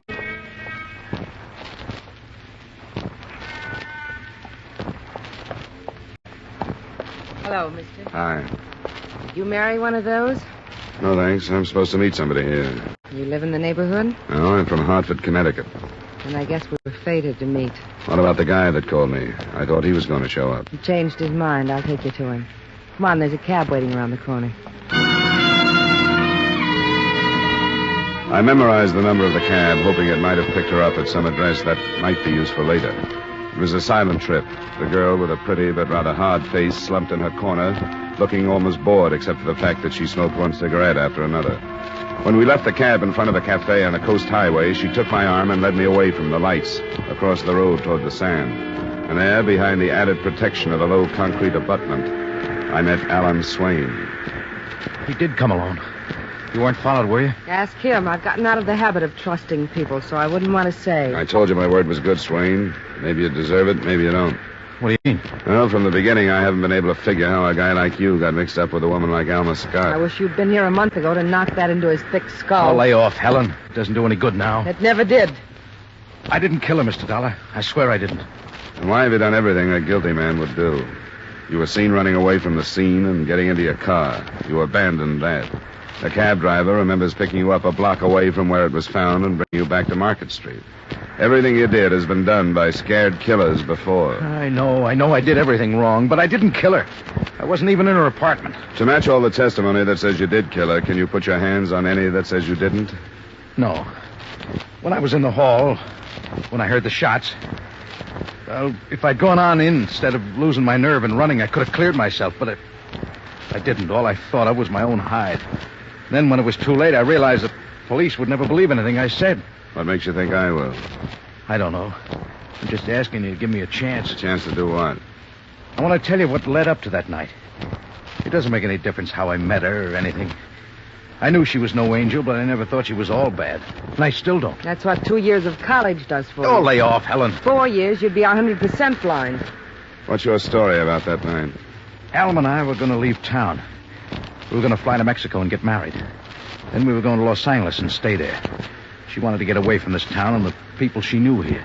I don't think that's worth much, but is there any way I can check it? Plane reservations? Yeah. They're under the name of A.J. Hall for next Friday night at 9. What airline? Cal Mexico. Why the switch in names?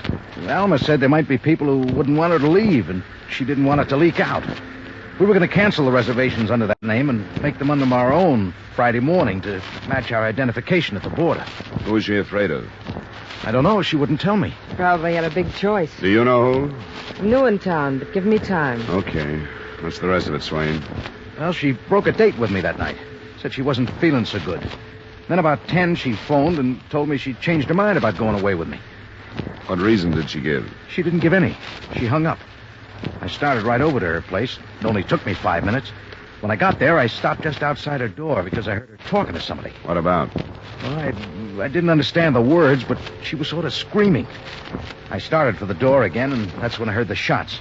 And I don't know what happened to me, except I thought whatever was happening was somehow my fault. And I ran. That's all I know. That's all? Yeah. What do you think I can do with that? I don't know, but it's the truth. There must be a way you can find out who was in there with her. Don't you have any idea who it was? No. Man or a woman? Why, a man. It must have been a man. Did you hear a man say anything? No, but there must be some way to find out who was there. I don't know what it is, but I'll follow it up. And you won't tell the police? About meeting you? I doubt they'd believe me if I did. You can phone me if you think of anything. All right. Are you coming with me, Helen? It's not cricket to pick a man up and then just drop him. Maybe I can lure him into the bar over there so he won't see you leave. Think you can afford me? Temporarily, yeah. I'm on an expense account.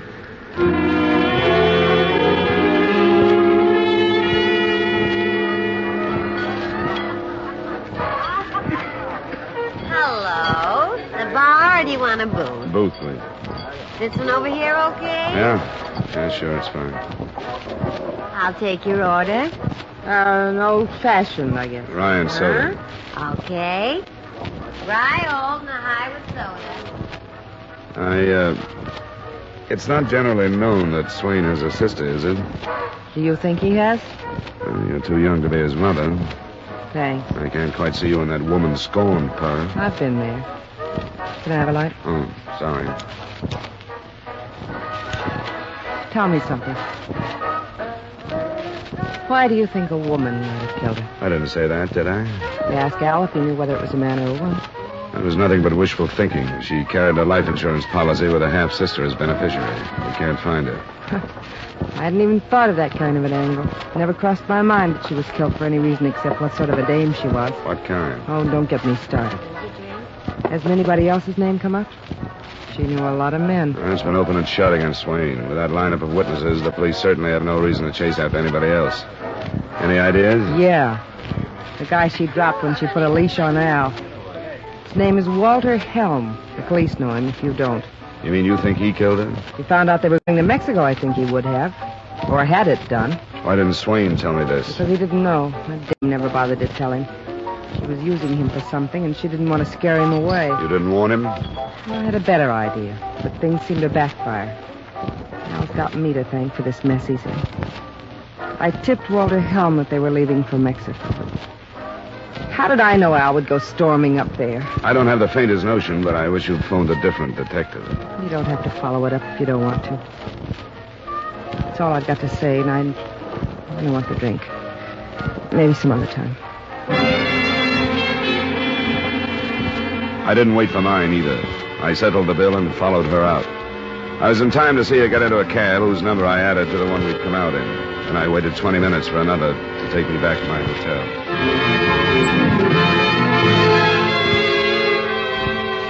I had no idea of sharing with the police or tossing at Walter Helm the vague hearsay evidence that had been given me.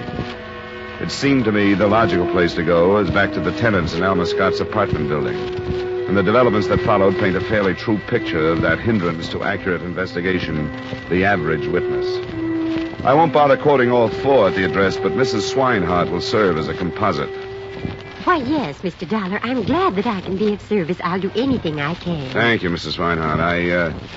I just come from talking with Mr. Robertson down the hall. Oh, yes. Didn't you say that he was already in the corridor the other night when you got there? Yes, he was. Uh-huh. Well, he seems to think now that you were there before he was. Oh, but that's not so. I remember distinctly. I went out, and as you know, the Robertson apartment is across and to the rear of the one that woman lived in. Toward the rear of the building from Miss Scott? Yes. Well, why, when I went out, the first person I saw was Mr. Robertson, standing there.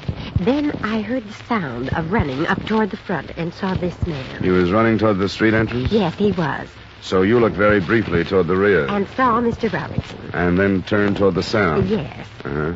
Are you absolutely positive that it was Mr. Robertson you saw? Oh, of course I am. Was anything said? No.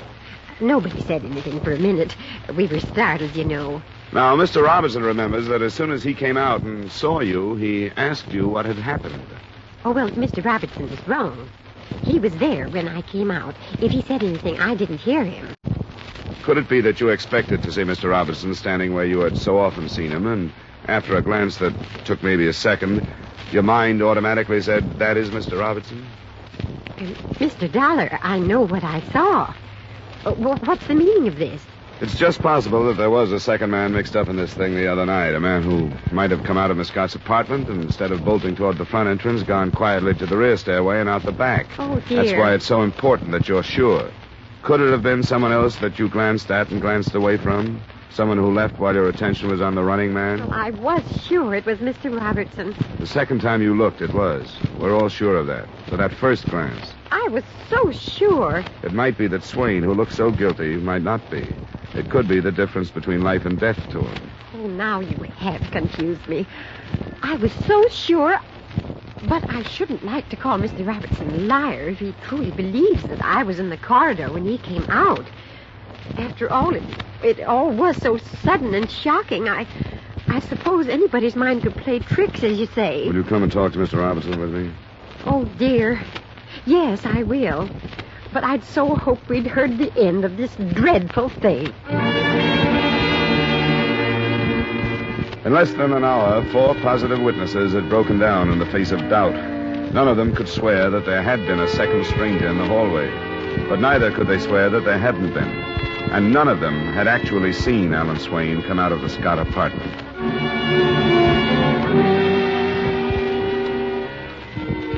I didn't look forward to telling the police what was happening to their open and shut case without at least something constructive to offer. At 3 that afternoon, I still didn't have it, but I got it when I stopped by my hotel to check for phone calls. The clerk told me that a Mr. Walter Helm was waiting for me in the bar, first table to the left.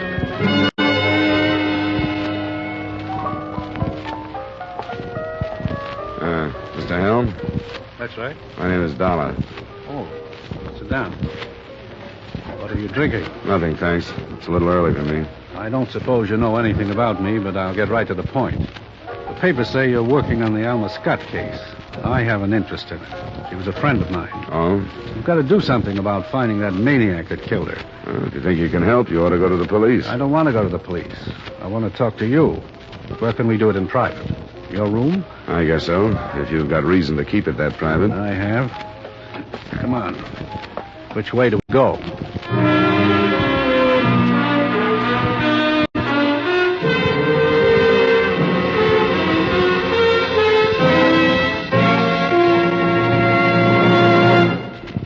We will return to yours truly, Johnny Dollar, in just a moment.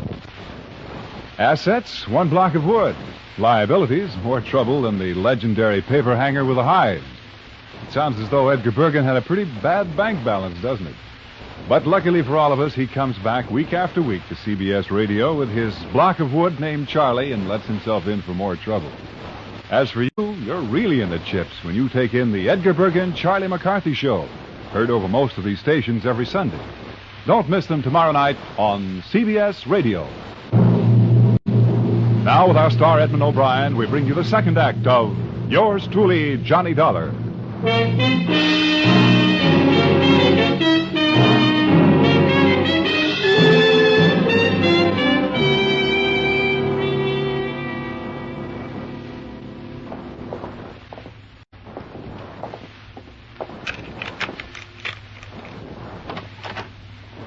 Go ahead.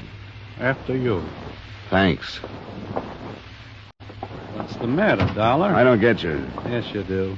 You're acting funny, like you've got certain ideas about me. Your name came up in a conversation last night. What about? The killing you've got an interest in. What else?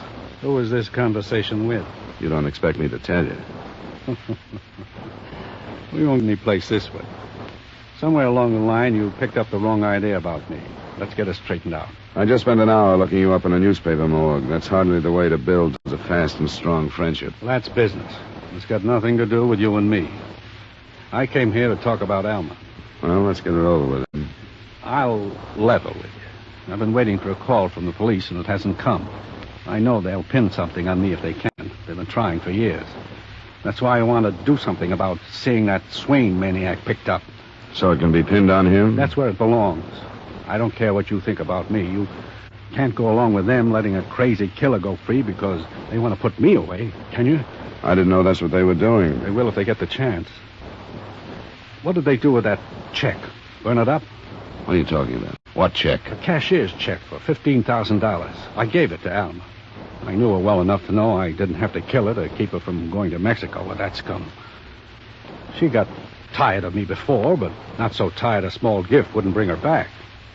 I knew I was a sucker, but if that was the only way I could keep her, it was all right with me. That doesn't set so well. That's the way it was. Maybe this time money wouldn't keep her. You're wrong. She changed her mind. She wasn't going. One thing interests me. How did you know she was going to Mexico? How'd you find out? Swain's sister phoned me, half crazy about his life being ruined. She said if I didn't do something to stop it, she would. What day was that? The day Alma was killed. I went over that afternoon with a check and had a talk with her. That's when she changed her mind. I've been on this thing pretty much from the beginning, and there wasn't a check. Then they got rid of it. They're trying to pin this thing on me. There's a record kept of cashier's checks. If you bought one, you can prove it by going to the bank. Not if you're Walter Helm, you can't. They'll say I bribed somebody and probably pay a few bucks themselves to prove that. That's one of the things I want you to do. Go to the bank so you'll believe me about that check. I'll pay you. Your own price. Aren't you afraid they'd make that out a bribe? They would if they could. But this is legit. You got a private license. You're for hire, aren't you? Not by a suspect, after I've been given access to state's evidence. What kind of evidence? I could really make this worth your while. Just between you and me.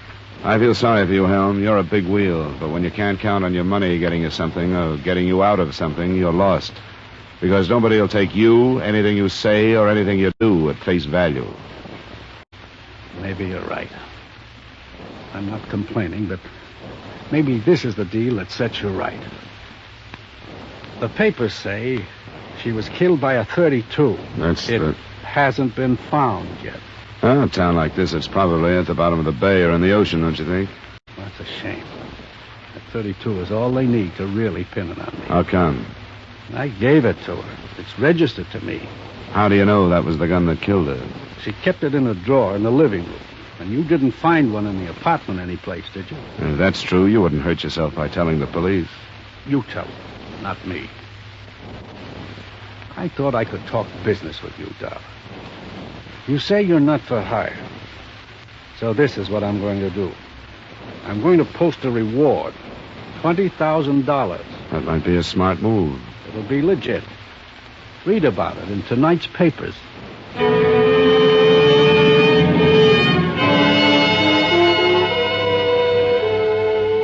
The notice made the front page of the paper I got under the caption, "Cooling Murder Sparked by Reward." And strangely enough, it sounded sincere, not slanted towards Swain as I'd halfway expected, but offering $20,000 for any information leading to the arrest and conviction of the person or persons who murdered Miss Alma Scott.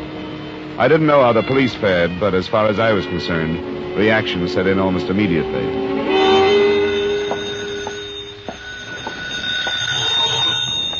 Johnny Dollar. This is Alan Swain. Oh? How are you making out? Now, what kind of a trick is this that Helm is pulling? This thing in the paper. I don't know. It's got news value, and he must have laid cash on the line. Might even be on the level. Oh, you're crazy. It can't be on the level. You know that. He says he didn't kill her. You talked to him? Yeah. What'd he say?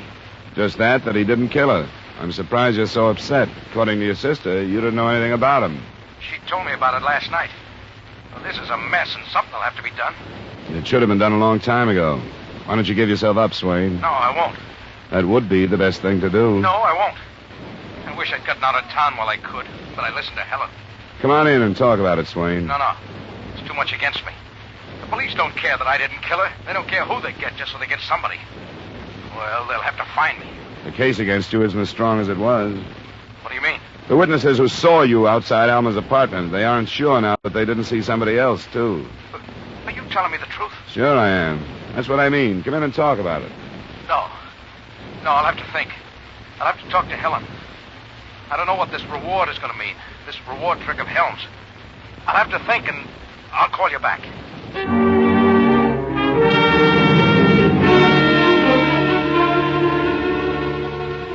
The phone rang again about an hour and a half later. I thought it was Swain, but it wasn't. It was Lieutenant Halloran at police headquarters. He had a confession to Alma Scott's murder that he wanted to talk to me about. It was made, he said, by a woman who claimed she was Alan Swain's sister. This dame says she knows you, that she met you last night. I guess she did. She says you met Swain and her at the beach. This guy phoned me, Lieutenant. It could have been a crank. It could have been anything. I met them, and nothing they said would have done you any good, so I didn't bother with it. Bother me with it? With what we haven't had, did you think I'd mind picking up a suspect? You know my racket. Sometimes I have to give my word. If I get out of the habit of keeping it, I'm going to miss a lot of bets. Sometimes I wish I was still a private cop and could get away with that stuff again. You were one? Yeah, Seattle until 49. Well, then you understand. I'm not supposed to. I tell you, what they gave me just broke down the case you were building. Now it looks like there's nothing to it. What'd she say? Last night, did she question you as to why you thought a woman might have killed Alma Scott? Yeah. A beneficiary, the only possible insurance angle in the case, by the way. She said that when you mentioned that, she figured you had something on her. When the reward was posted, she decided to give herself up. You sound like you don't quite believe her, Lieutenant. Well, I'll be honest. I don't know. You think she's protecting her brother? I said I don't know. You want to talk to him? If it'll help. I'll send you.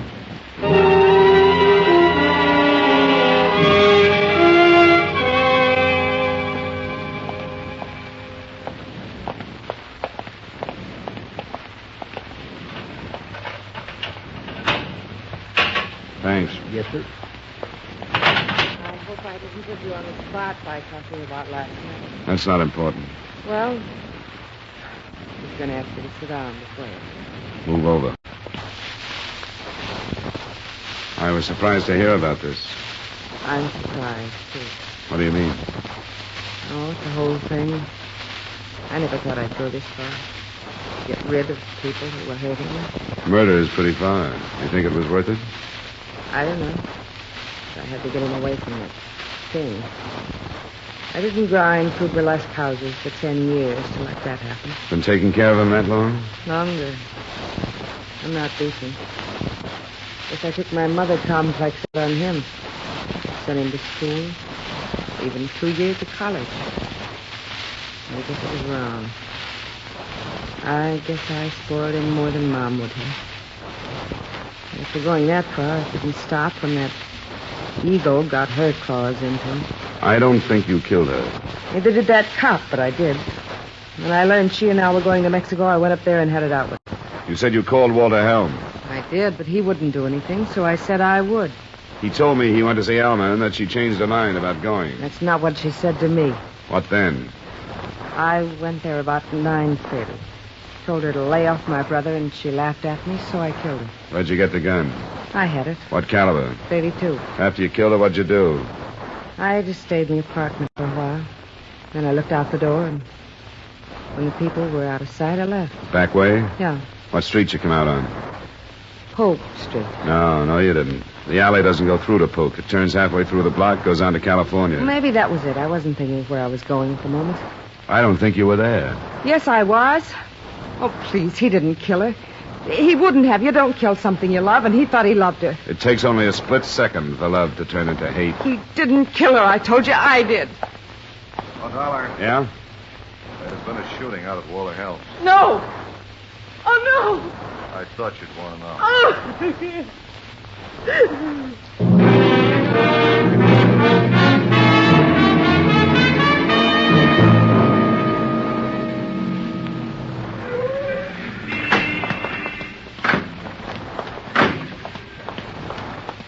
Hey, Lieutenant.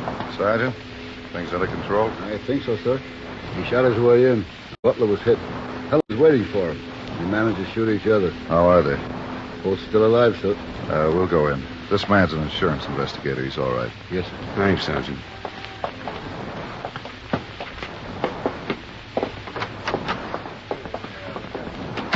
Where's Swain? Right over there, sir. Thanks. Swain.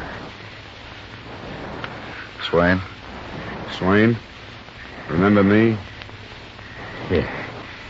Yeah. Did I kill him? We don't know yet. I hope I did. He took her away from me. He took her away from me. How, Swain? He said he gave her a check and she changed her mind about going with you. He took her away from me. We better leave him alone. He's in pretty bad shape. A lung shot, I think. Helm is over there. Hello, Helm.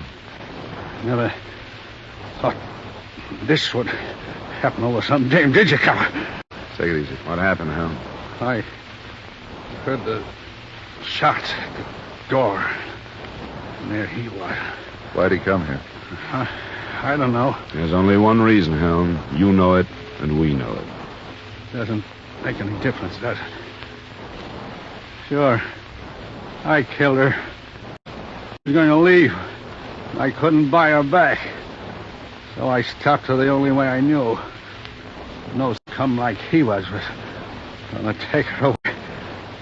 Nobody was going to take her away.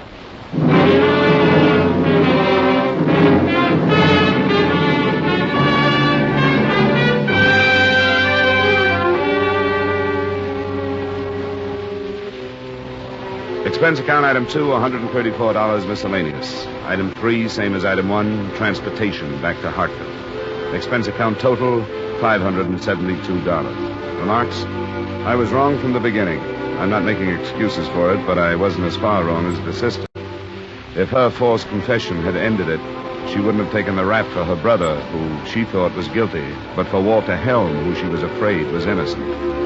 It only proves again that you have to watch the words that go above your signature. Yours truly, Johnny Dollar.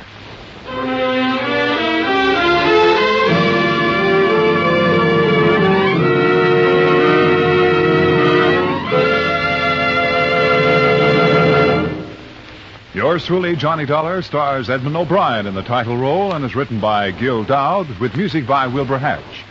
Edmund O'Brien can now be seen starring in the Paramount Pictures Technicolor production, Silver City. Featured in tonight's cast were Jack Moyles, Virginia Gregg, Jeanette Nolan, Herb Butterfield, Hy Everback, and Harry Long. Yours truly, Johnny Dollar, is transcribed in Hollywood by Jaime Del Valle.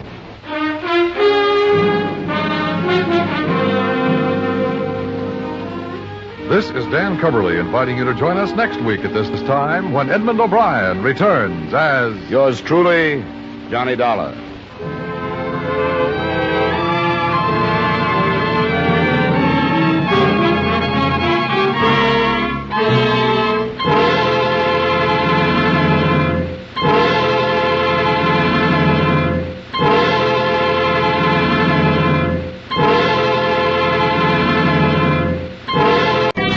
Expense account to Homicide Bureau, Department of Police, City of Hartford, Connecticut. I in no way expect the Bureau to honor this statement, but since it's my regular form of report, I will use it for convenience. The following is an accounting of expenditures during my investigation of the Glen English matter. My interest in the case has been a purely personal one. I have no fault to find with official procedure after his death or after the 2-year-old murder that was at the bottom of the whole thing. I'd known Glen since about 1947, the girl he married longer than that. In 49, after studying under the GI Bill, he turned in his private operator's license and opened his own law office. Since then, I've called on him when I needed something, and he's called on me. So it wasn't unusual that he phoned me at about 10:30 the night before I read of his death.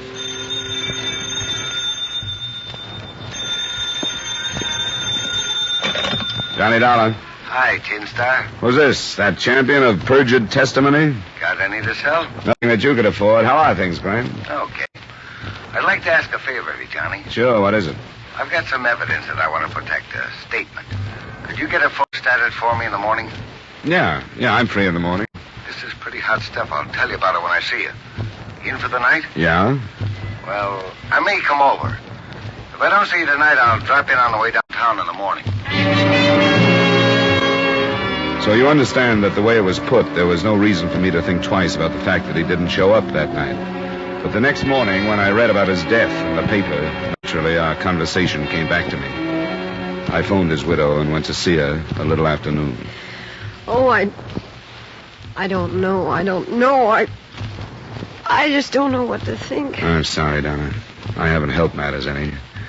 Maybe I shouldn't have thrown this at you. I thought of going to the police first. But I figured it would be better if I had something more definite. There's nothing in his briefcase. Oh, don't think of me, Johnny. Of course you should have come. But he didn't say anything about the case he was on. What did he say when he left last night? I wasn't here. He called me from his office about 5:30 to say he'd be late again. Asked me why I didn't go to a movie or something. So I did. So I didn't see him.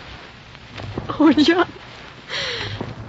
Johnny, I don't know what I'm going to do. I know, honey, I know. And that part of it's up to you. Nobody can really help you with that. It did happen, didn't it, Johnny? I'm not going to open my eyes and see him next to me and everything all right again. Oh, I used to dream that way sometimes. Donna, please. But not this time. Now I wish I could never wake up. Is somebody going to be staying with you? I'm going to his mother's house. I can't stay here. You shouldn't try. I'll talk to his secretary and then go to the police. I'm not helping any, am I? Oh, it's all right. Are his things still downtown? His things? His clothes and so on. Yes. They wanted me to bring them, but I couldn't. They'll send them in a day or two. I'll try to help, Johnny. I'll try to think. But right now, I don't remember his saying anything. He did say, "Goodbye, darling," on the telephone. That's what I keep remembering.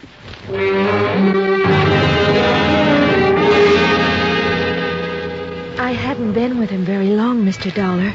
Not long enough to know as much about his business as much as some secretaries know about their employers. You know what I mean. Yeah. When I left the office at 5 last night, he said he had some work to do and would lock up. I asked him if he wanted me to stay, but he said it wasn't necessary. Can we find out what the work was that kept him? Well, he said something about a new client coming in. And you don't know who it was? Well, he didn't say, Mr. Dollar. He didn't mention a name. You don't mind if I take a look through the office, do you, Miss Rhodes? Well, I suppose it's all right. Nobody's told me what to do about it. Well, you might as well start getting everything together so we can move it out. Let me know what's coming to you in the way of salary. I'll give it to you, plus a month. Yes, sir. I'm awfully sorry about Mr. English. He was such a nice man.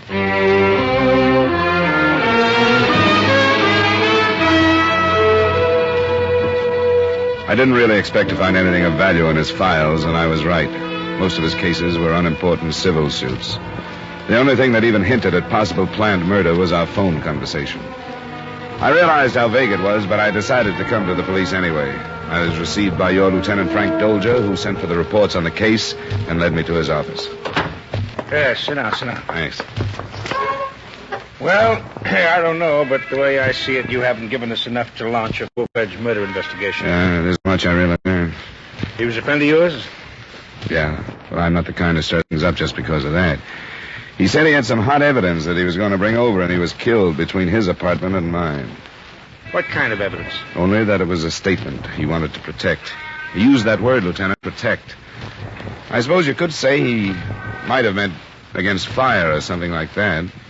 Well, the point is, Dollar, that his being killed could make things seem to be more important than they really are. Yeah. It's easy to read meanings into things, situations like this. You've probably run into it yourself. Yeah, I have. Didn't you say he thought he'd drop by in the morning? That's right. Well, then he wasn't necessarily on his way to your place. Maybe he went out for cigarettes or something. Well, I thought of that, but it doesn't hold. There's a drugstore a block away from his apartment. It's in the opposite direction. I can't think of a reason for his being at the intersection where he was found, other than that he was coming to see me. Well, I don't know. Now, I don't want you to misunderstand me. I'm not trying to slough off anything that deserves... come in. Here's the report on that traffic death. Oh, thanks, Wilson. Anything else? No, that's all, thanks. Well, we'll see what we have here. English, Glen. No, cause of death, multiple fracture of the skull. Internal injuries resulting in cerebral anoxia, possibly attendant. What does it say about his effects? Personal effects on person. Overcoat, hat, brown two-piece suit. We can skip the clothing. Well, let's see, then. Signet ring, left ring finger, checkbook on Plymouth Bank. Cigarettes, lighter, here. Wallet containing $38. Driver's license, personal business cards, membership cards to... Yeah, there's nothing there. Well, I'm afraid nothing that looks like this evidence you speak of, this statement. There we are again, Lieutenant. It could mean one of two things. That he didn't have it with him and his death was accidental. Or it could mean that it was taken from his body after he was killed. But everything so far is based on supposition. I know it is, Lieutenant. I know that you can't assign a squad of men every time some crank comes in with an idea. If you can bring us anything definite, Dollar. Yeah. Well, believe me, I do understand, Lieutenant. You suppose I could talk to the autopsy surgeon as long as I'm here? Sure. Certainly you can. It's Dr. Ramsey, and you'll find him a very cooperative man.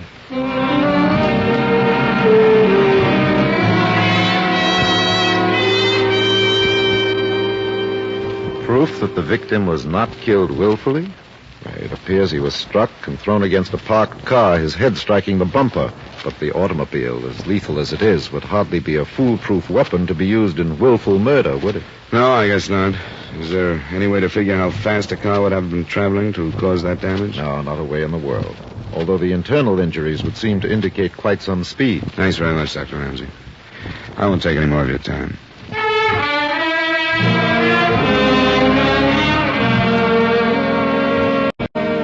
I want to repeat, I have no fault to find with the department. I got nothing but cooperation. The photographic lab showed me the pictures of the scene. The investigating officers gave me their reports. But since everybody's conclusions had already been drawn, I saw or heard nothing that didn't support the theory of hit and run. Everyone agreed it couldn't have been anything else. I turned down a case that afternoon because I couldn't get Glen out of my mind. I went to the corner where he was killed and poked around in the snow. I didn't know what I was looking for, and I didn't find anything. The people living near the corner had already been questioned by the police and repeated to me that they hadn't seen or heard anything the night before. And that evening, in spite of a promise made to myself that I'd leave her alone for a while, I went to see his wife again. It's all right, Johnny. Something happened to me after I got here and spent some time with his mother. She's so brave, I feel ashamed of myself. I'm okay now. What about you? I can't get any place, Donna. Can you talk with me about it? Sure I can. Yeah, it's driving me crazy. I saw his secretary, and she mentioned that he was going to meet a new client. When he called to tell you that he'd be late, did he say anything about that? About meeting somebody? No, he'd been working late quite a bit the past few weeks. He had a case coming up in the morning. I know. I went into that at the office. It's not what I'm after. What did he say? Can you remember? Word for word, if possible. Yes, I can. Because I said most of it. I was being a typical wife. I didn't like him working at night, and I lost my temper. I didn't give him a chance to explain anything. That's what I have to remember about the last time I talked to him. Never mind now. Come on. He didn't mention anybody. Just that he'd have to work late. Will you give me the key to your apartment? Yes. I'll have to go through his things, Donna. I didn't want to ask you to let me when I was there earlier, but now I've got to. I've covered every other angle I can think of.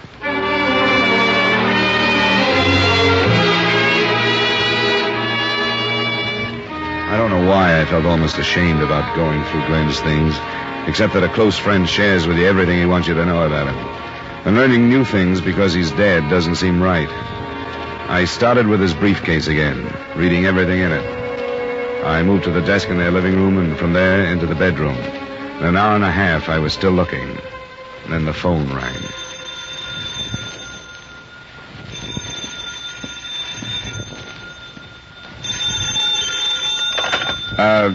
Hello? Is Mrs. English there? No, she isn't. Who's this? My name is Dollar. I'm a friend of hers. I take a message?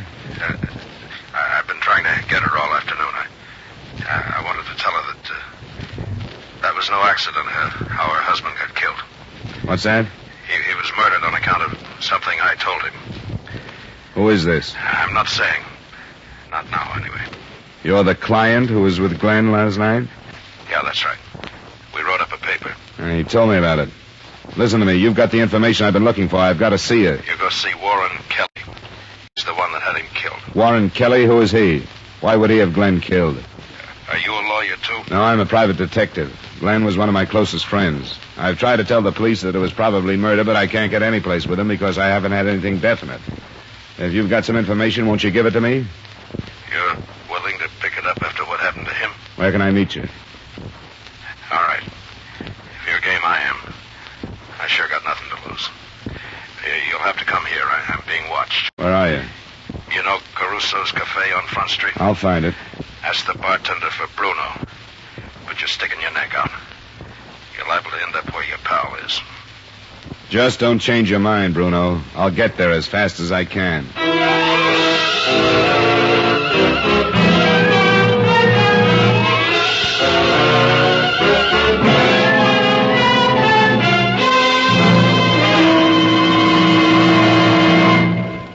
We will return to yours truly, Johnny Dollar, in just a moment.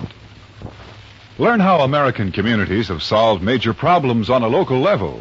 Hear true stories of democracy at work on The People Act, a new CBS radio series having its premiere performance tomorrow night on most of these same CBS radio stations. Now with our star, Edmund O'Brien, we bring you the second act of Yours Truly, Johnny Dollar.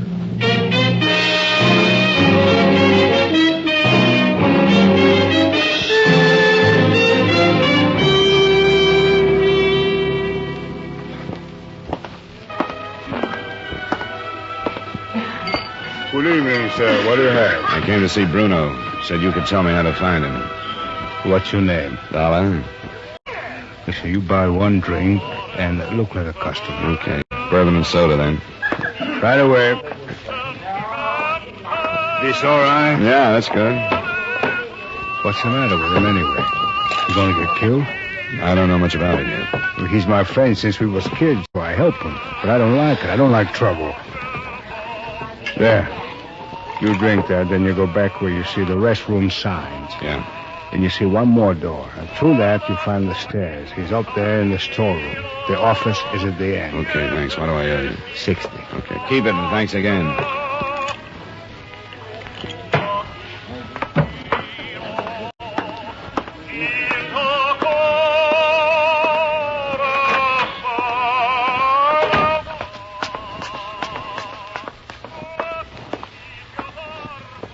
Who's that? Dollar? Yeah. All right, I'll turn the light on. All right, come on in the office. Is it Mr. Bruno? Here, it's Bruno Vic. I'm sorry I got your pal killed. So am I. But he didn't have to take you as a client, I guess. What's it all about? How much did he tell you?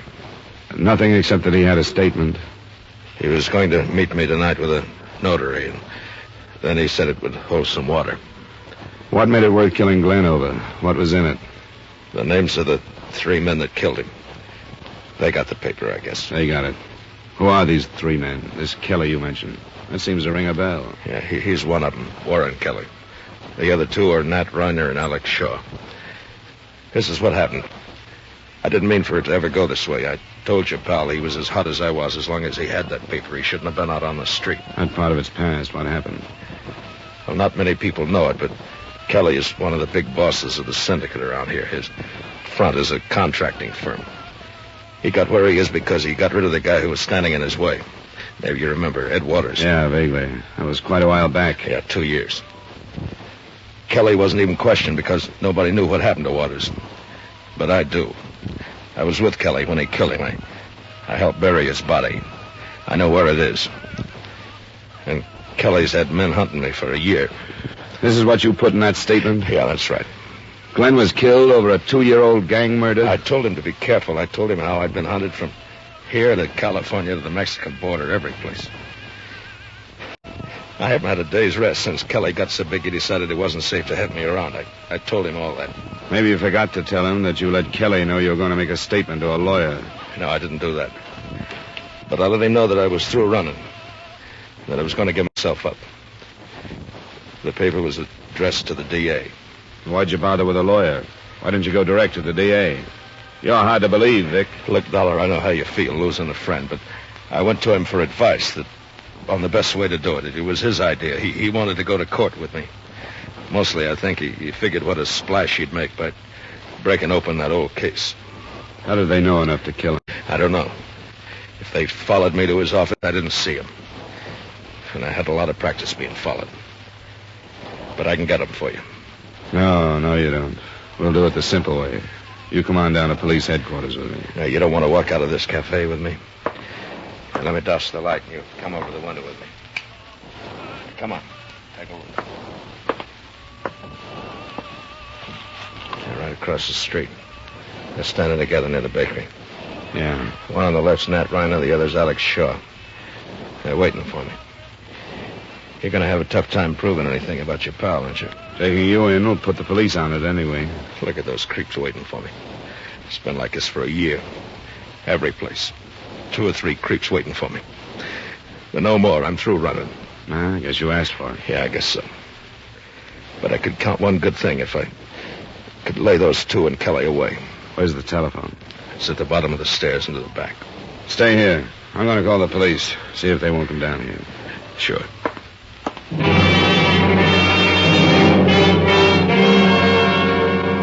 I realized that I still faced the same situation. I was phoning in about a material witness and 2 suspects in the death that the police had filed as accidental. Lieutenant Tolhurst was off duty and the desk sergeant wouldn't give me his home number. I gave up in something less than 5 minutes, but during that time, Bruno Vick had come down the stairs and passed without my seeing him. The first inkling I had of what he was doing was a shout from the bartender. Bruno, where you go? Vic, come back! Where you going? He's got a gun! Vic, don't be a fool!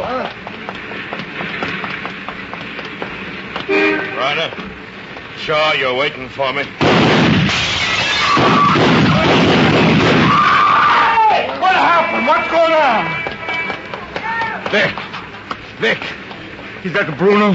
Bruno, is he dead? Yeah, he's dead. Who's that one in the street?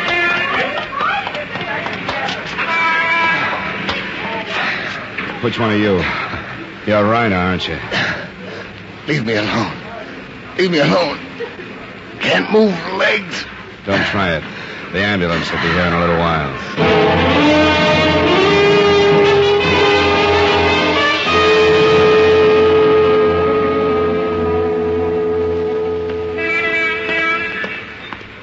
Well, Dollar, they tell me you finally made a murder case of it. I finally have something like evidence that's what it was from the beginning. This one is Bruno Vick. He's the one who made the statement Glen English was killed for. The other one over here is still alive. He's Nat Reiner. Well, how you feeling? Leave me alone. Tell the lieutenant about that hit and run last night, Reiner. Get away from me. Well, any more? No, Reiner was here by himself waiting for Vic to come out. He fired first before Vic saw him, and Vic just managed to get a shot off before he died. That's a lie. If you want to take the rap alone, Reiner, I'll lie all the way up to the Supreme Court to help you do it. Well, we'll have a little talk later on. Tell me how this happened, Dollar. Well, Vic was holed up on the second floor of the cafe. I was in the phone booth downstairs when he started out. From what he said to me, I think he came out knowing he was going to be killed.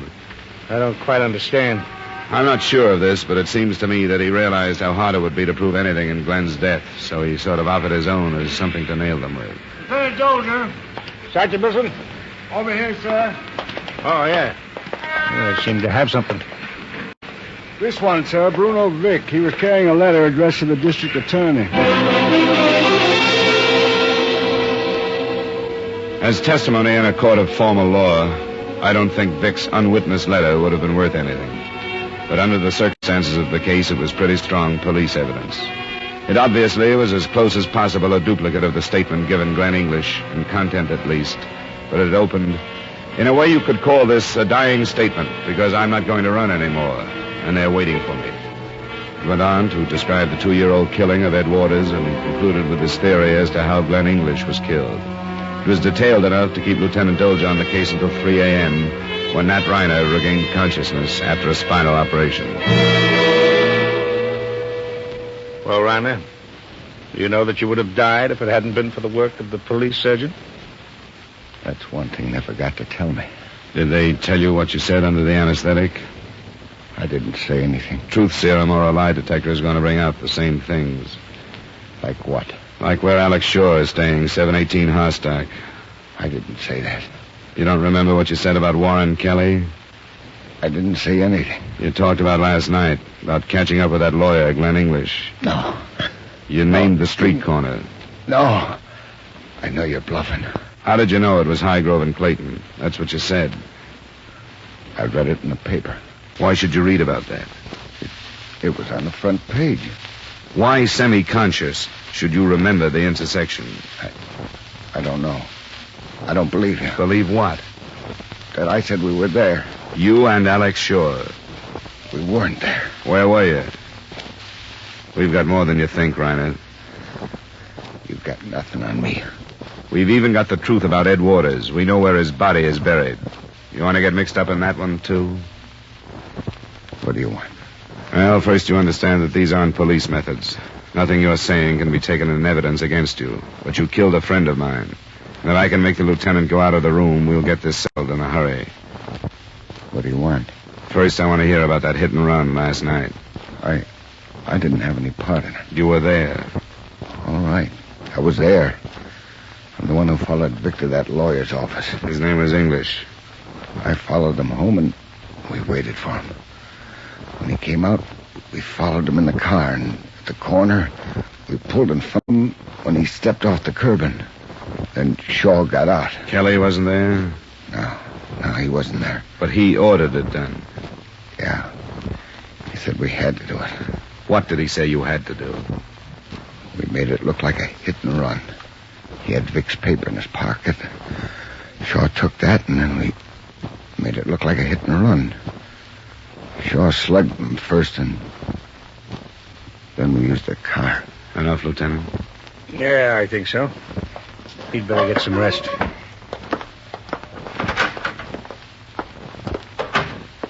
It's pretty late. I have 2 squad cars standing by to go after Alex Shaw. I didn't mean it was too late for that, Lieutenant. Do you think he'll be there? He's there. I got a report he arrived not 20 minutes ago.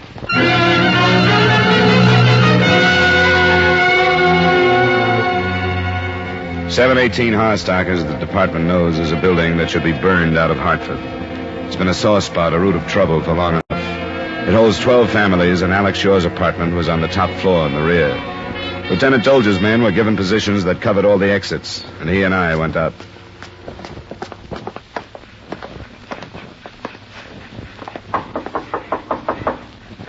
Yeah? Who is it? Police, Shaw. Let us in. What do you want? You were identified as being in that shooting scrape in front of the Caruso Cafe. Come on, let us in. Shaw, I do have a warrant. He's trying something. Let's go in. Okay. Try the panel. I can reach the knob now. The window there. Nelson! Nelson! Yes, Lieutenant? We're in his rooms and he's not here. Hey, there he is, Nelson. On the roof across the way. They'd better stop him. He's a killer, Lieutenant. Nelson! Tell him to open up! Open up!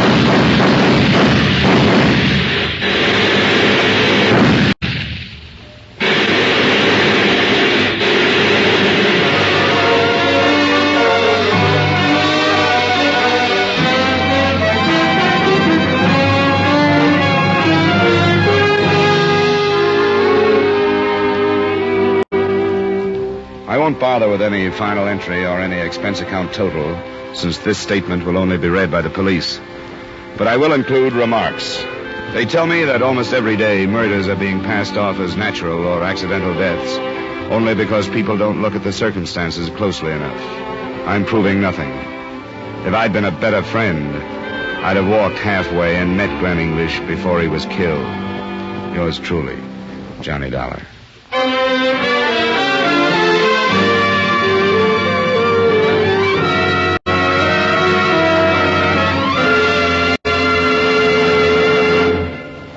Yours truly, Johnny Dollar, stars Edmund O'Brien in the title role and is written by Gil Dowd with music by Wilbur Hatch.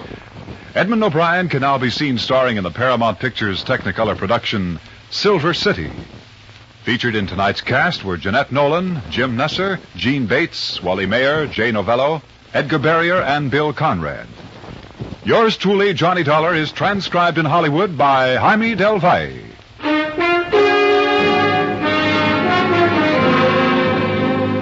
This is Dan Cubberly inviting you to join us next week at this time when Edmund O'Brien returns as... Yours truly, Johnny Dollar. Yours truly, Johnny Dollar. Yours truly, Johnny Dollar. Yours truly, Johnny Dollar. Yours truly. Wrigley's Spearmint Chewing Gum, the refreshing, delicious treat that gives you chewing enjoyment, presents for your listening enjoyment Edmund O'Brien as... Johnny Dollar. George Parker, Johnny, Corinthian All Risk. Sure, George. How are you? In need of an investigator. You take a case for us? I've been sitting here waiting for one. You've got it. Big policy holder on Cape Cod, Mrs. Thomas Harwell. She died from poison. That's rare these days. I'll be over in about 30 minutes. Listen to the rest of it.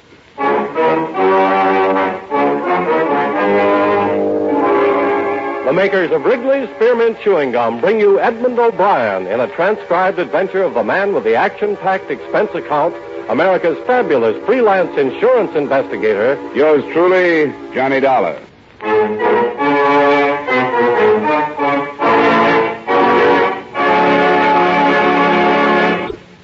Wrigley's Spearmint Chewing Gum refreshes you. Wrigley's Spearmint Chewing Gum gives you real chewing enjoyment. Yes, for chewing enjoyment plus refreshment, it's Wrigley's Spearmint Chewing Gum. The lively, delicious flavor of Wrigley's Spearmint cools your mouth, helps keep your throat moist, and gives you a nice little lift. The good, smooth chewing of Wrigley's Spearmint helps keep you feeling fresh and alert, adds enjoyment to whatever you're doing. So for chewing enjoyment plus refreshment, treat yourself often to Wrigley's Spearmint Chewing Gum. Healthful, refreshing, delicious.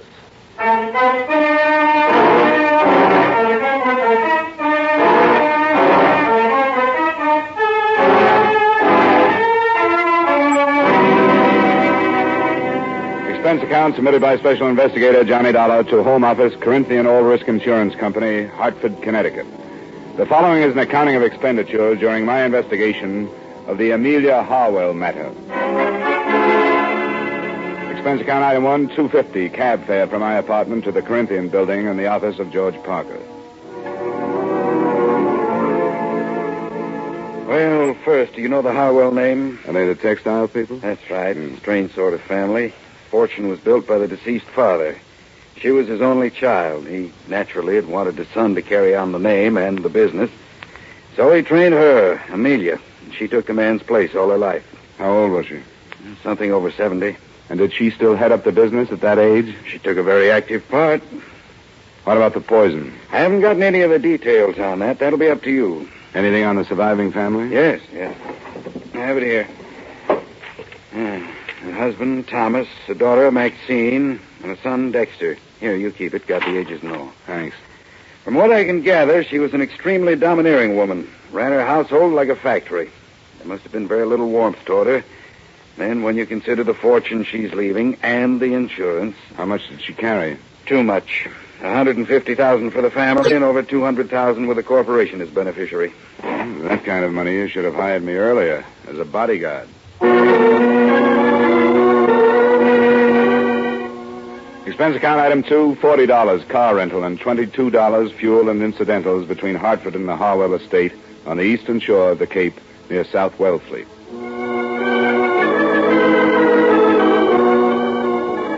The mansion was as solid as the family's Dun and Bradstreet rating. Heavy brick construction with turrets, shuttered windows, and massive double doors that opened into a coldly formal entry hall.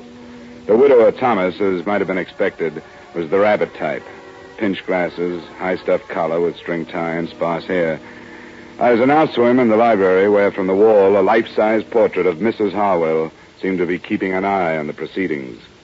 How do you do, Mr. Dollar? It's nice of you to see me, Mr. Harwell. That will be all, Brighton. Yes, sir. Close the door, Brighton. Yes, sir.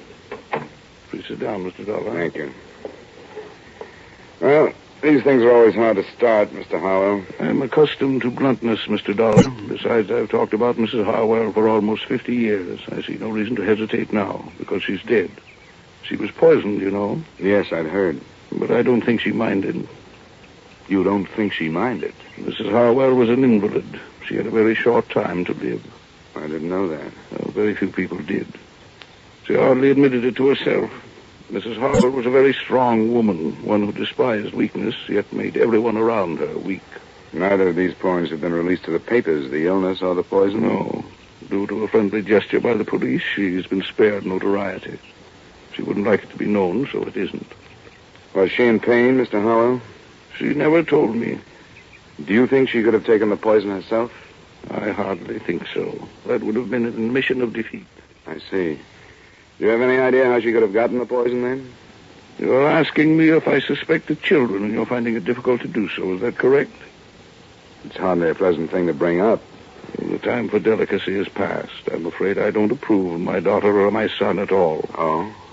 They're the worst sort of rich men's children. Or rich woman's, I should say.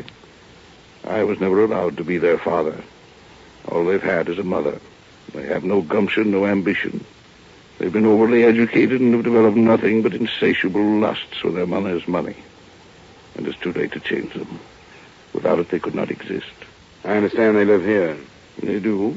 I shall have Bride and call to the drawing room if you wish. That won't be necessary right now. What about the servants? Well, there are 8. Mrs. Harwell settled a small amount on each, but unfortunately they are above suspicion. They're common people, and as a result, good. Did Mrs. Harwell have a nurse? She wouldn't hear of it. Well, certainly a doctor, then. Yes, Dr. Stevens in the village. Oh, thanks, Mr. Harwell. I won't take up any more of your time. You're welcome any time, Mr. Dollar. Please give Dr. Stevens my regards. Well,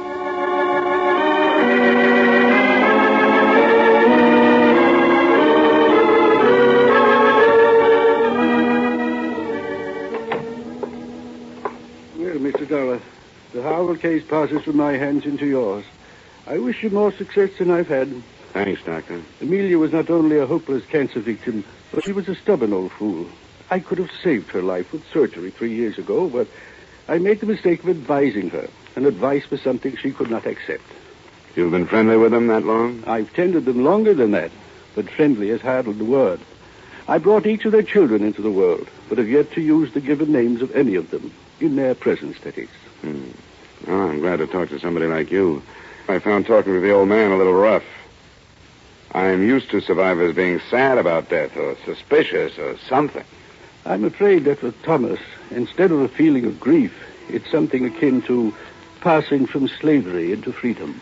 And the children, are they as worthless as he makes them out? I'd say so. Maxine, the oldest, is a bitter, frustrated old maid at 33. And Dexter, 32, is an alcoholic and has just entered into an unsuccessful marriage. Do you think either of them could have killed their mother? I'm in no position to accuse any of them, but there is the inheritance and your insurance. Fine household. How long would she have lived? It's hard to say. 2 months, possibly 3. The family know that? I've been honest with them. Then why kill for profit? I don't know. Could it have been a mercy killing? I've wondered. It doesn't sound like them. Take a risk like that, but it's a possibility. What kind of poison was it? I don't know. I've been asked to attend the inquest this afternoon. If you'd like to call me at home this evening, I'd be glad to tell you what I've learned. Thanks, Doctor, I will. So far, except for lining the family up and accusing them one by one, I can't seem to map out a move. What about this marriage you mentioned? Dexter's? I don't know much about it. The girl's name is Gretchen Nielsen. She owns a small photographic studio just down the street. Small business, huh? It's below Harwell standards, isn't it? That is probably the cause of the trouble. I don't doubt that Amelia wouldn't let her in the house.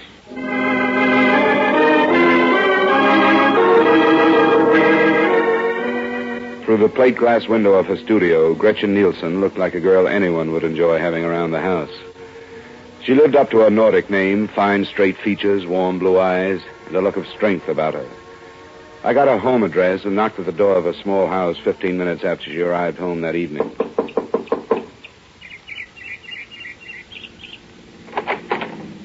Miss Nielsen? Yes? I guess I should have said Mrs. Harwell. My name is Dollar. I'm an insurance investigator working on the elder Mrs. Harwell's death. I'd like to talk with you. Well, I don't know anything about it. Why have you come here? Because I haven't found any place else to go. I'd rather not talk to you. Why not? There are things you don't want to say? All right. Come on in. I'm surprised I haven't been questioned before this. The police haven't started yet. It's probably why you haven't. I suppose that means I can expect to be dragged into it by them. I'd imagine so, yes. We can sit over here. You know she was poisoned, don't you? Yes, I Didn't until Bryden the butler told me. I read about the death in the paper and phoned out there. Why aren't you living there with your husband? You have no right to ask me things like that, have you? You don't have to answer my questions, but it might be a good idea to get things out in the open. Why? Because there has to be a reason for Mrs. Harwell to die the way she did. Could your marriage to Dexter be behind it in some way? I don't see how. Wouldn't they let you and Dexter live together in the house? I didn't give them a chance to let me. They knew I'd never live there. What did they tell you?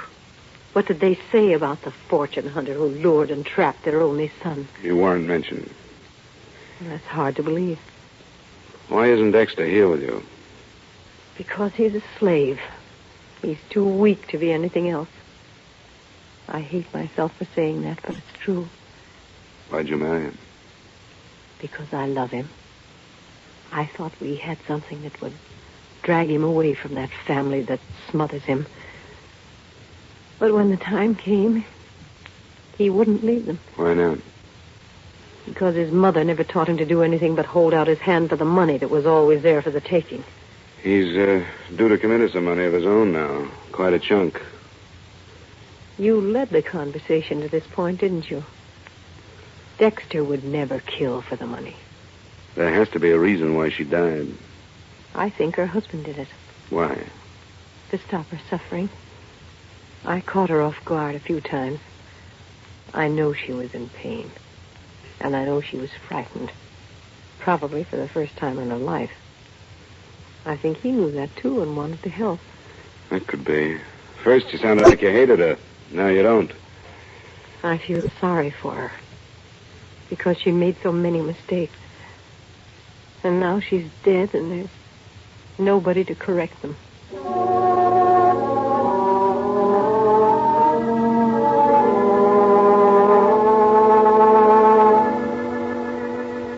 I didn't string out my meeting with Gretchen Harwell and Nay Nielsen. I left, went to my hotel, and at 7 phoned Dr. Stevens. His report on the inquest brought out, among other things that didn't seem important at the time, this point. The cause of death was a non-alkaloid poison, administered in suicide or by person or persons unknown. The poison was hardly the type to choose either for suicide or a mercy killing. With what I had, I went out back to the Harwell residence.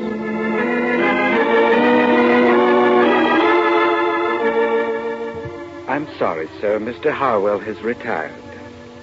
Is the rest of the family up? Yes, sir. I wonder if you'd tell them that I'd like to see them. Very well, sir. If you'll wait in the library, I'll tell them you're here.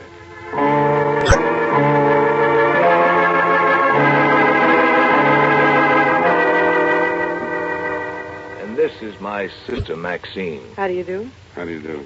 Now, what do you want? I understand both of you were here the night your mother died. Yes. Yes, that's right. I've just gotten the verdict of the inquest. The poison that killed her was not a pleasant one. Did any of you hear any sound shortly before your mother was discovered dead? I didn't, and I found her. I went in to bid her good night. I didn't hear anything. I was in my room. Where's that? Just down the hall from Mother's. What's the meaning of this anyway? The point is that your mother would have cried out. The poison would have been... What's that? It's Father. He's in his room. Something's wrong. I'm going up to see. I went with them. We found Mr. Harwell in bed, clawing at his throat and staring at the ceiling. When I bent over him, he moved a hand towards a glass of water on the bedside table. I picked it up and smelled it. I'm no chemist, but I didn't need to be to know that he'd been poisoned.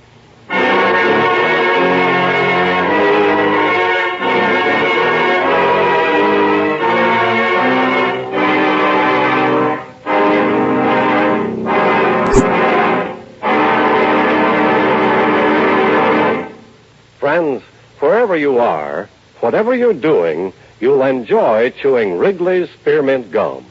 Chew Wrigley's Spearmint while you're working. The lively, full-bodied flavor of Wrigley's Spearmint gives you a refreshing little lift. The smooth, pleasant chewing of Wrigley's Spearmint Gum helps keep you feeling relaxed and satisfied. Makes your job seem easier. Chew Wrigley's Spearmint Gum in your home, when you're out walking or driving, when you're enjoying outdoor sports and other activities. Wrigley's Spearmint Gum tastes good anytime, and the natural chewing aids digestion and helps keep your teeth bright and attractive. Yes, wherever you are, whatever you're doing, you'll enjoy chewing Wrigley's Spearmint Chewing Gum. Healthful, refreshing, delicious.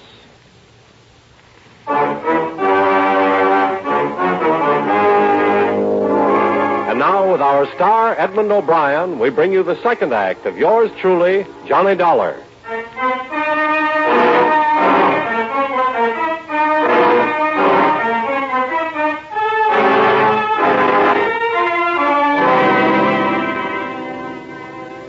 I tried to read something in the expressions of the son and the daughter as we stood for a moment around their father's bed. There wasn't much in them. No surprise, no fear, no satisfaction. Maxine looked a little embarrassed and left to phone Dr. Stevens. Dexter looked a little vague and said he thought he knew where a medical book was. And I was left alone with Thomas Harwell.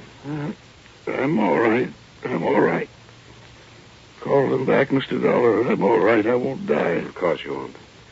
I'm all right. How much water did you drink? Not very much. I was so thirsty, too. But I think I smelled it. I only sipped. I felt a terrible burning in my throat. I could hardly breathe. Who would do this to me? I was hoping you could tell me, Mr. Harwell. We won't talk about it now. Dr. Stevens is coming out to have a look at you. I'm glad he's been called. He's my friend. Anything I can do for you in the meantime? No, thank you. I'm going to be all right. I'm not ready to follow Amelia. I'm not ready yet.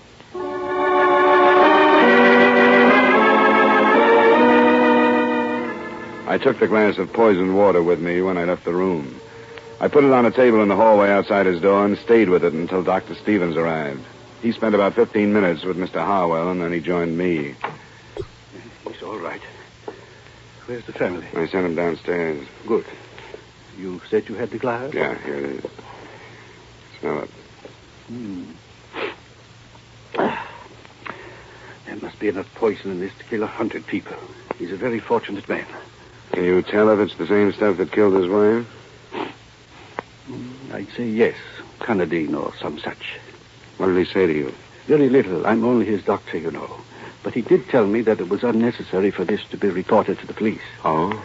I told him it would be absolutely unethical if I didn't. It sounds to me as though he's trying to protect the children. I guess they're used to that. By the way, did you notice the marks on his throat?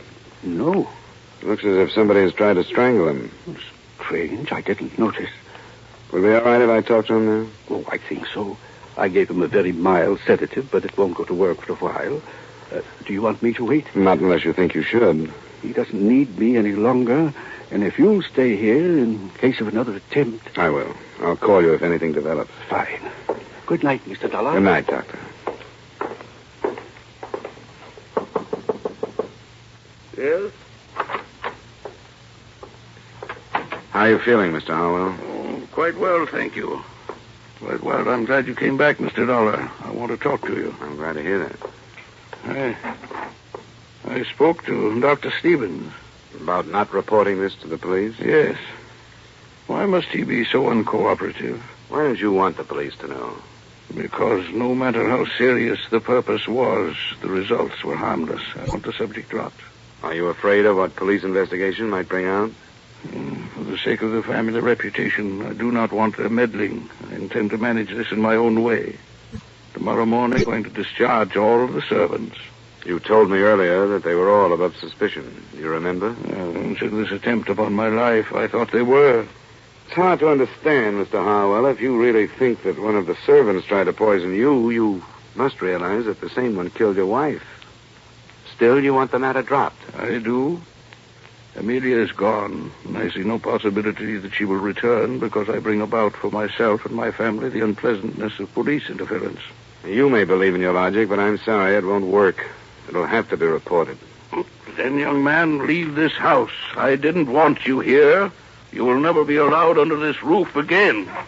All right, Mr. Harwell. Good night.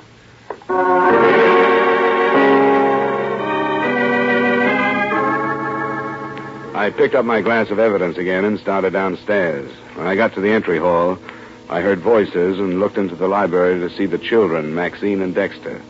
Their conversation had ended by the time I walked in. How is he? He's all right. Back to normal. What are you doing with that glass? I'm taking it to the police. They'll want to know if it's the same poison that killed your mother, and there's a chance of finding fingerprints on it. Here we go again. Your father didn't want me to take it to the police. Why shouldn't he want a report that somebody tried to kill him? You think he's afraid that one of us did it? Is that what you mean? Well, it's come to mind. Get out of here, darling. I don't have to listen to this. Wait, Dexter, wait a minute. That's what he thinks. The police are going to, too. Then I'll listen to them. It's their business, but not his. I don't have anything to be afraid of. I didn't keep a 3-month-old marriage secret like you wanted me to. Dexter. And I didn't break the news to her by telling her that she was going to be a grandmother like you wanted me to. You think everything's wrong. Dexter, shut up. You're drunk. Oh, let him accuse you. I'm not going to listen to him. I'm going to bed. He drinks too much. Is what he said true? About the baby? Yes, it's true. And he's living here? Obviously. I met his wife. She seems to deserve better. Yes, she does.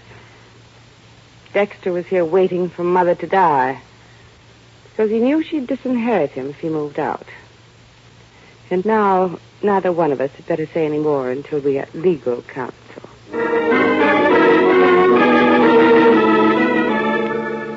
I took the poison to the police and made a statement. Then I went back to my hotel. 2 or 3 phone calls to Gretchen Harwell, got no answer. So the next morning I found her at a studio before the day's work began. What are you doing here? I tried to reach you last night and couldn't. What do you want? Somebody tried to poison Mr. Harwell. Oh, he's all right. Yes, I phoned you a number of times last night, but there was no answer. I was out. I stayed with a girlfriend. And you left a few things unsaid the last time we talked. Didn't you? You found out about the baby. Yeah. And you've come to congratulate me. How nice. I've been simply swamped with congratulations. Please, this has to be straightened out, and everything that's held back makes it harder. What does the baby have to do with it? Well, it makes a motive stronger than ever for Dexter. He wouldn't kill his mother. I was told he'd be disinherited if he left the family manse because of the marriage you kept secret. Where did you hear that? Came out last night. He didn't kill his mother. How about trying to kill his father? No. He was trying to help us. The father? Doesn't sound quite right. I know it doesn't, but it's true. Dexter didn't even realize it, but I did, and I tried to explain it to him. Mr. Harwell had never done anything in his life, but he tried to help us. Why? Because when he married her, he must have had a personality. His mother didn't approve of Dexter and me, but I think his father did. You didn't keep it a secret from him? For a little while. Until I insisted that we tell him. And he kept it from Amelia. Do you know why? Because she was the dictator. When she was sick, she was worse. She'd think Dexter had waited until she was helpless before marrying the girl he wanted to. But she found out and was poisoned before she could do anything like dropping Dexter from her will. I don't care. I don't care. I'll even say that Dexter did have reason to kill his mother. But he never would. And not his father. You aren't trying to protect him, are you?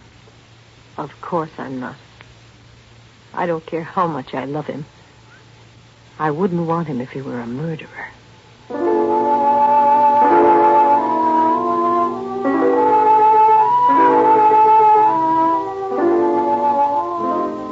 I did a lot of thinking after I left her.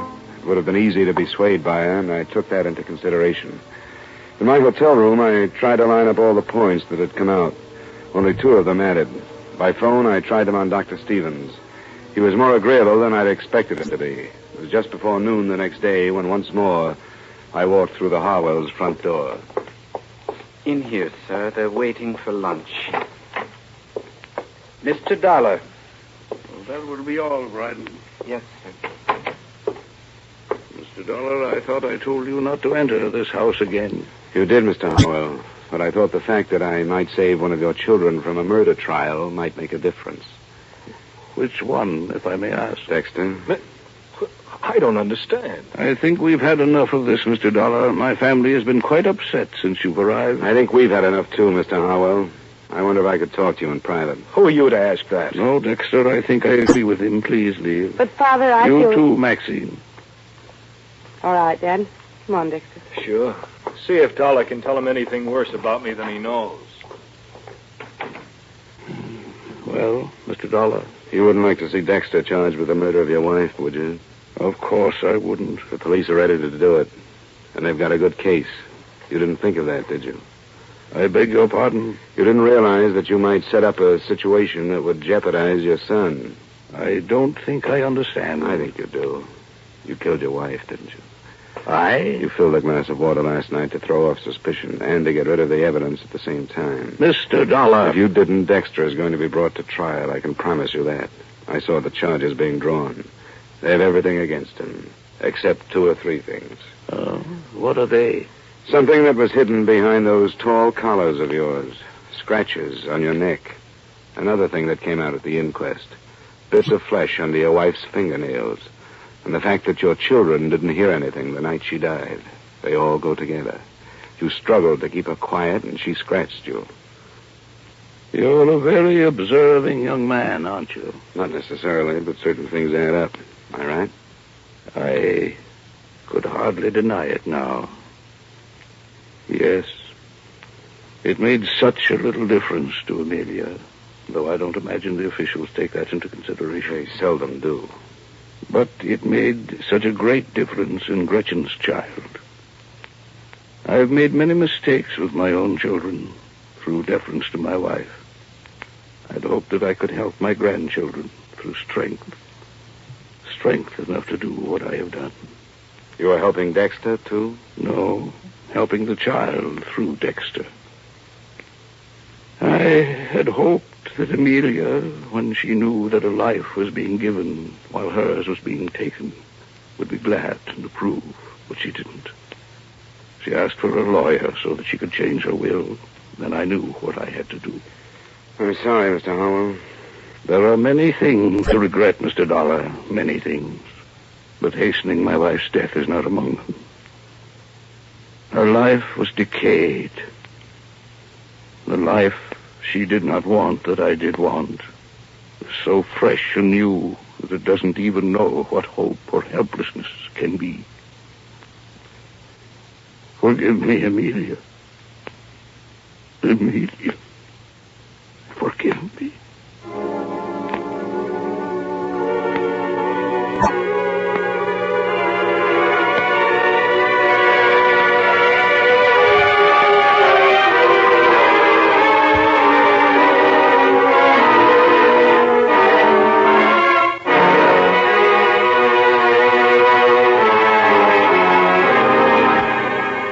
Expense account item 3, miscellaneous, $35.85. Item 4, same as item 2, transportation back to Hartford.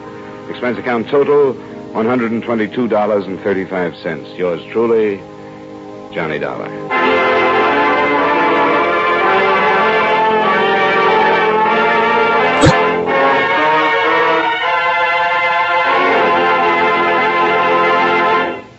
Remember, friends, Wrigley's Spearmint Chewing Gum refreshes you.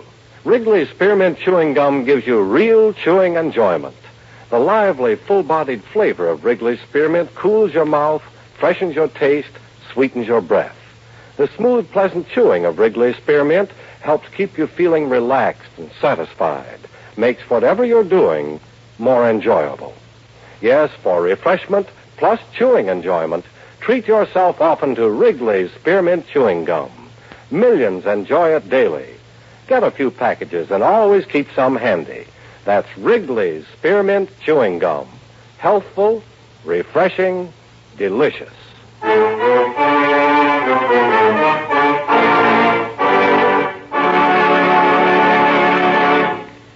Yours truly, Johnny Dollar, brought to you by Wrigley's Spearmint Chewing Gum, stars Edmund O'Brien in the title role and is written by Gil Dowd with music by Eddie Dunstetter. Edmund O'Brien can soon be seen starring in the Paramount Pictures production, The Turning Point.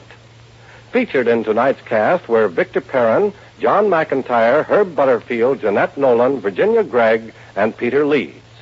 Yours truly, Johnny Dollar, is transcribed in Hollywood by Jaime Del Valle.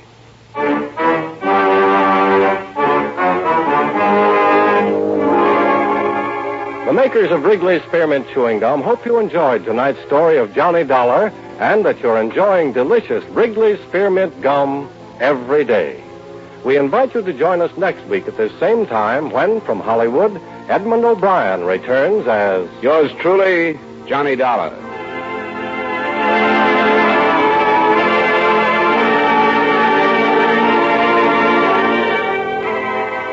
This is the CBS Radio Network.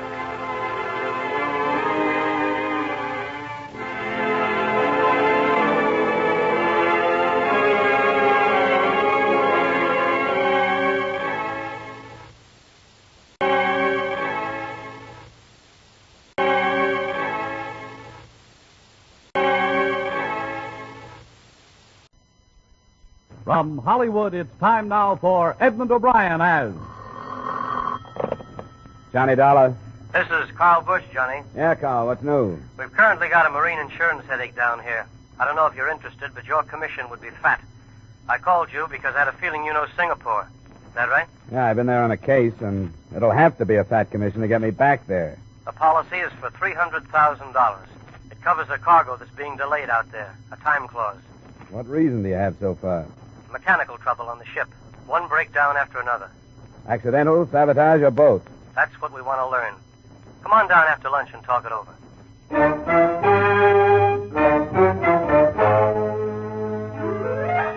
Edmund O'Brien in another adventure of the man with the action-packed expense account.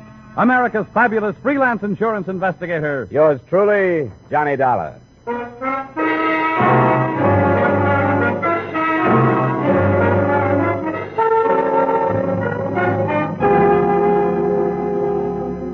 Expense account submitted by Special Investigator Johnny Dollar to Tri-State Insurance Company, Hartford, Connecticut. The following is an accounting of expenditures during my investigation of the Yankee Pride matter. Expense account item 1, $1.50 cab fare to your office. Maritime insurance is a bad gamble at best, Dollar. Looks like we're on the short end of this one. That I know about. I bet on Notre Dame last Saturday. You aren't alone. This is a cargo of tin bound for a West Coast plant that's under government contract. Armament. Bearings, I think. Well, that's where that time clause you mentioned fits, huh? Right. They got a deadline, so they insured themselves. The way it stands, if that ship doesn't leave Singapore in a week, we start losing 2% a day on $300,000. You have an office in Singapore?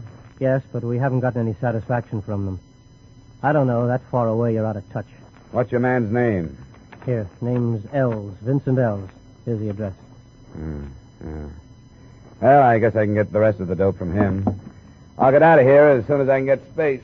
Good. It's nice seeing you, Johnny. Let me know when your plane leaves. I'll send you a bouquet of bourbon or something.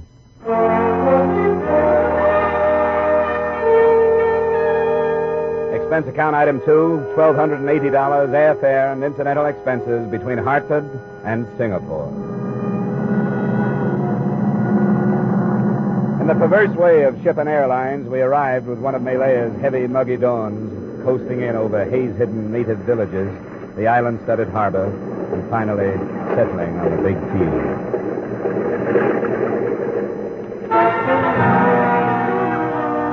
I finished customs by 9, napped in my room at the Hotel Europe through 10, and I was in Tri-State's office by 1 p.m. I'm happy to meet you, Mr. Dollar. Sit down. I trust you had a pleasant trip out. Well, it's a little too long to be pleasant, Mr. Ells, but those airline people do everything they can. Yes, you've been in the East before? A few times. Now... Then you know that the unexpected is more or less commonplace here. Say, what are you driving at? It's possible that you've come on an extremely dangerous mission, sir. Oh? On the other hand, perhaps it's only coincidence. One of my adjusters has been killed. He was working on this case? Yes, I'm afraid he was. What have you done about it? I turned the matter over to the police. Did you mention the situation, the delayed cargo? I did, but I rather think that they categorized him as an individual rather than as an insurance adjuster. Who was he? A young Chinese, Kufo Sun, an intelligent chap. I discussed the matter with him the morning previous to his death. That was 2 days ago. And he told me he was going to visit the ship in question, the Yankee Pride. The men on board said he never arrived.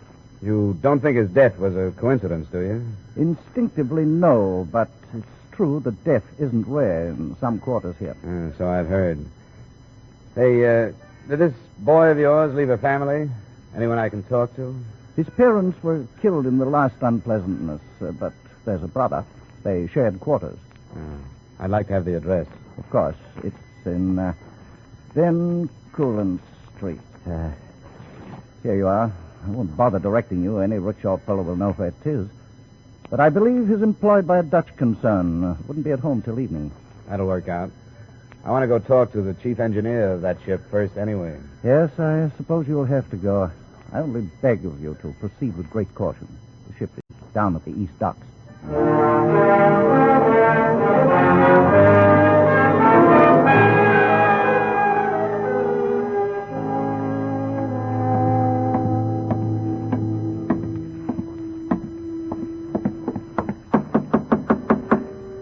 I'm in the sack. Come in. Sorry to bother you, Chief. What's the matter with you? Blasted fever. Seems like this climate brings it back. Malaria? Yeah. What do you want aboard? My name's Dollar. I was sent out here by the company that's insuring your cargo. What about it? Well, they're going to start losing money if this ship doesn't get started home in a few days. Well, there's nothing they can do and nothing I can do. I have a bearing flown to me from Hong Kong. When that gets here, I can pump water into the boilers, and not before. What do you think about all this mechanical trouble you've been having? What do you mean? Well, has it all been legitimate, or could it have been sabotage? Sabotage? Now, who'd do that? I don't know. Well, it hasn't been sabotage. Bearings go and generators foul up without any help. Ask me, I've been nursing them for 15 years. When do you expect the stuff from Hong Kong? It's hard to say. People don't work the same out here as they do in the States. Well, I'll fly up there myself after your bearing if it'll get you out of here on time. Look, mister, I'm not in any shape to figure out anything now. I'm sick. I'll try and talk to the captain about it. Come back tomorrow. Will you? Uh-huh. Sure, Chief. I know. That fever's rough.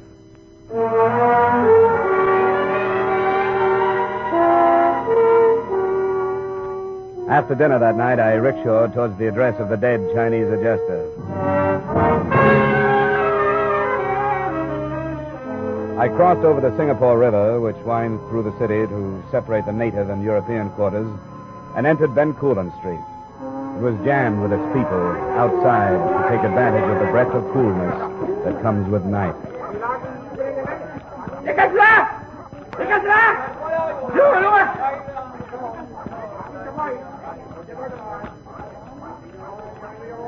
Well, here's one. Good. Which door? I point. Good. You go some other place, one. I wait. All right, you wait.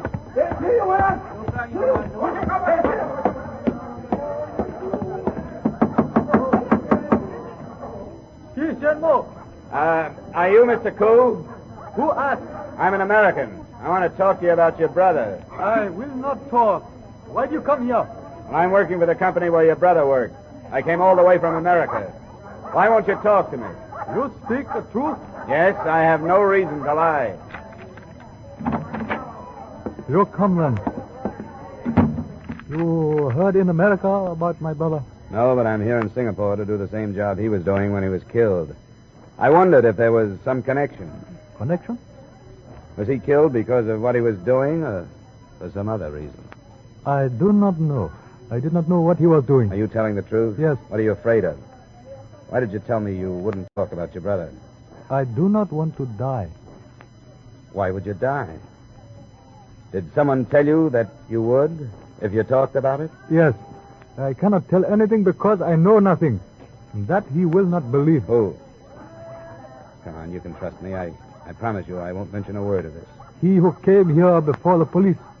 I told him that my brother and I speak of other things, not work. But he made promise that I die if I speak to police. Who was this man? Did you know him? No, I have never seen him. Was he Oriental or Occidental? English. He would do low work, I think. The work of frightening people for some other. Yeah.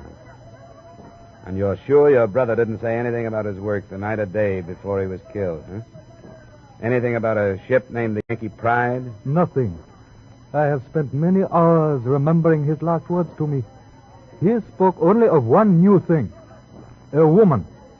With Forsoon, there was always new woman. With this one, he was filled with pride and excitement. She was Malayan. Perhaps she brought him death. The man that threatened you, did he ask you about her? He asked me everything that had been talked of, but I was frightened and did not mention her. Do you know her name or where I can find her? You will keep the secret? I won't even mention that I've met you. What will you say? Well, I'll lie about when I got here. I'll tell her I talked to your brother that night before he died. Ah. Her name is Randi. There's a place of an Arab in Malabar Street. It is called Billy Parker. That is where he spoke of finding her. All right. I'll see if I can. Please. Korsoon's death is a very heavy sorrow. But my death is in the future. Do not come back. To speak further of this would be to waste the future. I won't come back, Mr. Cole. Thanks for the help you've given me. Goodbye.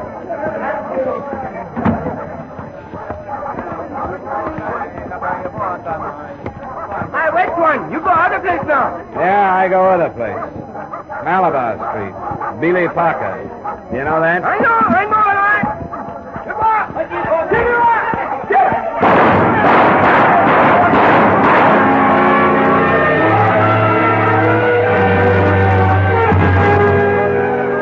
I didn't bother to go back. The crowd surging around the door I'd come out was enough to tell me what had happened.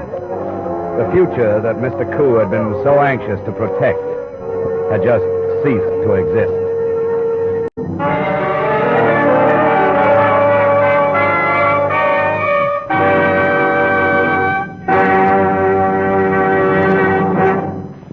In just a moment, we'll return to the second act of yours truly, Johnny Dollar, starring Edmund O'Brien. But first, are you ready to sing it again tonight? You'll find a whole hour full of the day's popular music sung by Eugenie Baird, Alan Dale, Bob Howard, and the Riddlers. You'll hear the tuneful riddle songs that lead to Sing It Again's Phantom Voice Treasure Trove. $5,000 in cash and $10,000 more in wonder prizes. Be listening again to Sing It Again tonight when it comes your way on most of these same CBS stations. The Phantom's a puzzler, but some CBS listener will win that $5,000 in cash. And now with our star, Edmund O'Brien, we return you to the second act of yours truly, Johnny Dollar.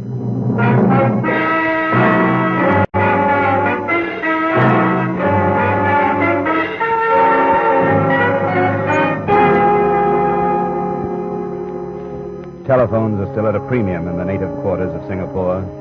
I wanted to report what had happened to Vincent Ells and tell him where I was going and why. So I tried to find one, but couldn't.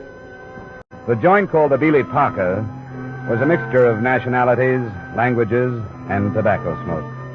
I spotted two Occidentals as I went in.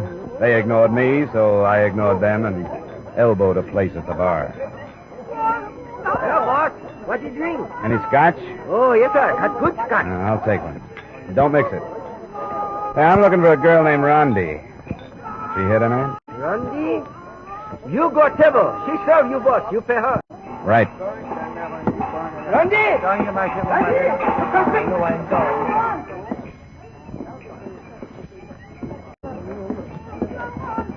Hi, I'm Randy. I brought a drink for me. Is all right? I'm glad you did. Sit down. Why did you ask for me? Well, a friend told me about you. You sound American, are you? That's right. I know some Americans. Did one teach you to speak English? You speak very well. No, they do not teach me that. I learned from missionary school in Penang. You are surprised? I didn't know it showed. Everybody is surprised that Randy went to school. Some American friend told you about me? No, he was Chinese. His name was Kufo Soon. Kufo Soon. He is no friend of mine. He's so clerk. He told you about me? A couple of afternoons ago.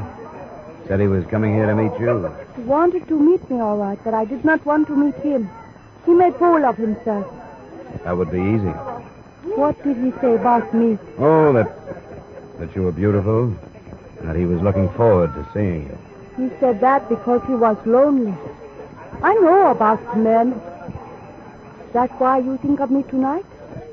Because you are lonely? As a matter of fact, I am. What is your name? Dollar, Johnny Dollar. You tease me. I'll admit it has a ring to it. No. I tease you. I know the name. In Penang, my father worked for a steamship line with that name. Are you in shipping business? No relation. Shall we get rid of the scotch? How do you say? Bottoms up. That's right.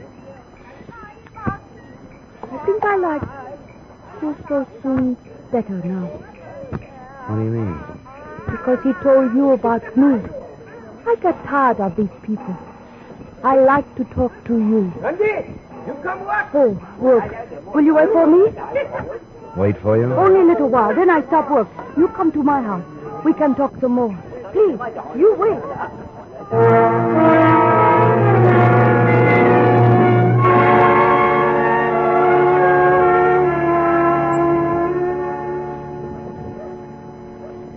Randy, are you lying to me, or don't you really know that Kufu Soon is dead? He is dead?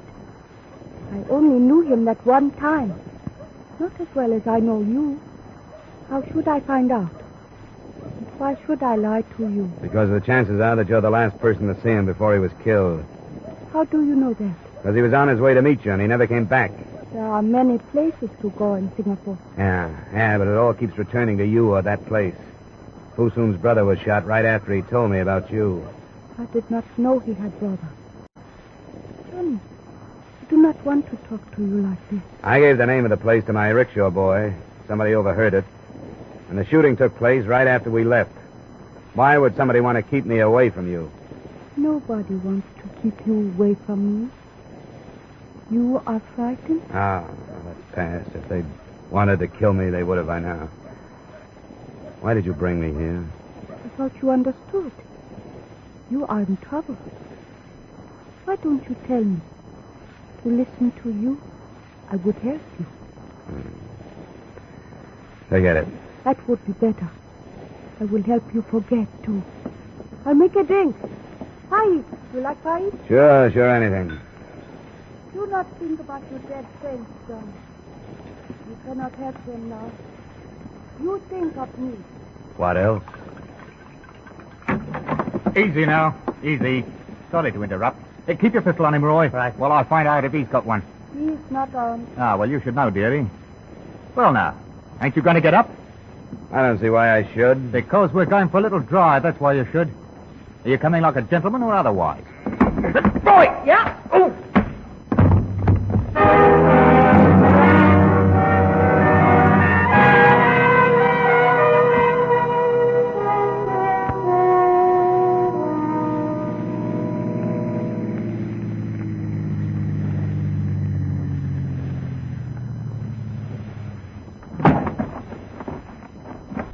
Well, Dollar, what do you make of this? You go to sleep in a river shack? You're not careful now. Stay on your feet. And you wake up on the threshold of a blasted mansion. Here, give me a hand, Roy. He can't hold his feet yet. All right.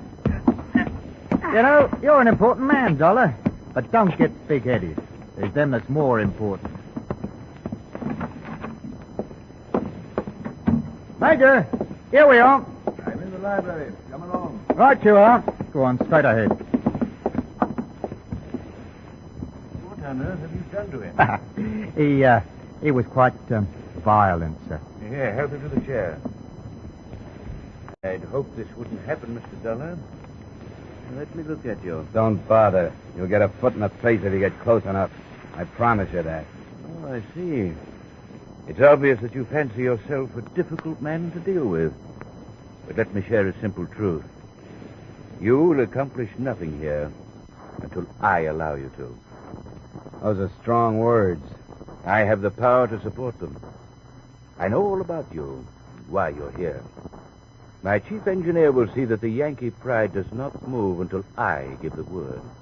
And when will that be? When I am ready to leave for Mexico. You're crazy. That ship isn't going to Mexico. Oh, yes, it is, Mr. Dollar. Because I have paid well for passage there. You don't buy ship's articles. The Yankee pride says she's going to San Francisco. One can buy anything with sufficient funds. The simplest are the petty official signatures needed to make these changes. You'd be amazed at how easily eyes are blinded and ears deafened. You don't agree with me? Up to a point. understand. You think that I brought you here for the purpose of bargaining with you? There's no need for that. Why am I here? Because I enjoy my power. And at the moment, I'm fighting you and your stumbling, idiotic methods. You're proud of your own? What kind of power did it take to bring off the murders of the Koo brothers? I'm not impressed. You will be. I'm going to let you go on with your investigation because you're a harmless pipsqueak. Thanks. How much money will your company lose by further delay? 2% of $300,000 for each day over schedule. Well, please convey to them my thanks. And tell them I shall cover their loss. They won't attempt to prosecute. You may go. Earl and Roy will drive you wherever you wish them to.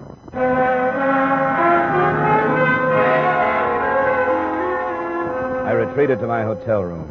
But I knew one thing about him and thought I knew something else.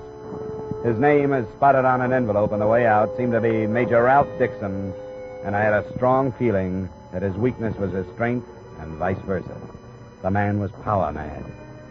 In spite of my exhaustion, frustration didn't let me sleep too well through the rest of the night.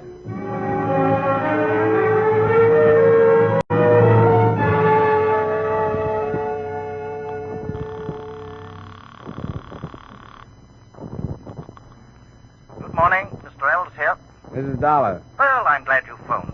I worried about what might happen to you last night. Well, don't think for a minute that it didn't happen. What do you know about a Major Ralph Dixon? Ralph Dixon? Yeah. Why, nothing. Who is he? Well, he boasts that he's the man behind our trouble. He's crazy, and I really mean that. Oh? He claims that he's bribed everybody concerned with the Yankee Pride sailing, including port officials. Mr. Dollar, you sound serious. I believe him. Look, you have better entree here than I have. Would you see that you can learn something about the ship's papers being changed to include a Mexican port? Oh, there was no Mexican port. I know that. Well, he says there is. And see what you can learn about his visas and passport. And you might even check customs. He's holding the sailing up for something. I say, what are you going to be doing? Well, I'll start at the other end. I know my way around the bottom.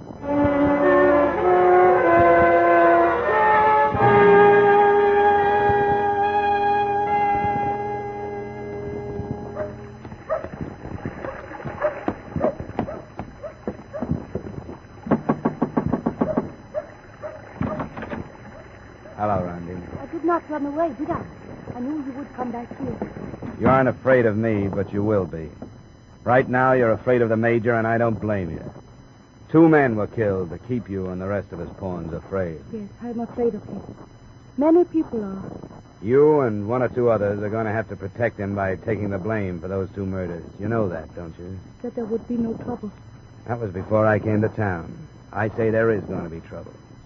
Because I'm going to turn you in. And the Major is so powerful that nobody will believe you when you tell the truth. You'll pay for it all. Yes. I believe that. Well, don't you want to help yourself if you can? Why? You know his power.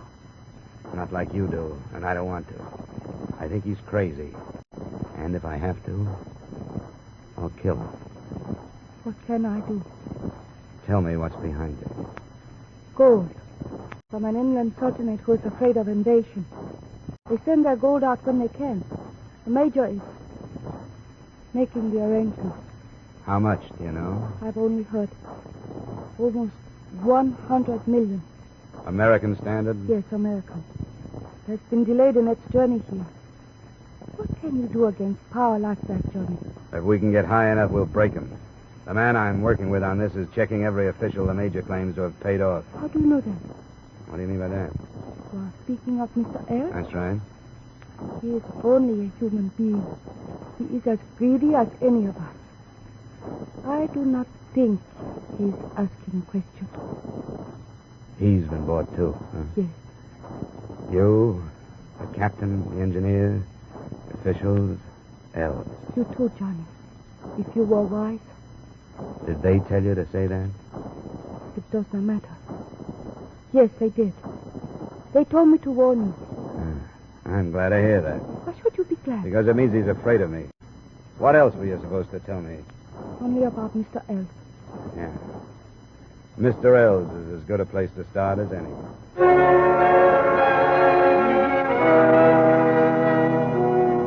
A check on the tri-state office told me that Ells had left for home, so I followed him there. It was a cottage set back from the street.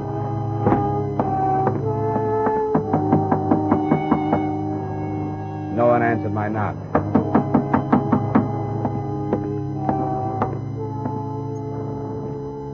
Through the veranda window, I could see why.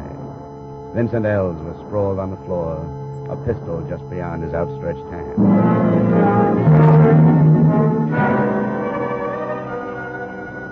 On the way to Major Dixon's, I stopped at my hotel long enough to get an automatic out of my luggage.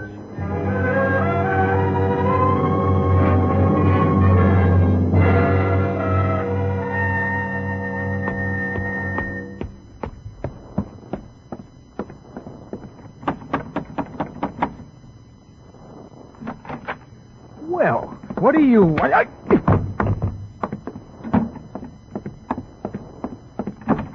What's the meaning of this? I just left Vincent Ells' house. Oh, yes. I've been advised that the poor man took his own life. Perhaps you can profit from his act. I think I can. What happened? Did he turn on you? Let us say that he didn't appreciate his position with me. He miscalculated my strength. Naturally learned there was nothing left for him to live for. How have you fared? I've done all right. I've finally realized that there's only one way to stop you. Oh? And, what is that? To kill you. Have you thought of that? Oh, see here. I'm a man of influence. You'd not be rewarded, you'd be prosecuted. I think you're a man of influence only in your own mind. Your influence is due partially to money, but more to fear. Ells turned on you and you killed him. The girl Rondi would if she weren't afraid. Ah, but she is. She wouldn't be if you were dead. I want you to come with me. And where would we go? Down to the police commissioner, where I want you to list every bribe and killing you've been involved in. Ridiculous. I have an appointment at the club. You'll pardon me, I'm sure. I know about the gold, Major. Oh, you do you? What do you propose doing about it? I'm going to stop it. You? Don't try to leave, Major. Major! What? You fool. Stupid little fool.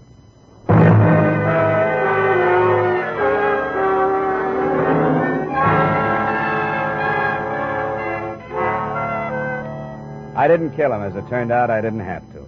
Police investigation of the shooting brought out all the truth. The gold was confiscated when it arrived, and after 3 days of questioning, I was released. Remarks? You may lose 2 days on the Yankee Pride schedule, but to balance that, you also lost Mr. Ells, an agent you can do without. Expense account item 4, $300 miscellaneous. Expense account item 5, same as item 2. Expense account total, $2,686. Yours truly, Johnny Dollar.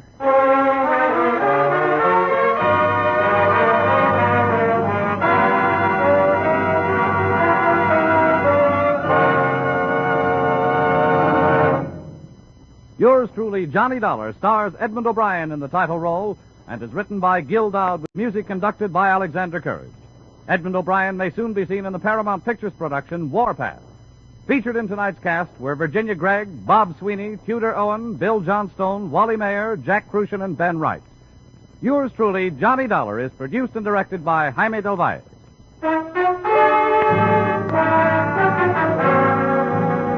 This is Bob Stevenson inviting you to join us next week at this time when we'll again bring you Edmund O'Brien as... Yours truly, Johnny Dollar.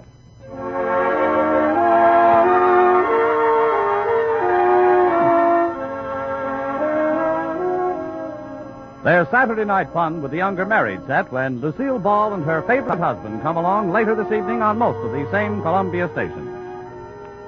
Now stay tuned for Vaughn Monroe's Caravan, which follows immediately on most of these same CBS stations. This is CBS, where Hopalong Cassidy rides every Saturday night on the Columbia Broadcasting System.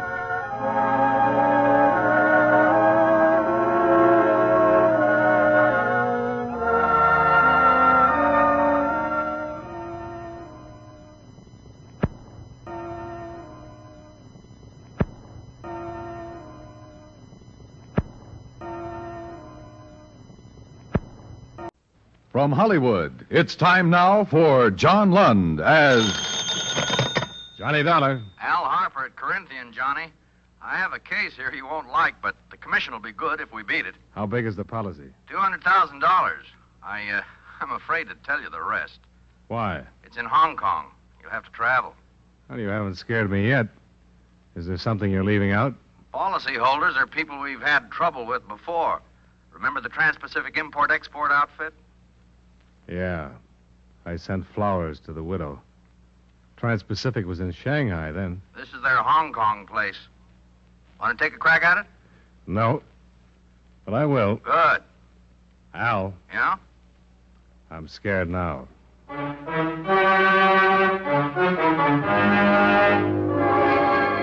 Tonight and every weekday night, John Lund in the transcribed adventures of the man with the action-packed expense account. America's fabulous freelance insurance investigator. Yours truly, Johnny Dollar.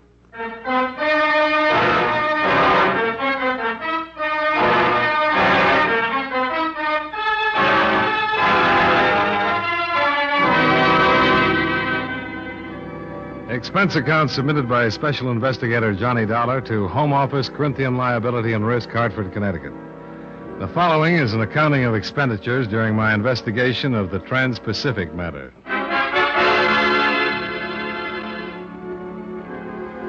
I found Hong Kong to be a city without simplicity, burdened with the tragic complexities of war.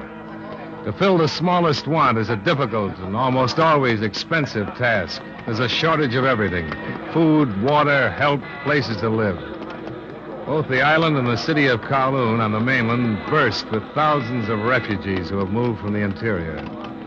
Over the bobbing head of my rickshaw boy, I watched many of them lining the streets, wailing for alms, as we made our way to the offices of the American consulate.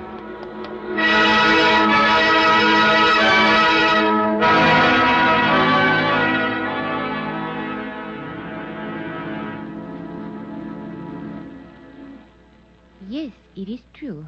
Life is very difficult here. Where are they all going? Many of them do not know. Where is there for them to go? What do they do? How do they stay alive? Many of them do not. It is not like this in your America? No. Has it ever been? Well, there was a civil war once. The books I've read say that at times it was pretty bad. But not like this. Never.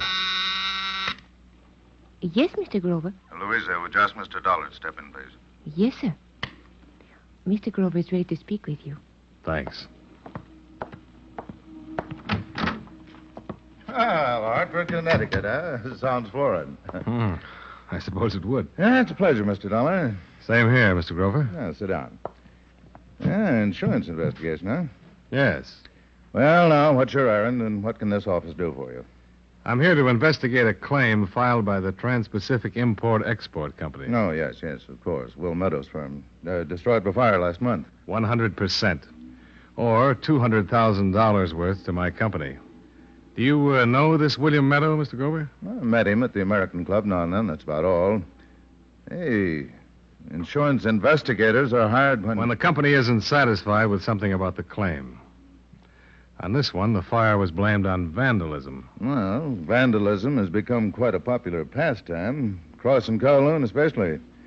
Do you suspect some sort of fraud? Frankly, we do, Mr. Grover. Trans-Pacific once had a branch in Shanghai. When the war closed in on them up there, their warehouse burnt to the ground, just like this one here. I see. And it occurred to a number of people in my home office that Trans-Pacific did much better by collecting on the insurance at that time than by going through the expense of liquidating. I suppose coincidence won't quite do it, will it? Well, now, how can I help you? Well, I'd appreciate some phone calls or letters that would give me some support from the fire department, the police. I don't suppose my problem seems very important out here. We're just thinking that very thing. It's always the case, Mr. Dollar. On the fringe of war, very few individual problems seem very important. Nor are the individuals themselves in the end. I trust you'll keep that in mind as you conduct your investigation here, huh? I'll try to. Getting help, even time from the police or fire brigade, is one of those individual problems, but I'll do what I can for you. Well, anything will help, Mr. Grover. I won't take up any more of your time. Hey, Elections must have been quite exciting back home, huh? Oh, yes, they were. I miss that part of home very much. Oh, be sure to leave your number with my girl. I'll let you know about the official assistance. Well, I came right here from the airport. I don't have a number yet. Oh, well. Pretty tough? Yes. As a matter of fact, almost impossible. The Occidental places are always filled.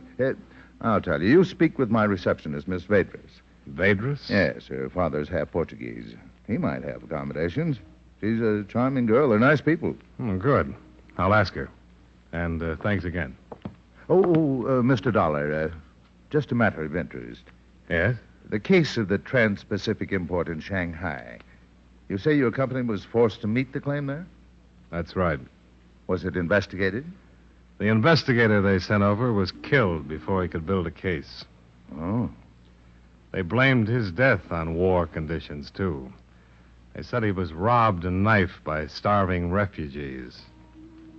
Nobody had time to dig up the truth.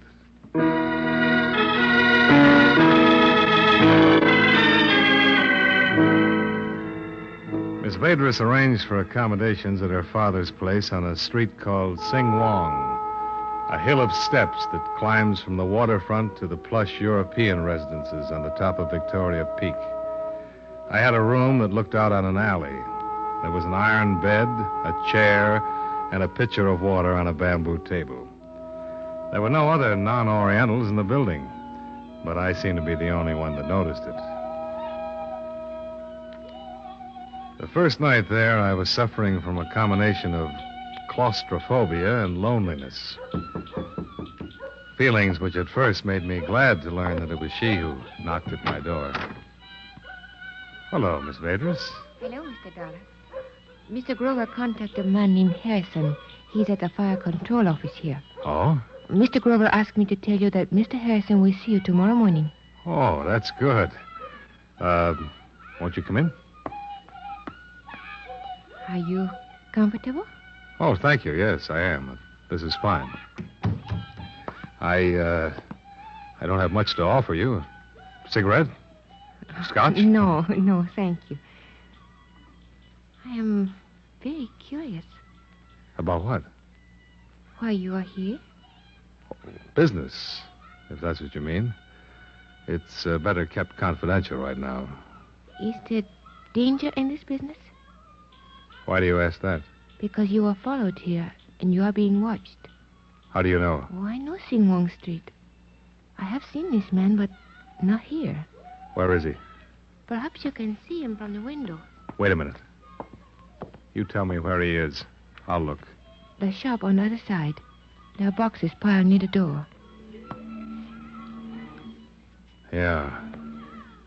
You say you've seen him. Where? I cannot remember that. I have just seen him. Uh-huh. Well, no need to worry. There won't be any trouble here. You seem sure of that. I have the advantage right now. He doesn't know that I know he's there. Well, thanks for telling me about him. Perhaps you know who he is. No. I didn't think anybody knew I was in town. You will let this go on, the watching? Not much choice. But let's talk about something else, huh? What's that music? Oh, that is love song. Two lonely people who meet near a river. Oh. In America, the songs are different. Oh, yes, I know. I like them. Do you know many Americans? Oh, yes. At the consulate office, I see them all the time. I want to marry one. Well, I'd say he was a very lucky American. You misunderstand. I do not mean there's only one. I want to marry an American who would take me from China. There is no other way. You hate it that much? There's nothing else to do but hate it. There's no good here, always trouble. The Chinese are patient people, but I'm not all Chinese, and I cannot make myself be patient any longer. I want to go to America where people thrive on impatience. You know, I would think from what I've seen of them, the Americans are the most impatient people in the world. They say we kill ourselves that way. Heart and stomach. But still you live longer and better. What about your Portuguese people? Oh, they're gone. You think I'm bad to be this way? Oh, no. No, I didn't say that. I'm not bad. I hope you find your American, Miss Vadris. You want me to go now? Well, I think you'd better. I'll see you tomorrow. Yes. Good night.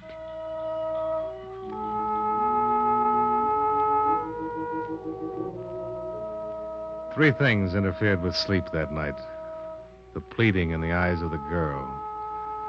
The smells and sounds that drifted into my room from the restless, crowded city. And the watcher, who was still at his station across the street when I turned out my light. The toughest part of the case was that failure in Shanghai where the agent had been killed. It was a sobering memory. And for that reason, every face on Sing Wong Street was a suspicious one. In every group of Hong Kong Chinese, a potential assassin, with my watcher the first to be reckoned with. Gun in hand, eyes on the street, I fell asleep that night, watching him.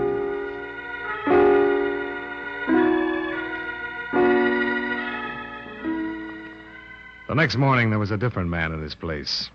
I was followed to the office of Harrison, the chief of the fire brigade, who, it developed, couldn't see me after all. So, with the morning on my hands, I decided to talk to William Meadow, the head of Trans-Pacific.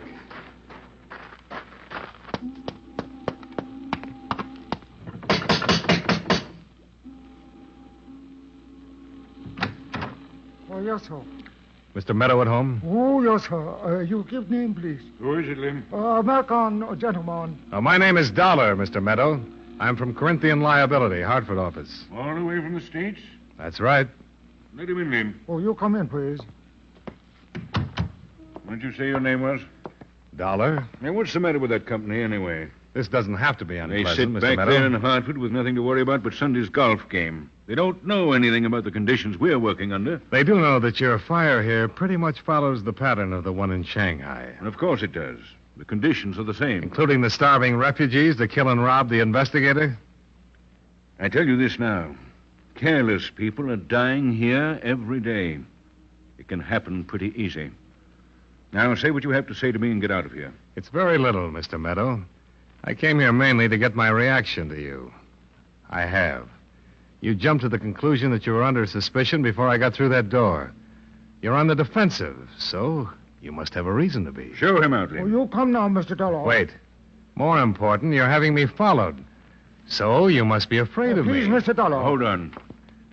I'm not afraid of you, Dollar, or what you can find or what you might try to do. Corinthian liability means no more to me than a bill I authorized payment on at the beginning of the year. My firm burned down here, and that dandy little company of yours is going to pay the claim. True, I don't like you snooping around. I don't like you coming here to my house like this. And you know it. No man would. That's the biggest parcel of information you'll ever get from me. Then I'll go elsewhere. Good idea. Have your dreams, Dollar, but have them someplace else. Go snoop through the ashes. They're cold, mainly. Just get out of here. Oh, now, Mr. Dollar, please. I can find the door.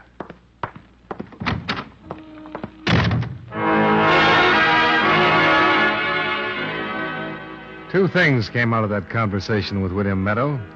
One, a reasonable platform to build a suspicion on. Two, a veiled threat in his reference to the agent who had been killed in Shanghai. Let me elaborate on that. Most all of what Meadows was saying to me was, this is my town and I run things. Anybody who gets in my way can get hurt. It was a real nice situation, all right. I'd been threatened, and I was being followed.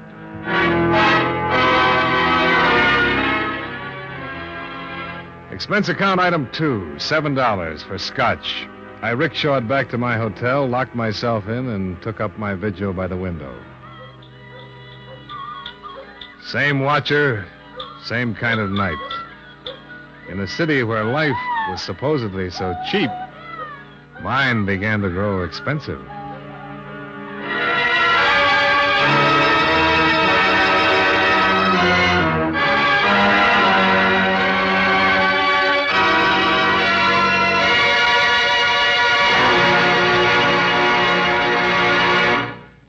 Be Be sure to hear tomorrow's episode of Yours Truly, Johnny Dollar, starring John Lund, who can currently be seen in the Universal International picture Just Across the Street.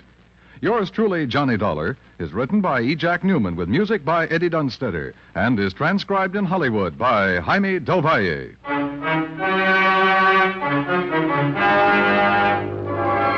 This is Dan Cubberly, inviting you to join us every day, Monday through Friday, when John Lund appears as... Yours truly, Johnny Dollar.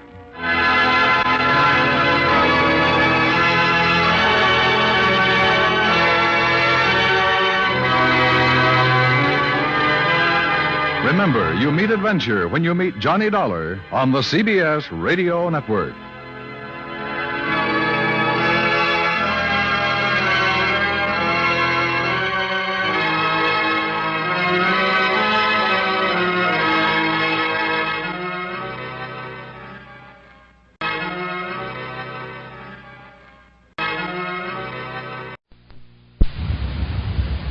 From Hollywood, it's time now for John Lund as Johnny Dollar. Hi, Chet Graham, Johnny.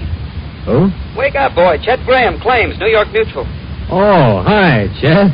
How are things? Bad. Johnny, I have to make a little trip out to the coast on a phony claim. I'll be gone about 4 days, but I need someone to hold down my office while I'm away. Can you do it? Well, that's not my line, Chet. You know that. Well, make it your line, Johnny. Somebody has to be here.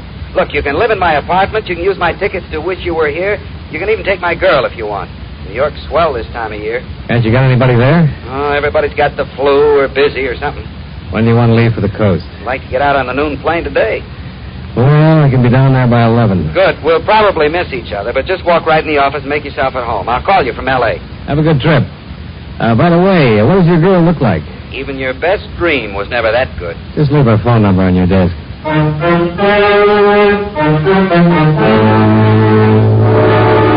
John Lund, in a transcribed adventure of the man with the action-packed expense account, America's fabulous freelance insurance investigator. Yours truly, Johnny Dollar.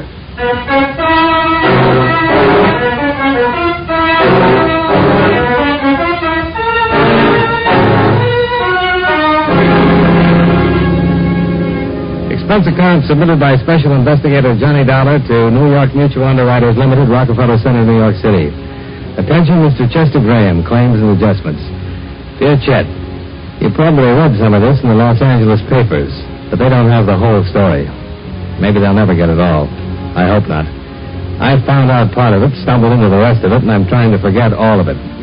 The following is an accounting of expenditures during your 4-day absence and my investigation of the James Clayton matter.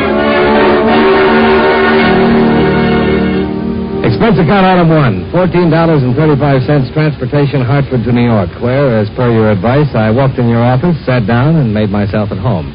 And where, 15 minutes later, I had a caller. Mr. Dollar, is it? That's right. The girl at the reception desk said Mr. Graham was out of town and that you were taking his place. Yes. Please sit down. Thank you, but I don't have time. I'm Miss Stebbins, Dr. James Clayton's nurse. He asked me to see you. I see. He gave me these policy numbers. He said that your company wrote these policies and that he'd like to talk to one of you. Well, certainly, Miss Stebbins. He can come by anytime. No, you don't understand. Dr. Clayton can't get away from the office. We're terribly rushed, and I really should be getting back myself. He's there all alone. Well, do you know what it's about, Miss Stebbins? No. The doctor's been acting strangely all day. He had me cancel all of his outside calls, and then he sent me here. He said to explain that it was very urgent. I'm very concerned for him.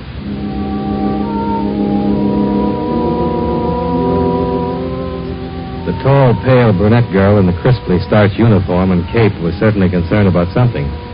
She bit her lip, forced out a wan, unprofessional smile, and started to cry. I pretended not to notice all this as we got on the elevator and went down into the street.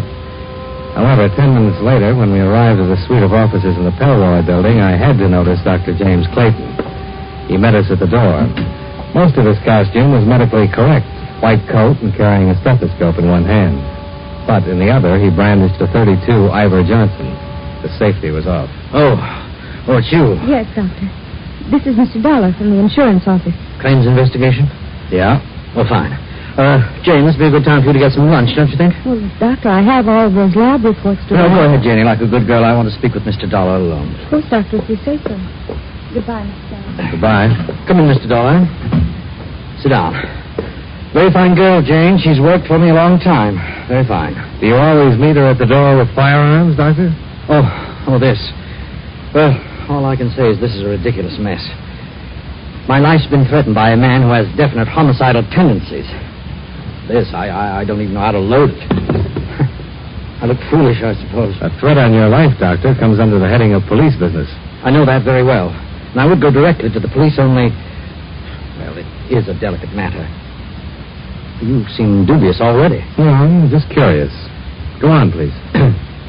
Well, several months ago, I attended a patient named Florence Harmon.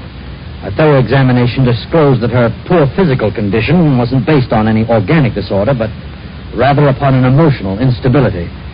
Now, this, I finally discovered, was brought about by her marriage to an erratic, ruthless, ill-tempered man, Benjamin Harmon. I could only advise that she divorce him immediately. Well, that's somewhat extreme, Doctor. Are you always certain of advice like that? In this case, there's no other answer. I approached Mr. Harmon on the subject last night at his home. I explained that Mrs. Harmon's health, her very life, is in jeopardy. And more is involved here than keeping intact a union which has nothing but legality as a binding force. I see. But Mr. Harmon doesn't care for somatics, huh? He attacked me. If it hadn't been for the assistance of Mrs. Harmon and a servant, he might have choked me to death. When I left, he threatened me. Then you should have called the police. Yes, I've thought of that. But look, if you approached Harmon in the right manner, Dollar, he might discard his ideas of violence. Well, you're the expert on homicidal tendencies, but best thing I can see for you is to prefer assault charges and have him locked up. I know all that, but it's for Mrs. Harmon's sake. Please understand, she's been through a shattering ordeal. Look, Mr. Dollar, would you go see him and talk to him? If you think he means it, really, then I'll call the police and prefer charges against him.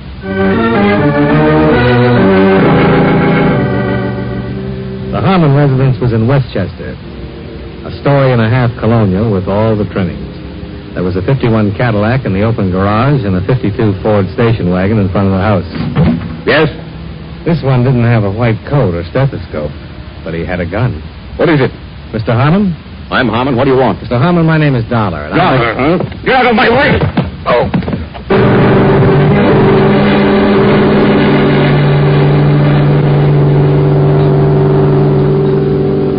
Here, Mr. Dollar. Drink this. Easy now. Oh. Take it, please. Oh, you had quite a blow. Try a little more. It should make you feel better. What was... Oh, you can bring suit against him, against us. You can do anything you want to, Mr. Dollar. He's just ungovernable. He could easily have killed you. You, Mrs. Harmon? Yes. Your husband think I was the Iceman? Oh, I don't know what he thought. I just heard him yell at you, and when I came to the door, you were lying there, and he'd taken the station wagon and left. Why, last night he even attacked my personal physician and threatened to kill him. I don't know what's gotten into him. You'd better sit down. It's getting better. Where'd he go? Heaven only knows. Mad. That's what he is, Mr. Dollar. Mad. He's liable to do anything. I'm scared. I'm scared stiff.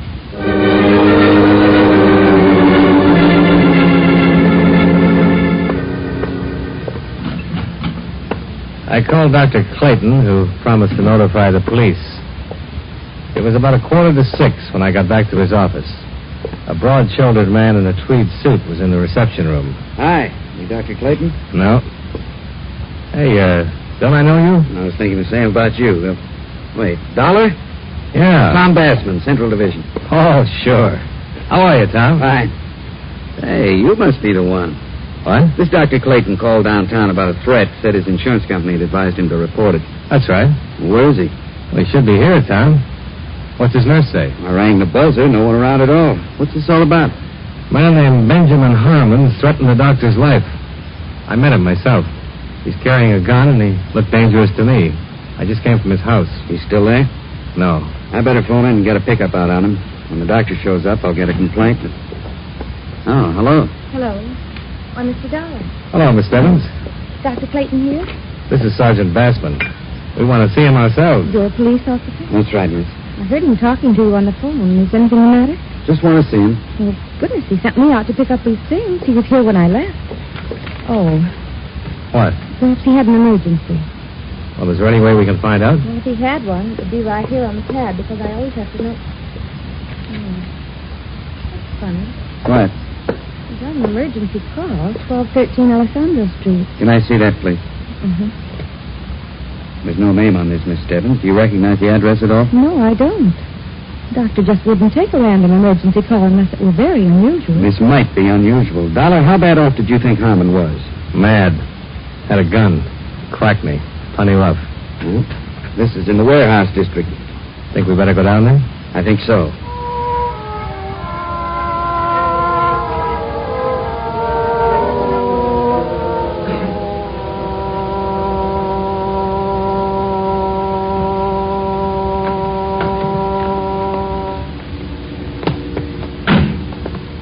Wait. What? 1213. Oh, it'd have to be that vacant lot over there. This one's 1240, and the rest belong to that warehouse. Yeah. Tom. That car. MD and the license plate? Yeah. Oh, it might be Clayton's. Yeah.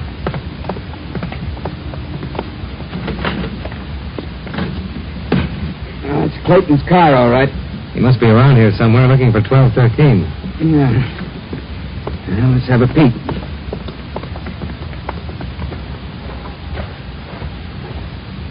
Tom. I see.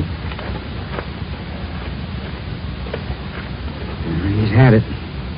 Is it Clayton? Yeah, that's him. Some emergency this was. Yeah.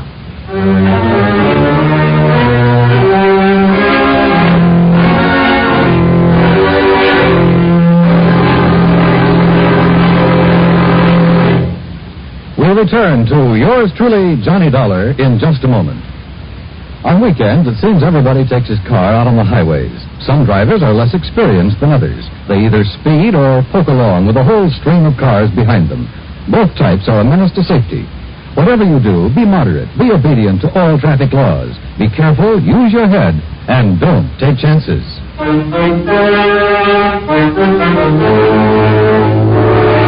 Now, with our star, John Lund, we bring you the second act of yours truly, Johnny Dollar.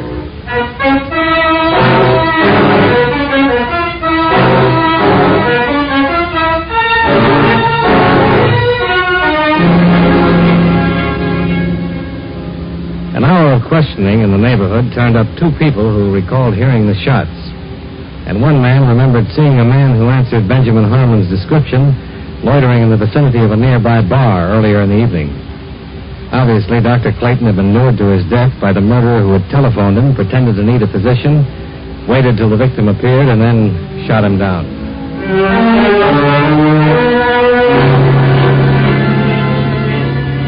Expense account item 3, $11.65. A good dinner, 3 martinis, tip, and thinking at Toots Shores. After which, I strolled over to the Pelroy building. Expense account item 4, $5 even. Bribed watchman. I shouldn't be doing this, you know. Might lose my job over it. I appreciate it. But since you're from the insurance company, I guess you're all right. Just looking around is all. Too bad about the doctor.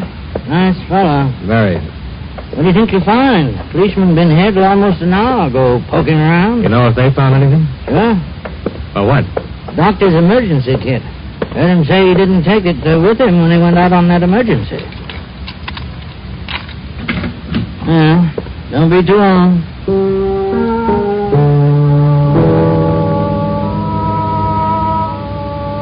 The business about the emergency kit started me thinking.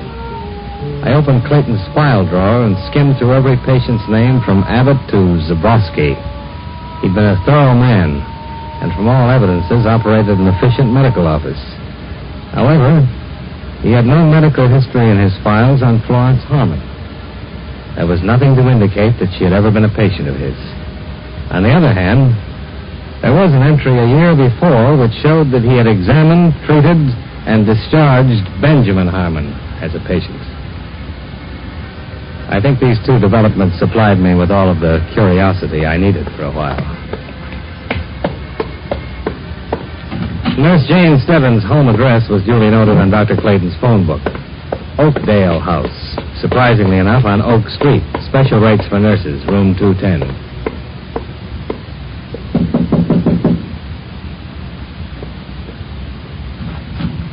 Oh, Mr. Dollar.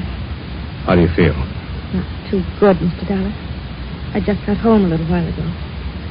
They kept me down there pretty long. Do you want to come in? Thanks. I don't want to keep you up. It isn't much of a place, is it? I mean, I haven't straightened it up for days, it seems. I'm sorry. Things like this aren't easy. I know. Don't apologize to me. Sit down, Mr. Dollar.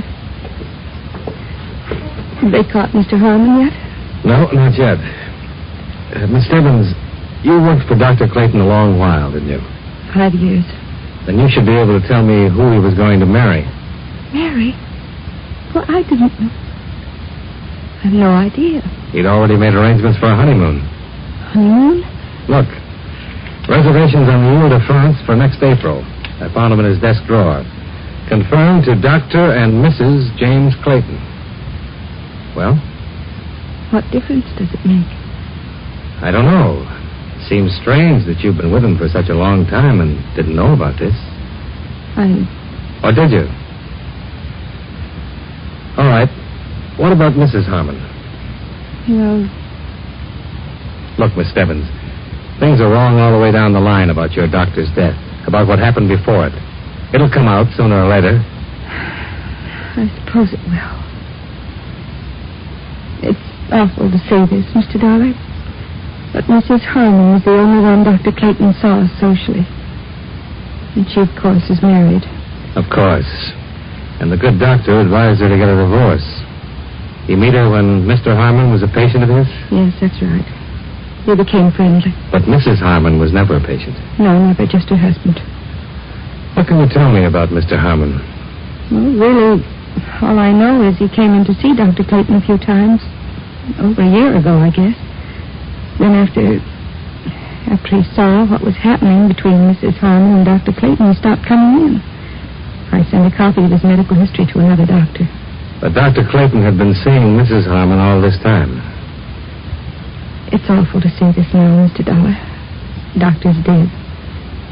I know, more or less, we're all human. It's happened before. Married people have been attracted by others. I'm tired, Mr. Dollar. Sure. Do you have any idea why I was called in today? Well, at first I didn't. Well, of course it happened. The police told me about Mr. Harmon's threats. But I don't understand what you're trying to do. The police want Mr. Harmon, and what does it all mean? It means the wrong man was killed.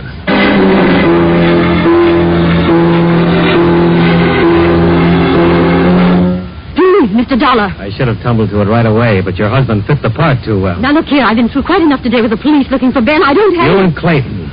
I was going to be the star witness when the state tried him for shooting your husband. Whatever I said as a material witness would back up his self-defense plea and get him off on a justifiable homicide. Isn't that it? I tell you, I won't listen. And you and the doctor would sail to France and live happily ever after. What's the matter? Wouldn't your husband give you a divorce? You won't listen. Go ahead. If you say it's that way, Mr. Dollar, and you know everything, I know you know everything, then it must be that way. Yeah, only it got fouled up. Your husband did shoot your doctor boyfriend after all. Get out of here. Get out of my house. You can't prove anything. You're right, Mrs. Harmon. I can't prove anything. Not a thing. They catch your husband and they'll put him away for it. But you have something to live with for the rest of your life. Or maybe you didn't really love your doctor after all. Get out! Get out! Leave me alone! Leave me alone!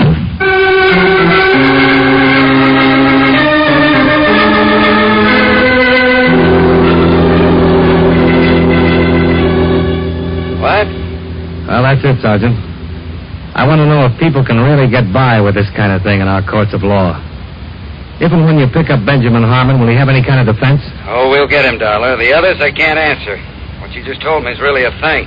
I don't see how any lawyer can do much for a guy who threatens another man's life and finally guns him down, do you? Supposing I could prove that Harmon was being set up as a patsy, that the doctor was really supposed to gun him down and plead self-defense. Up to the judge and the jury. When we get Harmon, he'll be arraigned and indicted on first-degree murder charges. Don't worry about that. And if it goes that far, it generally means he'll get the works. After all, we're pretty sure he shot and killed the doctor. Hang up, Dollar. Huh? You still there, Dollar? Hang up or I'll blow your head off.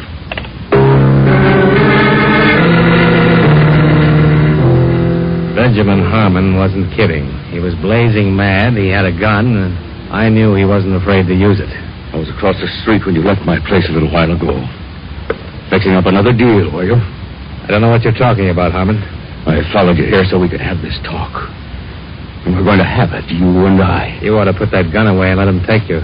They'll shoot you down if they see you. Nobody's going to shoot me down, not yet. Now, where's your office? Hartford, Connecticut. I mean here. Where do you practice here? Come on. I don't practice anything here. My office is in Hartford. This apartment belongs to a friend of mine. I'm standing in for him here while he's out of town. Where's his office? New York Mutual Liability. I mean his law office. I want to get down there and see how much... Hold on now. I'm not a lawyer. My friend's not a lawyer. We're insurance investigators. Where's the office? I tell you, we... Listen. Clayton called me this morning and said a lawyer named Dollar was on his way over to talk to me about divorcing Florence. If you hadn't started swinging that gun butt around, I'd have told you why I was there. I think I know why Clayton called you and told you that, but I don't... You and he were trying to pull something to take my wife away from me. I know that much. You're wrong, Harmon. I didn't know anything about that. Nobody takes my wife away from me. Now, that's the kind of temper that got you in all the trouble you're in. Look, you can shoot me here and I'll be number 2. But they'll get you real easy here. You know I didn't kill Clayton? How do I know you didn't kill him? You threatened him. Half a dozen people heard you threaten him. I have an idea why you did it, and you might have been right, but murder for any reason... Shut up! You're in on it somewhere. You know who did kill him, and you're going to clear me or I'll whip it out of you, Dollar. I'll whip it out of you! Are you crazy?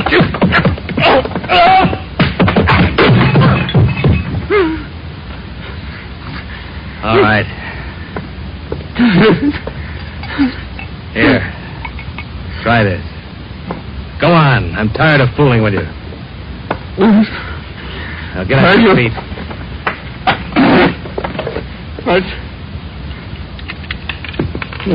Well, you got one point in your favor. This gun hasn't been fired. Do you have another one? No. Here, take another drink. You have a chance to talk to me right now. I don't think the police will be interested in much you have to say. I wanted to kill Clayton, but I didn't. Nobody will believe that. I know I've got a temper, and I've tried to control it, but I didn't kill him. I'm not impressed with that. I want facts. Where were you when Clayton was shot? How do I know? I didn't know what time he was shot. Say between 5 and 6 today. I was out getting mad. Fried. Where? Who saw you? No. After we met, I was so sore. I jumped in the car and went out and bought myself a jug. I know it sounds crazy, but I spent most of the time just sitting in the car down to the docks, just drinking and thinking and getting mad. I don't know what it was. I don't know when I walked over to the saloon, phoned Clayton. I told him I was on Alessandro Street and to come on down. I wanted to have a showdown. You mean you wanted him to come down so you could kill him? Maybe I did have that on my mind. I don't know. I waited an hour or so, but he never showed up. When I called back in his office, nobody answered. So I climbed back in my car, and that's where I heard about my being wanted for killing him. It was on the newscast. I didn't do it, Dollar. I swear I didn't. The others I knew about, I didn't kill them. What others? Florence always had other friends. Yes, I don't love her anymore, but I don't know. Maybe I hate her for all of it. When a man doesn't let part of his life walk away from it, I wouldn't give her a divorce. If I had let her get away with it, it would have been too much for me to hold. Even though you didn't love her and you knew she didn't love you? Yeah. That sounds stupid. Maybe. I loved her once.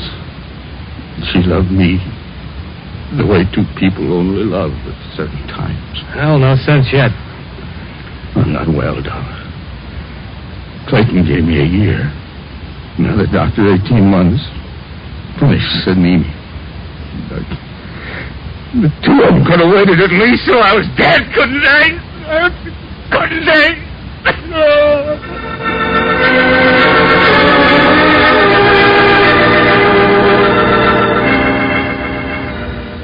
I found some sleeping pills in your medicine cabinet, and I fed him a couple with some hot cocoa.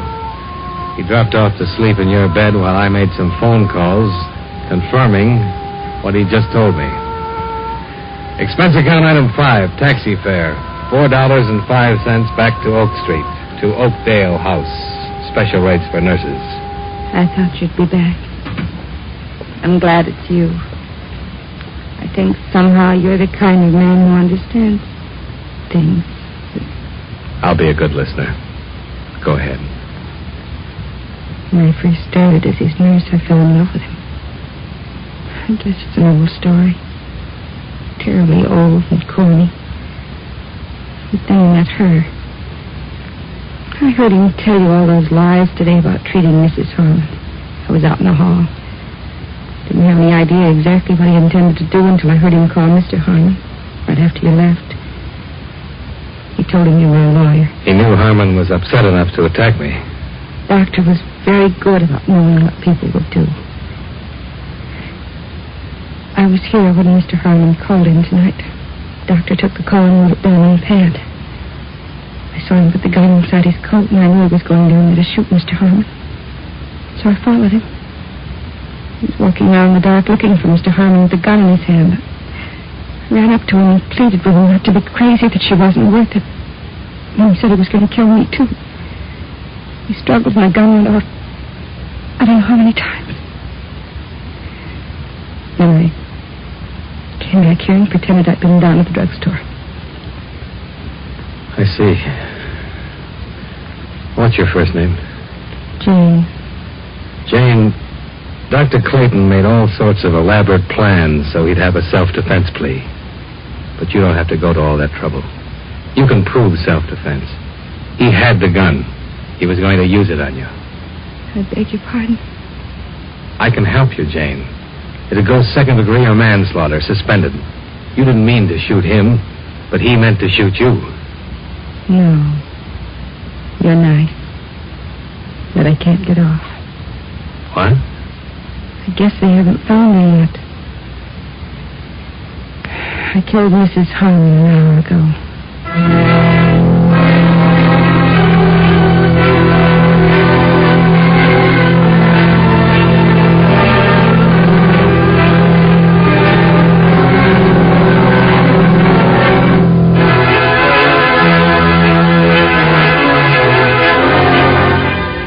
Expense account item 6, same as 1, transportation back to Hartford.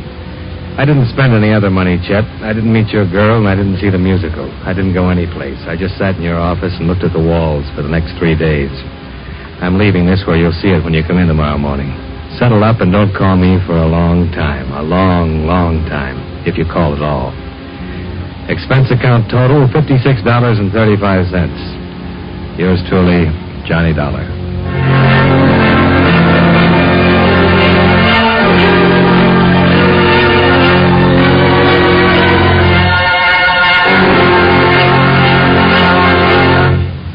Yours truly, Johnny Dollar, stars John Lund in the title role and is written by E. Jack Newman with music by Eddie Dunstetter.